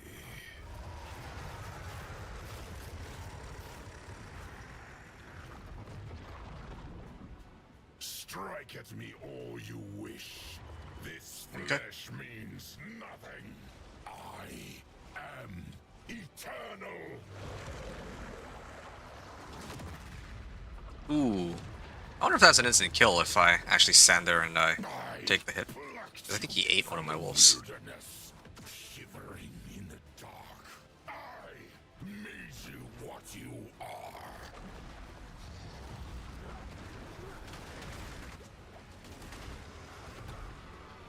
I am eternal. There we go. Okay. Gonna not make that same mistake twice and just finish it. I mean, I already said what I needed to before the game disconnected me anyway, so yeah. My point still stands. The campaign was great, aside from the audio, like, aside from the bugs and the disconnects. That's all I was trying to say. Alright. There we go. There's all the items that I had the first time. Pure Primordial Dust. I think I got this unique ring. Sliver of Hate. I'll read it later. Now, let me actually pick up all my items. I don't want to lose out a second time. That would be kind of a sad way to lose out my items. Alright. Quest 3 out of 4, Lord of Hatred. Objective, speak with Tyrael. The description is, I've done it. Mephisto is banished, and the pools of creation are sinking back into the sea. It is time to leave. Okay. I'm gonna pick up Worldly Finesse, and then I just want to read this item here, Sliver of Hate.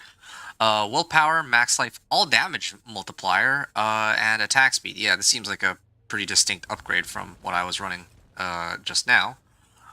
And what did this say? Unique is, or the unique effect is chance on being hit to unleash hatred, fearing and inflicting 25.8k corrupting damage over 5 seconds to surrounding enemies. Wow, seems pretty strong. This is Moonrise aspect, but it doesn't really seem that much better than what I have, but I can still hold on to it, sure, for the time being. Yeah, okay, I'll salvage all this, and then I'll talk to Tyrael. Portal us out, bro. Okay, escape the pools of creation. I wonder what happens if I go down this way. Oh, no, it's a dead end. Oh, I see. There was a cave in. Oh, there we go. Level 51. I don't know. Something offshore. The temple is sinking. Shall we go and watch? Yeah. Quest complete, Lord of Hatred. Chapter breaking the cycle quest 4 out of 4. A new beginning. Objective. Go to the shore with Tyrael. And the description is, with Mephisto gone, the Temple of Union is sinking back into the sea, taking the pools of creation with it. Tyrael suggests we head to the shore to watch. Hard to believe it's real. Great. I wonder if this is where they're going to segue it into Diablo and Bale's appearances. Each Amazon ends. Faults forgiven. Deeds remembered. Let her ash and bone join that of her sisters. At peace. At last. Alright. Petrify's max now. It's over. Did you see anyone escape? Nice. Okay. Objective, speak with Thara. We found Thara and her Amazons by the shore, watching the temple go down. I should tell her what has happened. This victory is hers too. Did you see anyone escape? And then, what my character says is, I did, Thara, but Akarat did not. To think, I thought so little of you that day in Themis. Yet here you stand, the maddest bastard I've ever known. What became of Akarat, Mephisto? Just before the temple sank, we heard a terrible scream, loud enough to stir the dead. Is he gone? Banished, beyond the reach of this world or any other. But those who served him remain to be reckoned with. What say you, Amazons? Shall we reckon with them? You have our answer. What is yours? In victory, give honor to your dead. I will continue to fight, as Lorath would have, but not while his soul suffers. I must go to the Tree of Whispers and grant him the rest he deserves, with a torch in my hand. Burn the Tree of Whispers? Huh. It is a stunt Lorath himself might have attempted, were we in his place. But it will take more than common fire to see it done properly. Meet me at the tree. Okay. Go to him then, with all our love. We will await you in Themis. Oh, wow. My character's trying to burn down the tree of whispers. It sounds like. Chapter, and the chains fall away. Quest 1 out of 1. No gods, no masters. Objective, meet Tyrael at the Tree of Whispers. And here it says, it costs countless lives to defeat Mephisto. I lost Donan, Neyrel, and finally Lorath, who gave far more than his life. I won't let him suffer eternity on the Tree of Whispers. Tyrael and I will meet there and burn it to the ground. Well, I need those whispers. Complete Lord of Hatred campaign, or complete Vault of the Crucible. Well, I guess I'm not quite done yet. I was wondering about that. Yeah, okay, sure. No, I get an extra skill point if I do a Kurast Undercity run. Well, I haven't turned in any of my rewards, it's part of the issue. But, anyway, alright. I'm gonna head on over there.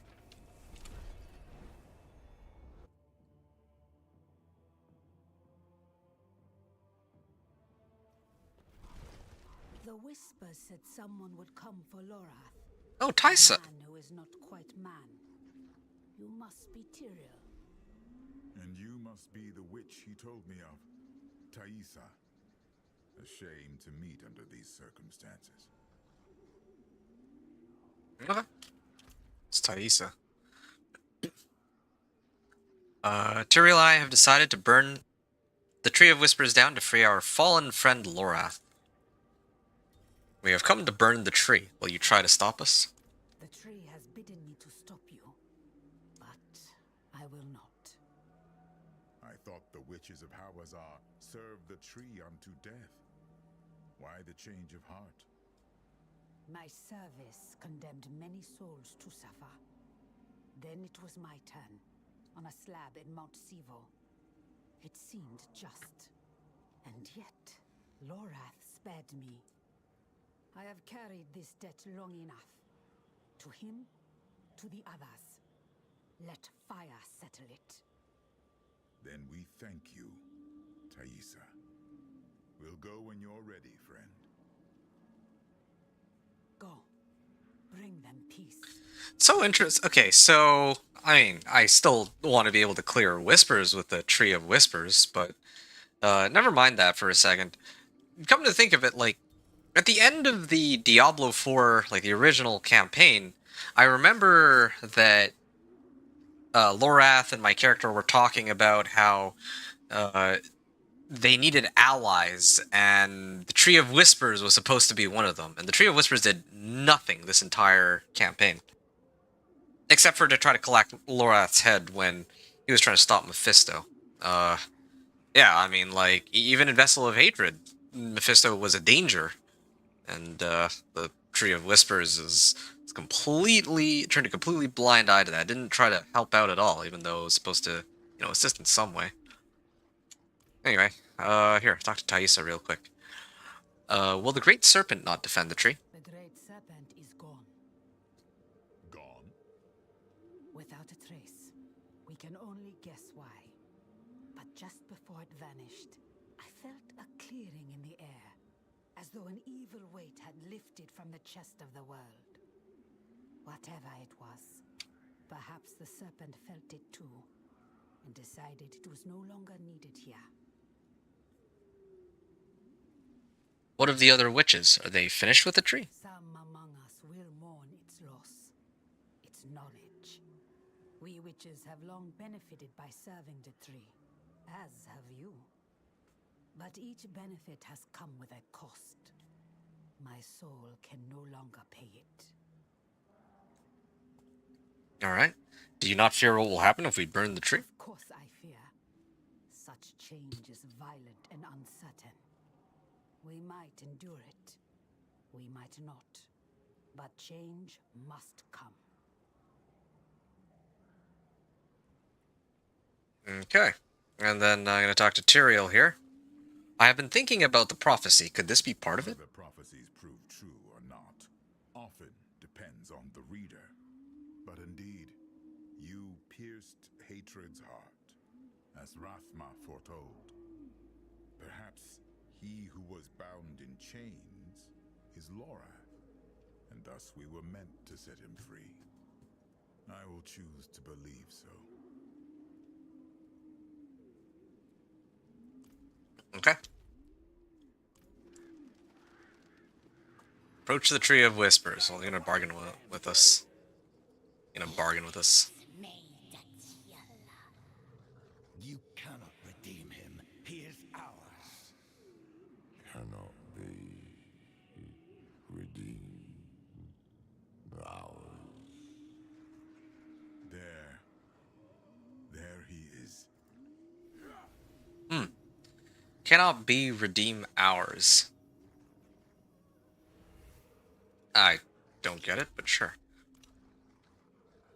Laura. Ours cannot be.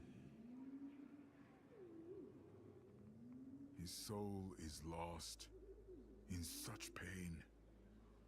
I will prepare the torch. Sacrilege! You can't! We only took what he promised, what was owed. And what is Lorath owed? You have his memories. You know what he gave to protect this world time and time again. We are indebted to him beyond hope of repayment. Mercy is all we can offer now. And each of you will share in it. Basically telling the tree to just shove it. Take the torch. Take the torch. Set him free.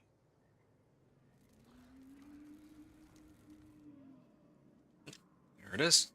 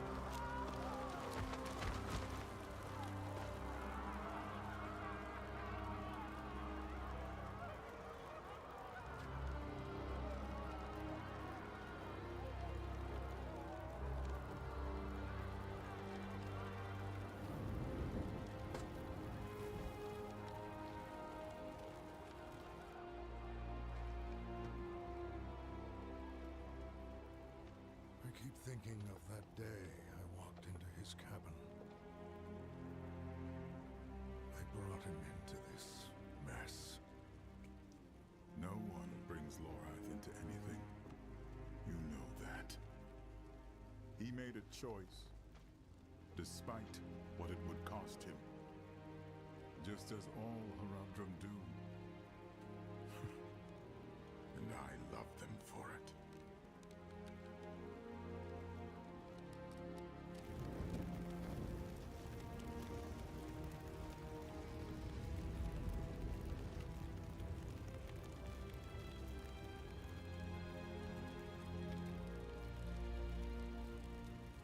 They fought for a world that has no right to exist.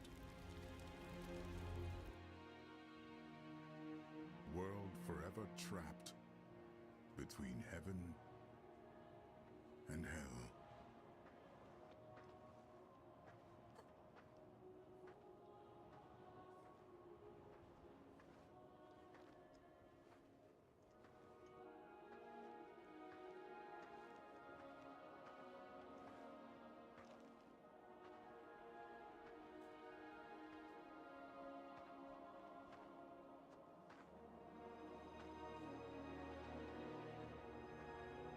She created this sanctuary.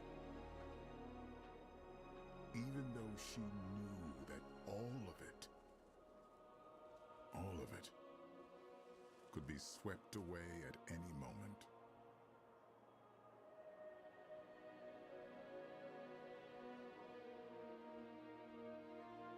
But she believed someone would choose to walk in her footsteps.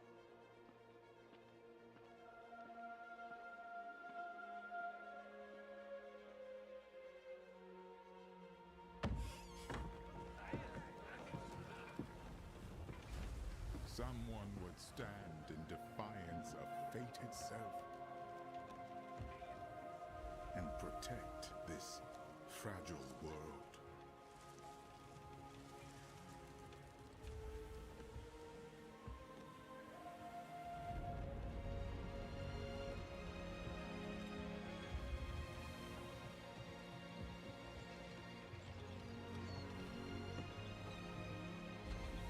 You could call it madness.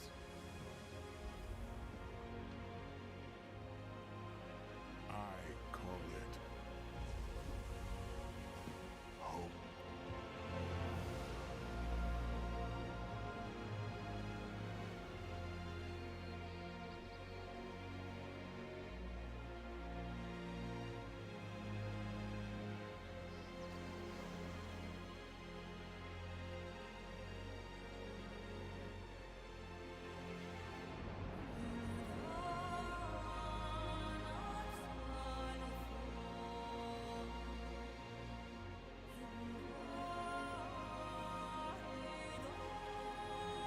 Wow. That was amazing. That was a pretty well told story. I wonder if this is like their way of wrapping up Diablo 4. Although it's kind of funny because Diablo didn't even make an appearance in this one if that's the case, but yeah, the way that they're doing it here, Diablo 4, Vessel of Hatred, and then Lord of Hatred, and they have this they have the credits at the end, or rolling at the end, kind of makes it look like it's some sort of trilogy, and they don't plan to do anything else. Anyway, I'll let this sit for a bit, just so I have a chance to chat. Well, you know what? Nah, I'm just gonna skip it and I'll talk after this is done. Alright, there we go. Done. Quest complete. No gods, no masters, and then there's the war for Sanctuary, which I presume will be war plans, and maybe it has to do with, Thassa? I don't remember her name, the Amazon that helped us. I completed rank 1. Hey, reward ready to claim. I think for finishing the, Lord of Hatred campaign. Yep, there it is. And then there's this one, Hellish Descent. Roderick Cube. I gotta inspect the Roderick Cube. I'll do that really quickly. I'm gonna speak with Tyrael. I think those are the only two. The campaign didn't really give me, like, this absurd amount of XP, unlike with Vessel of Hatred, interestingly enough. And I'm still only level 51 upon completion of the campaign, and that's despite the fact that I actually did some whispers along the way too. A welcome sight indeed, after everything. Okay. Come, I have something to show you. The War for Sanctuary. That's quite a map. Objective: speak with Tyrael. Mephisto has been defeated, but there are yet many who would threaten Sanctuary. I should speak with Tyrael. Perhaps he has some plan for what to do next. Okay. It ought to be. I've carried this scrap of parchment since I first came to Sanctuary. It's as complete a map as I could manage. Impressive. What are the pins? Corruption, incursions, the tides of hell. All tides. All that Mephisto has left in his wake. All that we must now contend with. The war for Sanctuary is far from over. 3 marks of Druid. Okay. Okay, I'm glad that I can actually still do whispers, despite the fact that I supposedly had burned the Tree of Whispers. I'm actually kind of curious what's going on with Tree of Whispers now, but do that after. 3 marks of Druid. Alright. War plans. At the war plan table, create a war plan to purge the remnants of hatred from Sanctuary.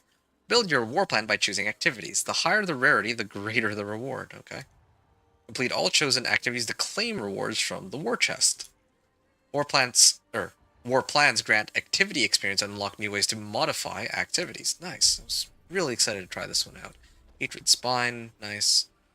Also got... Oh, here it is. Emlore of Practice Technique. So now, if I get rid of Werebear skills, I don't even know why this is active in the first place, I put this on, I have now 50% bonus kill experience, which is pretty massive. Practice Technique. Oh, okay, so this one gives Practice Technique. I see. So then if I put this on, I get max life and potion capacity increase. Oh, wait, no, I got Vigorous Roderick Seal of Swiftness, so this one's even better. I actually get more movement speed and bonus kill experience. Huh. And I can throw something else in there, too. More max life if I want, more movement speed, more core skills, Werebear skills, 1000 armor. Don't really need these.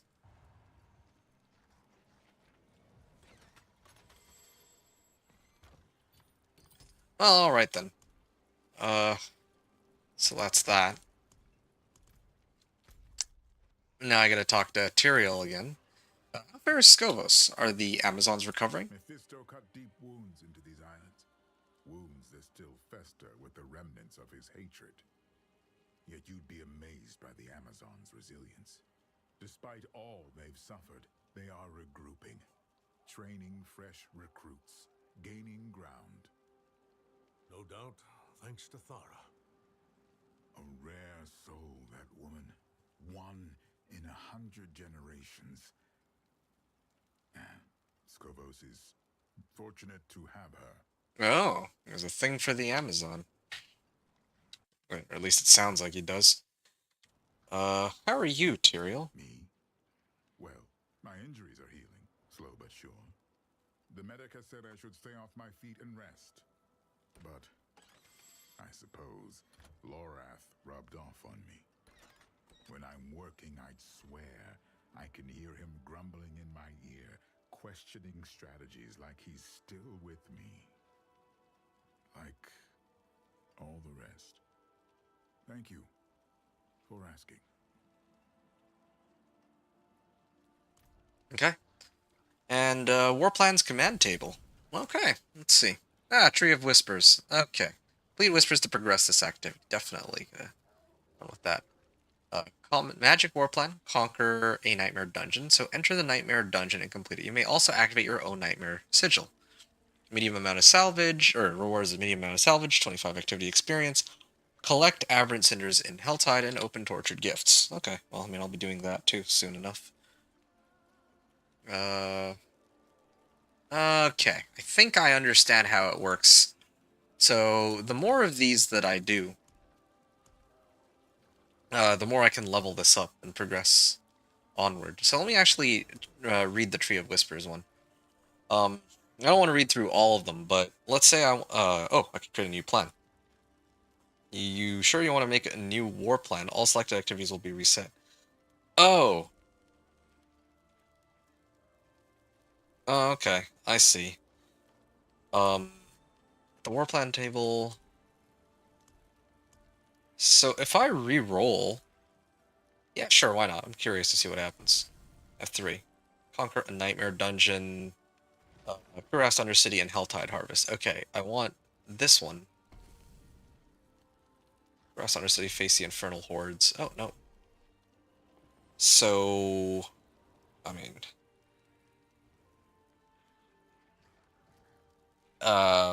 why not, I guess, sure.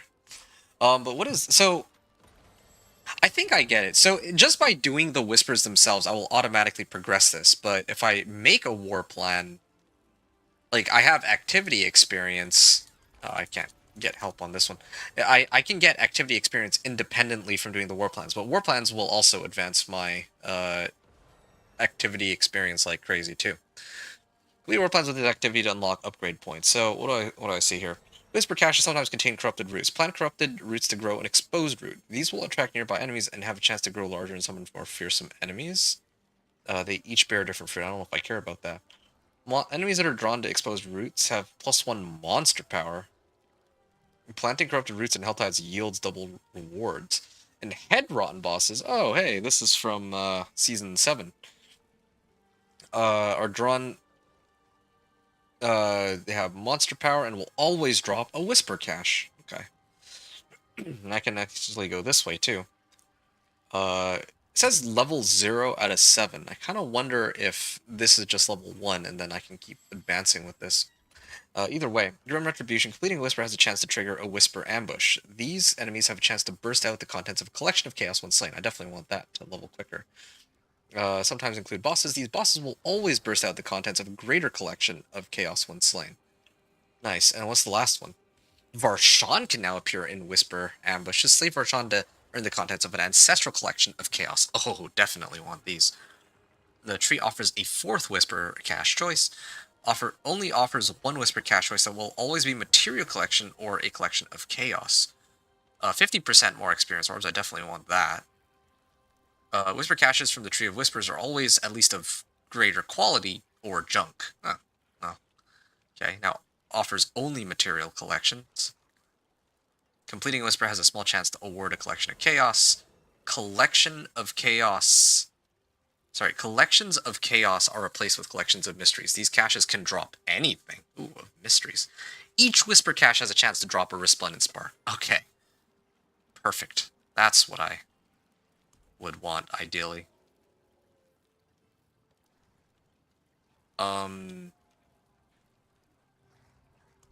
So I can actually get started on these right now, right? The Helltide one is a lot more in depth. Oh, this is fun. I like this. Powered by a shrine, slaying enemies grant double the progress to your threat level. Monster power, Feign Mind Cage, higher chance to drop uniques when slain. You lose no aberrant cinders on death. Wow. Demonic rats will frequently attack you. On death, lose all your aberrant cinders. For every 100, you gain additional 10. Yeah, okay, that's a little risky. Hell's prize chests will now appear in Helltides. These chests offer a massive torrent of items for 666 aberrant cinders. Now that looks fun. It all emerges. It could release a Chaos Rift. First time a Chaos Rift's open, there's a chance another one will open. Pang of Duriel. High chance to drop legendary items when slain. Well, alright. I'm going to get started on these Whispers. I'm going to have some fun with these. Although, I want to actually see if I get levels from just doing Tree of Whispers. Because lock 0 out of 1 activity skill points to improve rewards. Or do I have to do these? I don't want to be forced to do these if I can avoid it. But here, let me try to do some Whispers first. After I do the Heraldric Cube. Okay, was that it? Okay, well, I guess now it's actually time to begin playing the game. Yeah. I don't think there's anything else here. I think I've gone through the campaign, and Yeah, so I can offer my final thoughts about it. My final thoughts about it while I do some whispers. I think I have one available here. Okay, yeah, this is actually perfect. I can go clear the seething abomination I meant to clear since earlier. So I'm going to share my I guess final thoughts regarding the campaign. Well, I mean, I've already made it abundantly clear, I feel like, but now that I've done the campaign, I do feel like the campaign, it was a blast. I don't know, I can't really... I actually really like the storyline. I don't know, I would even maybe go as far as saying like 8.5 or 9 out of 10. I don't even want to rate it out of 10. I feel like, I'll just take it as it is. Like, it was a good storyline. I think that they did a really good job. I think it seems to me, or it feels at least, like they put a pretty substantial amount of effort into... Well, yeah, they put a lot of effort into all of this. Yeah, it feels like they put a lot more effort into this expansion as compared to the last one. Last one was, like, they did have, like, Dark Citadel and all that, but the campaign was not really anything to write home about. It was just, oh, go from one place to another and do this thing and do that thing. But here, there was a lot of focus on the individual characters, and I feel like there was like so much more at stake as compared to the previous campaign. Like that's kind of the vibe I sort of get. So, yeah, that's my thoughts. Yeah, overall, I think they did a great job. I think that the characters, like, we got some insight into a lot of the characters, like Lilith. I think the story that was told was nice, like, was well paced. You pay your protection fee yet? Yeah, it was like the storyline was well paced. The characters were well written and likable, and like the motivations actually made a lot of sense. Yeah, and they opened it up by killing Neyrelle, which again was surprising, and I was... Well, yeah, I was very surprised. I kind of was a little skeptical at first that they were gonna like kill off a character like that, and you know how. I guess my thoughts were mainly that, oh, if they're gonna kill off a character that's been with us all this time, like, how are they gonna make like a good story like that? Like, not to say that I particularly like Neyrelle. I actually didn't really like Neyrelle as a character, and frankly, it's kind of a bit of a relief to see her gone. Personally, if I'm being like fully honest, but like. Yeah, I found her kind of whiny in the previous parts of the campaign. But on the flip side, I do feel like her presence, like, just killing her off at the very beginning, like, it was so abrupt, too. It was just like, oh, yep, her neck is broken. Oop, rip. Right? That was, I don't want to say anticlimactic, but, like, I feel like there should have been a bit more build-up to her death after spending an entire game trying to protect her. But... they use that to kick off the sequence of events that led into the rest of the campaign that actually turned out pretty well. I think the other complaint I had is that there were no other cinematics. I was expecting a little bit more on the cinematic front. Like I'm talking like actual cinematics. Because if... Oh, there we go, done. Let me just kill this real quick. Because with regards to the cinematics, right, like... I remember they had the trailer for the Paladin where he's killing all of the hordes of monsters. There were like hordes upon hordes of monsters. Yeah, there were like tons of monsters that were guarding Mephisto and all that, and the Paladin was slaying them all. I was expecting more cinematics like that, and there was one at the very beginning. That was a really well done cinematic. Of course, they're going to have to have one for the intro, and it made a lot of sense, but I figured that they'd also have one at the end or something. They didn't. I think that those would be my main complaints. I don't really have any complaints whatsoever with the characterization or the way the plot line went. I feel like everything about it was so well done. Like, I could criticize or nitpick like some things here and there and change it, but I don't know if I would argue it would necessarily be better. That's just my thoughts on the whole thing. Yeah, very happy with how it turned out. I feel like I got a lot, like, just playing the campaign, if it was a retail price I'd paid, then it would have been, yeah, I would have been quite satisfied with the camp. I mean, I guess it was only a 10-hour campaign, despite the fact I went through everything. So it could have been a little longer, but in terms of like, you know, gameplay and everything, it did exceed my expectations. I will say that much. Okay, it's kind of I came back here because I was kind of curious. I torched the Tree of Whispers. So who am I actually returning to? Oh, Crow of the Tree. Okay, interesting. So these still exist. Oh, I should have upped the difficulty before I turned it in, but 376,214. I still got like a good amount of XP out of that. Did I get in the war plans progress? I did. Okay, so I just need to keep doing whispers. I just need to keep doing whispers, and I will get progress on the Tree of Whispers. I don't need to go out of my way to try and get more of these. Like, I really want to avoid all those if possible and focus my efforts entirely on trying to get an ancestral collection of chaos. That would be like the very best case scenario. So I'm kind of curious to see if I can make that happen. But yeah, I guess I'll see. Oh, okay, a lot of regions where I can get whispers. All right, let me do the ones in Helltide. Yeah, I think it's about time that I finally get to work on that.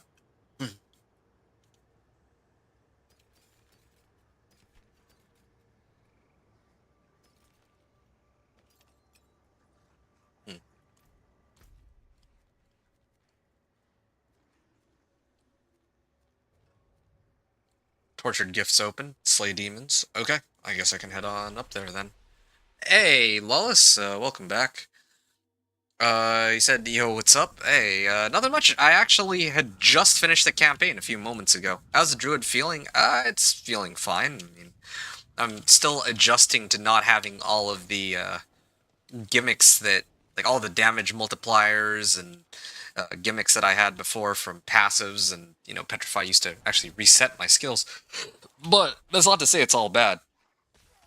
I am still having a lot of fun with the game, and yeah, I mean, I just started the leveling process and playing around with war plans. Yeah, I'm actually excited to kind of see how the war plans and the Roderick Cube play out. So that's next on my to-do list. I've just assessed that completing Whispers actually gives me XP, even if it's not tied to war plans. So that's pretty nice to know. Yeah. How are things with you? Does the Wolves, Ravens, and Poison Creeper have cool options? Yes and... Well, yeah, I would say so. Actually, yeah. Yeah, I would say so, actually. So I think my favorite one so far that I've seen is for Poison Creeper. I can actually put Toxic Vegetation. So when I activate my Poison Creeper, for 4 seconds, it actually does poison in AoE. So you see, like, I'm just going to run around here, and the poison actually follows me to whatever monsters I walk in toward. So, yeah, I think that's pretty amazing. So it's an aura. Yeah, yeah, exactly. It's exactly that. Oh, hey, there's a Gilded Baron here. Nice. Okay, so that's for Poison Creeper. Let me show you some of the other ones. Yeah, well, I mean, they made it so that I can turn my wolves into werewolves directly through my skill tree now, rather than relying on alpha aspect. And then there's storm crows. So again, like, there used to be the paths that turned my crows into storm crows. Now I can get it on my skill tree. Or I can add 2 additional companions, or raven companions, and I actually prefer the raven companions one because I actually got lucky and I found Shepherd's Aspect.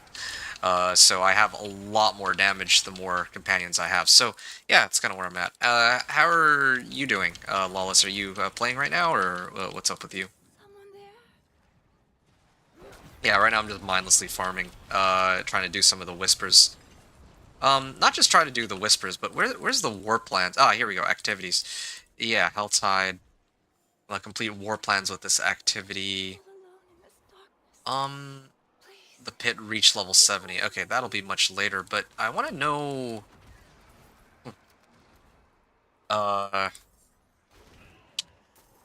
Where's the war plans? Like, these are activities, but I want to actually see the war plans themselves. Don't tell me I have to go to Scovos every time I want to go see war plans. That would be kind of ridiculous. You're good on Necro, but really want to hit a Druid, maybe a Sorcerer? Okay, yeah. You should. I haven't actually given gaining XP an earnest try yet, so, you know, it's a little early for me to say how the leveling process is, but I guess I'm going to be finding out pretty soon. But, yeah, I mean, I'm just going to I spent all my time on campaign, so my brain is still wired on campaign, still processing what like the storyline. I actually feel something from this campaign. It's not like Vessel of Hatred campaign where when it ended I was like, okay, wow, so that happened. That wasn't, you know, I didn't really feel too moved by that campaign, but this one I feel a lot more. I feel like it had a much better story and a much greater impact, so I'm still kind of thinking about it. But in terms of the actual game, like, I'm just mindlessly killing stuff right now. I'm probably going to try to up the difficulty and see if I can hold my own. And then I'm going to go from there. So that's kind of what I have in mind. War plans are into me. I know where the war plans are. I meant more like, shouldn't I be able to activate the war plans even when, like, why do I have to go all the way back to Tamir to activate war plans is what I'm trying to ask here. You know, like, here, yeah, I guess I can, I'm gonna bookmark it and then I can teleport back to Tamir anytime I want to access the war plans, but I feel like there should be a button here that specifically allows me to see what war plans I already have active. It seems like a pretty straightforward feature there. Just not on yet. Good news is Warlock is not as OP as Paladin in Spiritborn. They didn't break the tune. Really? That's very surprising. Is that really the general sentiment, or is that from your own impressions of the class? Like, I don't know. I haven't really seen it in action, but I was running Legion events with people, and they seemed to be crushing everything, so I don't know. Okay. So, Insatiable Hunger. Okay, there's some event going on here. I'll just wait it out. Then I'm going to set it to Expert. I'm just waiting to farm like a few more cinders, then I'll go and turn these in. But I also want to visit... Oh. Okay, so anytime I want to access a new war plan, I have to talk to Tyrael. Oh, interesting. Well, that is unfortunate. If you open map, you can just teleport as well with R2. Right, I see. It's good, but not OP. Okay, that's good to know. I don't know what that is. That visual effect looks bugged.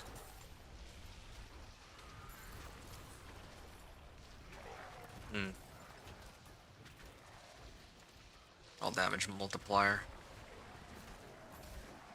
Yeah, I don't know if it's really worth it for me to start upgrading my items right now. I feel like they've rescaled the game in such a way where it makes a little bit more sense. Although I don't like that... I have so many skill points and I don't have anything meaningful to put them towards. Like, I could put more points in a claw, but I don't really think I care to see claw's damage go up when it's not really the main skill I'm using. I could pump up Poison Creeper, I guess. Just go Poison Creeper, Ravens, and Wolves. Yeah, why not? You said it's good, not OP. I played from level 1 to 40 and it was weak compared to your Necro. Oh, wow. That is unexpected and very surprising. All damage multiplier, crit damage multiplier. I think I'll salvage this. It's not really much of an upgrade over my old one. Yeah, let me visit Tyrael first, and let me actually figure out this whole war plan system. Like, I get it for the most part, but I specifically wanted the Whisper ones. Now, I only really care about the Whisper ones. Like, I want to play for Whispers. That's actually fun to me. I mean, like, Helltides are fun too, but, like, Whispers are the most fun. So, I'd like to spend the rest of my time spamming Whispers if possible.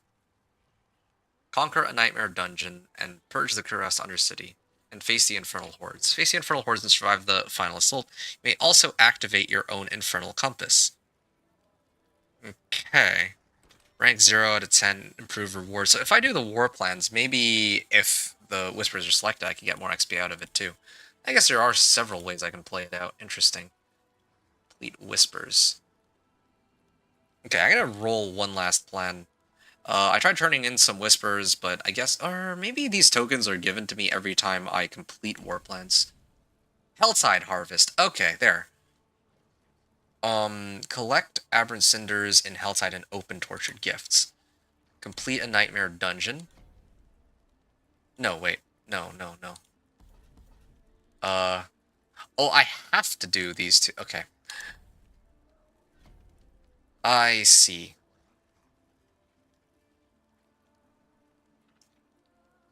Wait, I'm so confused. This one is a magic war plan. Okay, fine. I think that's okay. Your choices will be locked and you'll receive your rewards upon completion. Sure, why not? You said then I was watching someone who was para 150 and I'm para 70 and he was only hitting for 120 million and I was doing 200 million. He had better gear and less upgrade. Wow. He finally made a class that wasn't broken. You get 3 rerolls per day. 3 rerolls per day. If you go into inventory into the tab where money is, it tells you. Oh, so it's 3 per day. Oh, interesting. Oh, I just realized that the okay, I guess I'll do the Helltide on the next one, and I'll try to finish this one off now. Temis Waypoint. Where's the... Oh, if I teleport through here, it doesn't actually remember where I was last time. Okay. I think I'm starting to get the hang of this now. Still want to finish off my Whispers here, though. But if the sole goal was to just power level Whispers, then I should focus on Whispers specifically. Yeah, okay. I think I get it. I know what I need to do. I want to finish the war plans first, though, like the ones that I have active, just so I get a feel for what happens once I finish those. Yep. Getting the hang of it. Yeah. If you teleport with that, it will automatically start a nightmare dungeon, by the way. Yeah, I kind of got that. Except yeah, actually, yeah, no, that's what it... kind of the vibe I got. Anyway, there we go. I'm at 228 now, so I can... Do they have a world tier statue there somewhere? They should, but just in case, I'll go to Kyovashad. I'm running low on timer, so... okay, so I'm gonna go to Penitent. They do? Okay, cool. That's good information. Seems like you know your stuff pretty well. I guess you've been playing a fair bit. I mean, I guess you're our Paragon 70, while I'm level 54, so it makes perfect sense. Anyway, off to Penitent. Yes, so I'm gonna go back to Merowyn, and then I'm gonna turn in my, rewards. I presume that turning in chests on Penitent should still give more XP on normal, right? I wonder if I'll also, if I'm strong enough to take on Penitent too. That's another thing to find out, but I'll do that only after, well, maybe when I start my Nightmare Dungeon I can do it. I don't want to do it now while I'm still trying to turn my rewards. I can at least hit them with Petrify. Easier on myself. What? That gave, like, 0 XP. What? That gave, like, nothing. What about the next one that I open? There's a Treasure Goblin here, but I don't... Junk Tooth? Can I even damage it, even? I actually do a fair bit of damage to it. Yeah, I can kill this. Ooh. Okay, but I probably take a lot more damage. I think that's the trade-off. I can kill these, but I myself take a fair bit of damage too. That's 2 Tortured Gifts, 1 Baneful Heart, okay. I'll maybe be able to spawn a Blood Maiden on the next one, but I'll worry about that then. I'm just gonna take a look real quick. Okay, I need 3 Baneful Hearts, though. They changed that. Previously, between Normal and Penitent, you only need 2 Baneful Hearts, but now you need 3, like with Torments, I guess. There we go. Okay, hold up. Oh, shoot. Okay, well, good timing. I was trying to toss out some gear so I could... I mean, I've already opened up all 3 chests, but I originally was just trying to pick up this Natural Finesse recipe. That's worth it for the death. Okay. Get me out of... Ow. Get me out of here, please. Oh, come on. Do I have like a safe corner? Oh yeah, okay, this'll do, I think. Alright, I'm done. So you said they have a statue, Gambler, Jeweler, and a bunch of... I know that they have all the other stuff. It's world tier statue specifically that I was curious about.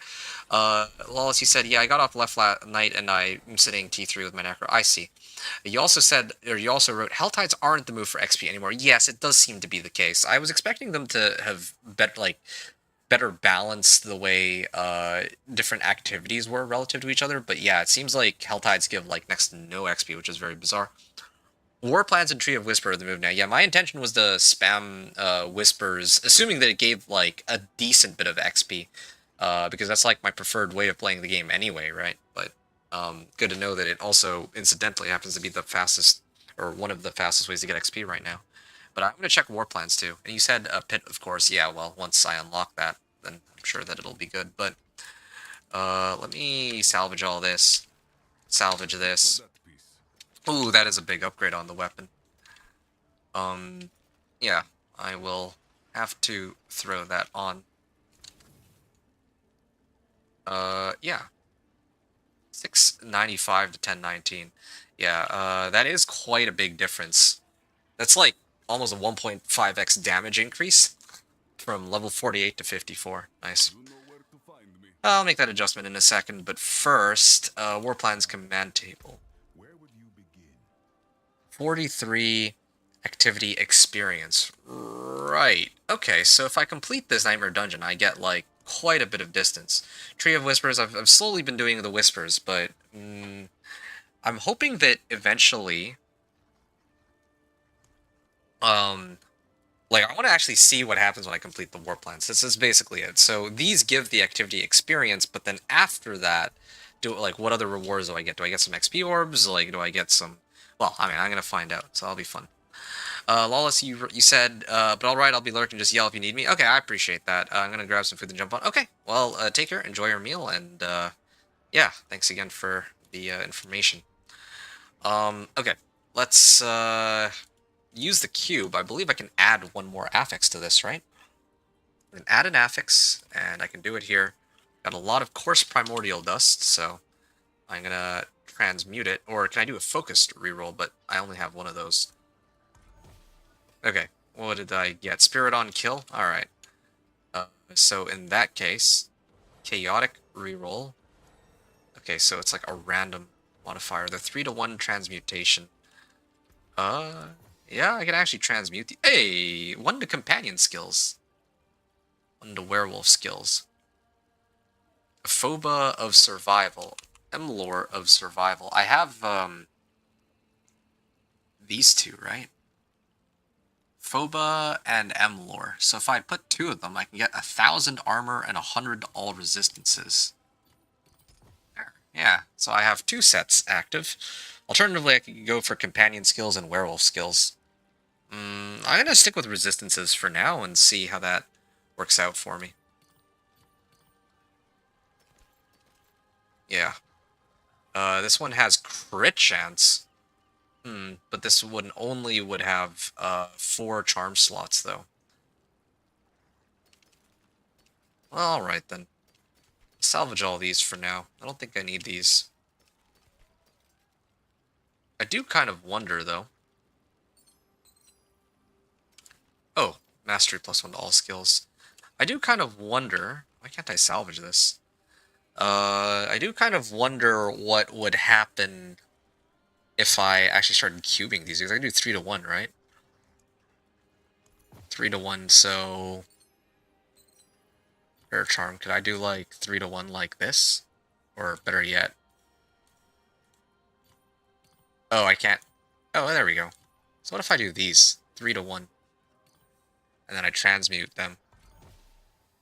Okay, well, yeah, that's not what I want, though. I'd never use a magic grade charm. But good to know that I have that option. Yeah, maybe, like, with legendaries and uniques I might do that, but that's not going to be for a while. Salvage charms, all junk seals. There. Goodbye. You said chicken fingers and fries, gonna be delicious. Nice. I'm gonna have chicken myself tonight, when I go for my break. I'll probably call it at level 70, though. I think that's gonna be my goal, and then I'll eat. You can't sell or scrap the starter sigil. Alright, cool. Well, I'll probably just chuck it out then or something, but I'll deal with that later. Druid finesse. Hey, there we go. More companion damage, as I'd like. Conquer a Nightmare Dungeon. Enter the Nightmare Dungeon complete. You may also activate your own Nightmare Sigil. Okay. Heck, I could probably start crafting...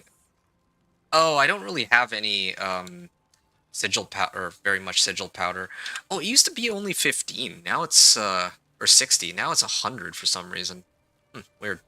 Well, either way, it's not like I accumulated much sigil powder because I was doing the campaign the whole time. It's not really much of a surprise. Undercity Tribute. Alright. Let's see what happens when we craft one of these. Gem Reserve. Volcanic. Okay, well that's not very helpful. But I did get some rewards. Oh yeah, right. And I'm also supposed to get Collection of Chaos and whatnot too, and Solemn Reflection. I want to actually check this. This was, something I wanted to know about. Okay, this one I'm gonna turn in. Boost the chance of rare materials from salvage, additional obdicite, glyphs. That one I'm gonna want to take points out, smoldering ashes out and put in Urn of Glyphs later, but... Oh, this is for Purveyor of Curiosities. Boost the chance for an Ancestral Cache. Yeah, I want that one. Because I'm going to be doing a lot of cache-related stuff. Okay, this is for Sigil Powder. Grab that. Collection of Chaos. Yeah, I want to know about... Reach 30 as a Paladin or Warlock. I want to actually pick these up and see... Oh, I guess I can claim the rewards here. Okay. Well, here's what I'm going to do. Something I'm actually... pretty curious about, but this is grants curated items and goods from an archetype. So this is Druid Earth, so not from my companion skills.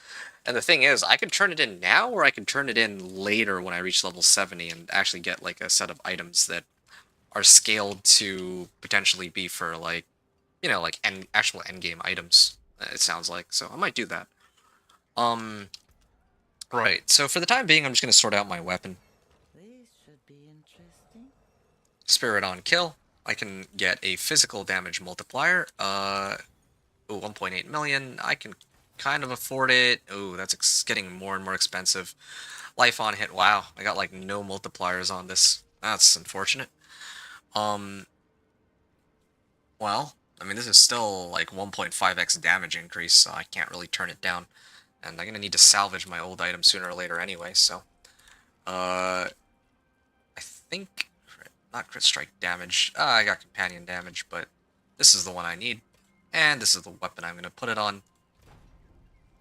That's not a good roll. That is not good. I'm going to break this. And then try to put Frenzied Onslaught on this. Oh, and it would eat up everything. Okay, well, it's fine. I'll just leave it as is. Poison damage, all damage multiplier. Yeah, I'm gonna put this in, and yeah, it should still be a pretty significant damage increase, I'm hoping, at least. I don't want to have to do all this reading, though. There's like too much reading. Crit chance and cooldown reduction. Maybe I'll just salvage everything. I mean, everything is... Oh, you deal 15% increased damage to distant enemies? Yeah, that seems incredibly useful. Heck, maybe I should put that on my weapon. Werebear skills. No, I think I can get rid of that. Crit damage multiplier. No, I'll get rid of these. Yeah, 1.5% crit strike chance isn't enough. And same with this, and this one too. I definitely don't need that. Okay. Aspect of the Moonrise. What do you seek?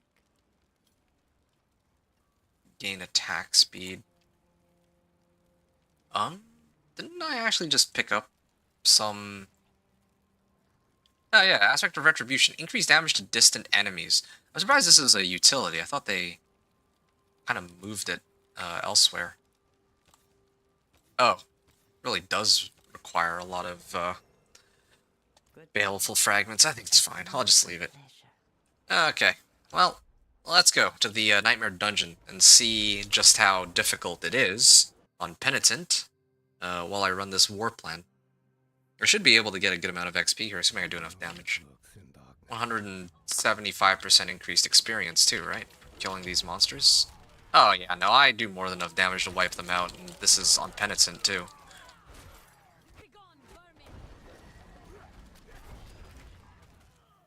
Hmm. Yeah, okay. Well, yeah, they definitely have rescaled the damage in some way, or the health of these monsters, because even Penitent feels like normal. Kind of makes me wonder if I should have just played on Penitent like the entire time instead of normal. I wonder if I could have gotten enough XP. Yeah, even without my... Because I have a Shepherd's aspect, but even without it, I feel like I might have been okay. Lethal Shrine? But I also feel like the leveling is like so much slower compared to before too. Like I kill these monsters and I don't really see my XP bar moving whatsoever. Yeah, I guess maybe war plans really are the way. Like the nightmare dungeons, or sorry, the whispers. When I open their caches, I also get like a ton of XP orbs too. I think that's better. Lawless, you said, so the question is, should I make a druid? I don't know. Yeah, maybe. Like, why not, right? That would be a no. Penitent when you start as a no-go. Oh, that would be a no. Penitent when you start as a no-go. Oh, okay. I guess you found out firsthand whether or not it's worth it. Yeah, I mean, I didn't know that they rescaled, like, the monsters here either, because I don't think that, like, in the past, if I had played on Penitent, it still would have taken me some time to get through all this, too, right? So...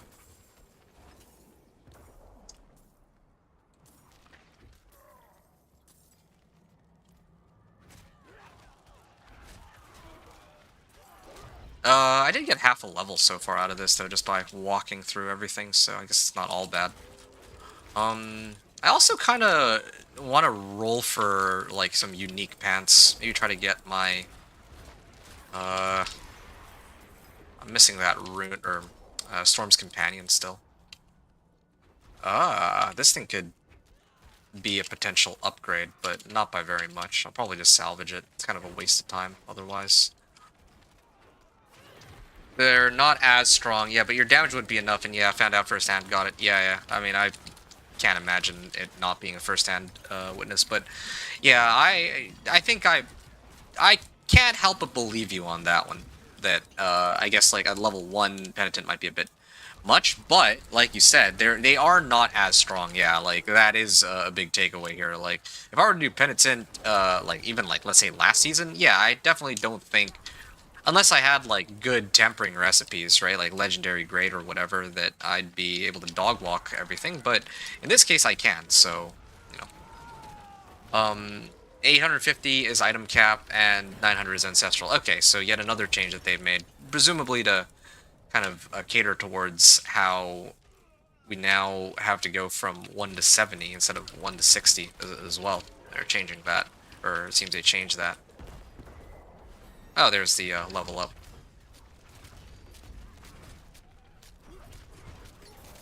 Alright. Treasure room key. I can pick that up, why not? I'm not gonna go all the way back, though. Lethal Shrine. Shouldn't have to. Oh, yeah, I mean, it loosed me all the way back, so it should be fine in this case. Right? Oh no, it's taking me right back, I see. Okay, so I went, cleared everything, treasure room door, defeat the outlaw sharpshooter, and I guess that's the end of the nightmare dungeon. I feel like they've reworked the way these nightmare dungeons work too. Yeah, there we go, he stands no chance. I didn't even activate my full damage roster. I was supposed to use my petrify, but I forgot to. So I can one-shot, and this is all on Penitent too. Yeah, dungeon cache. A collection of items as a reward from completing a dungeon the first time. Oh, nice. Okay. So I got a nightmare sigil, and I got a recipe, but that's about it. Did I get any XP orbs? It doesn't look like I did, really. Max life. I think I'd throw this on. Yeah, sure. Willpower, max life, and movement speed. Yeah, okay. I would make that adjustment. Vulnerable damage multiplier. Strike damage multiplier. Yeah. Honestly, it's probably better than what I have right now. Yeah, I'll switch. Max life. Oh, yeah, no. Okay. And what's this? Willpower, max life. Okay, it's like double the max, or double the life, and lucky hit chance. Sure. Lose out a bit of cooldown reduction, though. Okay. That's done. I actually got a point out of that. Teleport to Helltide Harvest.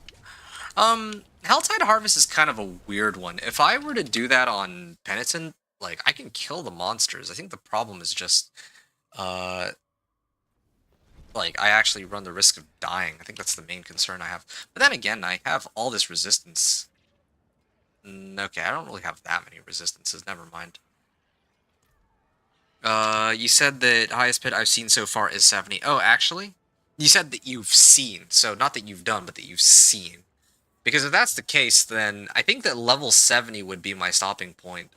Well, yeah, then I wouldn't really feel bad about, like, because previously I would do, like, I mean, as you know, I do, like, 1 to 70, and then after level 70, or, sorry, it was 1 to 60 before. I would do 1 to 60, and then after that I would grind Torment 1 to 4, all in the span of 1 day. But I didn't know how long it would actually take to reach Torment 12, in this case. I was under the impression that it would take maybe, like, a day or two, but it sounds like people aren't even anywhere close to that, from what it sounds like. Lawless, you said yes, they did fix a lot of the dungeons to where there is not many dead ends. Oh, okay. Yeah, that's a great change. Hey, what's up, Anthony Carrillo? Thanks for stopping on in. I am just in the middle of, well, figuring out war plans and learning more about the game. Hope that you're having a fun time too. Hey, there's the statue, as you said. Okay, Helltide Harvest. Collect aberrant sitters and open a tortured gift.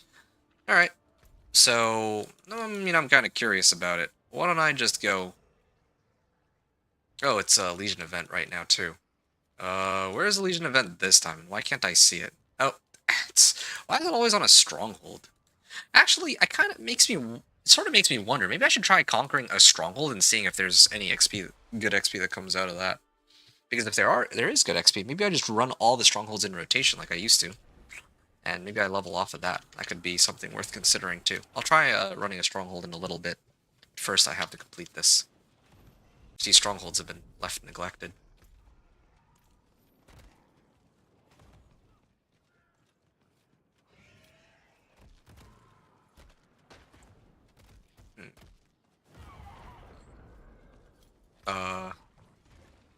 Cinders collected.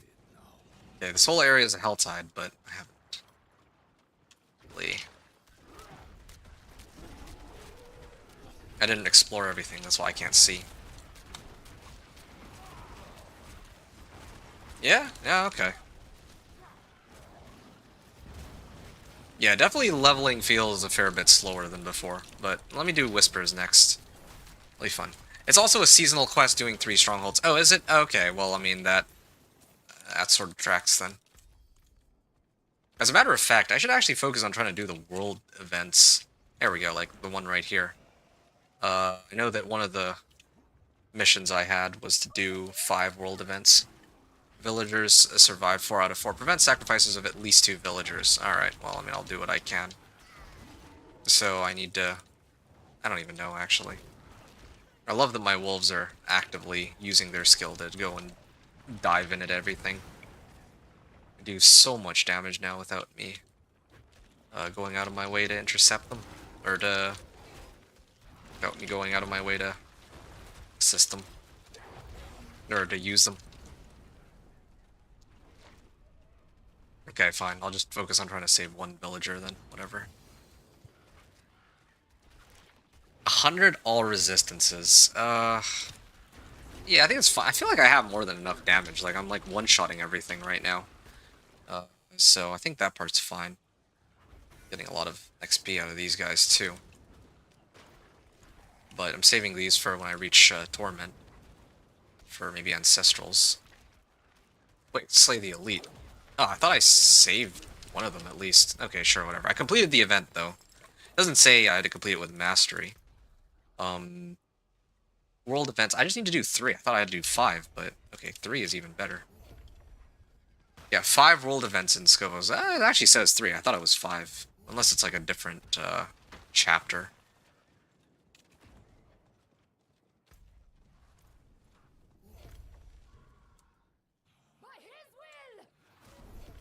Oh, yikes.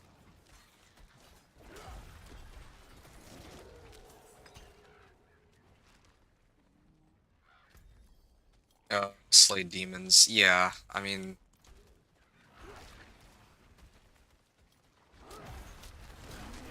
What's the, I need to open one chest, right? That's what was written. I feel like the cinders also don't appear as often. Like, I'm killing all these, but I'm getting very few cinders, despite the fact that I'm also opening chests. I feel like they really slowed down the game a lot, I must say. I also don't know, with regards to Torment tiers, how far I'll end up getting. I think you had even said that, I think Pit 70 was the highest right now so far. Already I am on the Druid. Nice, okay. Enjoy. Helltide Harbinger. I've been slaying a lot of demons. It's good. Okay.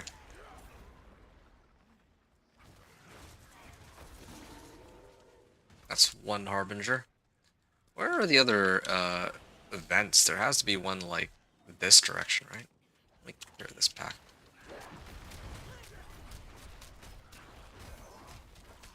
Yeah.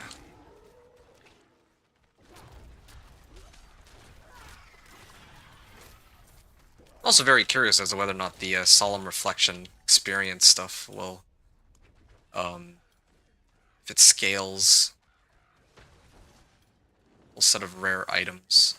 Moldering Ashes. How do I unlock the Season 2 rewards?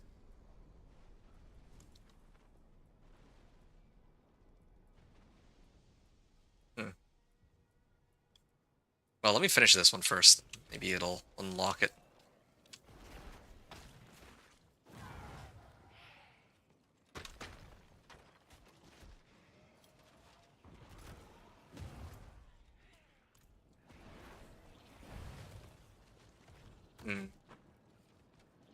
Ah, there we go.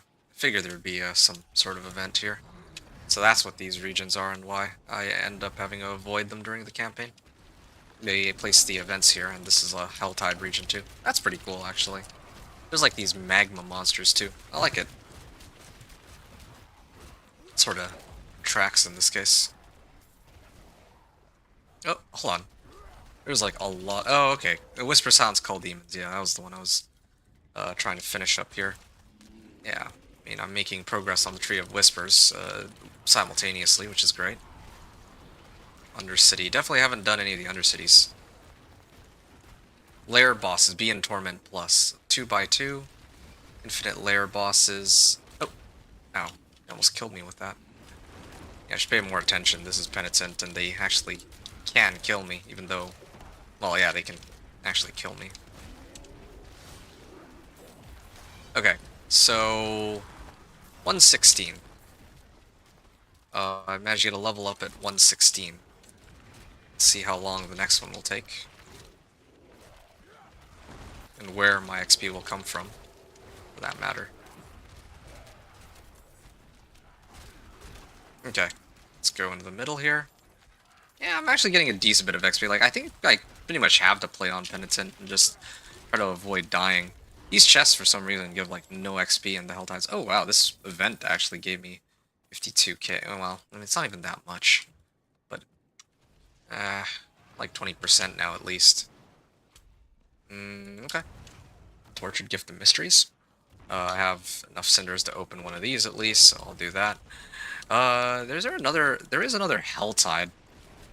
I was wondering if the other Helltide might have had like turn in some cinders, get like Grim Favors, but guess not.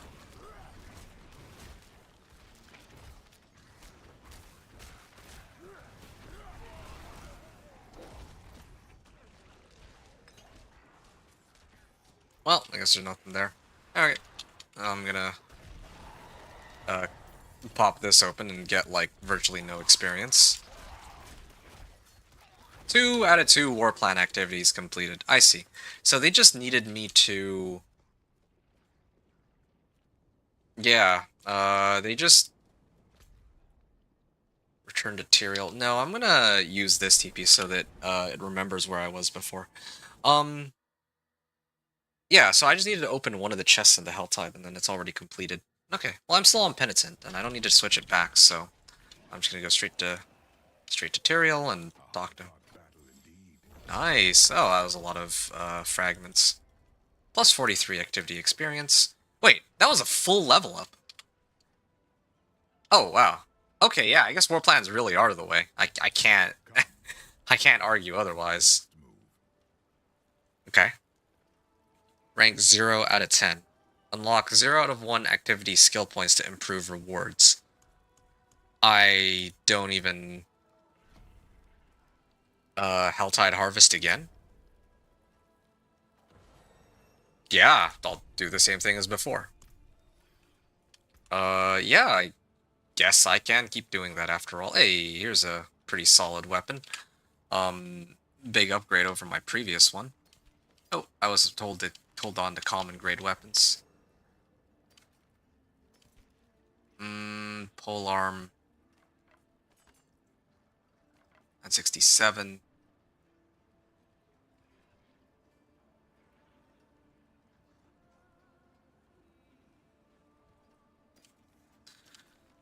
Okay. Of course. Well, it's fine. I can at least clear the Whisper here, if nothing else. I don't really like the placement of that blacksmith at all. I'm just gonna keep running in to that black... Like, oh, shoot. Gonna keep running into it. I'm not careful. Somebody's doing an event in the nearby area. I just don't know where. Maybe here? Spire of Corruption. There's a little bit of a maze here, too. Oh. Did they kill it already? I guess they did kill it. It's just so far away. Okay. Well, I picture that there will be an event or a stronghold. That's probably a stronghold, to be honest. You know, maybe I should just do that stronghold. I don't even know. There's like so many different things to do right now. I do feel like I could just ride the war plans all the way to level 70 at this rate. But yeah, there's a couple other things I want to try before I just hard commit to running war plans over and over. And I also still want to level my whispers too. Oh, this is the world boss location. Alright. Okay, where can I find a Scovos event? Oh, that's rude.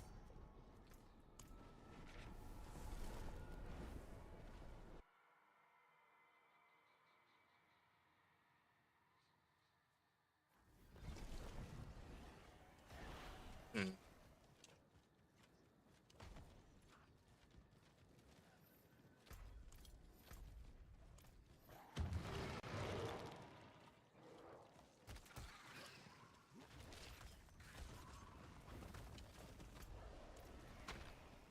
Okay.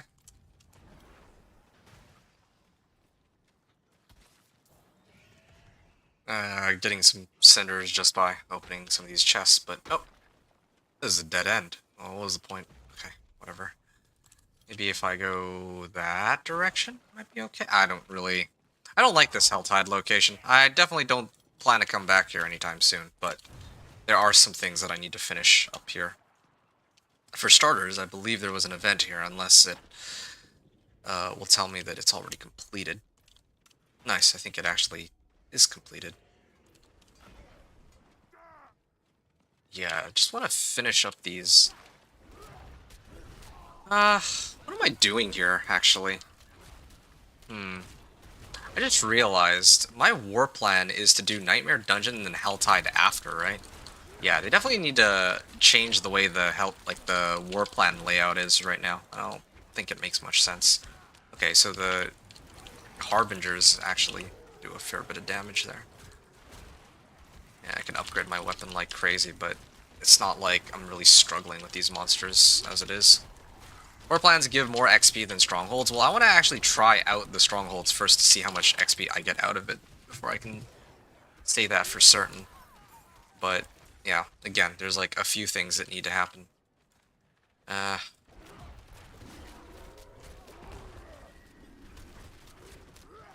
Yeah, it's not enough to one-shot these Harbingers. I don't like that. I'm gonna need to upgrade my weapon in a little bit. Rockbreaker. Oh, slaying Harbingers is actually part of the, Whispers. Oh. Ow. Oh, there we go. There's the event. Okay. This is what I was looking for. I just wanted to complete these, 3 events. Talk to the captives. Okay, villagers survived. So now I just... What? That was instant. I just instantly died there. That was ridiculously uncalled for. Yeah, I'm gonna get out of here. Sure. I don't know what to say to that. That was pretty incredible. Twice in a row. Alright. I got no words. I mean, like, I guess I could pump up my cold resistance like crazy, but I have the hunch that it's not really gonna make much of a difference in this case. I'm not even gonna elaborate further on that. Okay, that was incredibly rude. I'm gonna teleport to the... hold on. Full set of magic items, world events, and Scovos. There's gotta be some event in Scovos, like... There's too much stuff to do all at once. Okay, let's start with the Nightmare Dungeon, I guess. Let me get this out of the way first. Just getting free level ups out of it. Slay all enemies in Unstable Rampart. Should not be too difficult. Yeah, like, look, even Poison Creeper by itself is enough to kill all these monsters, it feels like. That's not even my main single target damage skill. 14k.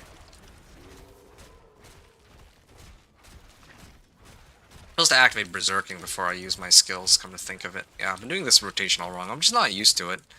To Petrify not actually just immediately deleting everything. Well, using my companion skills and then using Petrify to reset everything.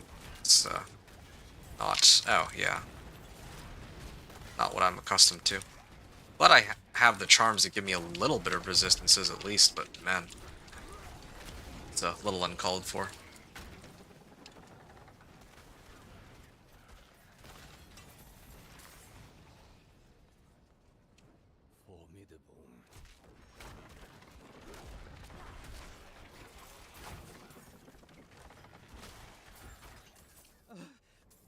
The buzzing, the incessant Travel to the Earthen Dread?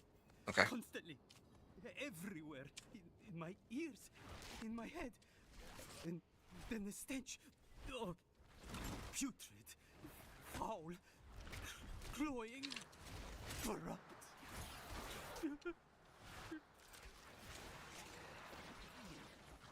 There is no escape. Am I dead already? Is this hell? Who knows? Would it be so different than life in Sanctuary?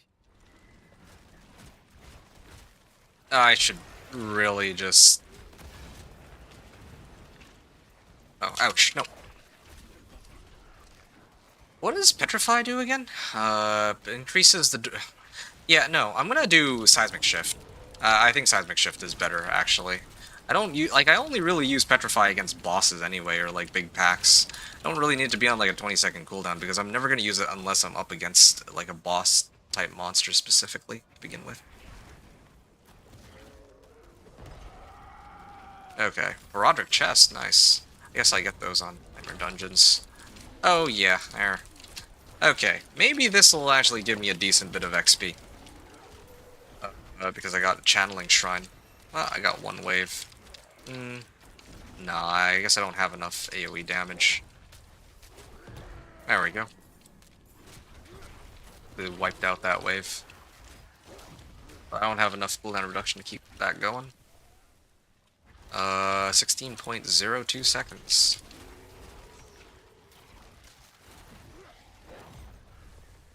I got mastery out of this too. Wow. I mean, not bad. I'm getting so far... I mean, I started off, like, just a little bit behind. Let's say, like, level 57 and 90% of the way. I'm at, like, 58 and 20%.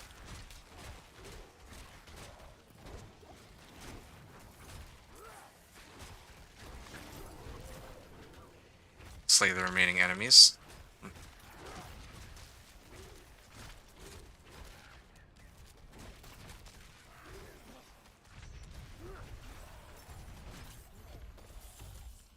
Okay. There. I got like half a level out of that. That was nice. Oh. But I am full up, so. Let me head back to town real quick, salvage everything, come back, and continue. I mean, this isn't bad XP either. Like, I mean, the war plan itself gives plenty of XP, but so do the activities that they're tied to, I suppose. Especially getting a free nightmare dungeon even without a sigil. That certainly helps. Okay, again, I'm not really struggling with any of the monsters, so I'll let it slide for now. But, yeah, when I get back to town, I'll worry about all this, I suppose. Yeah, I'll salvage all these too while I'm at it. Because I already have one that's like 1,000 extra damage. Okay, 129. So I only have about another 20 minutes to finish this. Ancient statue. Oh yeah, right. Return it to the pedestal. Cool. Okay, this Nightmare Dungeon is a fair bit longer than the previous one, though, I must admit. So I guess there is some hit or miss. Oh, okay, that's one of them.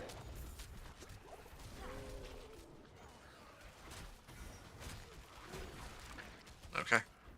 Oh, sure. I'll do it just to see how much XP I get out of this. But, I mean, it's gonna be roughly the same as the previous one that I just did. I think I got like 20% of my XP bar when I finished it, roughly. But I also get to kill a bunch of monsters along the way, so, you know. Might be worth it to try to do some, like, XP testing, just to see how things go, but...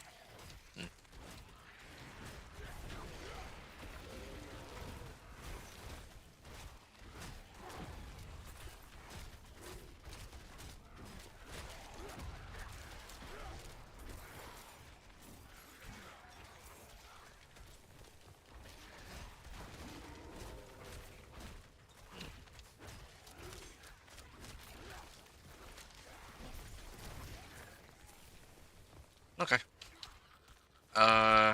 Yeah, I think I've gotten like 15% out of this so far. Such power. Oh.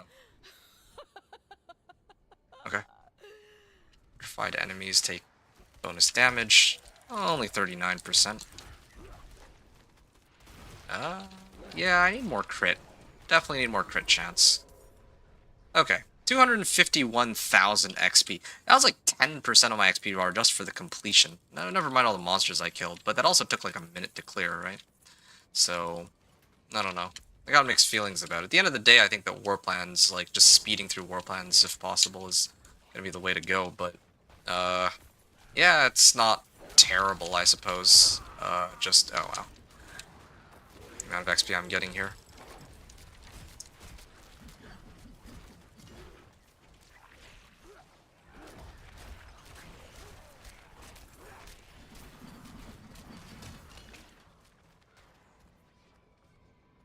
Mm.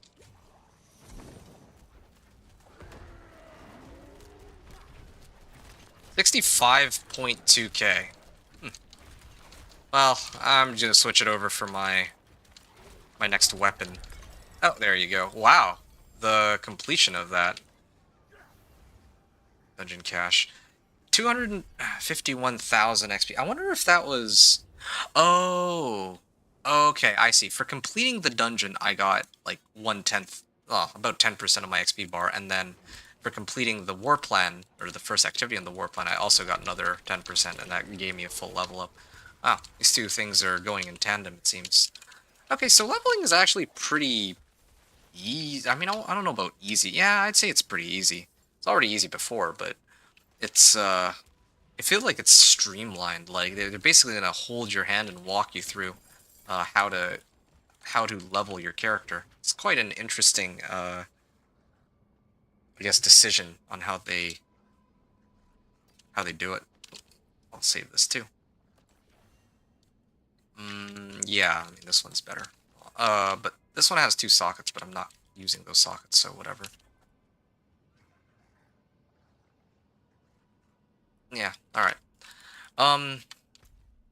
Helltide Harvest. Okay, so now I gotta go do the Helltide stuff. Collect aberrant cinders and open a tortured gift. So... I'm gonna go back to town first, real quick. What am I forgetting here?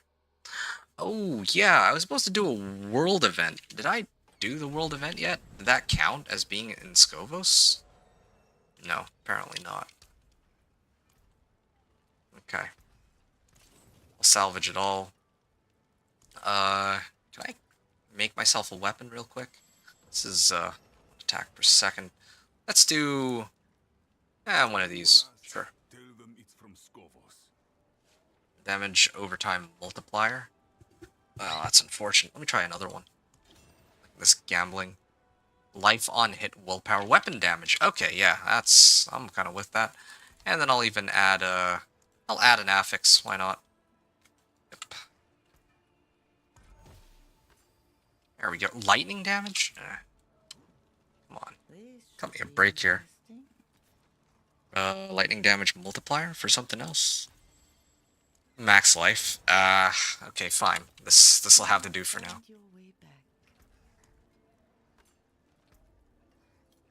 Crit chance. Sure. Why do they keep giving me low rolls? Oh, okay, there we go. 8%. Nice. So, this is fine for now. That was like double the damage now that I should be doing. Oh, somebody's getting like crazy amounts of XP there. I saw like 4 level ups. World boss.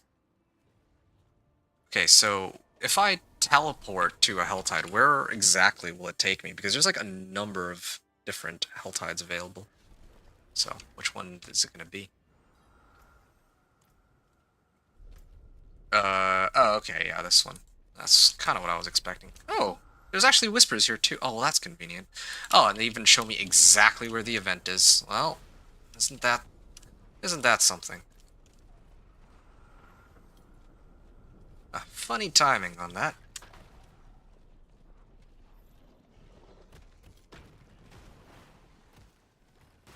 Talk to the Wanderer, okay.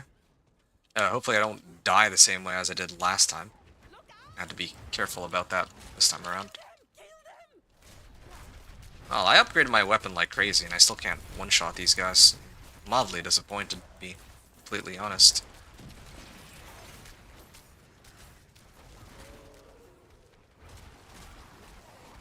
Okay, well, I'm harvesting Venus motes, if nothing else, so that's good. Yeah, collecting a lot of whispers, too. Yeah, I will be able to make it to 70 by tonight. Like, leveling here seems pretty straightforward. Heck, I probably, if I made a fresh character, could have done it in, like... I mean, I don't know how many hours, but I just feel like between Whispers and War Plans, like, it just gets so many... there's actually a lot of free XP that we get. Even completing a Whisper gave, like, 2 levels earlier when I was, like, level 35. So, yeah, make a fresh character and start running War Plans and Whispers. Probably.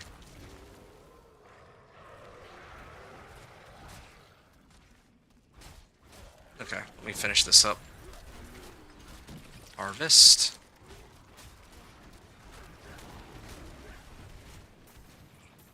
Yeah, I'm really not using my Blood Howl or my Petrify at all. I miss being able to reset my skills off Petrify. Oh, ow. If I get hit by those falling blades, I still take so much damage. That was like half a level. Just from doing this event, and... Well, yeah, just from doing this event, I got like half a level. Oh, wait, no, it's because I got a Whisper out of it. No wonder. Okay,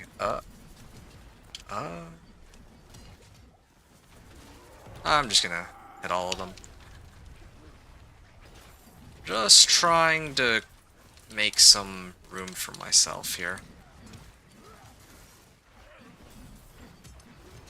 Why do they keep spawning on me? Where's... Oh, they grow angry. Nice. As long as they don't one-shot me. I'm gonna head back to Temis. There we go. Lawless, he said, that's all I'm doing? What, war plans? Well, I mean, it would make sense. Whispers of the Dead. Alright, let me turn this in. I should get rewarded for it. A greater collection of helms, and I'm gonna open this, and then suddenly I get, like, a ton of XP, right? Yeah, give me my XP orbs.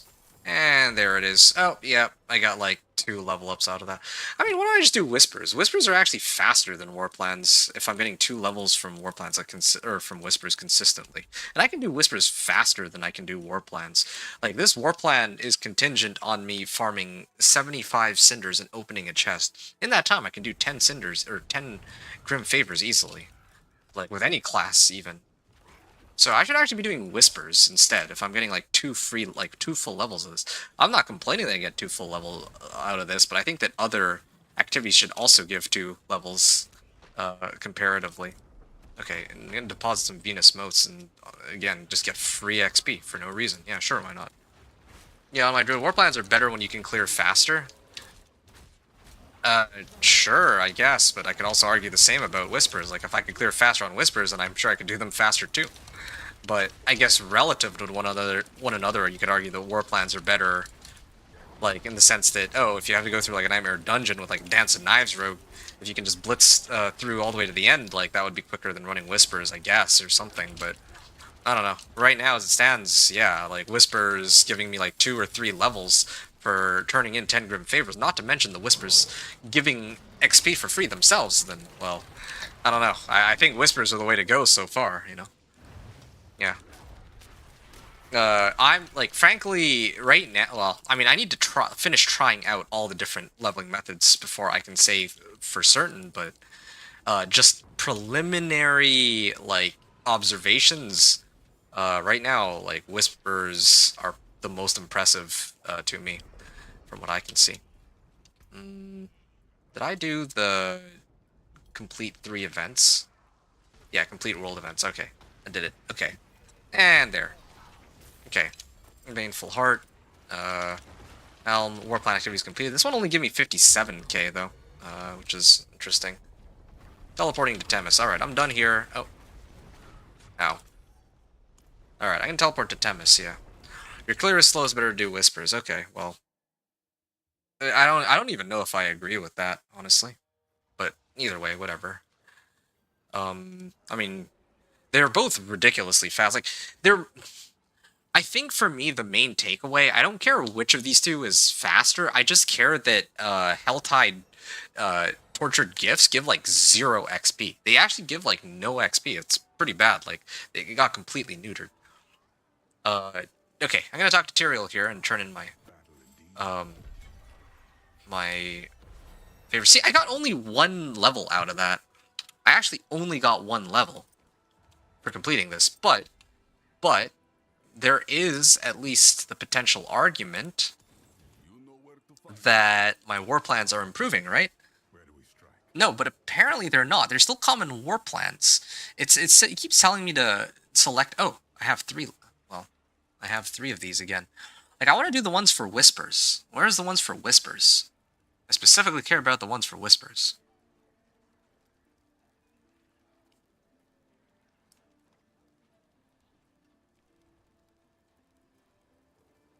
Like, why am I doing these war plans? I was hoping to get one for... Okay, I'm going to re-roll these one more time, and if it's not like this, then I am going to try Strongholds next, and if Strongholds are terrible, then I'm just going to commit to Whispers, because I'm getting, like, 2 plus levels per like, 10 Grim Favors, not factoring in the Whisper XP themselves, so... yeah.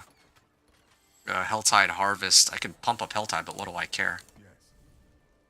Purge the Kuras Undercity. Okay, how about Whispers? They give me Whispers? Face the Infernal Hordes. Nope, a grand amount of experience orbs. Actually, that one I can kind of get behind. I actually want to try that.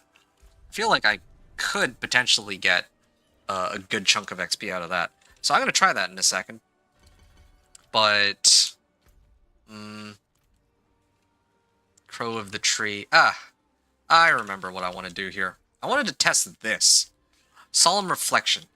So right now I'm at 1332829. Right? If I open this right now,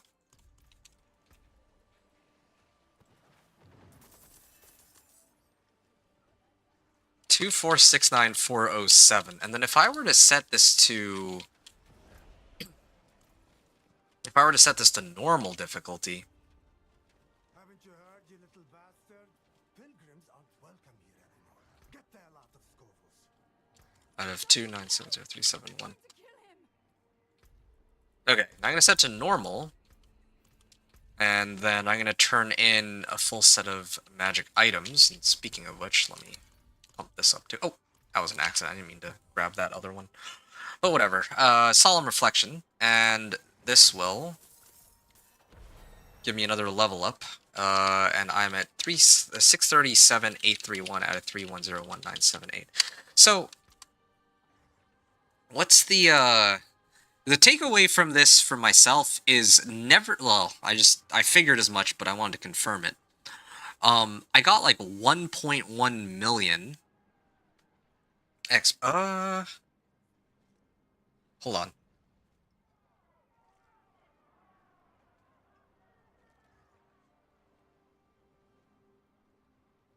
Yeah, I mean, I leveled off the first one, so that kind of complicates things.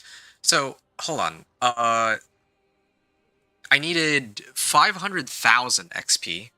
500,000 plus 637,000, 1.1 million. Okay, so it doesn't actually matter what difficulty I turn the the solemn reflection tomes in. I get the same amount of XP. That's kind of what I was curious about, because yeah, I got 1.1 million XP when I turned it in the first time. And then this time I got 500,000 towards level 63.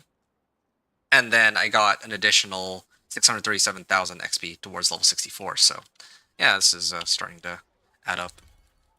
That's good to know. I mean, I can reach level 70 in the next, like, 20 to 30 minutes. I should, like... I mean... If I just ran nothing but Whispers, I could do it. But I actually want to test out some of these other leveling methods. That's kind of the issue for me. Collection of Chaos, Awful Lance, right?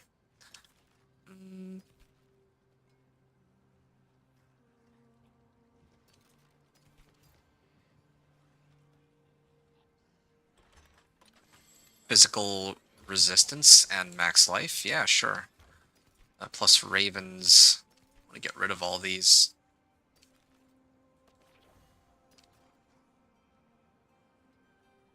Max life cooldown reduction. Yeah, this one I would take. Math skills. Max life physical damage multiplier. Yeah, I'm basically holding on to these common items because apparently I might actually end up having a use for them in the future based off of what people in chat had said before. Boz Boru in particular. I'm gonna salvage this. And then I'm going to salvage this and add 2 sockets into my equipment. I should have plenty of materials now to do so. There you go. Alright. Kurgar.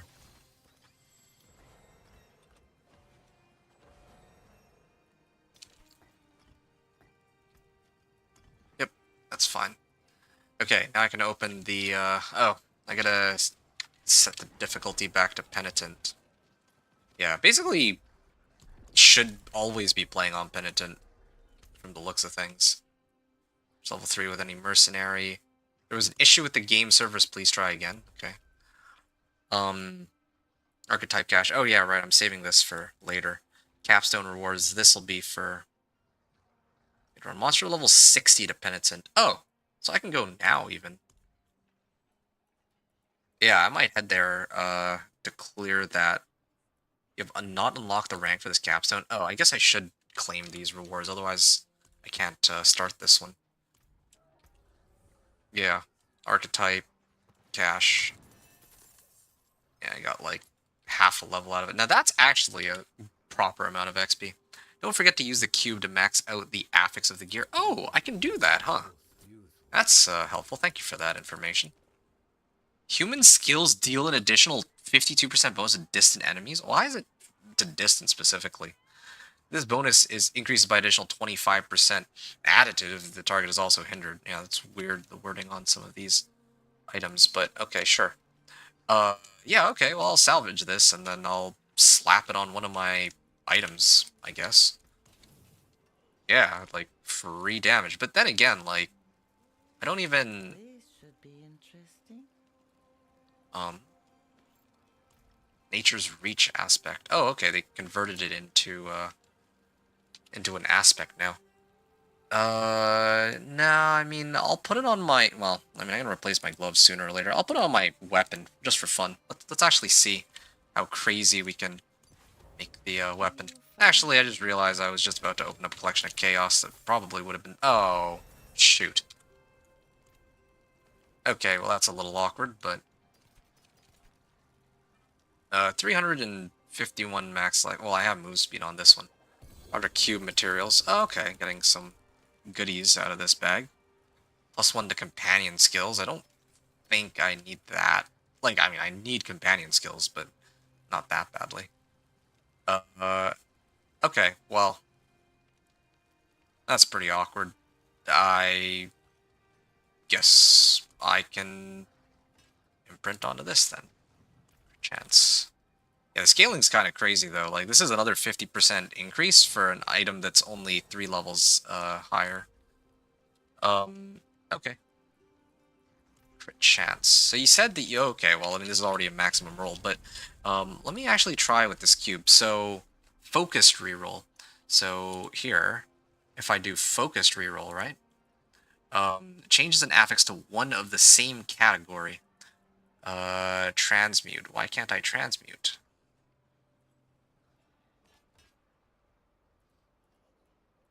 Focused reroll. Definitely not chaotic reroll. Oh, but if I do focused reroll, I only have 1 refined primordial dust though, right? Yeah. So I don't know if I want to do that necessarily.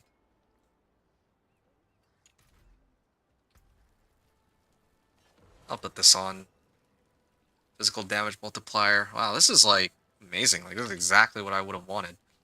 But, Mainlander, what do you seek?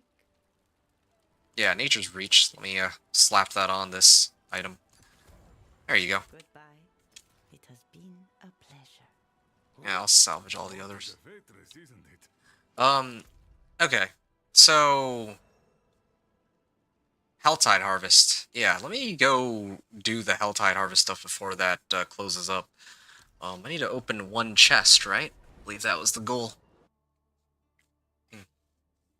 And then, I want to try to run the Infernal Hordes. I mean, it's interesting they made it so that Infernal Hordes can be run now that even... Like, I'm no longer level... I'm not yet in Torment 1, and I can run Infernal Hordes. Previously, it was just Fleeting Compasses, but I guess they made it accessible.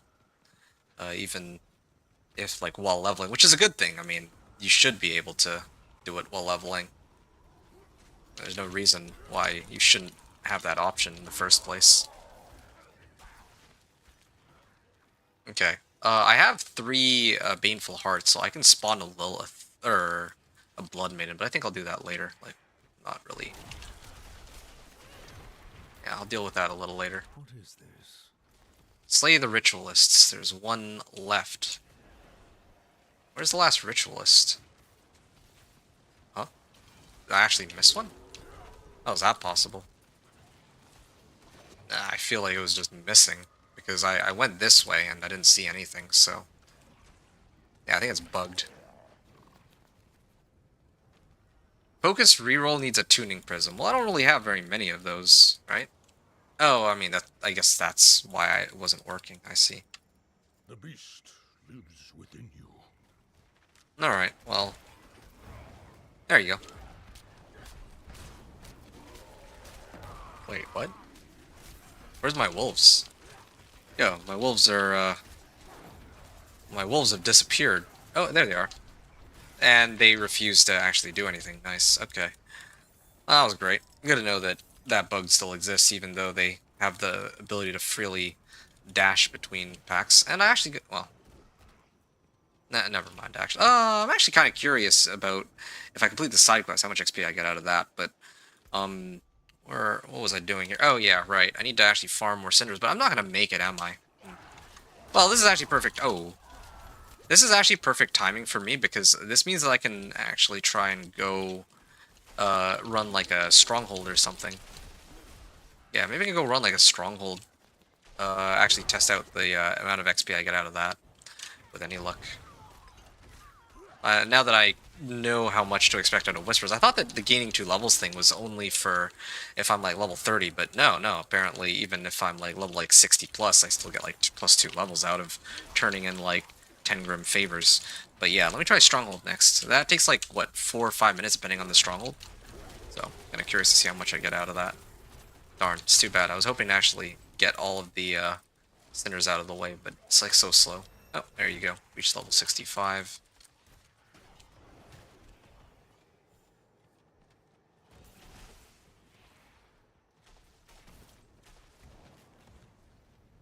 It is done. Okay. I love how after all this time they still just don't have a way to make side quests remotely useful. Not even any XP orbs or anything. 1 legendary, okay. Willpower, max life, armor, okay. Chance to apply ferocity.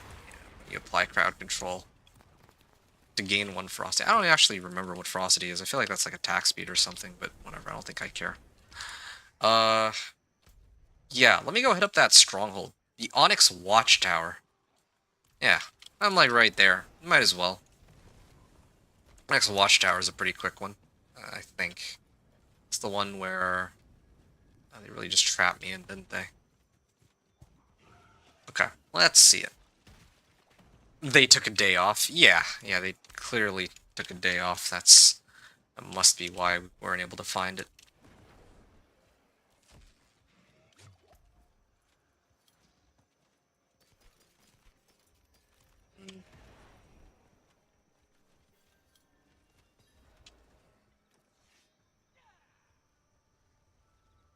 Bandits should be careful.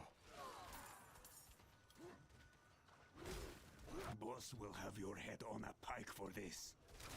Okay, well, do enough damage to bring him down in a couple of hits, I guess. There's that at least.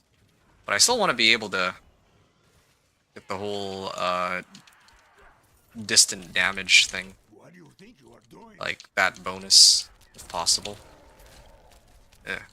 It's like hard, like trying to get, it feels like I'm kind of trying to relearn the game right now because they've changed like, my muscle memory is attuned to playing, oh wow, that is like a much better set of boots, okay. Yeah, my brain is attuned to playing the game a certain way, like I'm used to doing the rotation of like, Debilitating Roar, and then Poison Creeper, Ravens, Wolves, and then using my ultimate, and then using all my skills again, right? And then maybe have like Claw in the background, but the way they've reworked the skills, I can't even reset my skills with Petrify anymore, so I really do have to use it sparingly unless I'm up against like an elite that I can't really deal with. And the timing is off too, like it takes forever for me to reset my skills because I don't have as much crit chance as I'm used to, traditionally speaking.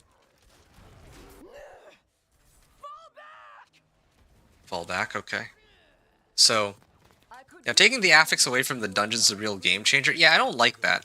I feel like, yeah, they removed a lot of the aspects. I don't know if that's a good thing or not, because, well, it's nice actually having the aspects to boost up the build. If, we don't have any aspects, then what do they want us to run, like uniques? Like, what was the purpose of that change, right?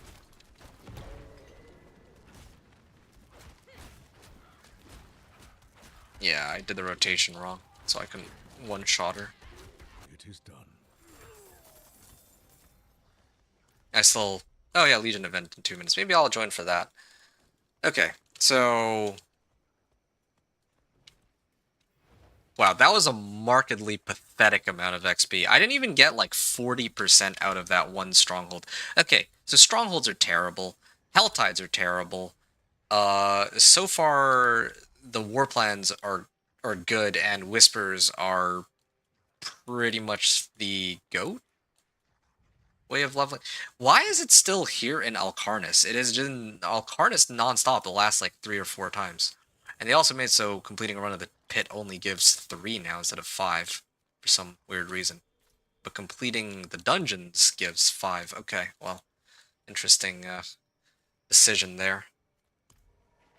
Teleporting to Helltide. I'm actually kind of curious where this will oh, okay, because there's no Helltide. So it won't teleport me. Nice. Well, whatever. I can... Oh, hey, this one's a better one than my current helm.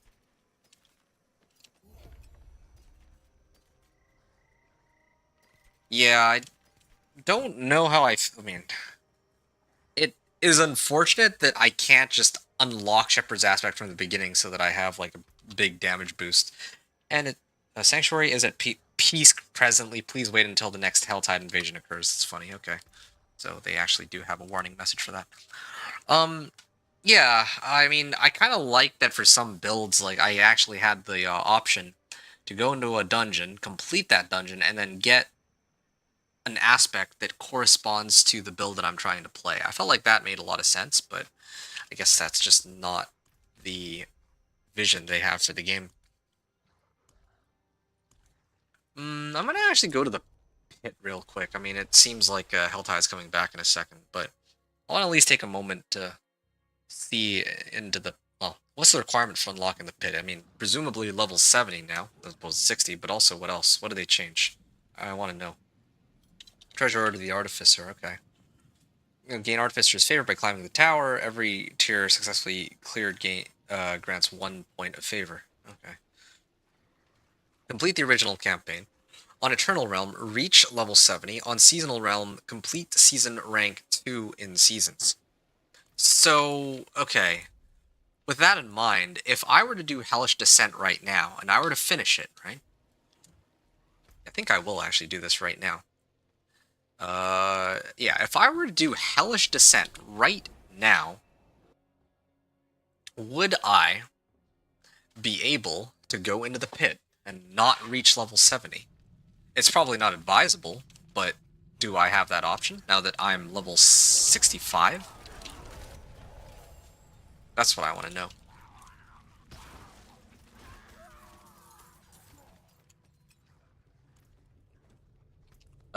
Oh yeah, all these items are scaled to level 70, or level 60, so it's pretty worthless. Yeah, next thing I need to check is Infernal Hordes, and... Well, yeah, actually, Infernal Hordes is the last... Oh, and there's Kurast Undercity, too. But the thing about Kurast Undercity is it's not like I'm exactly swimming in, Tributes of Growth. I have 1 Tribute of Growth. I want to run that, and that'd be that. Completing the dungeon grants extra experience and rewards. Well, like, how much rewards? I'd love to test it all, but I'm, like, actually reaching level 70 very soon, no matter what I do. Still have that war plan active. Maybe I'll do that war plan when I make it to, Penitent, though. Or, when I make it into Torment, or something. I'm not even sure. Like, if the sole goal were to just speed, like, power level myself to 70, then yeah, I could have just run Whispers to get there, but, yeah. I really need to know how well this works. Defeat the Hellfire Adherent. Where's the Hellfire Adherent? What is that even? It wasn't there before, was it?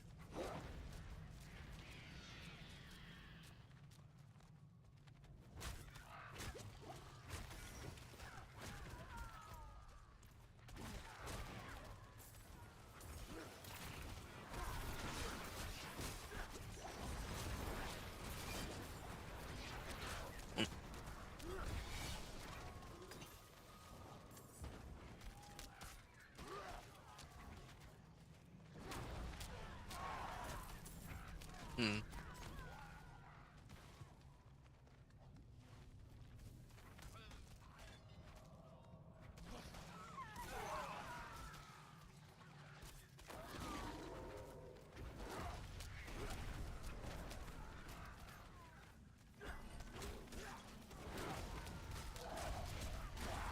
No, ouch.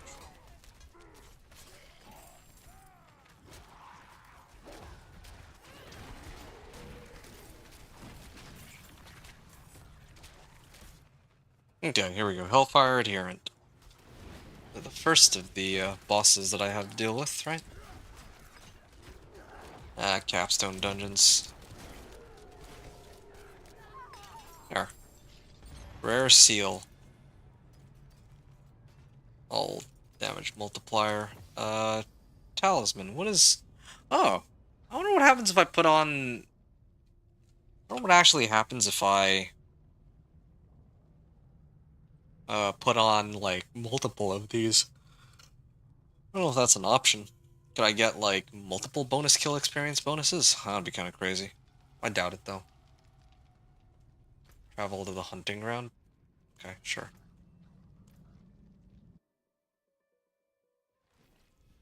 Took me 3 strongholds to go from 66 to 67. Well, I just cleared a stronghold and I got like 40%, which is just downright pathetic. Like, I could have done a whisper and could have gotten that much, and it would have gone towards collecting 10 Grim Favors, which in turn would have gotten me like two full levels. So, yeah, I mean, yeah, I think right now whispers are really the go-to, but they're probably going to change that. I don't think they're going to keep it the way it is. Or, I feel like the best option, like the best adjustment they could make is to actually bring other methods of leveling up to where whispers are. In my opinion, that would be best, because I actually like the pace at which I'm leveling with whispers. I mean, yeah. Yeah, I mean, I don't know how else to put it.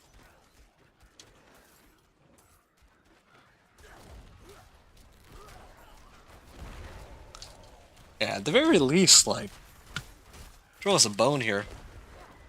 Other, like, Helltide chests for some reason just give them no XP now. It's so bizarre. The Solemn Reflection tomes do give a decent bit of XP, which is nice. So at least there's that.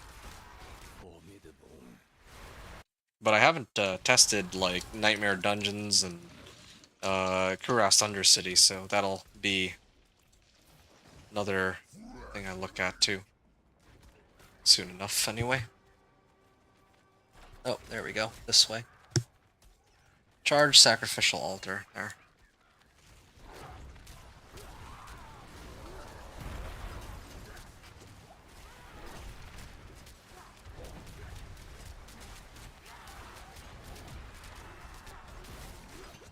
Yeah, I'd be nice to try this on another character, but I don't know if I will end up making another character just to test out different leveling methods, because they're probably going to just change everything again anyway, I bet. Oh, okay, yeah. Game DC'd me for a second. That was nice. Summoned Hell Breach, okay.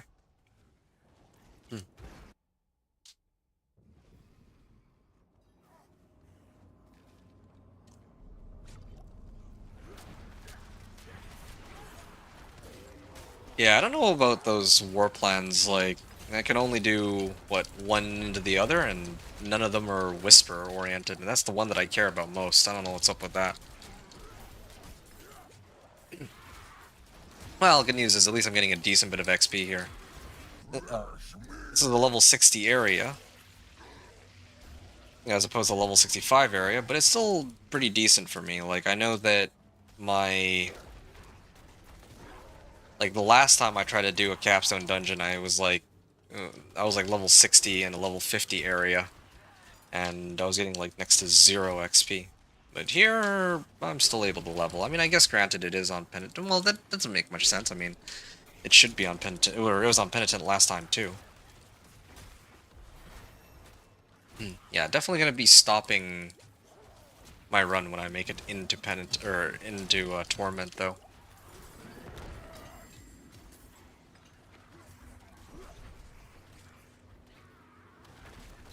And then I gotta do some digging on how many people have actually made it into Torment, and then decide if like how I'm gonna divvy all this up. Destroy Demonic Corruption, nice. There's probably one down there.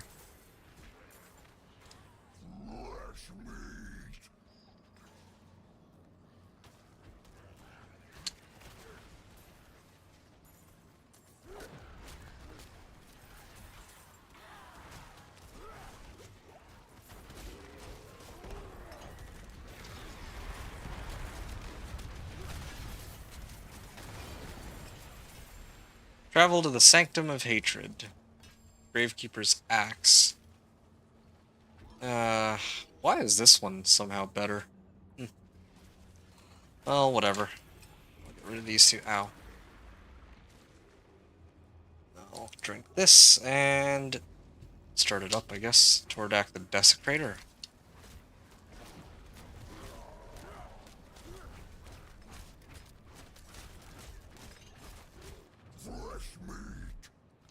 Okay, what if I use my ultimate here? Oh, yeah, there we go. Done. Wow, that's a lot of items that they drop for me. But pretty much all of them are useless, and I got like no XP out of it. Like, these should really just go into my, like, these gems should just automatically go into my inventory or something. Rank 3 objective completed. Okay, well, at least that's done. I should be able to take on Pit. Like, I wonder if I can do Pit straight up here. Raby's looking good this season. Nice. You know where to find me. Alright, salvage all of these, and I'm gonna go back in.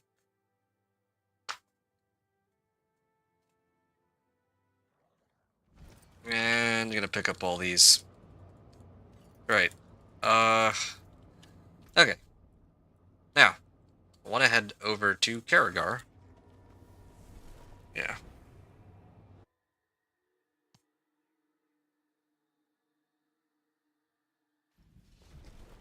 And see what is here. Oh. Reach rank 2. Maybe I need to unlock this. Well, I get Solemn Reflection.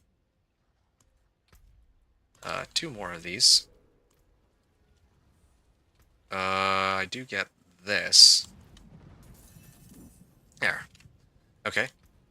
Hey, so I can actually try to push for Torment 1 now, even though I myself am not yet level 70. So I don't need to be max level in order to take, or to attempt the pit, but I feel like if I go, I'll fail abysmally, but I can try it for fun. Why not? Or who knows, maybe I can. Fortifies drain rate is increased by 111%. Wow, that seems incredibly useful. But I do like my Kurgar right now. What other things can I pick up? Just level 3 with any mercenary. Oh, yeah, I can also pick this up.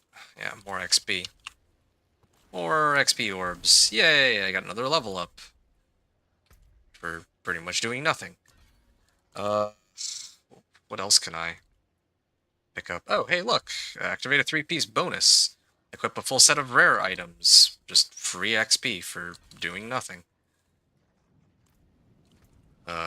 Yeah. Does this give me another full level? I mean, close to it.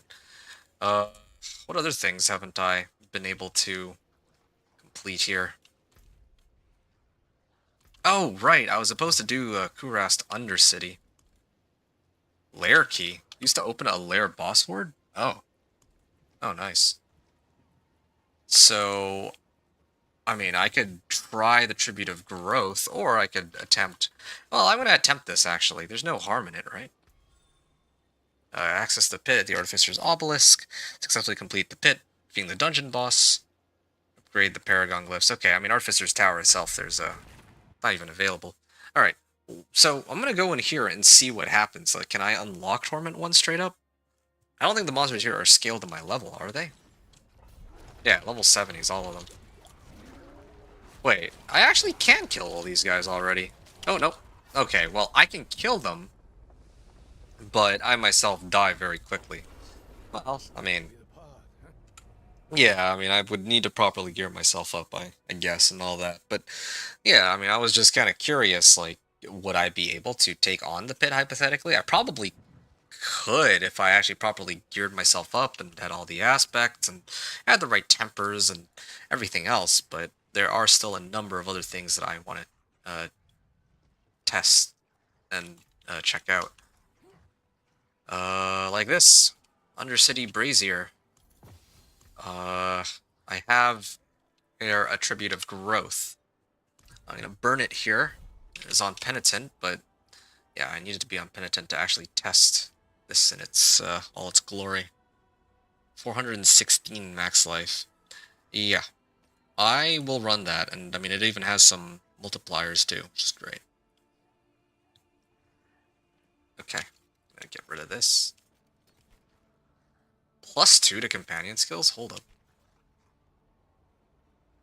Yeah, I'll get rid of that one.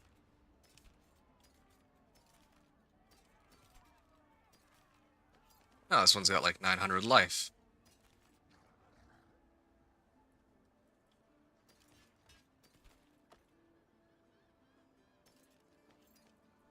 Okay.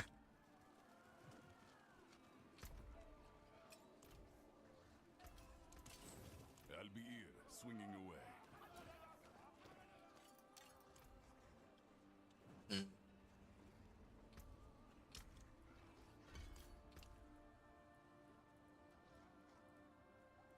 Alright. Guess I'll head in then. Kill them, they kill you. Yeah, it seems to be the name of the game right now. Okay. Time to do Kurast Undercity and see what I get out of it. Yeah. I stand by what I said, like, there's just so many different ways to... I mean, I think that some leveling methods need a bit of an adjustment, but so far it does feel like everything gives a pretty significant amount of XP. I actually really could have grinded out to level 70 on the first day if I had known exactly how... Like, if I had done nothing but Whispers, or if I skipped through the entire campaign just to unlock War Plans specifically. Actually, I'm supposed to get a decent bit of XP from here too, right? Because there's like so many monsters, and I myself am on penitent mode here. I feel like they changed this too. Like, I don't know why the XP bar has made like virtually 0 progress.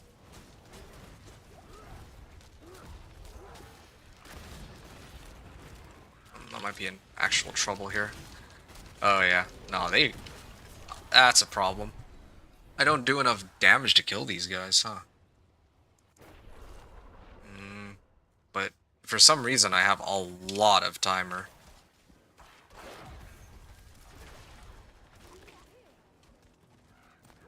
Yeah, but the like this... It's like taking forever to pump this up though for some reason. Okay. I actually upgrade... Oh, you know what I think the problem is? I have not actually gotten a weapon that's close to the level that I'm supposed to be. Again, pretty big issue with the whole level scaling system. I'm pretty sure that if I were to upgrade now, it being 5 levels above, I'm sure I'd get a weapon that's like 3 times the amount of damage I'm doing. Probably something stupid like that. And then maybe if I actually did have such a weapon, I might be able to take on Pit. Because right now, like, my weapon is actually so far behind.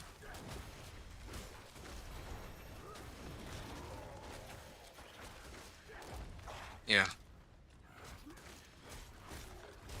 Kind of interesting, though. So we don't even need to be level 70 in order to run the Pit anymore. Well, that does change things. I mean, or like max level, I should say. So if I don't need to be max level, I just need to make it to level 60, then do that stupid capstone dungeon, and pump up whatever weapons that I need or have, and then I can make it right into Torment. Hypothetically, anyway, but that's something to test out, like, later on, I suppose. Maybe if they do, like, a PTR for next season, that would be great. If they did a PTR for next season, then I could actually test it on the PTR, whether or not that method of making it into Torments would work.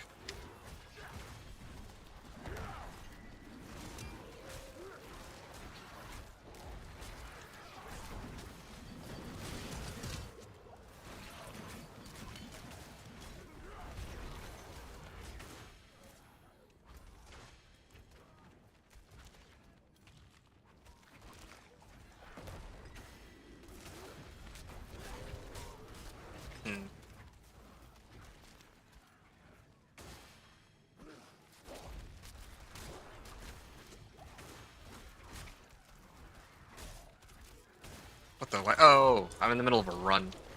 That's why it's not letting me allocate the skill point. Okay. Well. Yes, it's taken me a bit. Rank attunement 2 achieved. Wait. If I kill this... I'm just waiting for this beacon to... Oh, there we go. Spirits empower me. Okay, there. I was wondering if... There we go. There's my petrify. Because, I was, like, wondering if they had... Like, if the developers had made it so that these beacons no longer reset my cooldown since it wasn't resetting. But no, it turns out that I hadn't quite killed everything yet.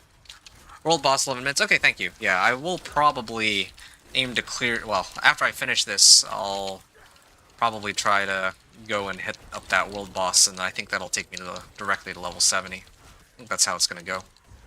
Or maybe I'll hit it once I reach level 70. Yeah. Okay, Grand Spirit Beacon is done. I feel like it's like way easier now to do Undercity than before, because like, I remember like last season, or like even the season before, I was trying to do Undercity, and like I always felt like I was fighting for timer, but here I'm like way over. So they definitely have tweaked some things in Kurast Undercity too, but I have no idea what exactly. It just feels very different. Did die once, but whatever. Okay, there. I hit max attunement rank, so I don't care about anything else. I can kill all these monsters, but what is even the point? Actually, heck, the reward for this Kurast Undercity run is supposed to be XP, so hypothetically, when I complete this, I'm just going to be showered with a bunch of XP orbs. Lawless, you said I gotta figure out my items in mercenaries? Your mercenaries? I thought that's pretty easy, just run Subo, call it a day. But, what about... Oh, yeah, I guess the items have changed quite a bit since last time. Okay, well, there's my damage. Well, that did, like, nothing, pretty much. Ah, yeah. There. Done.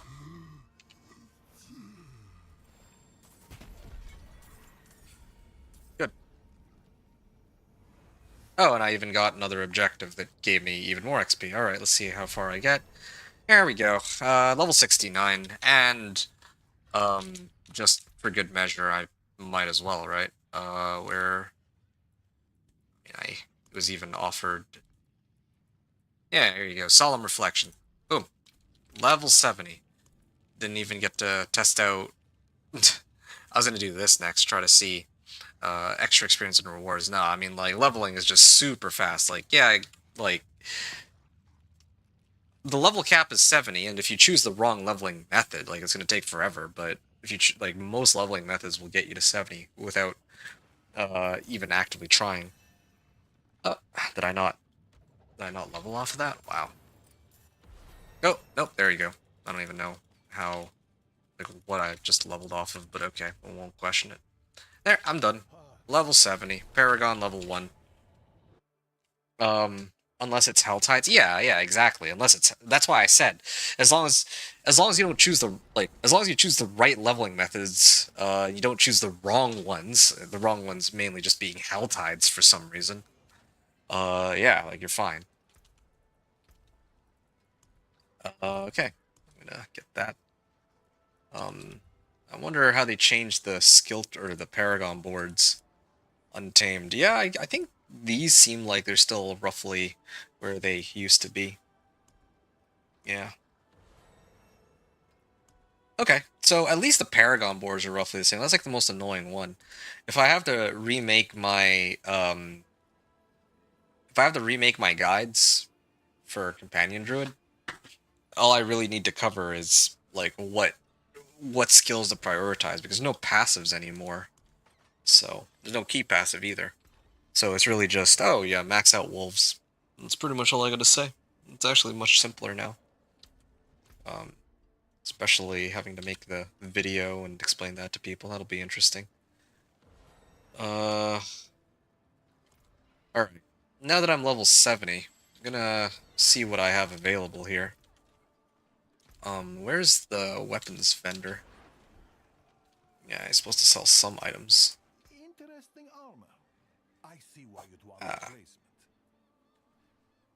Willpower, max life, damage over time multiplier. Wow, it's a 40% multiplier. Okay. Agony Fest. Hey, there you go, 850s. All the way through. Okay, and they only cost like 90k each. Damage over time multiplier, willpower, max life, life on hit, physical damage multiplier, 3000 life, all damage multiplier, life on kill. Alright, I might actually have to buy all of these. This, right? Wait, staff. Oh, it's 1 attack per second. Let me do... I don't even know. I don't actually like any of these, to be frank. Maybe this one? Life on hit. Maybe this one. This is also a staff. I don't know. I mean, a staff is fine, I suppose. Just being nitpicky about it. I like seeing, like, big damage numbers. But, still have to do. Replace damage over time multiplier with... Oh, I mean, this is sustain. I'm gonna do damage over time. Oh, but I only have, like, 51 baleful fragments, though. I think it's fine. I think I'll just leave it. And just focus on tempering. Crit strike chance, yeah. 6.4%, alright. Damage over time multiplier, or maybe I just throw on Shepherd's aspect on my weapon. Well, that's expensive. Let me try to see if I can find something slightly better, at least. Polar. I can only make so many of these, huh? Willpower, max life, crit strike damage multiplier. Okay, that I feel a lot happier about, but where's the weapon adjustments? Add affix. Transmute. Okay, what did I get? Resource cost reduction. Yeah, no, that's pretty bad. I want to try to roll for, like, a good... There we go. This is more my alley. Weapon damage, willpower, max life, and crit strike damage multiplier. That is exactly what I was hoping for. And now I can roll crit strike chance. 6.6%. Okay, that I will take. And then I will put on Shepherd's aspect. This is about as good as it gets, I think. Oh, that's the wrong one. It should be this one, Shepherd's aspect. And I'll be using this for a good long while, I suppose. Time for you to sleep. Oh, you're not even gonna stay for the world boss? And add sockets. Oh, I messed up. I should have added sockets. Oh, I guess 850 item powers are always going to require some baneful fragments. Okay, well, that's good to know. Okay, let me make the swap now. Yeah, I'll make the swap in that case. And salvage all the other gear that doesn't really benefit me.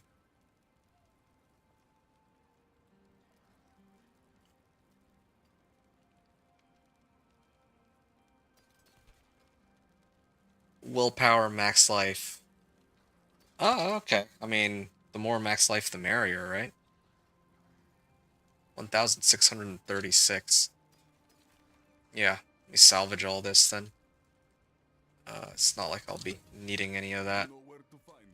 World boss in 2 minutes. Okay, I'll deal with the world boss in a second. Let me finish pumping up the rest of my gear here. Grim Cloth. 1,000 max life. Sure.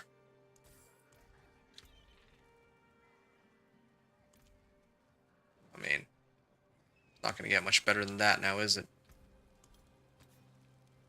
Life regeneration. Oh, it costs 10? It costs 10 baleful fragments? So basically I'm gonna be going into pit with nothing but rares. That's more or less the takeaway I get from all this. Well, this one had 1,500 armor, but max life so far has been the go-to that I could see. Oh yeah, and then there's jewelry. That's the last one. Who's selling jewelry? Oh yeah, here. Rings and amulets. I'm going to check the rings and amulets. I feel like I should be able to get some upgrades out of this. Yeah, here. Max life. All damage multiplier. Max life lucky hit chance. Yeah. I'll probably get rid of this. I mean, it's pretty outdated now. All damage multiplier. Max life poison damage multiplier. I was hoping for something slightly better, but heck, I think even these two were... I mean, this one had some good damage multipliers, but 48 seconds. I got just a little bit of time left.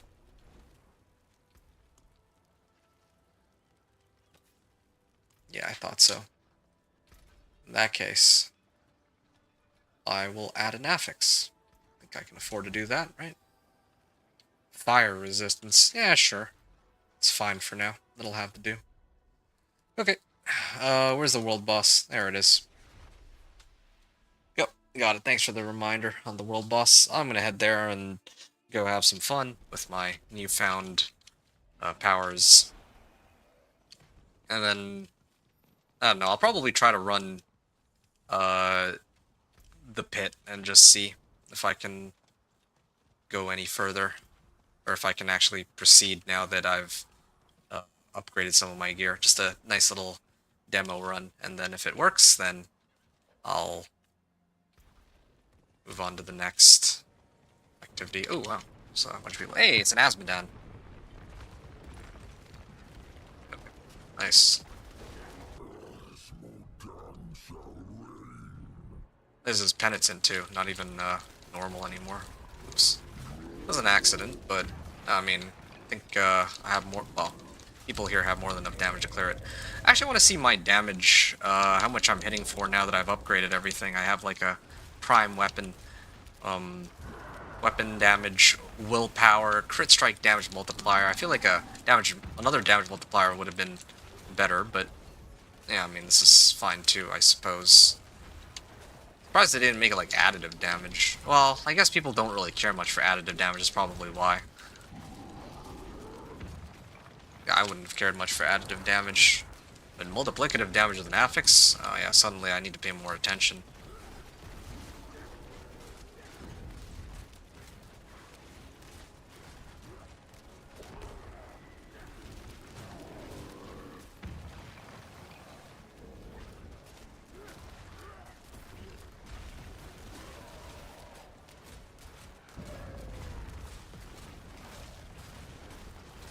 You try rabies yet? No. I don't have any intention to run rabies. I just want to play companions, as I'm sure you're fully aware at this point.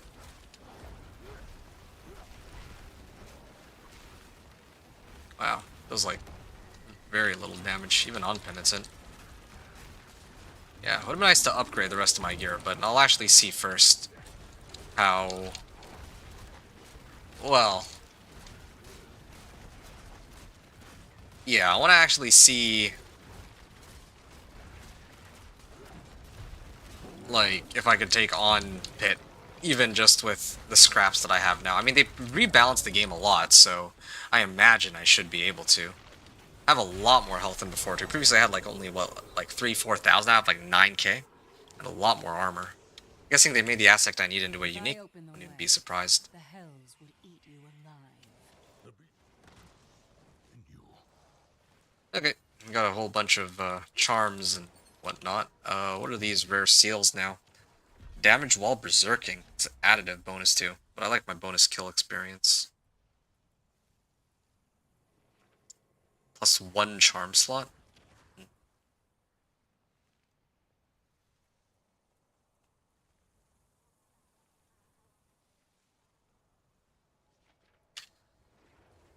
But it's 1% at level 70. Anyway, Asmodan spoils. Yeah, mace. What aspect? Skills cast in the base shapeshift form gain 50% increased damage? What does that mean? In the base shapeshift form? So... I mean, my wolves, by default, are... the base shapeshift form. Oh, well, while I'm a human? Because, like, there's some skills that will transform me into wolf form, right? So, this is always active then. Yeah, okay, well, I'll salvage it, and I'll slam it on one of my items, and then I get, like, a 50% multiplicative damage increase. Wow, that's perfect, just as I get started on all this, pit stuff. Willpower, armor. Really wish it was max life, but... Alright, I feel like this is gonna be overkill. Like, I can't imagine that they would... Oh, okay, Tree of Whispers is full too. And complete a run of the pit. Let's go. Yeah, I can't imagine that they're... Oh, shoot. There was a Nightmare Sigil there. I'll go and grab that real quick just in case it had something useful. But I can't imagine that they're going to give us... Like, they're gonna make legendaries and aspects really scarce from 1 to 70, and then they're going to make it so that, like, Pit is, like, impossible to clear on just rares alone. I'm pretty sure I could take on Pit now, even. Probably... I don't know about how often I die, but they have to have rescaled the game in some way to accommodate all this. I actually have pretty decent resistances, too. A good amount of damage reduction. Okay. Well, I am missing... Yeah, let me smash these.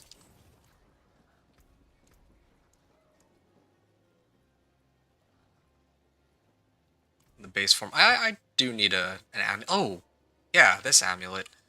Vulnerable damage multiplier, lightning damage multiplier, all damage multiplier.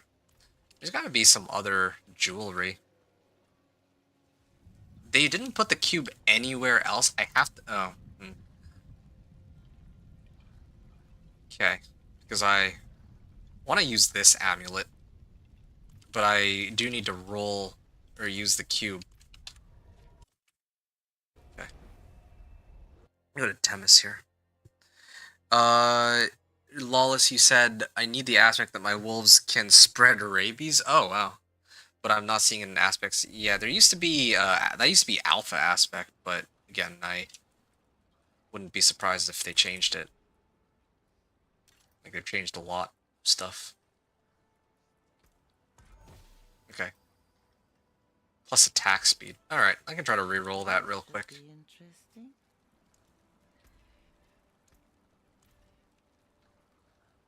Crit damage multiplier? Cooldown reduction. Can I reroll for... Oh, crit chance. Yeah, sure. Okay. Yeah, why not? All damage multiplier versus 14%, 16%. A ton of life. No, I think I'm going to switch. I don't need the willpower. I don't think willpower is really giving that much by itself. Goodbye. It has been a pleasure. Someone's getting attack speed. Okay. Aspect of the followed path. I think I'll slam this onto my amulet. Because I'm usually in base form, so I think it's reasonable for me to use such a thing. And I had another one, right?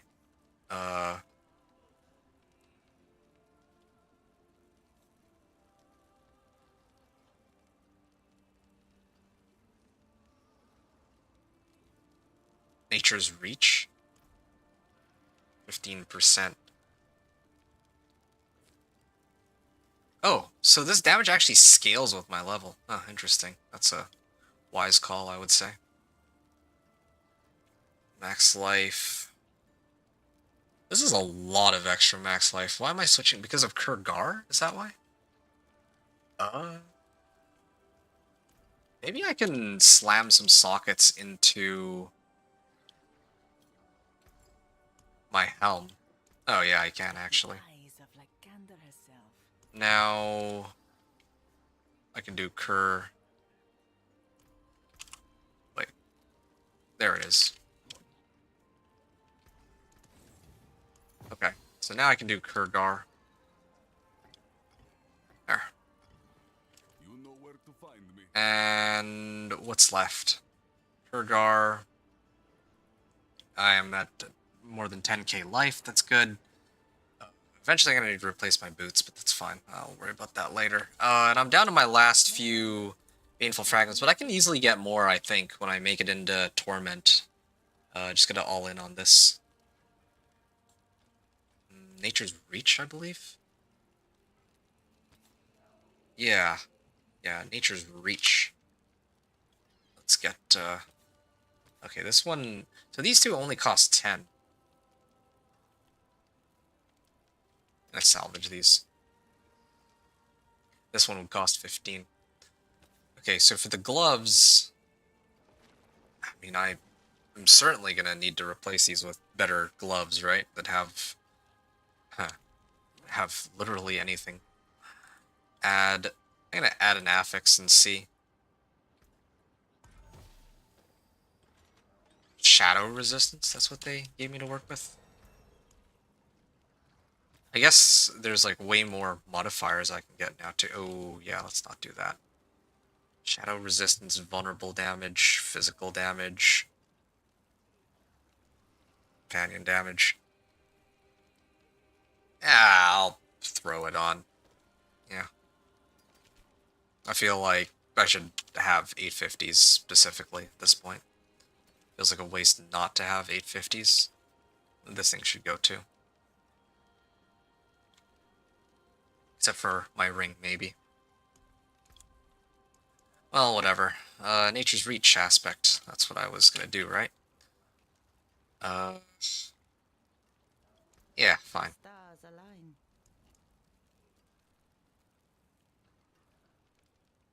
Frenzied Onslaught. Should I do it? This is the last of my Baneful Fragments. I'll do it. Why not? Might as well. Okay, there. My summons gain attack speed. I have Nature's Reach. And I am also missing one skull. Oh, there's Grand Skull now. Wait, what? Crude Skull. Okay, they added Crude Skull. That's the one I think that, well, I don't actually remember the scaling, but there's one more tier than there used to be before. That much is for sure. Well, whatever. Which one is to all elements? I think Diamond, right? Would be. Resistance to all elements or armor? No, this one's physical resistance. Okay, well, we'll do the all resistance one. All gems. I'll smash all gems here, and then... Oh, okay, I can actually make a flawless now. There you go. That should help a fair bit. What are my resistances looking like now? If I unsocket this... like, let's say my 30.4 and 45.4. 3.4. Now it's 35. This is 48. Okay, so it's like extra 5% increase on those. More damage reduction.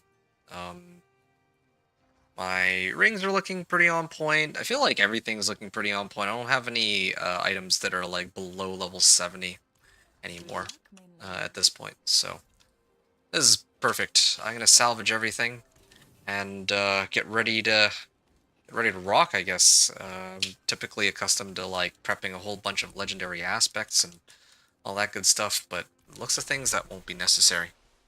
Lawless, he said, is there a place to look up all the unique? Sorry to say, but I wouldn't know. Maybe Max Roll? That's the only place I would opt to look stuff up.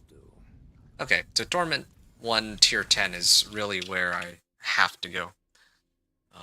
There's no other option. Like, I can't skip all the way, like pit 20 or something. So enemies does summon a Guardian, complete in time to spawn an Awakened Glyphstone. Okay. Yeah, as I suspected. Yeah, as I thought, I could just dog walk everything. 518 K, like it's like 500,000 at this point. Yeah, I just wish I had Storm's Companion, but so far that's not quite the case. Yeah, they still do hit for hard enough that I lose some of my health, but I can very clearly hold my own now. Okay, I think I'm ready. This is gonna be... Oh. Curse this place. Being followed. Okay. Where are the wolves? Or... I need one more elite. I want to actually test my damage on an elite. Wait, what's this? Huh?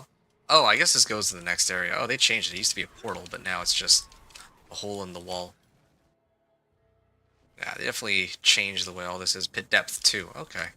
Yeah, they even reworked the way pit works now, too. Where's the elite? I just need an elite so I can test my damage, and then... Oh, yeah, here we go.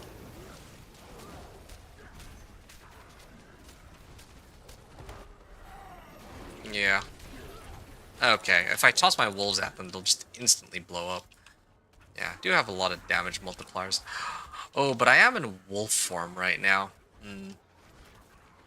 Something to look out for. Basic shapeshifting. I've shapeshifted into a werewolf. Is there a way to... Oh, it's versatile. So, I guess... This is a human magic. So, if I use these skills while I'm in, let's say, like, wolf form, then it's okay. Like the skills will still work just fine. They changed the way companions work. It used to be the case where it would shapeshift me back into a human by default, but now that's no longer the case. But my base form is human, so if I want to get the most amount of damage, I would have to do this. I'd have to activate my Blood Howl to get berserking, then I do this, and then if I would throw my wolves at them. Okay, I'm gonna get out of here.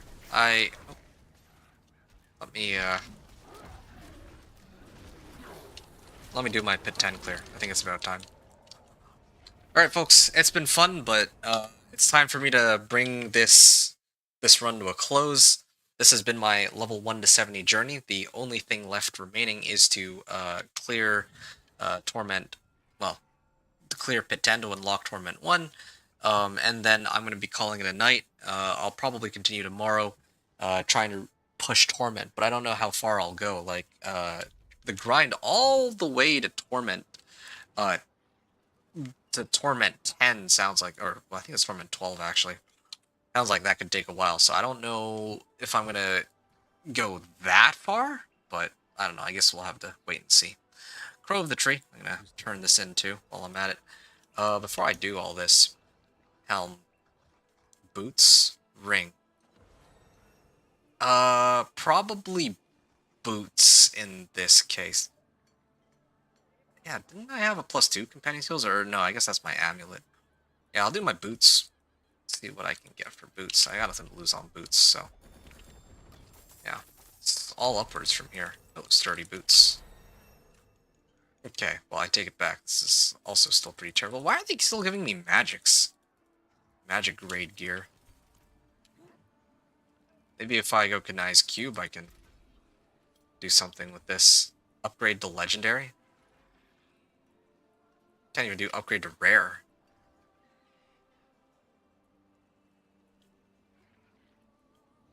Yeah, I'm trying to hold off on going for enhanced primordial dust. Damage while berserking. Salvage all this. Oh, that was pretty pathetic. At least I got like 3 Paragon levels out of it, but not too pleased by it. Anyway, Pit is closing in, or the Pit Whisper is closing in 13 minutes, so let's get this over with.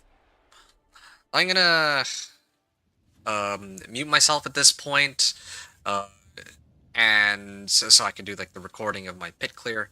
Hope you all enjoyed the run up till now. I'm going to exit out and come back, but I'll mute myself before I go over my gear, and then I'll see you all on the other side.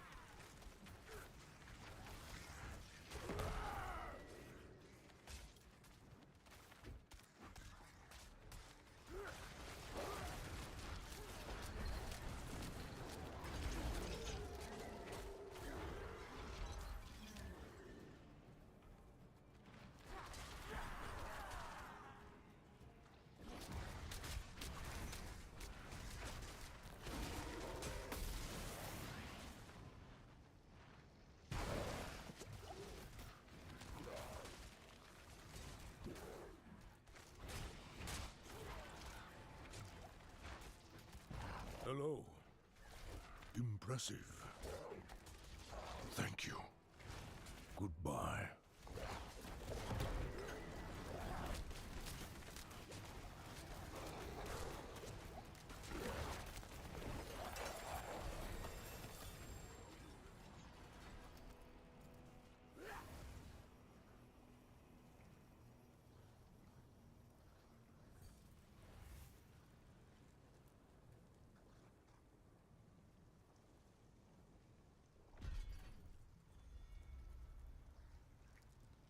Alright then. Yeah, that was a pretty straightforward run. I don't think I have too much to say, too much to comment on with regards to the run itself. Yeah, I mean, I have no reference point because it was my first time trying the pit after they made so many different adjustments to it, right? But yeah, overall, this build can take on pit just fine, but I think the main concern I have is that I don't have enough AoE. Like, I have a decent bit of damage, but I don't have that much AoE, and like my damage, like I'm not actually just one-shotting these monsters like some of the like elite packs, which is quite a damage increase, or I guess durability increase from what it used to be like, where I was just one-shotting them as soon as I got like a 750 item power weapon and I stepped foot in a pit 10. The other issue is there are times where my health went below 50%. Again, quite a contrast from before, where if I had like decent gear, I wouldn't even go below, let's say, like 80% of my life in the past on pit 10. So there's definitely some things that have changed behind the scenes, and I don't know what they are, but yeah, no, they are interesting. But I also really question, like, so is all of my knowledge from Vessel of Hatred like useless? Like, I mean, my build knowledge is still there, right? In terms of like, I know how my companion druid works, like by and large, but in terms of like scaling and combat and all that, I feel very lost. I'll just be upfront about it. Wasted, yeah. Lawless, you're saying? Yeah, I feel like that might be the case. Let me just... Oh, okay, I have a headhunter glyph here. Nature, magic skills deal increased damage to crowd controlled or vulnerable enemies. No, I think that usually I go for headhunter. Oh, okay, they made it so radius increases now at level 25. Yeah. I failed the upgrade at a 90% chance. Okay. Whatever. Oh, it caps out at level 50, though. I guess the legendary... It says when upgraded to legendary at level 50, so my glyphs are going to cap out at level 50. So in the end, there's going to be a point where... there's going to be a point where the build will cap out. Like, there's only going to be so much we can do with, like, Paragon boards. Like, we're going to reach, like, level...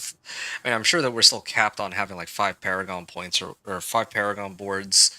And our gear eventually will max out, so I imagine there's going to be some builds that straight up are not going to be able to reach, like, Torment 12 based on their new system. So it's going to be interesting seeing how things go and whether or not my companion druid stands a chance at, you know, holding its own, but I don't know. That's all for me to figure out tomorrow and in perhaps the coming days.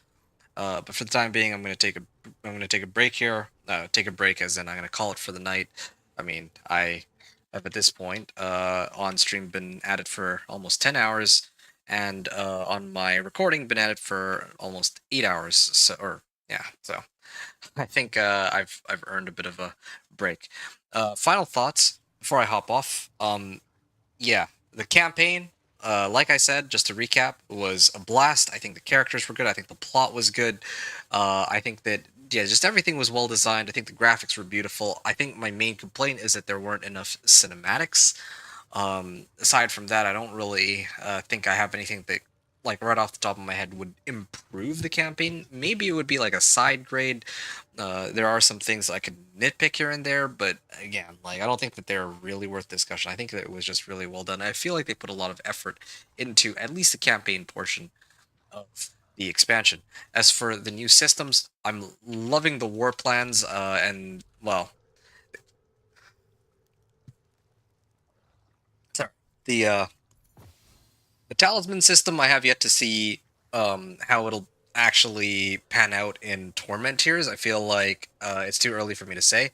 It does look pretty fun, though. It does feel pretty fun. It reminds me of having seasonal powers, but as a more permanent addition, I suppose. The activity, like, this is the main thing that I was most excited for this expansion. With the war plans, I can actually see, I can actually improve my rewards and try to see if I can, like, get, like, ancestrals guaranteed or chances for response sparks, all that stuff. I'm actually really excited to play around with that when I return on the next, like, on the next stream when I start pushing torment tiers. Yeah, and like playing around with more of these war plans and whatnot. But I think that beyond, well, and then there's a Roderick Cube with all those different recipes to play around with. But that's for me to discover next time. Anyway, yeah, I'm gonna stop here, and I'm going to, as is tradition, head to the big Kmart, Kyovashad, turn it to Torment 1, and then I will end off on that. I don't think I have anything else to say here. Big shout out to Lawless. Thanks for sticking around with me. I really appreciate it. From, I think, the midway point of my stream to now when I'm about to, well, conclude it. Anybody else who's around, take care. Have a great evening. I hope that you're all enjoying the Lord of Hatred expansion like I am. Hope you all enjoyed the stream. And here we go. Torment 1. There we go. Okay. Appreciate you all tuning in. Thank you. Thanks everyone for watching. Adventure out.